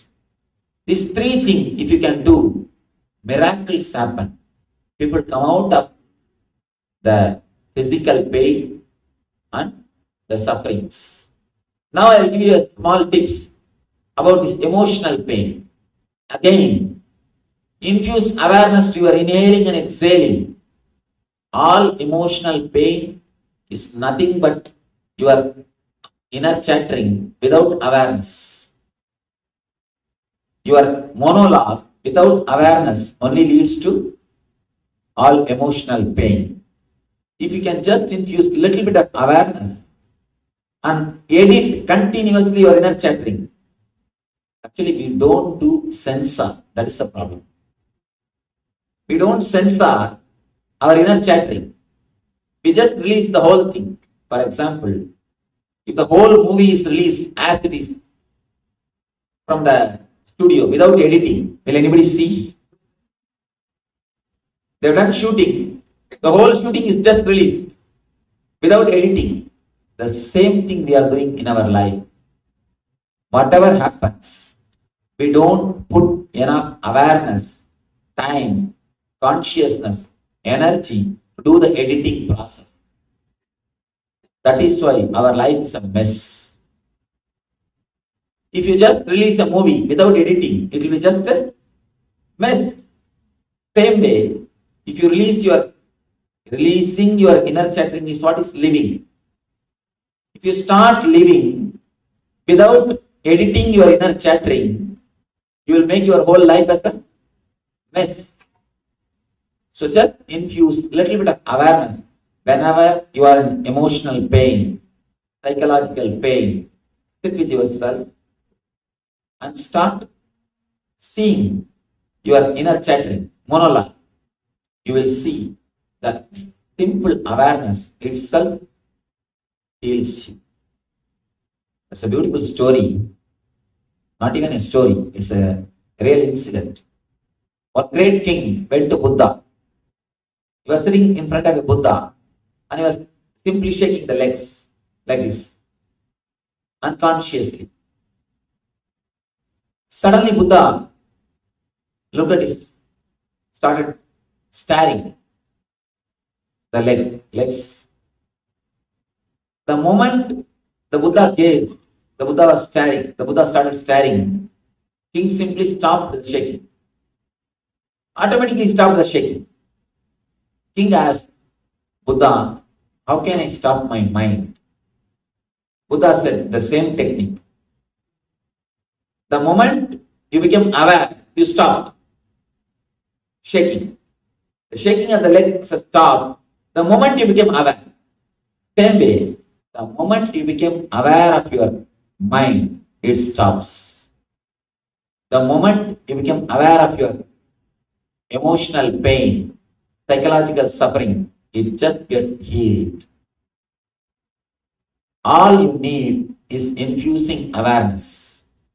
As long as you are unaware, you are in subconscious level, you will have physical and psychological pains. The moment you infuse awareness, physical and psychological, both pains simply disappear. Dissolve. You are not even solving, you are just dissolving.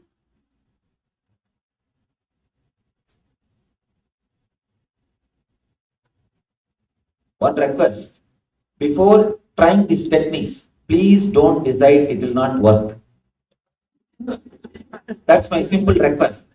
You see, when you come here, I don't demand faith. I don't say believe in me. I don't ask faith as a prerequisite. No. I don't ask believe in me. Same way, don't have negative faith. Neither have, I neither ask you to have faith nor doubt. Don't have faith. And there is no need to have doubt.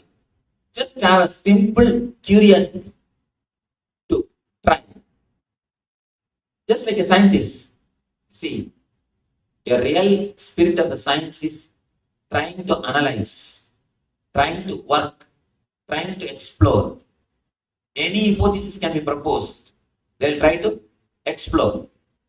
The curiosity or the capacity or the energy to explore is what I need when you work with these techniques. Spirituality also needs the same spirit. Same spirit which a real scientist has got. A real scientist will always be curious, will always be enthusiastic to explore different things, to work. Same way, just have that much of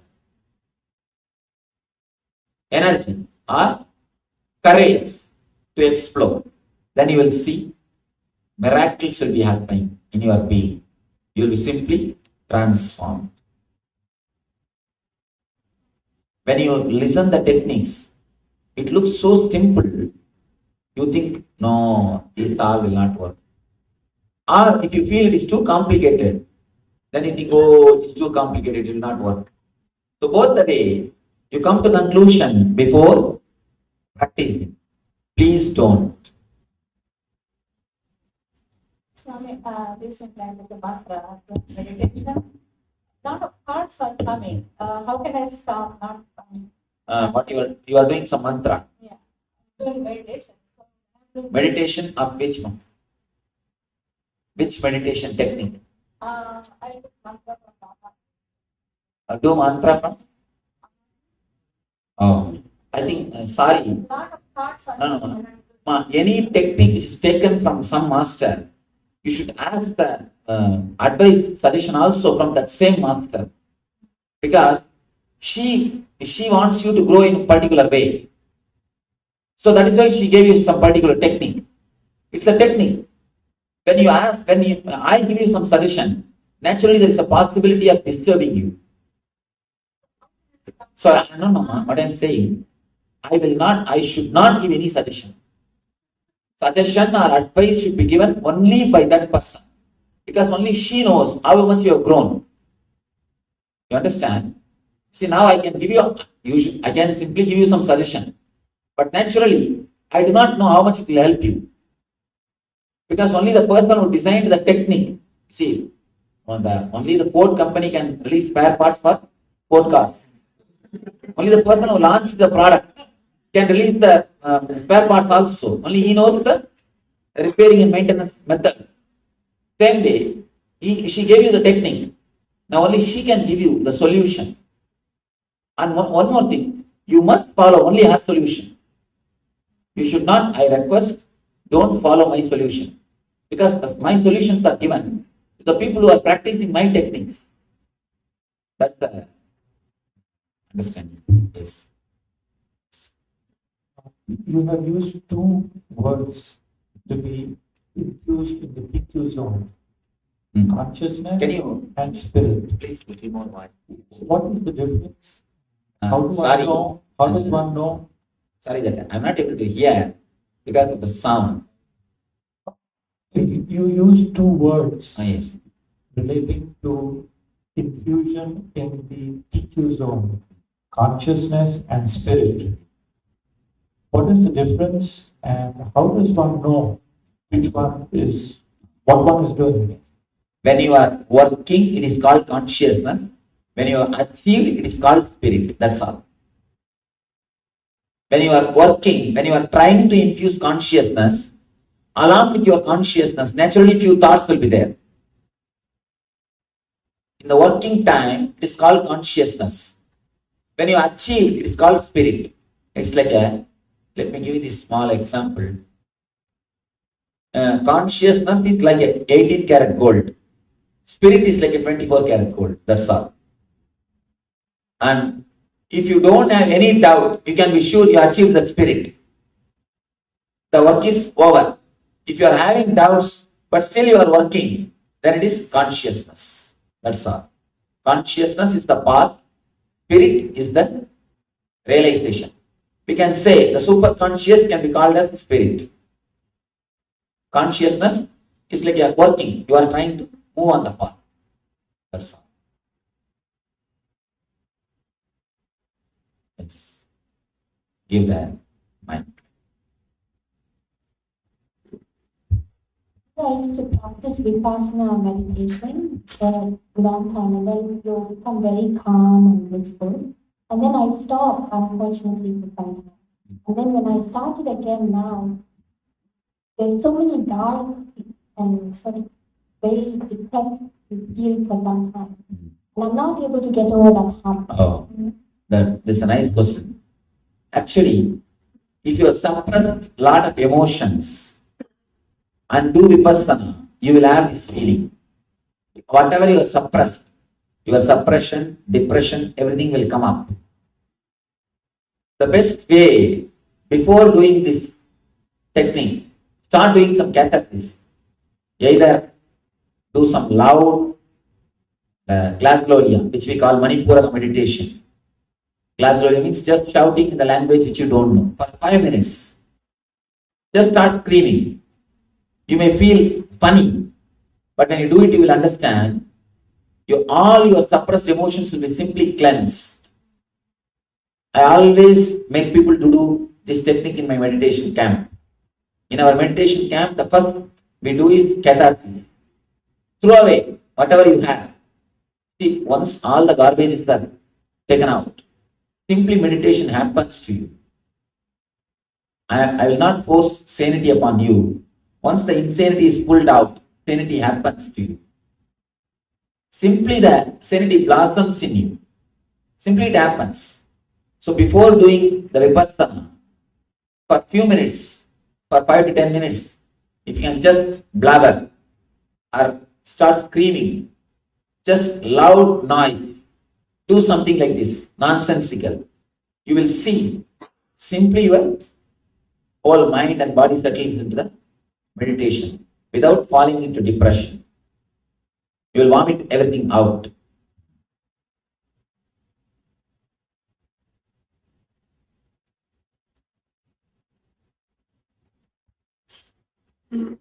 Namaskaram, Swamiji. First, I would like to talk in my language so I can express my emotions. ரொம்ப சந்தோஷம் நீங்கள் திருப்பி வந்ததுக்கு. உங்களை இந்தியாவில் பார்க்கணுன்னு try பண்ணி தான் முடியல. ஸோ மனசில் உங்களை திருப்பி பார்க்கணுன்னு எண்ணமோ தெரியல. திருப்பி இப்போ நாங்கள் ஊர்லேருந்து வந்திருக்கோம். நீங்கள் கரெக்டாக வந்துட்டு சால்ட் எனக்கு வந்து மெயில் பண்ணேன்.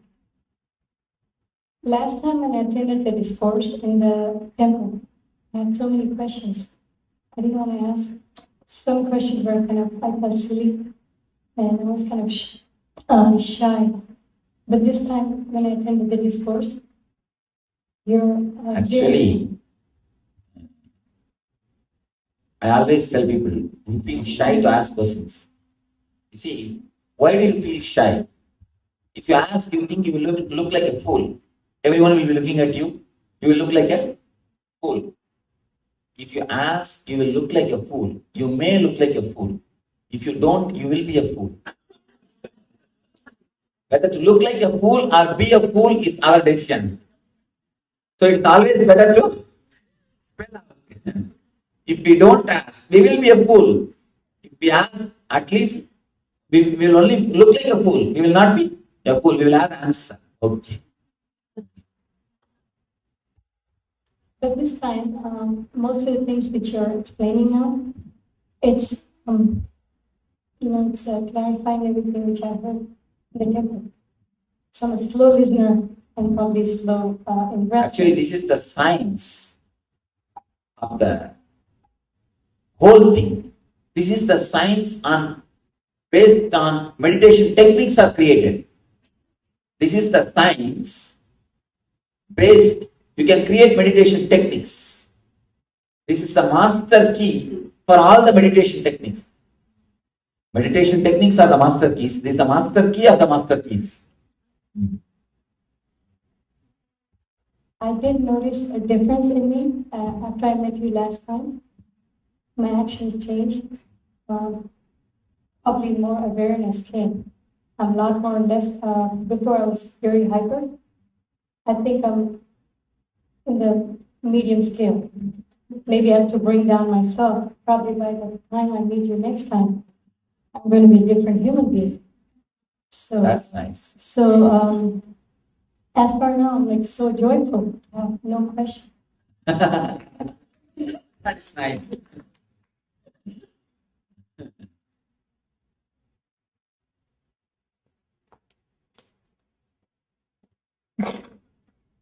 The very conscious decision, by that time I'll meet you next time, I'll be a different person. It's more than enough to have that shift or the transformation. We don't respect the power of our conscious decision. Actually, first of all, we don't respect ourselves. Where is the question of conscious decision? We don't think ourselves as an entity. That is why nobody else also thinks ourselves as an entity. Because we don't think ourselves as an entity, others also don't think ourselves as an entity. That's a basic trouble. If you think your conscious decision is powerful, simply people will obey. People come and ask me, Swamiji, how to impress others, how to influence people. I tell them, first influence yourself. Integrate yourself. Believe that you can influence yourself and others. The moment you influence yourself, you integrate yourself, you will become such a power, such an energy. Simply people can't resist, they will follow you. Anybody whose consciousness has become a leader will simply start leading. Will simply start leading. Whatever profession you are, wherever you are, whether you are in business or a job or a doctor or a lawyer or anything, if your consciousness is a leader, you will simply lead. If your consciousness is a follower, even if you are the CEO chair, you will be following somebody, imitating somebody. You will be imitating somebody. You will not be leader. Leader or the follower is based on consciousness. It is based on the state of your mind, not the status of your chair. Leader is a state, not status. Please be very clear. People who achieve the status without achieving the state never stay in the status. Even if you are in the status, without the state, you will not be enjoying it. If you are in the state, the status will simply follow you. Even if you don't have the status, you will be enjoying your life. So it is necessary to achieve the state, then status. Status will simply follow you if you achieve the state. Yes. Pranam Guruji. You mentioned about Patanjali. According to Patanjali, there are 8 sutras. One among them is meditation. It starts with yama, niyama, etc. Before attaining samadhi, you get at meditation, if I am not wrong. Yes, so it can be directly enter into this zone, that is dhyana, without following yama, niyama. It's a wonderful question. See, even to practice yama, niyama, you need certain integrity and energy, certain TQ, which is not there in the modern men today. The modern man, even that much of TQ is not there. Even to follow what your buddhi says, you need a TQ. See, modern men, in this modern day society, man has become simply a schizophrenia. There is nobody who can be called as normal man. The normal level itself has become abnormal. Or the abnormal level has become normal. The abnormal level has become normal. That is why they say that in the medical terms, the border level. That border level. Huh? What do you call the medical way? Borderline. I heard one of our Dr. Devotee was telling me, Swami, that borderline sanity they call. People will look almost normal. They will walk and talk, do things almost normal. But once you go near, you are gone. So that's why they say before getting married, better to live with that person at least 6 months. You will come to know whether he is in the borderline or he is okay. So the borderline problem. The abnormal level has become normal level. So all we need to do is immediately we need to do some meditation, infusing awareness, so that we can become man. Then we can go for practicing the yama, niyama, asana, pranayama, pratyahara, dharana, dhyana, samadhi. The 7 steps or the 8 steps. The 8th is the samadhi. It's not a step, it is achievement. 7 is the step. We can go for all these steps. But first, we have to become man. For that itself, you need to increase your TQ. Thank you. With your presence, I feel that I have become graduated from KG level to the high school. I want to be a college graduate with your techniques. I'm so happy. Again, the only one technique, increase the TQ. Increase the TQ, that's all.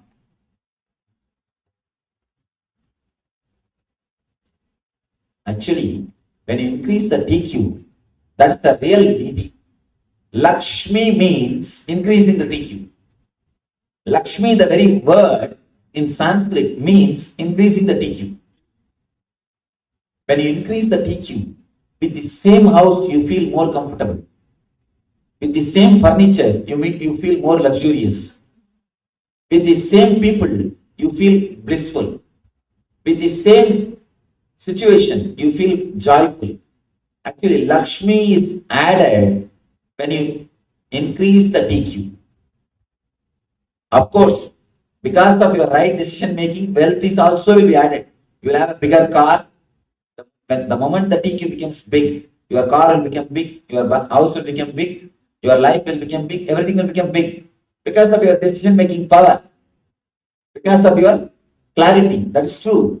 Apart from that, your being, your Lakshmitva, the capacity to enjoy, the energy of the wealth consciousness. That is what the wealth consciousness will simply increase. Increasing the TQ is what I call creating affluence. Creating affluence is nothing but increasing your TQ. Swami, we have been always taught that ego is something bad, that we should try to get rid of ego. But the way you explained, if there is sufficient TQ, the ego will let us make a good decision. You see, if there is sufficient TQ, ego will disappear into Atman. Did you see a small diagram? Under that ego there is written a small diagram I put something called Atman. When the TQ is less, you are egoistic. When the TQ is more, there is no ego. Simply the ego disappears. Ego disappears. Only Atman shines. So it is all about TQ.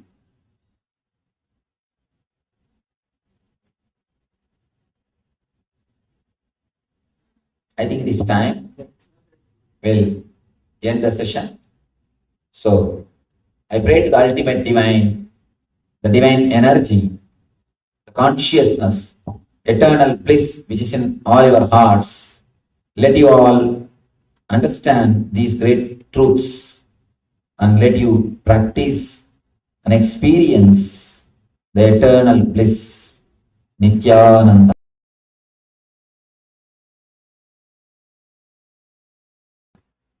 Anybody, not spirit, not only spiritual masters, anybody who happened on this planet Earth, any intelligent man, any person with wisdom happened on this planet. Established since 2002 in the United States of America, the United Ancient Nations is an intergovernmental organization currently made up of 160 plus members and indigenous nations. The UAN and its work are guided by the purposes and principles contained in its founding charter. The UAN is a manifestation of the profound connection amongst indigenous peoples across the world, including African, Andean, American, Europe. Yes, welcome back. So wonderful revelations there from the Supreme Pontiff of Hinduism. Questions and answers on superconscious happening. So with that, we'll be moving into the next segment. And by the way, if you have any questions at any point, so at any time, if you have any questions about anything we cover, anything that Swamiji has gone through today, or perhaps even earlier in the program, please do let us know. Just stop us and ask. We're only too happy to help you out, to put you in the right direction. So please, if you have any questions at all, let us know. Now, next, let us move on to the power manifestation once again. And the power for today is the power of quantum memory. So again, we'll be displaying a page from a book, and we'll ask you to stare at the page just for a brief moment. So perhaps 2 seconds, 3 seconds. It's important that you don't read what it says on the book. The idea is that we connect to the information. We connect to the information, so we connect to the divine, we connect deeply in our inner space. And we connect to the information, to the page. We don't engage the mind. See, when we start reading, we engage the mind, the logic mind. Understand the mind has nothing to do with the power manifestation. So even though the power itself is quantum memory, it is downloading vast amounts of information directly from the cosmos. So just connect to the information that is being displayed, and from the space of oneness, Swamiji, the Supreme Pontiff of Hinduism, and Paramashiva will reveal to you the information that is being captured in that page that we display. So requesting everyone, let us first of all sit comfortably with the head, neck, and spine in a straight line. And let us bring our awareness to our inner space. So our inner space is just below the heart center and just above the navel center. So in this middle area here, we have the inner space. It is called the Ananda Ganda. It is the space that Swamiji has initiated us in to connect to him, connect to the divine, and to be in the space of oneness with the divine. So all of that in our Ananda Ganda, our inner space. Let us bring our full awareness to our inner space, just below the heart center, just above the navel center, in the Ananda Kanda. Let us connect deeply to the divine in our Ananda Kanda. Let us feel the feeling connection we have to Swamiji, to Paramashiva, and feel it in our Ananda Kanda, our inner space. From the powerful cognition that we are Paramashiva, understand all there is energy and consciousness, Paramashiva, the ultimate superconsciousness. So from this cognition, let us connect deeply with Paramashiva, being one with Paramashiva and in oneness with Paramashiva in our inner space, the Ananda Ganda. So let us just take a moment and feel all of that in our inner space, just below the heart center, just above the navel center.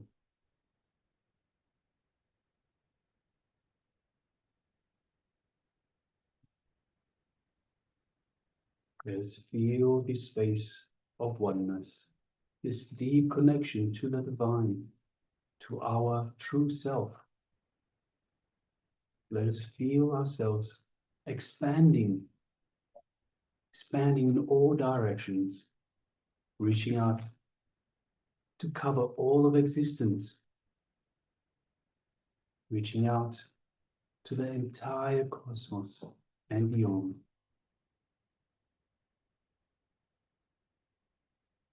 Let us feel deep down in our inner space, we are Paramashiva.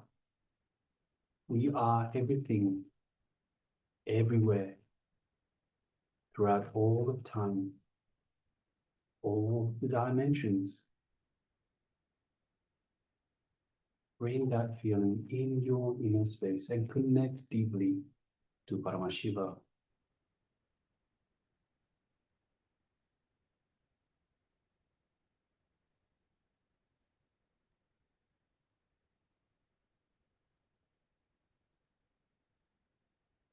Now let us reveal the page just for a brief moment. Once again, I'm going to reveal it momentarily. Keep to this space of oneness, to the same feeling in your Anandakanda, your inner space. Don't try to read, just connect to the page. Connect to the information that is being revealed. Let us start now.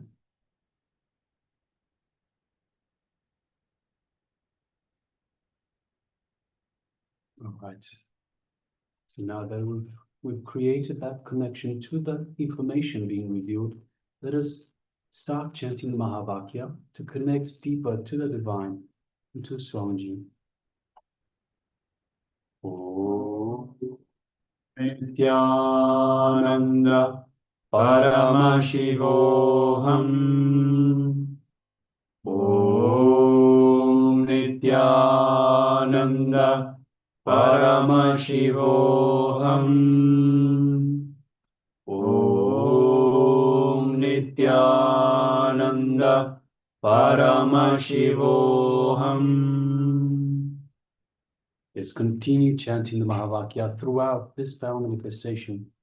And from this space of oneness, let us start manifesting this power of remote, of quantum memory, downloading vast amounts of information directly from the cosmos. Let's begin.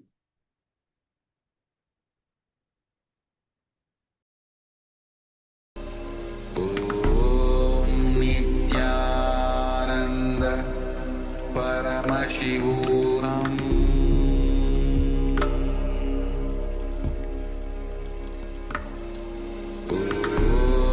Nithyananda Paramashivoham. Nithyananda Paramashivoham. Nithyananda Paramashivoham. Nithyananda Paramashivoham. Nithyananda Paramashivoham.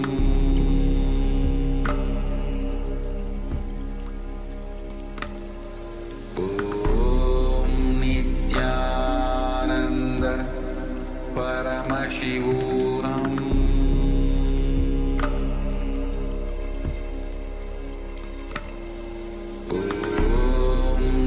Nithyananda Paramashivoham.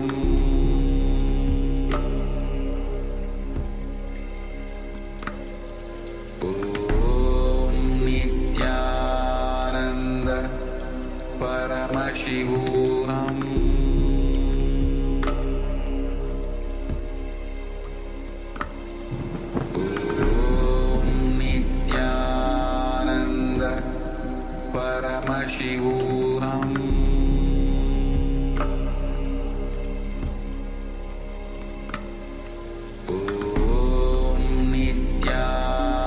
Nithyananda Paramashivoham.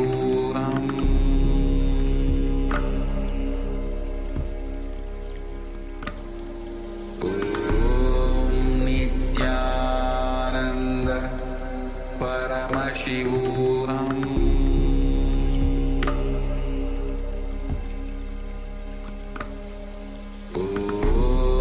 Nithyananda Paramashivoham.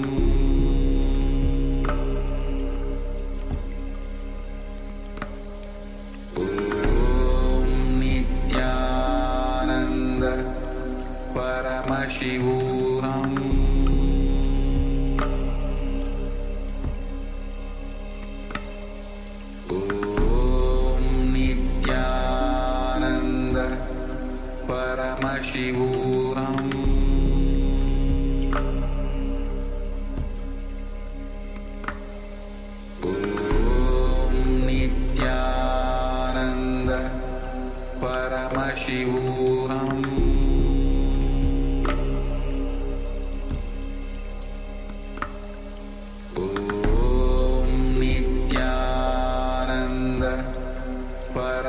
Paramashivoham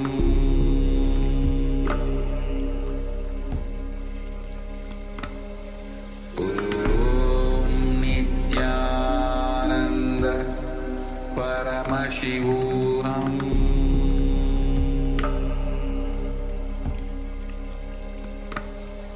Om Nithyananda Paramashivoham Paramashivoham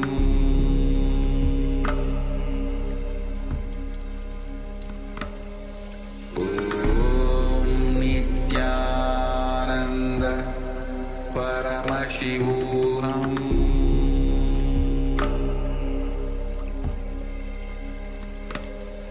Om Nithyananda Paramashivoham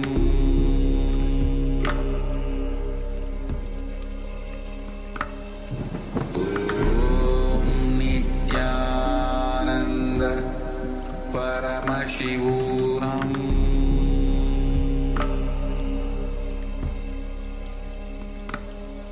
Om Nithyananda Paramashivoham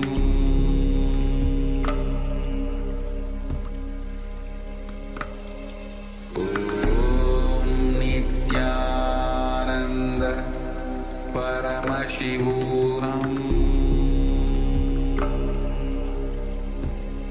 Paramashivoham Om Nithyananda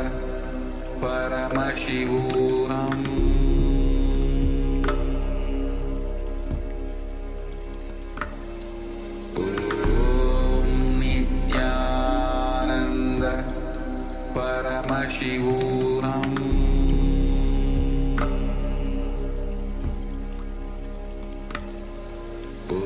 Om Nithyananda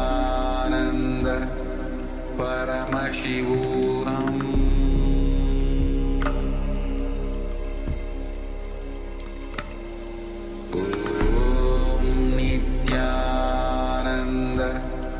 Paramashivoham Om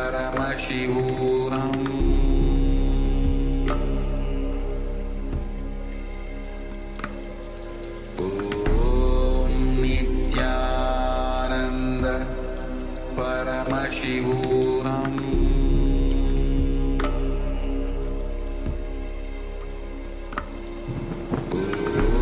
Om Nithyananda Paramashivoham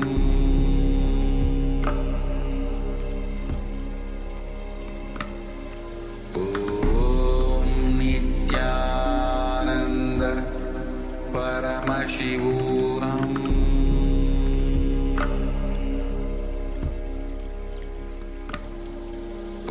Om Nithyananda Paramashivoham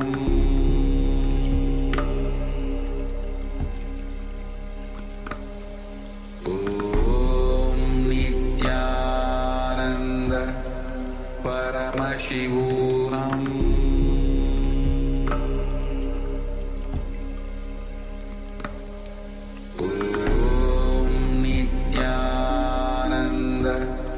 Paramashivoham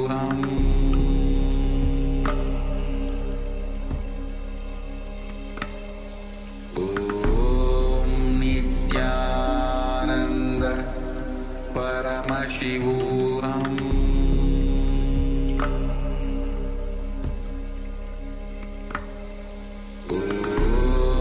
Nithyananda Paramashivoham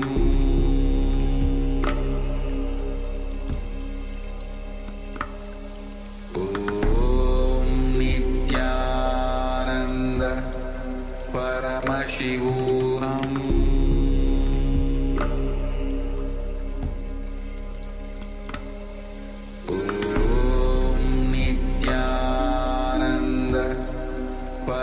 Paramashivoham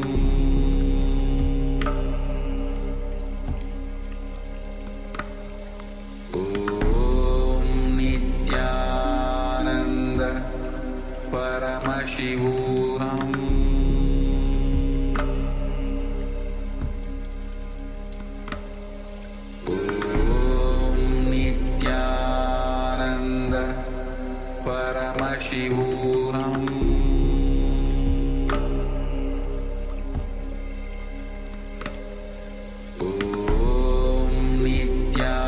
Nithyananda Paramashivoham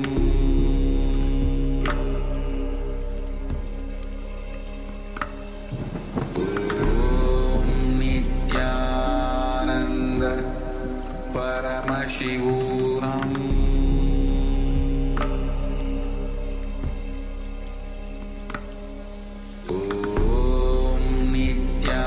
Nithyananda Paramashivoham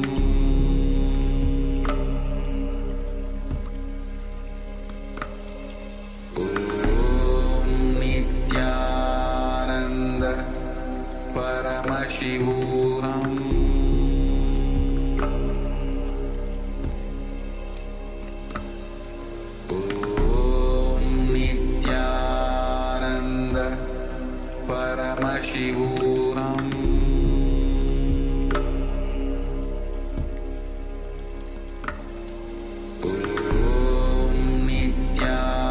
Nithyananda Paramashivoham Nithyananda Paramashivoham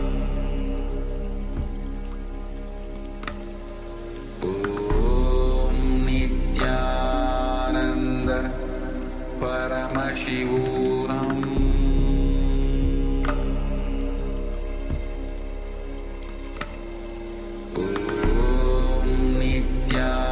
Nithyananda Paramashivoham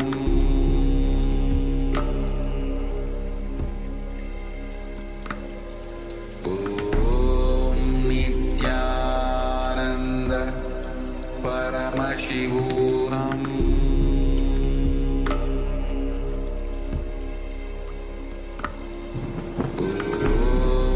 Nithyananda Paramashivoham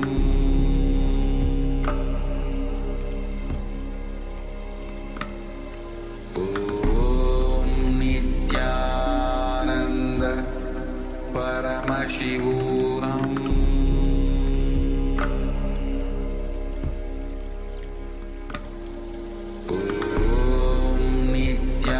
Nithyananda Paramashivoham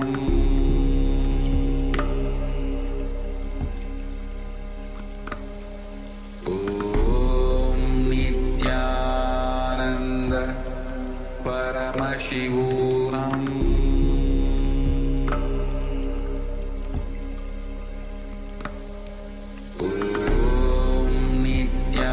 Nithyananda Paramashivoham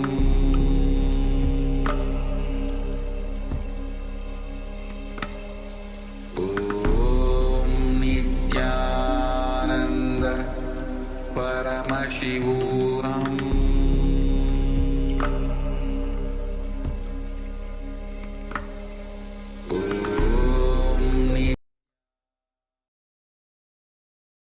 Yes, you can relax now. Slowly, very slowly, you can open your eyes. Gently let the light come back into your eyes. And once the light has readjusted for your eyesight, take a moment and share what was revealed to you for this round of power manifestation, the power of quantum memory. So for those of you that have just recently joined us, we have just gone through the power manifestation round, the power of quantum memory, where we connect to a page, a piece of information without actually reading. We connect to the page and we download from the cosmic archives all the information from that is being displayed in that page. So now once again requesting participants to share with us what was revealed to you in your third eye.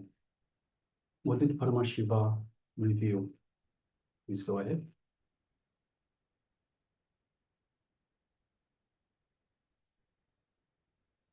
You know, I'd like to welcome Yi, Mahabhairava, Nithyananda. Good to have you with us.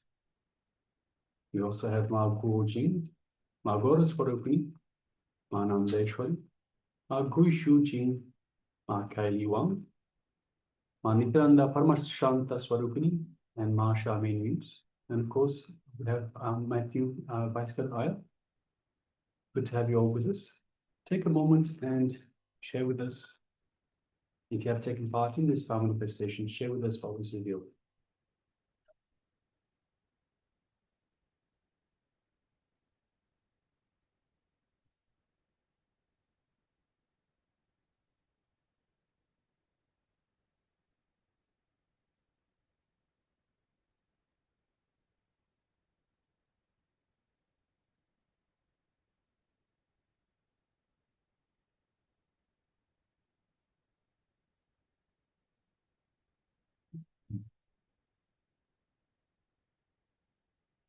So requesting everyone, please take a moment and share.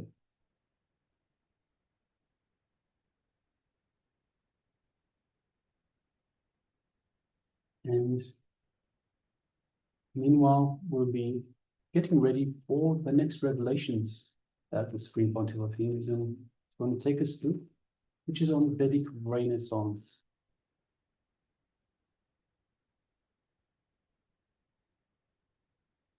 So after we navigate through this power manifestation, we will be entering into this revelations from the Supreme Pontiff of Hinduism, but not before we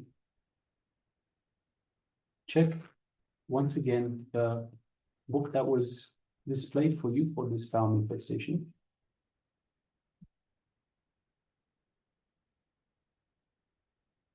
It's requesting everyone to take a moment and share.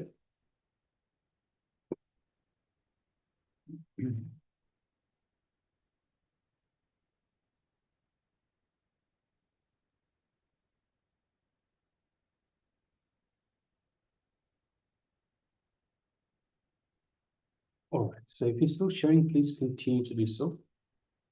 Meanwhile, let us move on to the verification stage.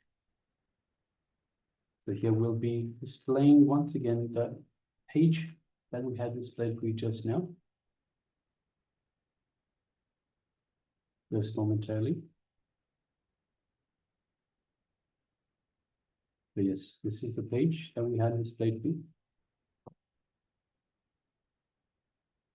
And we're just going to read quickly the page, the information on the page.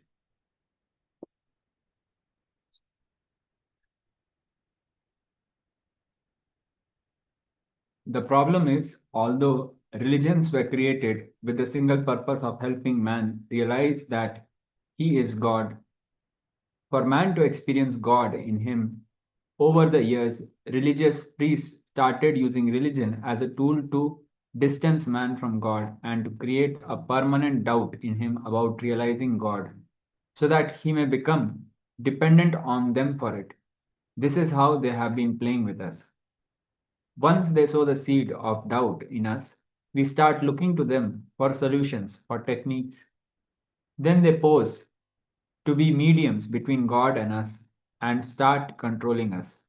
The whole purpose of religion then gets defeated, but these people continue to carry on their business. I tell you, just ask these people what qualification they possess to control you in this fashion. As long as they are offering you some clarity on the fact that you are part of existence, it is all right. The moment they start telling you what you should do and should not do to please God, be very clear, they are not qualified in any way to guide you. They pay them huge amounts of money and sit with the panda who gives a small offering on their behalf to the god. The only intent of the panda will be to grab the maximum money from them. These people, unconcerned about that, will be sitting in all earnestness, trying to feel the non-existent spiritual fervor in the panda's chants. I try telling people not to go behind these pandas. at least when they come with me. But even after me telling them they want to do these things, then I leave it to them. And sometimes, in the name of religion, people bring in rules and condemn others from doing certain things. They bring in divisions of some sort and make you feel spiritually inferior. They condemn you in the name of man-made barriers. No one is inferior or superior to anyone. If a religion cannot accept you for what you are, the whole purpose of following it is lost.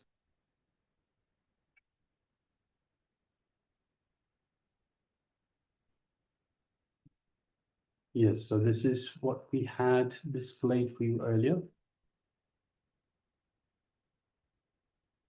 So if you had any information, any piece of information related to this, perhaps you had a word, a sentence, topic, idea, concept, whatever it might be, then congratulate yourself.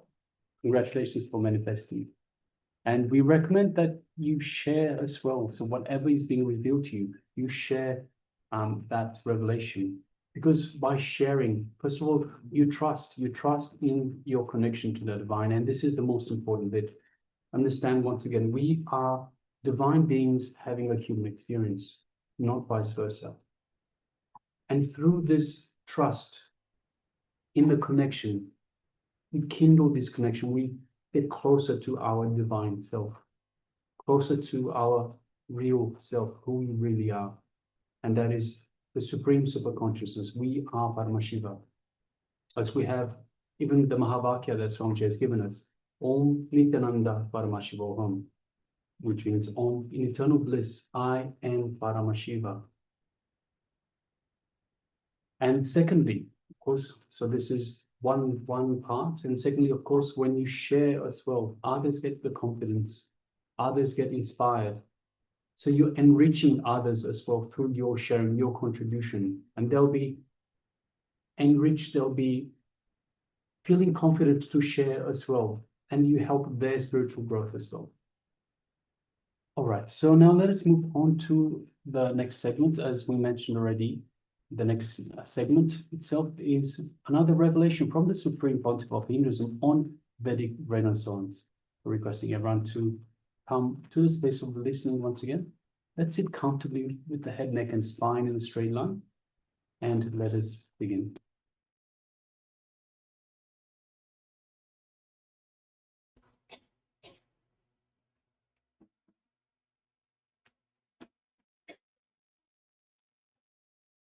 Welcome you all with my love and respect. And the representative of the city.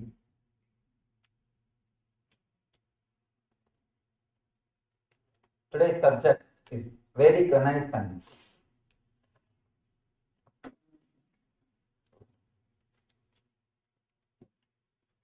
Vedic Renaissance.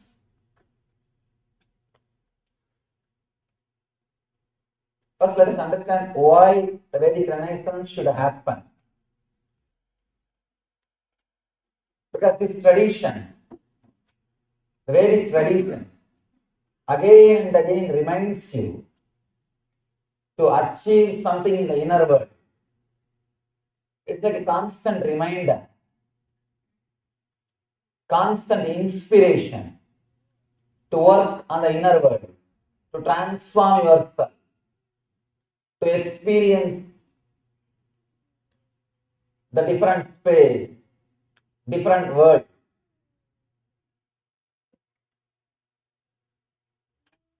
First time in the history of humanity, human beings are enjoying such a luxurious, comfortable life. The outer world luxury and outer world comfort, we have reached peak.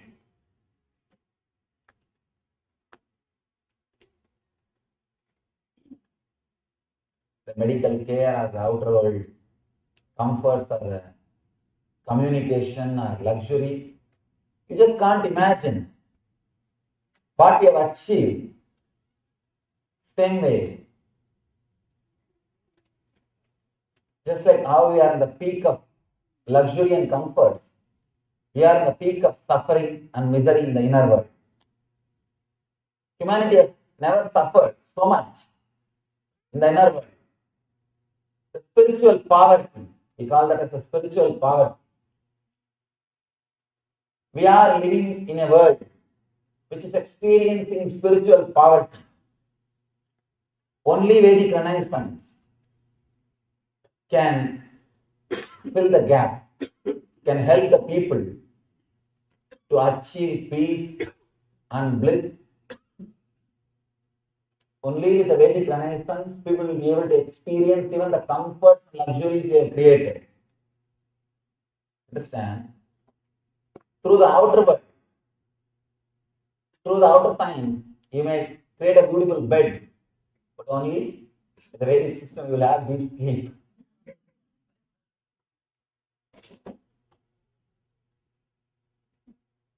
You may create all possible luxurious things.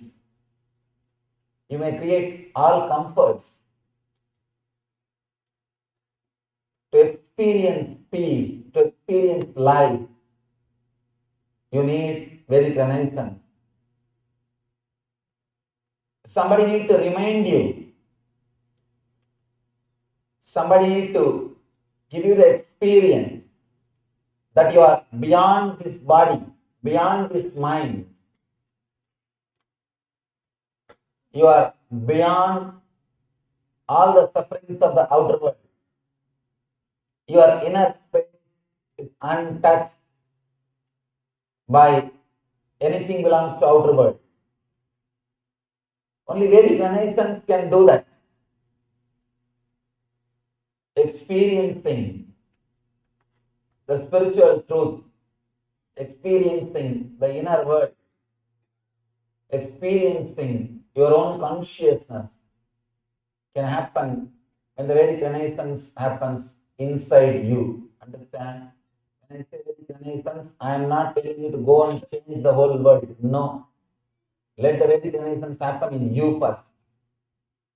First, we need to understand. First, we need to internalize. First, we need to transform our life. In Vedic tradition, we don't believe in conversion.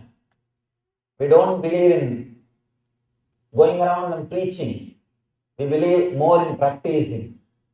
We believe more in creating an intense vibration or the spiritual space, spiritual intensity. Vivekananda beautifully says, the ordinary teacher who is going around and meeting thousands of people will not be able to create such an intense energy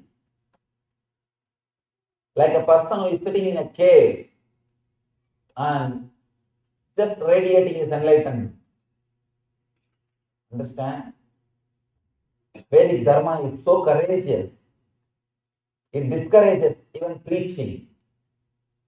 It says, let you achieve, let you radiate. Simply everything else will happen. For the renaissance of the Dharma, renaissance of the Vedic tradition, first you need to do, let you become a seeker. Let you understand what for you are living. When I use the word seeker, let me define the word properly. I mean, person who understands the outer world is not everything. Whoever got the clarity, the outer world is not everything. Life is something more than the outer world. Whoever has got the clarity, whoever feels that life is something more than the outer world. Life is something more than what you experience through your eyes and ears. Life is little more than what you experience through senses. Whoever understands, life is more than what you experience through your senses. You become seeker. You start seeking, which is beyond these five senses. You start seeking the truth. You start seeking something which is beyond your senses. In Sanskrit, we call that mumukshutva, means start seeking something which is beyond your senses. Shankara, the great master, says, Manushyatva, mumukshutva, mahapurusha sangama. Manushyatva, having human body. Mumukshutva, seeking towards the higher self. Mahapurusha sangama, the experience with the enlightened being. Having the darshan or a touch of an enlightened being. All these three are very rare to achieve. After achieving all these three, if somebody is not enlightened, he is called fool. No other word. Because you have everything and you did not use it. No other word. Shankara says, all these three things are greatest things which can happen to any human being. Seeking. First thing, you need to start seeking. Once in a while, when you really feel the life is not under your control. Understand? In a civilized society, especially living in a city, you are given a wrong impression by your mind, your life is under your control. I always tell people, go and live in Himalayas for some time. If you live in the Himalayas for some time, you will realize life is beyond your control. You will understand your life can't be controlled just by your logic. It is beyond your control. You will be reminded your logic is not the master. Your logic is not the master. But in this kind of societies, the cities, almost you are very clear about your routine. From morning till night, you know how you will walk, in which car you will use, where you will reach, what you will do, or what you will not do, and how you will come back, and what is your next routine. Even if there is a small accident, you know there is life insurance. There is insurance. Practically, your ego gives an idea, your logic teaches you, your logic gives you a sort of a feeling, your life is under your logic. Unconsciously you start believing your life is under your logic. That is why whenever some incident happens which is beyond your logic, which is not under your control, you are totally shaken. You are completely shaken. You are not able to handle. You don't know what to do. Either you fall in depression or you just suffer. You always expect, you always believe unconsciously that life is going to be only filled with the incidents which will be under your control, where your logic is going to play everything, where your logic is going to be a leader. Suddenly, when the truth is told to you, of course, life again and again reminds you the truth. Your life is beyond your logic, especially when somebody in your family or a friend circle dies or some accident, means losing job or something. Suddenly you will see life is not under your control. Your logic is not the leader. Life is beyond your logic. Life is beyond you. you start seeking. Then you start seeking. Few intelligent people start seeking the law of life. Understand? You know law of the outer world. Whoever wants to understand the law of the inner world, we call that as dharma. Dharma is the word we use. Law of the inner world means the law of cosmic energy. Whoever is trying to search, whoever is trying to seek, whoever is trying to understand the law of the inner world, he is called mumukshu.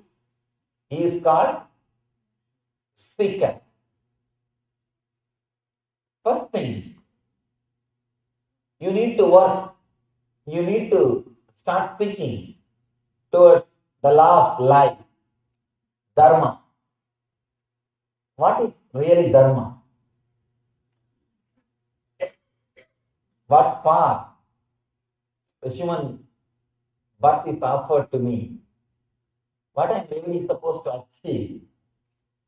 These few questions are the basic need for Vedic Renaissance in you. Understand?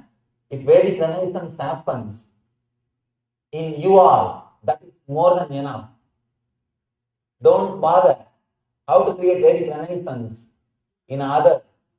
I've always seen people who are too busy in creating Vedic Renaissance in others will never allow that to happen in themselves. Because they're too busy looking at others, chiseling others, working on others. They forget that they need to work on themselves. They forget they need to work on their own being. Many people come and ask me, Swamiji, how should I express my gratitude to you? I feel I received so much. How can I help? I always tell people, just meditate. That's the best thing you will do for me. That's the greatest service you will do for me. People ask me, no. Should I do something for your mission? I tell them, first work towards enlightenment. That's the best thing you will do for my mission. People who try just to work for mission without working towards enlightenment, they will be the biggest problem creator. They will create only politics. They will create only politics. See, people who are not working towards their own enlightenment, who are just working for the mission or the public, they create all politics. They create all difficulties. They create all problems. If you start doing service without having enough of inner maturity, you will only create more problem for people. You will create trouble so that you can start serving. I've seen people first you create trouble, then start serving. See, unless you create trouble in the world, how will you start? You will be jobless. So people who want to serve will create first problem. And same way I have seen with so-called teachers. Just because they should start teaching, they will create the problems which does not exist. Which does not exist. I have seen these so-called teachers who themselves are not become enlightened, who start teaching. If a person is not enlightened and if he starts teaching, he will create more problem to society than what they have already. See, an enlightened person will live in a totally different way. Your logic or your mind will never be able to put that person in a frame. You can't put him in one frame. But with the teachers, you can always expect how they will behave, how they will be. And you can always expect, you can put them in one frame. So it is easy for your mind to believe teachers. It is difficult to trust masters. Because masters, first work will be shaking you. I always tell people, if you feel that you are totally shaken, whatever you believe, whatever your ideas you carry is shaken, be very clear that Master started showering his compassion on you, his grace on you. Only when he showers his grace, only when he showers his compassion, your whole being will be shaken. Your whole being will be transformed. First thing you need to understand for Vedic Renaissance is seeking. Let the seeking start happening inside you. The big problem with our mind. Whenever you listen these great words, for a few days you will really cherish them. But again, slowly your old inner chattering will come back. Slowly your old mental setup will come back. When your old mental setup comes back, over. You are again running. The peer pressure or the society just makes you run. You are running towards the goal which is not going to give you fulfillment and which never makes you feel alive. I always tell people, great difficulty in a rat race is, even if you win, you are a rat. Even if you win, you are just a rat. Run, what for? You don't even know. Many times people tell me, no, take care of basic needs. But once you know that you have enough of basic needs and all the things are taken care of, after that you think you will stop? Now you are habituated for running. See, by that time you achieve everything to relax and enjoy. Now you are trained to worry. You are trained to run. If you stop running, you feel lonely. You feel something is missing. You feel something is seriously absent in your being. You feel something more needs to be added. Something needs to be achieved. The seeking is the basic quality. First thing for Vedic Renaissance. The next thing, very important truths.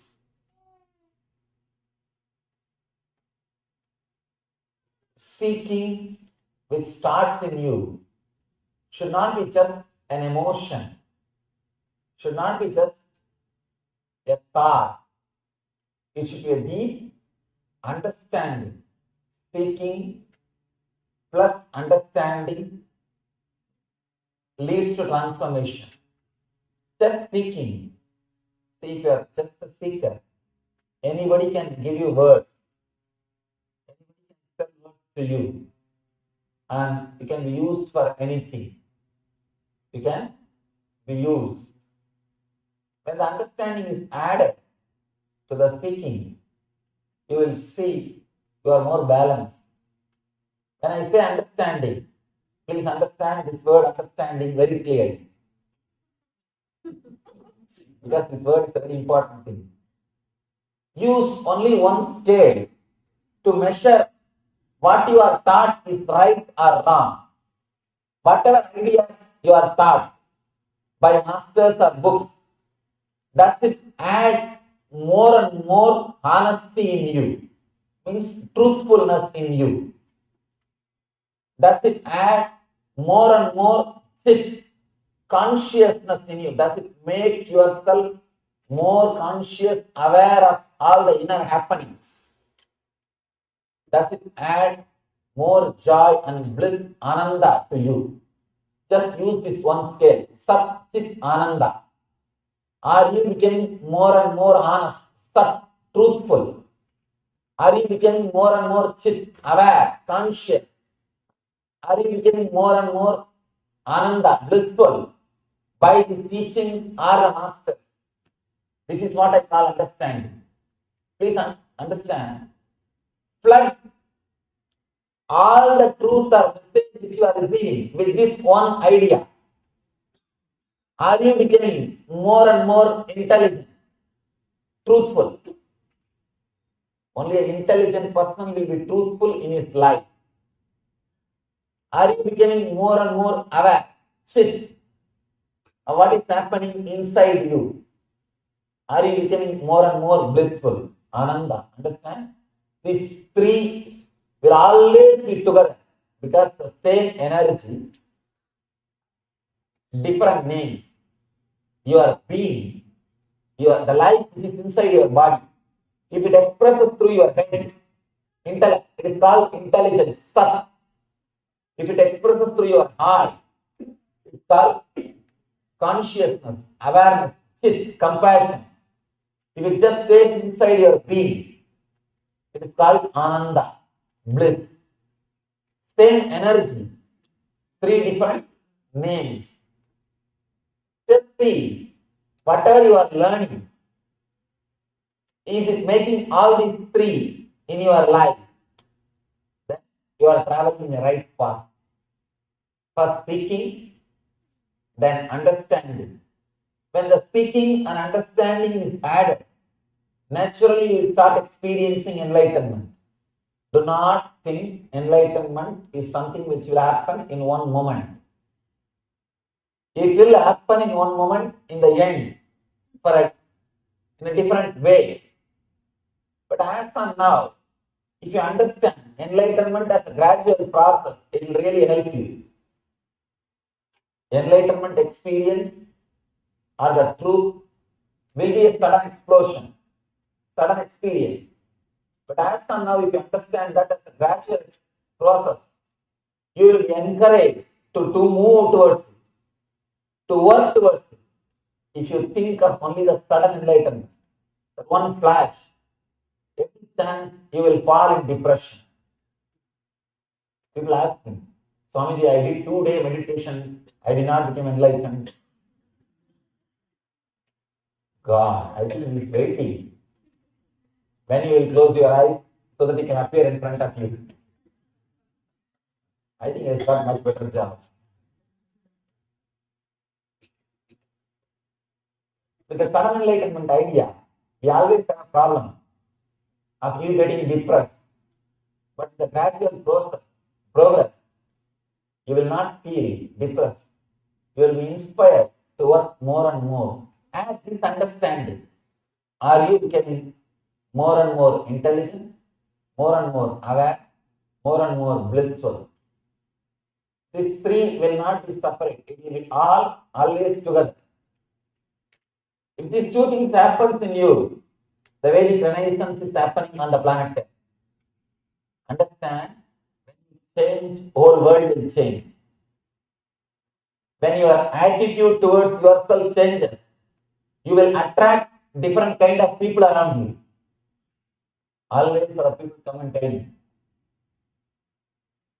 Swamiji, all my friends left me after I started meditating. So it's a big problem. Please understand, it's not that they left you, you left them.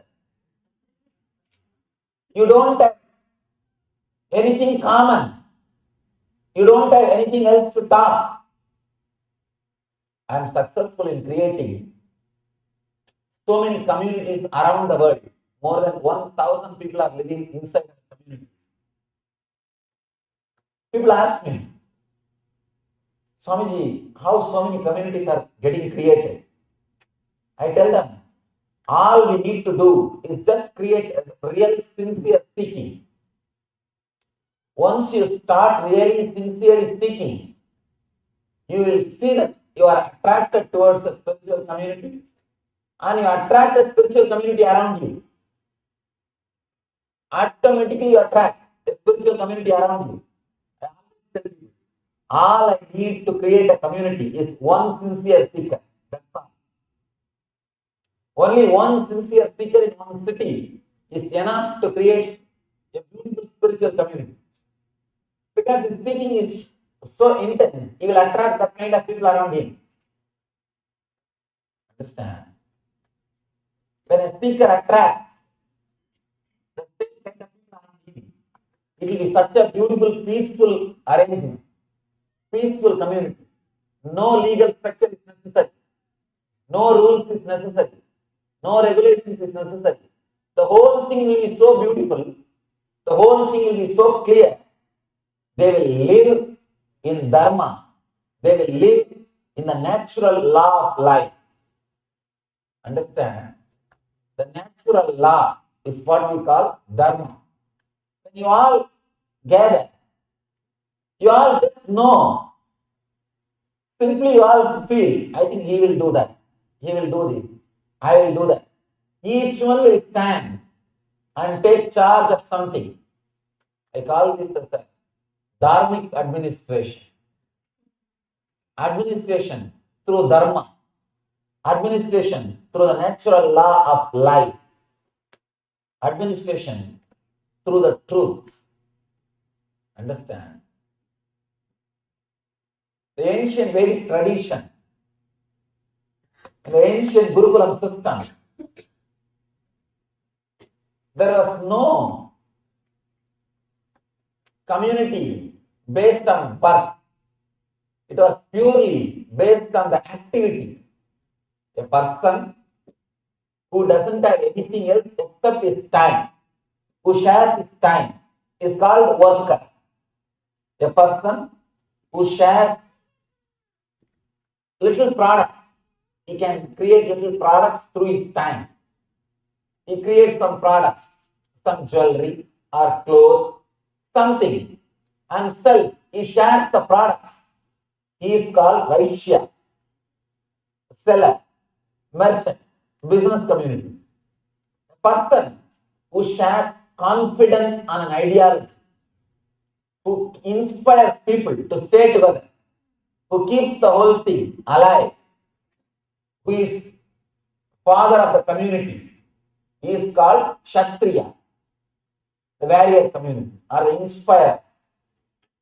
Person who shares enlightenment, knowledge, leads the whole group towards the higher truth, he is called Brahmana, the saint. Understand? We did not create communities based on birth. The tradition created communities based on the activity. Person who shares his time is the worker. Person who shares some products is Vaishya. Person who shares courage and confidence is Kshatriya. Person who shares knowledge, enlightenment is Brahmana. This is the way our tradition was created. This is the way the Vedic system was created.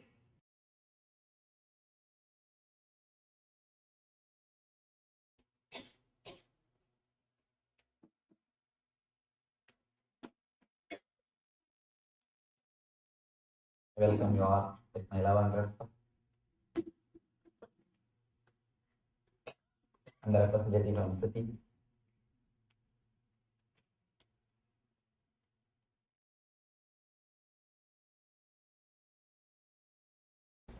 Your future is available to you. As long as you live based on the past, naturally you will see the past will automatically penetrate the future. Instead of you living the future, past will be living the future. Past will be living the future. A small thing you understand, a very simple thing. It is from this moment, next moment takes birth. If you believe in this moment that you can't drop some habit because it is past, naturally you can't drop it in the future. So, coming out of the past, coming to the present moment, you will start having a new understanding about the future. You will start having a new realization about the future. One more thing. When you sincerely penetrate the present moment, the eternity, the present moment, the time shaft stops moving. Time shaft stops moving. Somebody asked Buddha, what's your age? He just remains silent. They ask him again, Buddha, tell me what's your age? He says, what can I say? Eternity is the only word I can say. In the 9th chapter of the Bhagavad Gita, Krishna declares, the Rajaviti Rajaviti Yoga, Krishna says, "O Arjuna, the same science is delivered by me to Sun God, to Ishwagu, and now to you." Arjuna gets shocked. Arjuna says, "What are you talking? You are just 40 years old. But Sun God and Ishwagu are all 5,000 years old. How can you say, you Krishna, you gave this knowledge to Sun God?" Krishna says, "Arjuna, you don't understand what I say. Time shaft never moves when you penetrate the present moment." When Krishna says, "I gave the same science to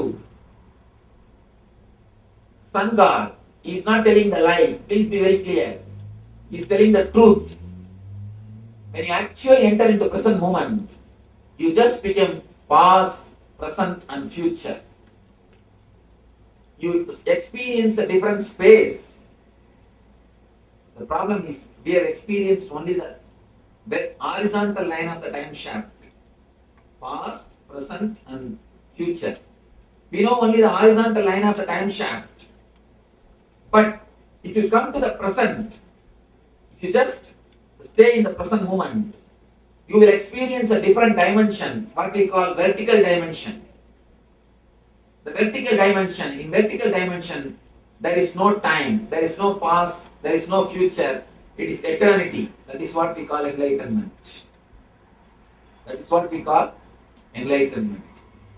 The man who has experienced the past, present, and future, the horizontal shaft and the vertical shaft, is the person who is enlightened.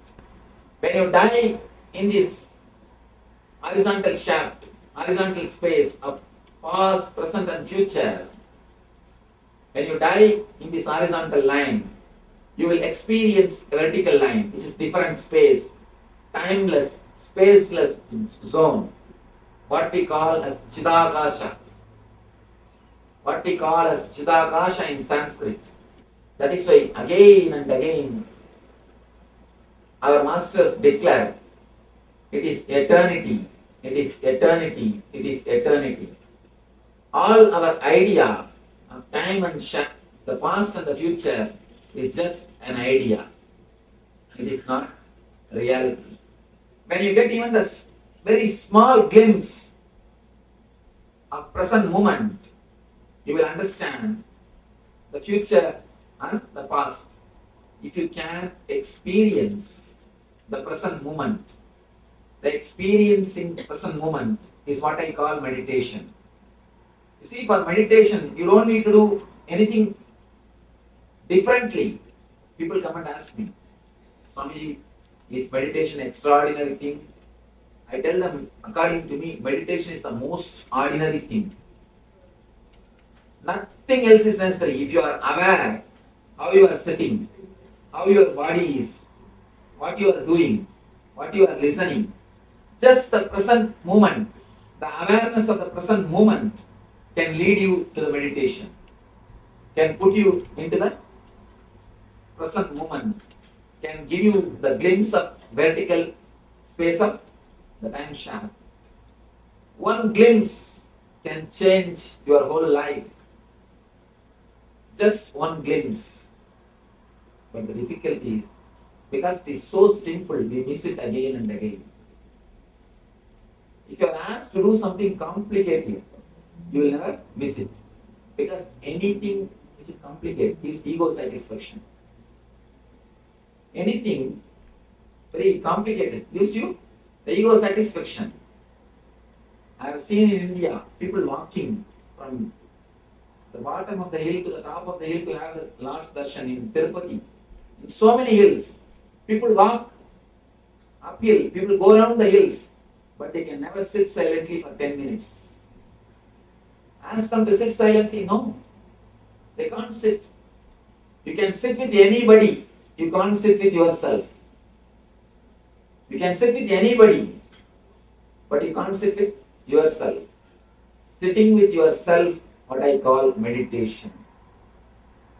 If you can sit with yourself without even having thinking or any words in your mind, you will experience the glimpse of time shaft.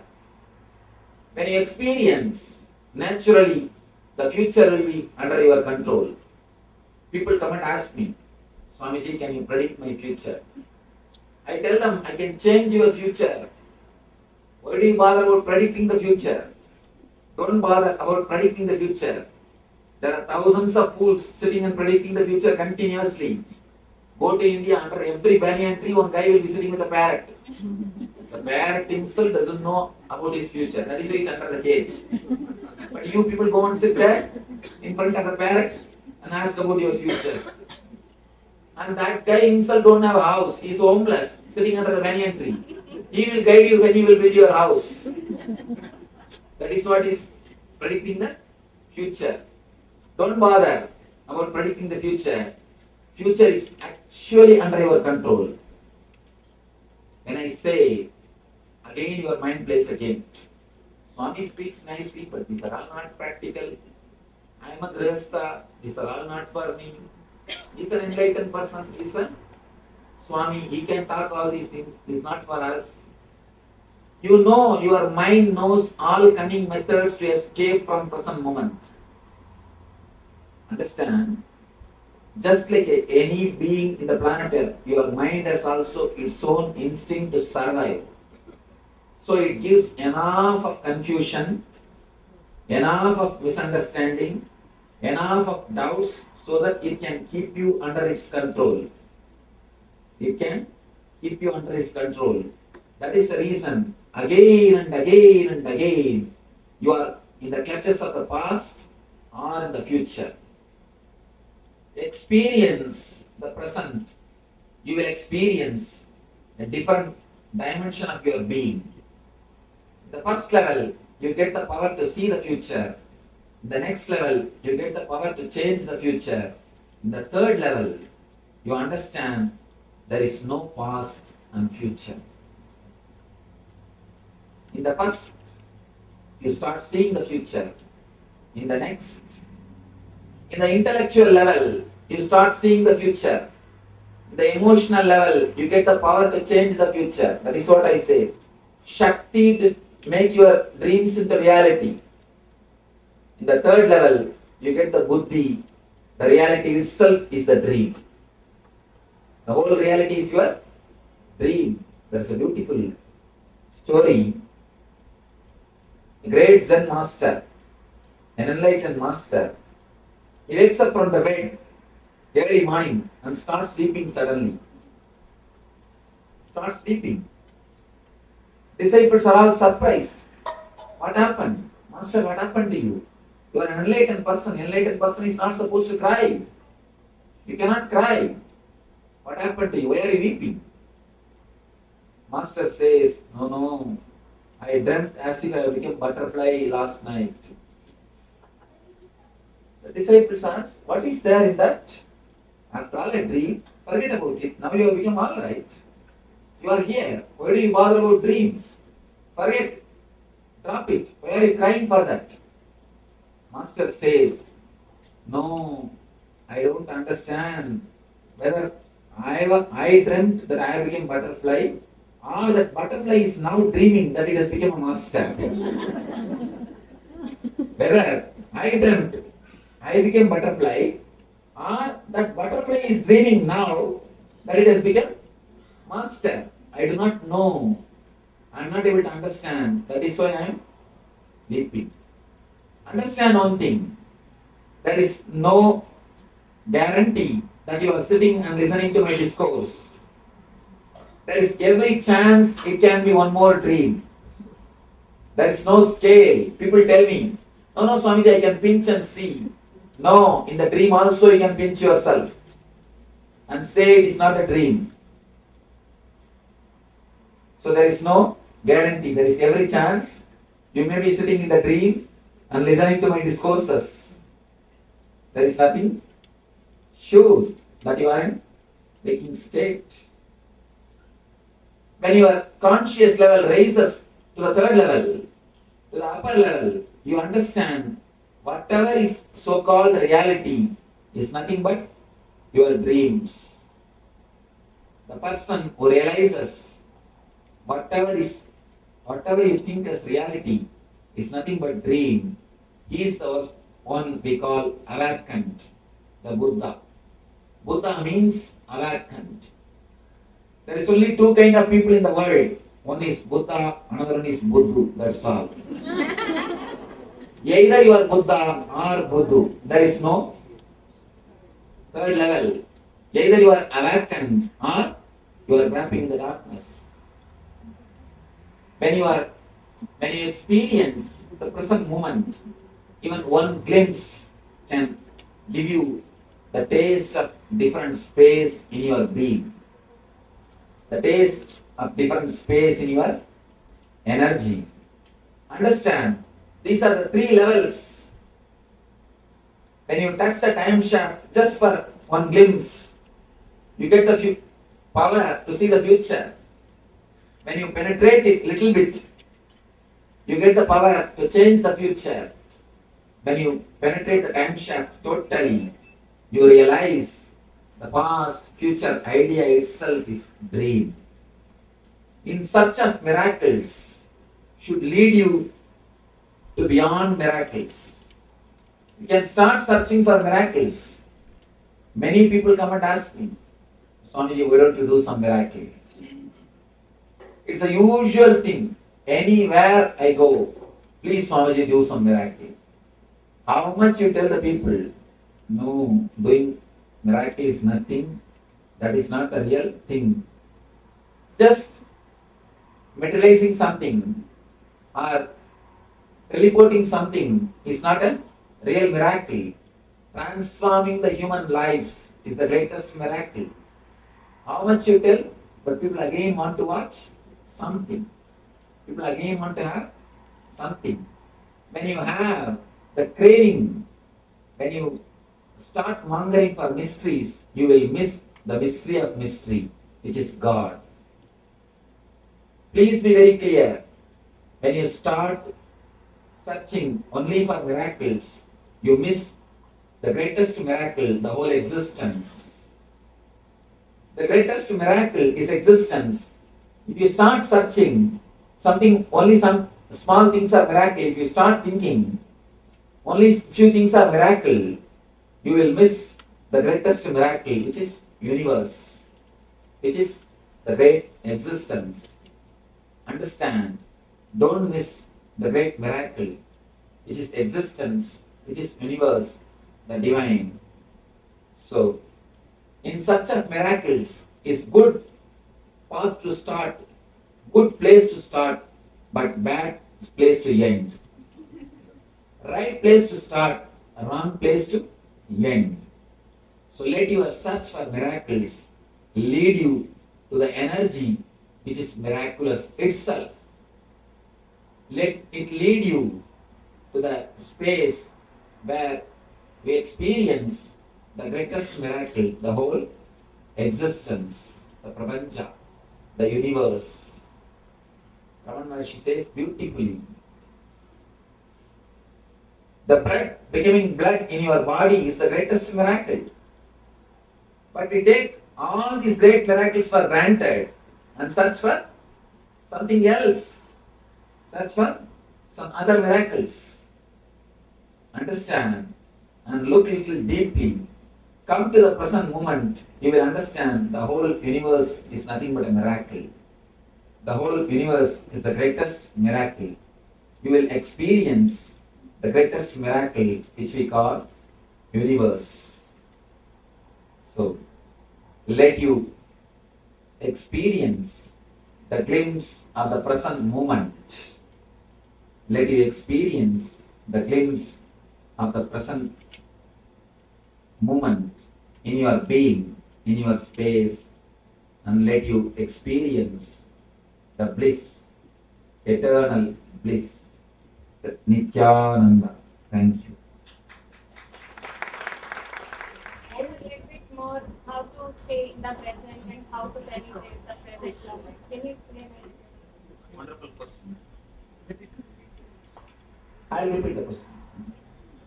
She asks, can you elaborate more? Can you explain a little bit more how to live in the present moment? See, a simple technique, very one single line technique. Live inside your boundary, that's all. Just live inside your boundary. You know where your boundary ends. Are you aware of your boundary?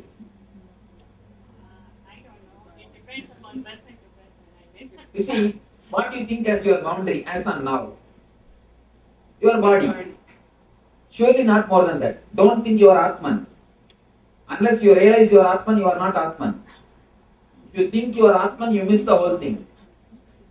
You are Atman has to be realized, not to be thought. As of now, you know only one thing. You are body. This is what is your boundary. Start living inside that boundary. Start living inside the boundary. People ask me.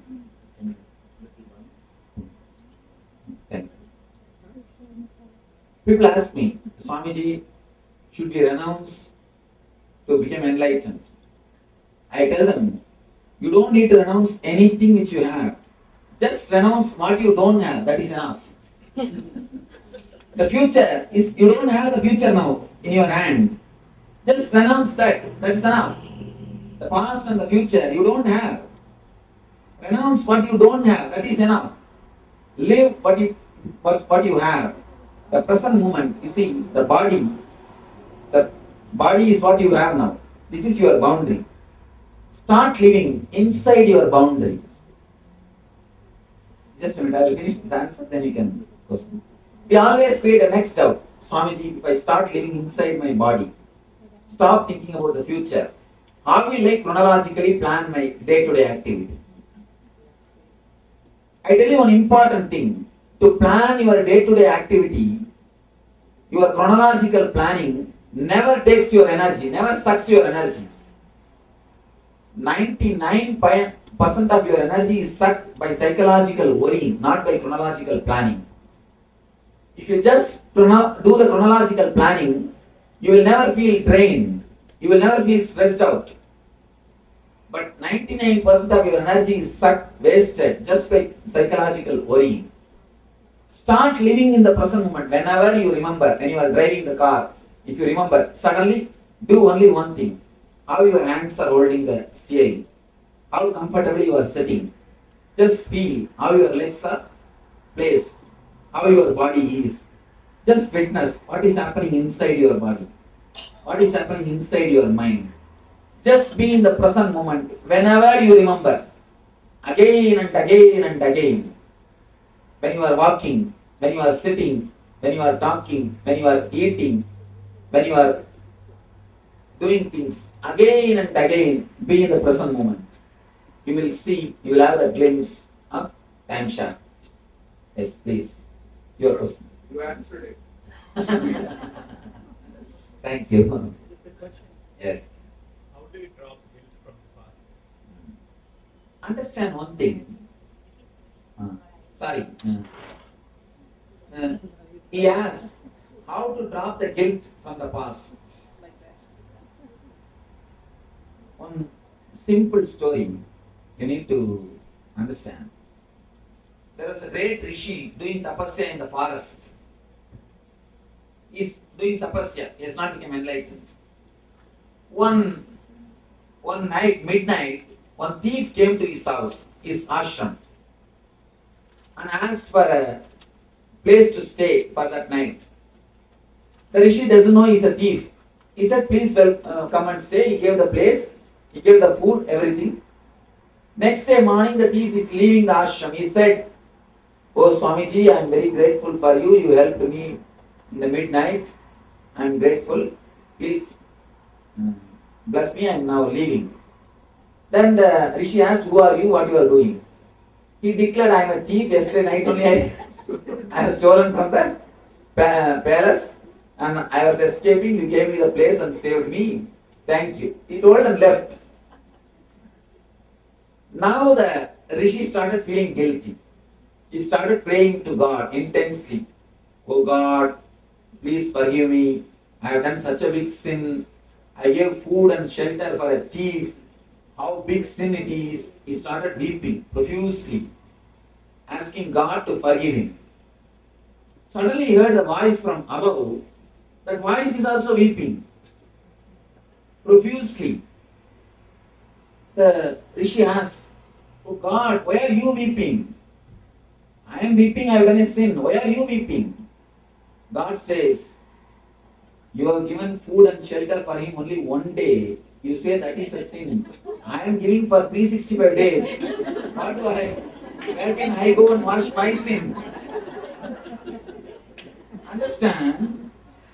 The moral of the story is only you have the idea, saint and sinner. God never has got that idea.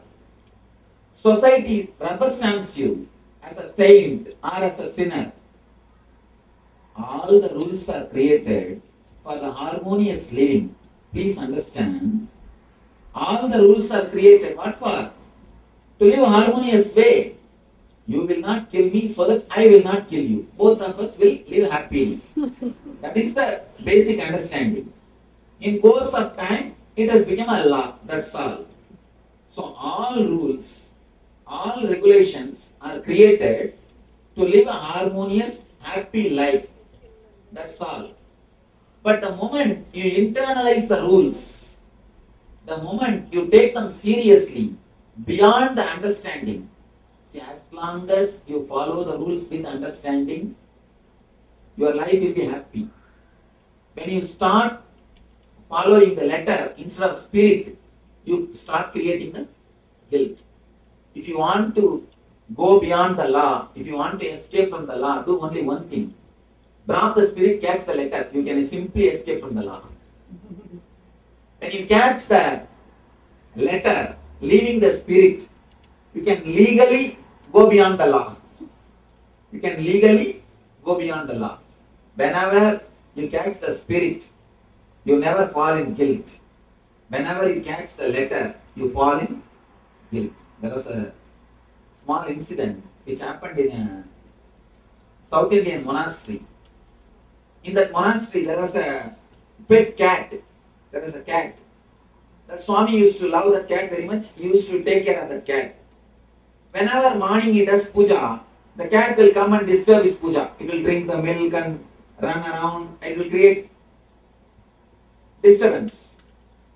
So one day that Swami decided, before starting the puja, he told the disciples, "I come catch the cat and cover it with a basket. Then I will start the puja." So they caught the cat and covered it. He started the puja. Every day before starting the puja, he used to instruct, catch the cat. They will catch the cat, cover it with basket, then puja will start. By and by, one day the master also died and the cat also died. Disciples are now in a big trouble. Without cat, how to do puja? They thought how to worship, how to do the worship without cat. So they sent for a person to get some cat at least from forest. They brought the cat, covered it with basket, then puja started. And after a few days, getting cat has become a big difficulty. Every day, how will you get one new cat? And naturally, getting cat has become a big difficult. Finally, the disciples said, "You see, it has become Kali Yuga, Iron Age. When you can't get the cat, how can we do puja? All right, stop the puja." Whenever you miss the spirit and catch the letter, you do the same mistake. So whenever you have the guilt, look a little deep. Look a little deeply. You will be catching the letter, leaving the spirit. Don't leave the spirit. Don't catch the letter. Actually, Master is the finger pointing to the moon. Master, enlightened Master is finger pointing to the moon. If you see the moon, you will exactly realize or you get the benefit of the Master. What for you go to the Master? To see the moon only. He is the finger pointing to the moon. If you see the moon, you are enlightened. You really achieved what has to be achieved. But the problem is, you don't see the moon. You catch hold of his finger and hand. You catch hold of his finger and hand. When you catch his finger and hand, naturally you also miss the moon. Because you are catching and hanging, the hand will change. The next generation also will miss the moon. Next generation also will miss the moon. Whenever you catch the spirit, you will never create guilt. When you catch the letter, you will always have guilt. I always tell people, don't catch Nithyananda, catch Nithyananda. Catch Nithyananda. Catch the spirit, catch the energy, not the form. I always tell people, when you imbibe the eternal bliss, Nithyananda, you will see Nithyananda will be there. When you stop imbibing the energy, you will naturally, even if the form is there, you will miss it. You will not have it.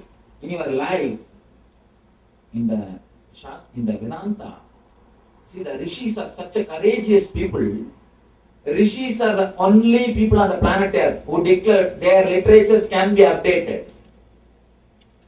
All messiahs, all masters have not accepted that their words can be updated. Rishis have declared smritis can be updated. There are two kinds of scripture in Vedanta, Shruti and Smriti. Shruti means the literature which speaks about Atmajnana, Upanishad. That is the ultimate. There is a second kind of literature, Smriti, which says about day-to-day life, the social law. Our rishis are so bold, they declare Smriti can be updated day by after every yuga. You see, the Smriti means the day-to-day law. If you catch hold of the day-to-day law, that only creates the guilt. Don't get caught by the day-to-day law.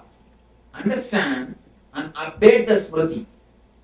When the software can be updated, why not Smriti? When you stop updating, you stop growing. Freedom is the basic condition for growth. Our rishis have clearly declared Smritis can be updated. One more thing. Where is the rule? What is right and wrong? Tell me. In some place, in some country, in some religion, vegetarianism is the rule. In some other country, non-veg is the rule. In some place, this is right. In some place, this is wrong. See, what is food for somebody is poison for another person.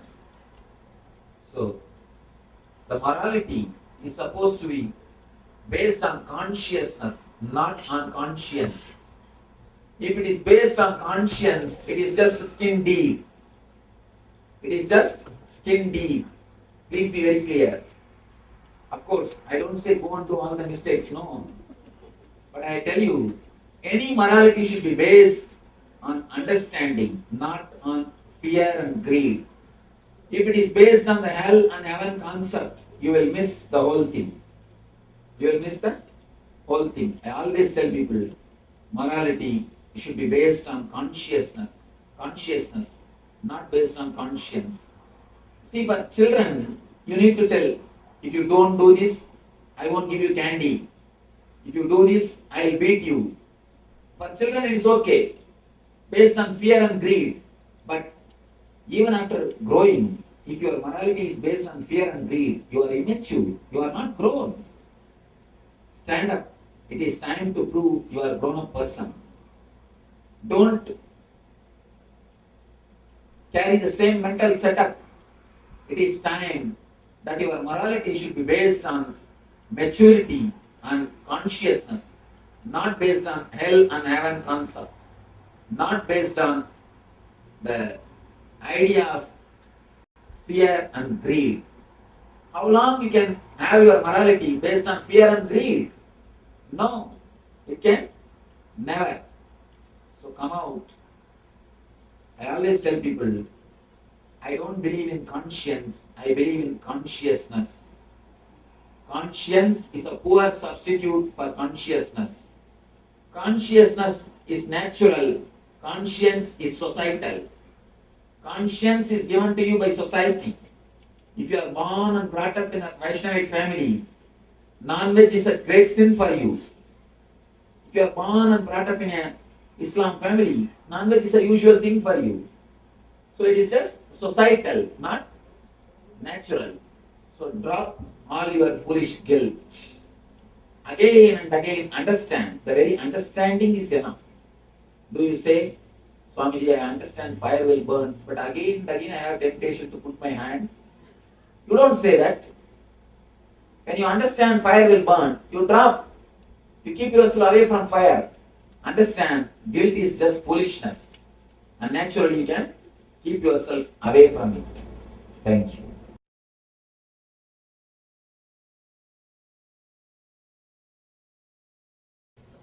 Understand, the only way to bring the Vedic system back, to allow the Renaissance to happen, to help the Renaissance, you need to understand the whole truth, how the law of life works, dharma, how the dharma happens.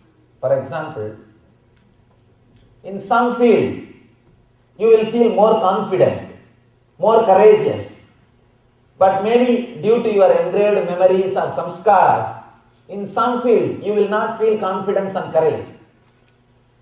You will not feel courage or confidence. You will not feel that you will be able to face that situation. You can see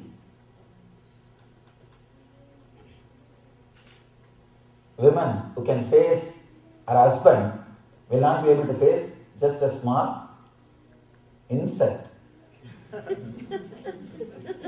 A rat is enough to shake her, or a small insect is enough to frighten her. Samskara, the engraved memory, or even just a darkness is enough to completely make her shiver in the fear. Just samskara. Even in your life, at some time, in some situations, you will express so much of courage and confidence. But in some place, you will not be able to stand. So the law of life is, wherever you feel confidence, you share that. Understand one more thing, important thing. Brahmana does not need to be a Brahmana throughout his life. All 24 hours, no. A Vaishya need not be a Vaishya all 24 hours, no. A Kshatriya need not be Kshatriya all 24 hours, no. A worker need not be a worker all 24 hours. It's like sometime you play the role of Kshatriya, means giving confidence. Sometime you play the role of Vaishya, sharing products. Sometime you play the role of sharing knowledge, enlightenment. So it is just the job, it is just the thing which you do. In your life also, if you understand this one truth, where you need to play the job of Vaishya, where you need to play the job of a Kshatriya, where you need to be a worker, where you need to be a Brahmana, your whole life will be beautiful. Big problem is, you do not know how to remove your personality and go to the next personality. How to use personality is like a coat. You are caught in one personality. Using the wrong personality in a wrong place is what I call ego. Understand? Where you need to be very polite and humble. If you are arrogant, violent, it's egoistic. And where you need to be very arrogant, courageous, if you are polite and humble, you are egoistic. Understand? Always we think, no, if I am humble, how can I be egoistic? No. Ego standing topsy-turvy is also ego. Inferior ego. One small incident. Once, the incident happened in a great masters like Ramana Maharshi. His disciple, one of his disciples, translated one of his book into different language. In the translation, the front side of the book, his name is also published, translated by that person's name. When the disciple saw that book, He went and told Bhagavan, Bhagavan, they shouldn't have put my name. I don't feel like my name should be publicized. I am not that kind of a person. He went and shouted at the administration, the disciple, why did you put my name? And then came to Bhagavan and said, Bhagavan said, the ego which asks the name and ego which asks my name should not be put. Both are one and the same. If you ask, my name should be there. And if you say, my name should not be there, both are ego. Relax. Bhagavan beautifully says, it is called inferior ego. The ego which is trying to show the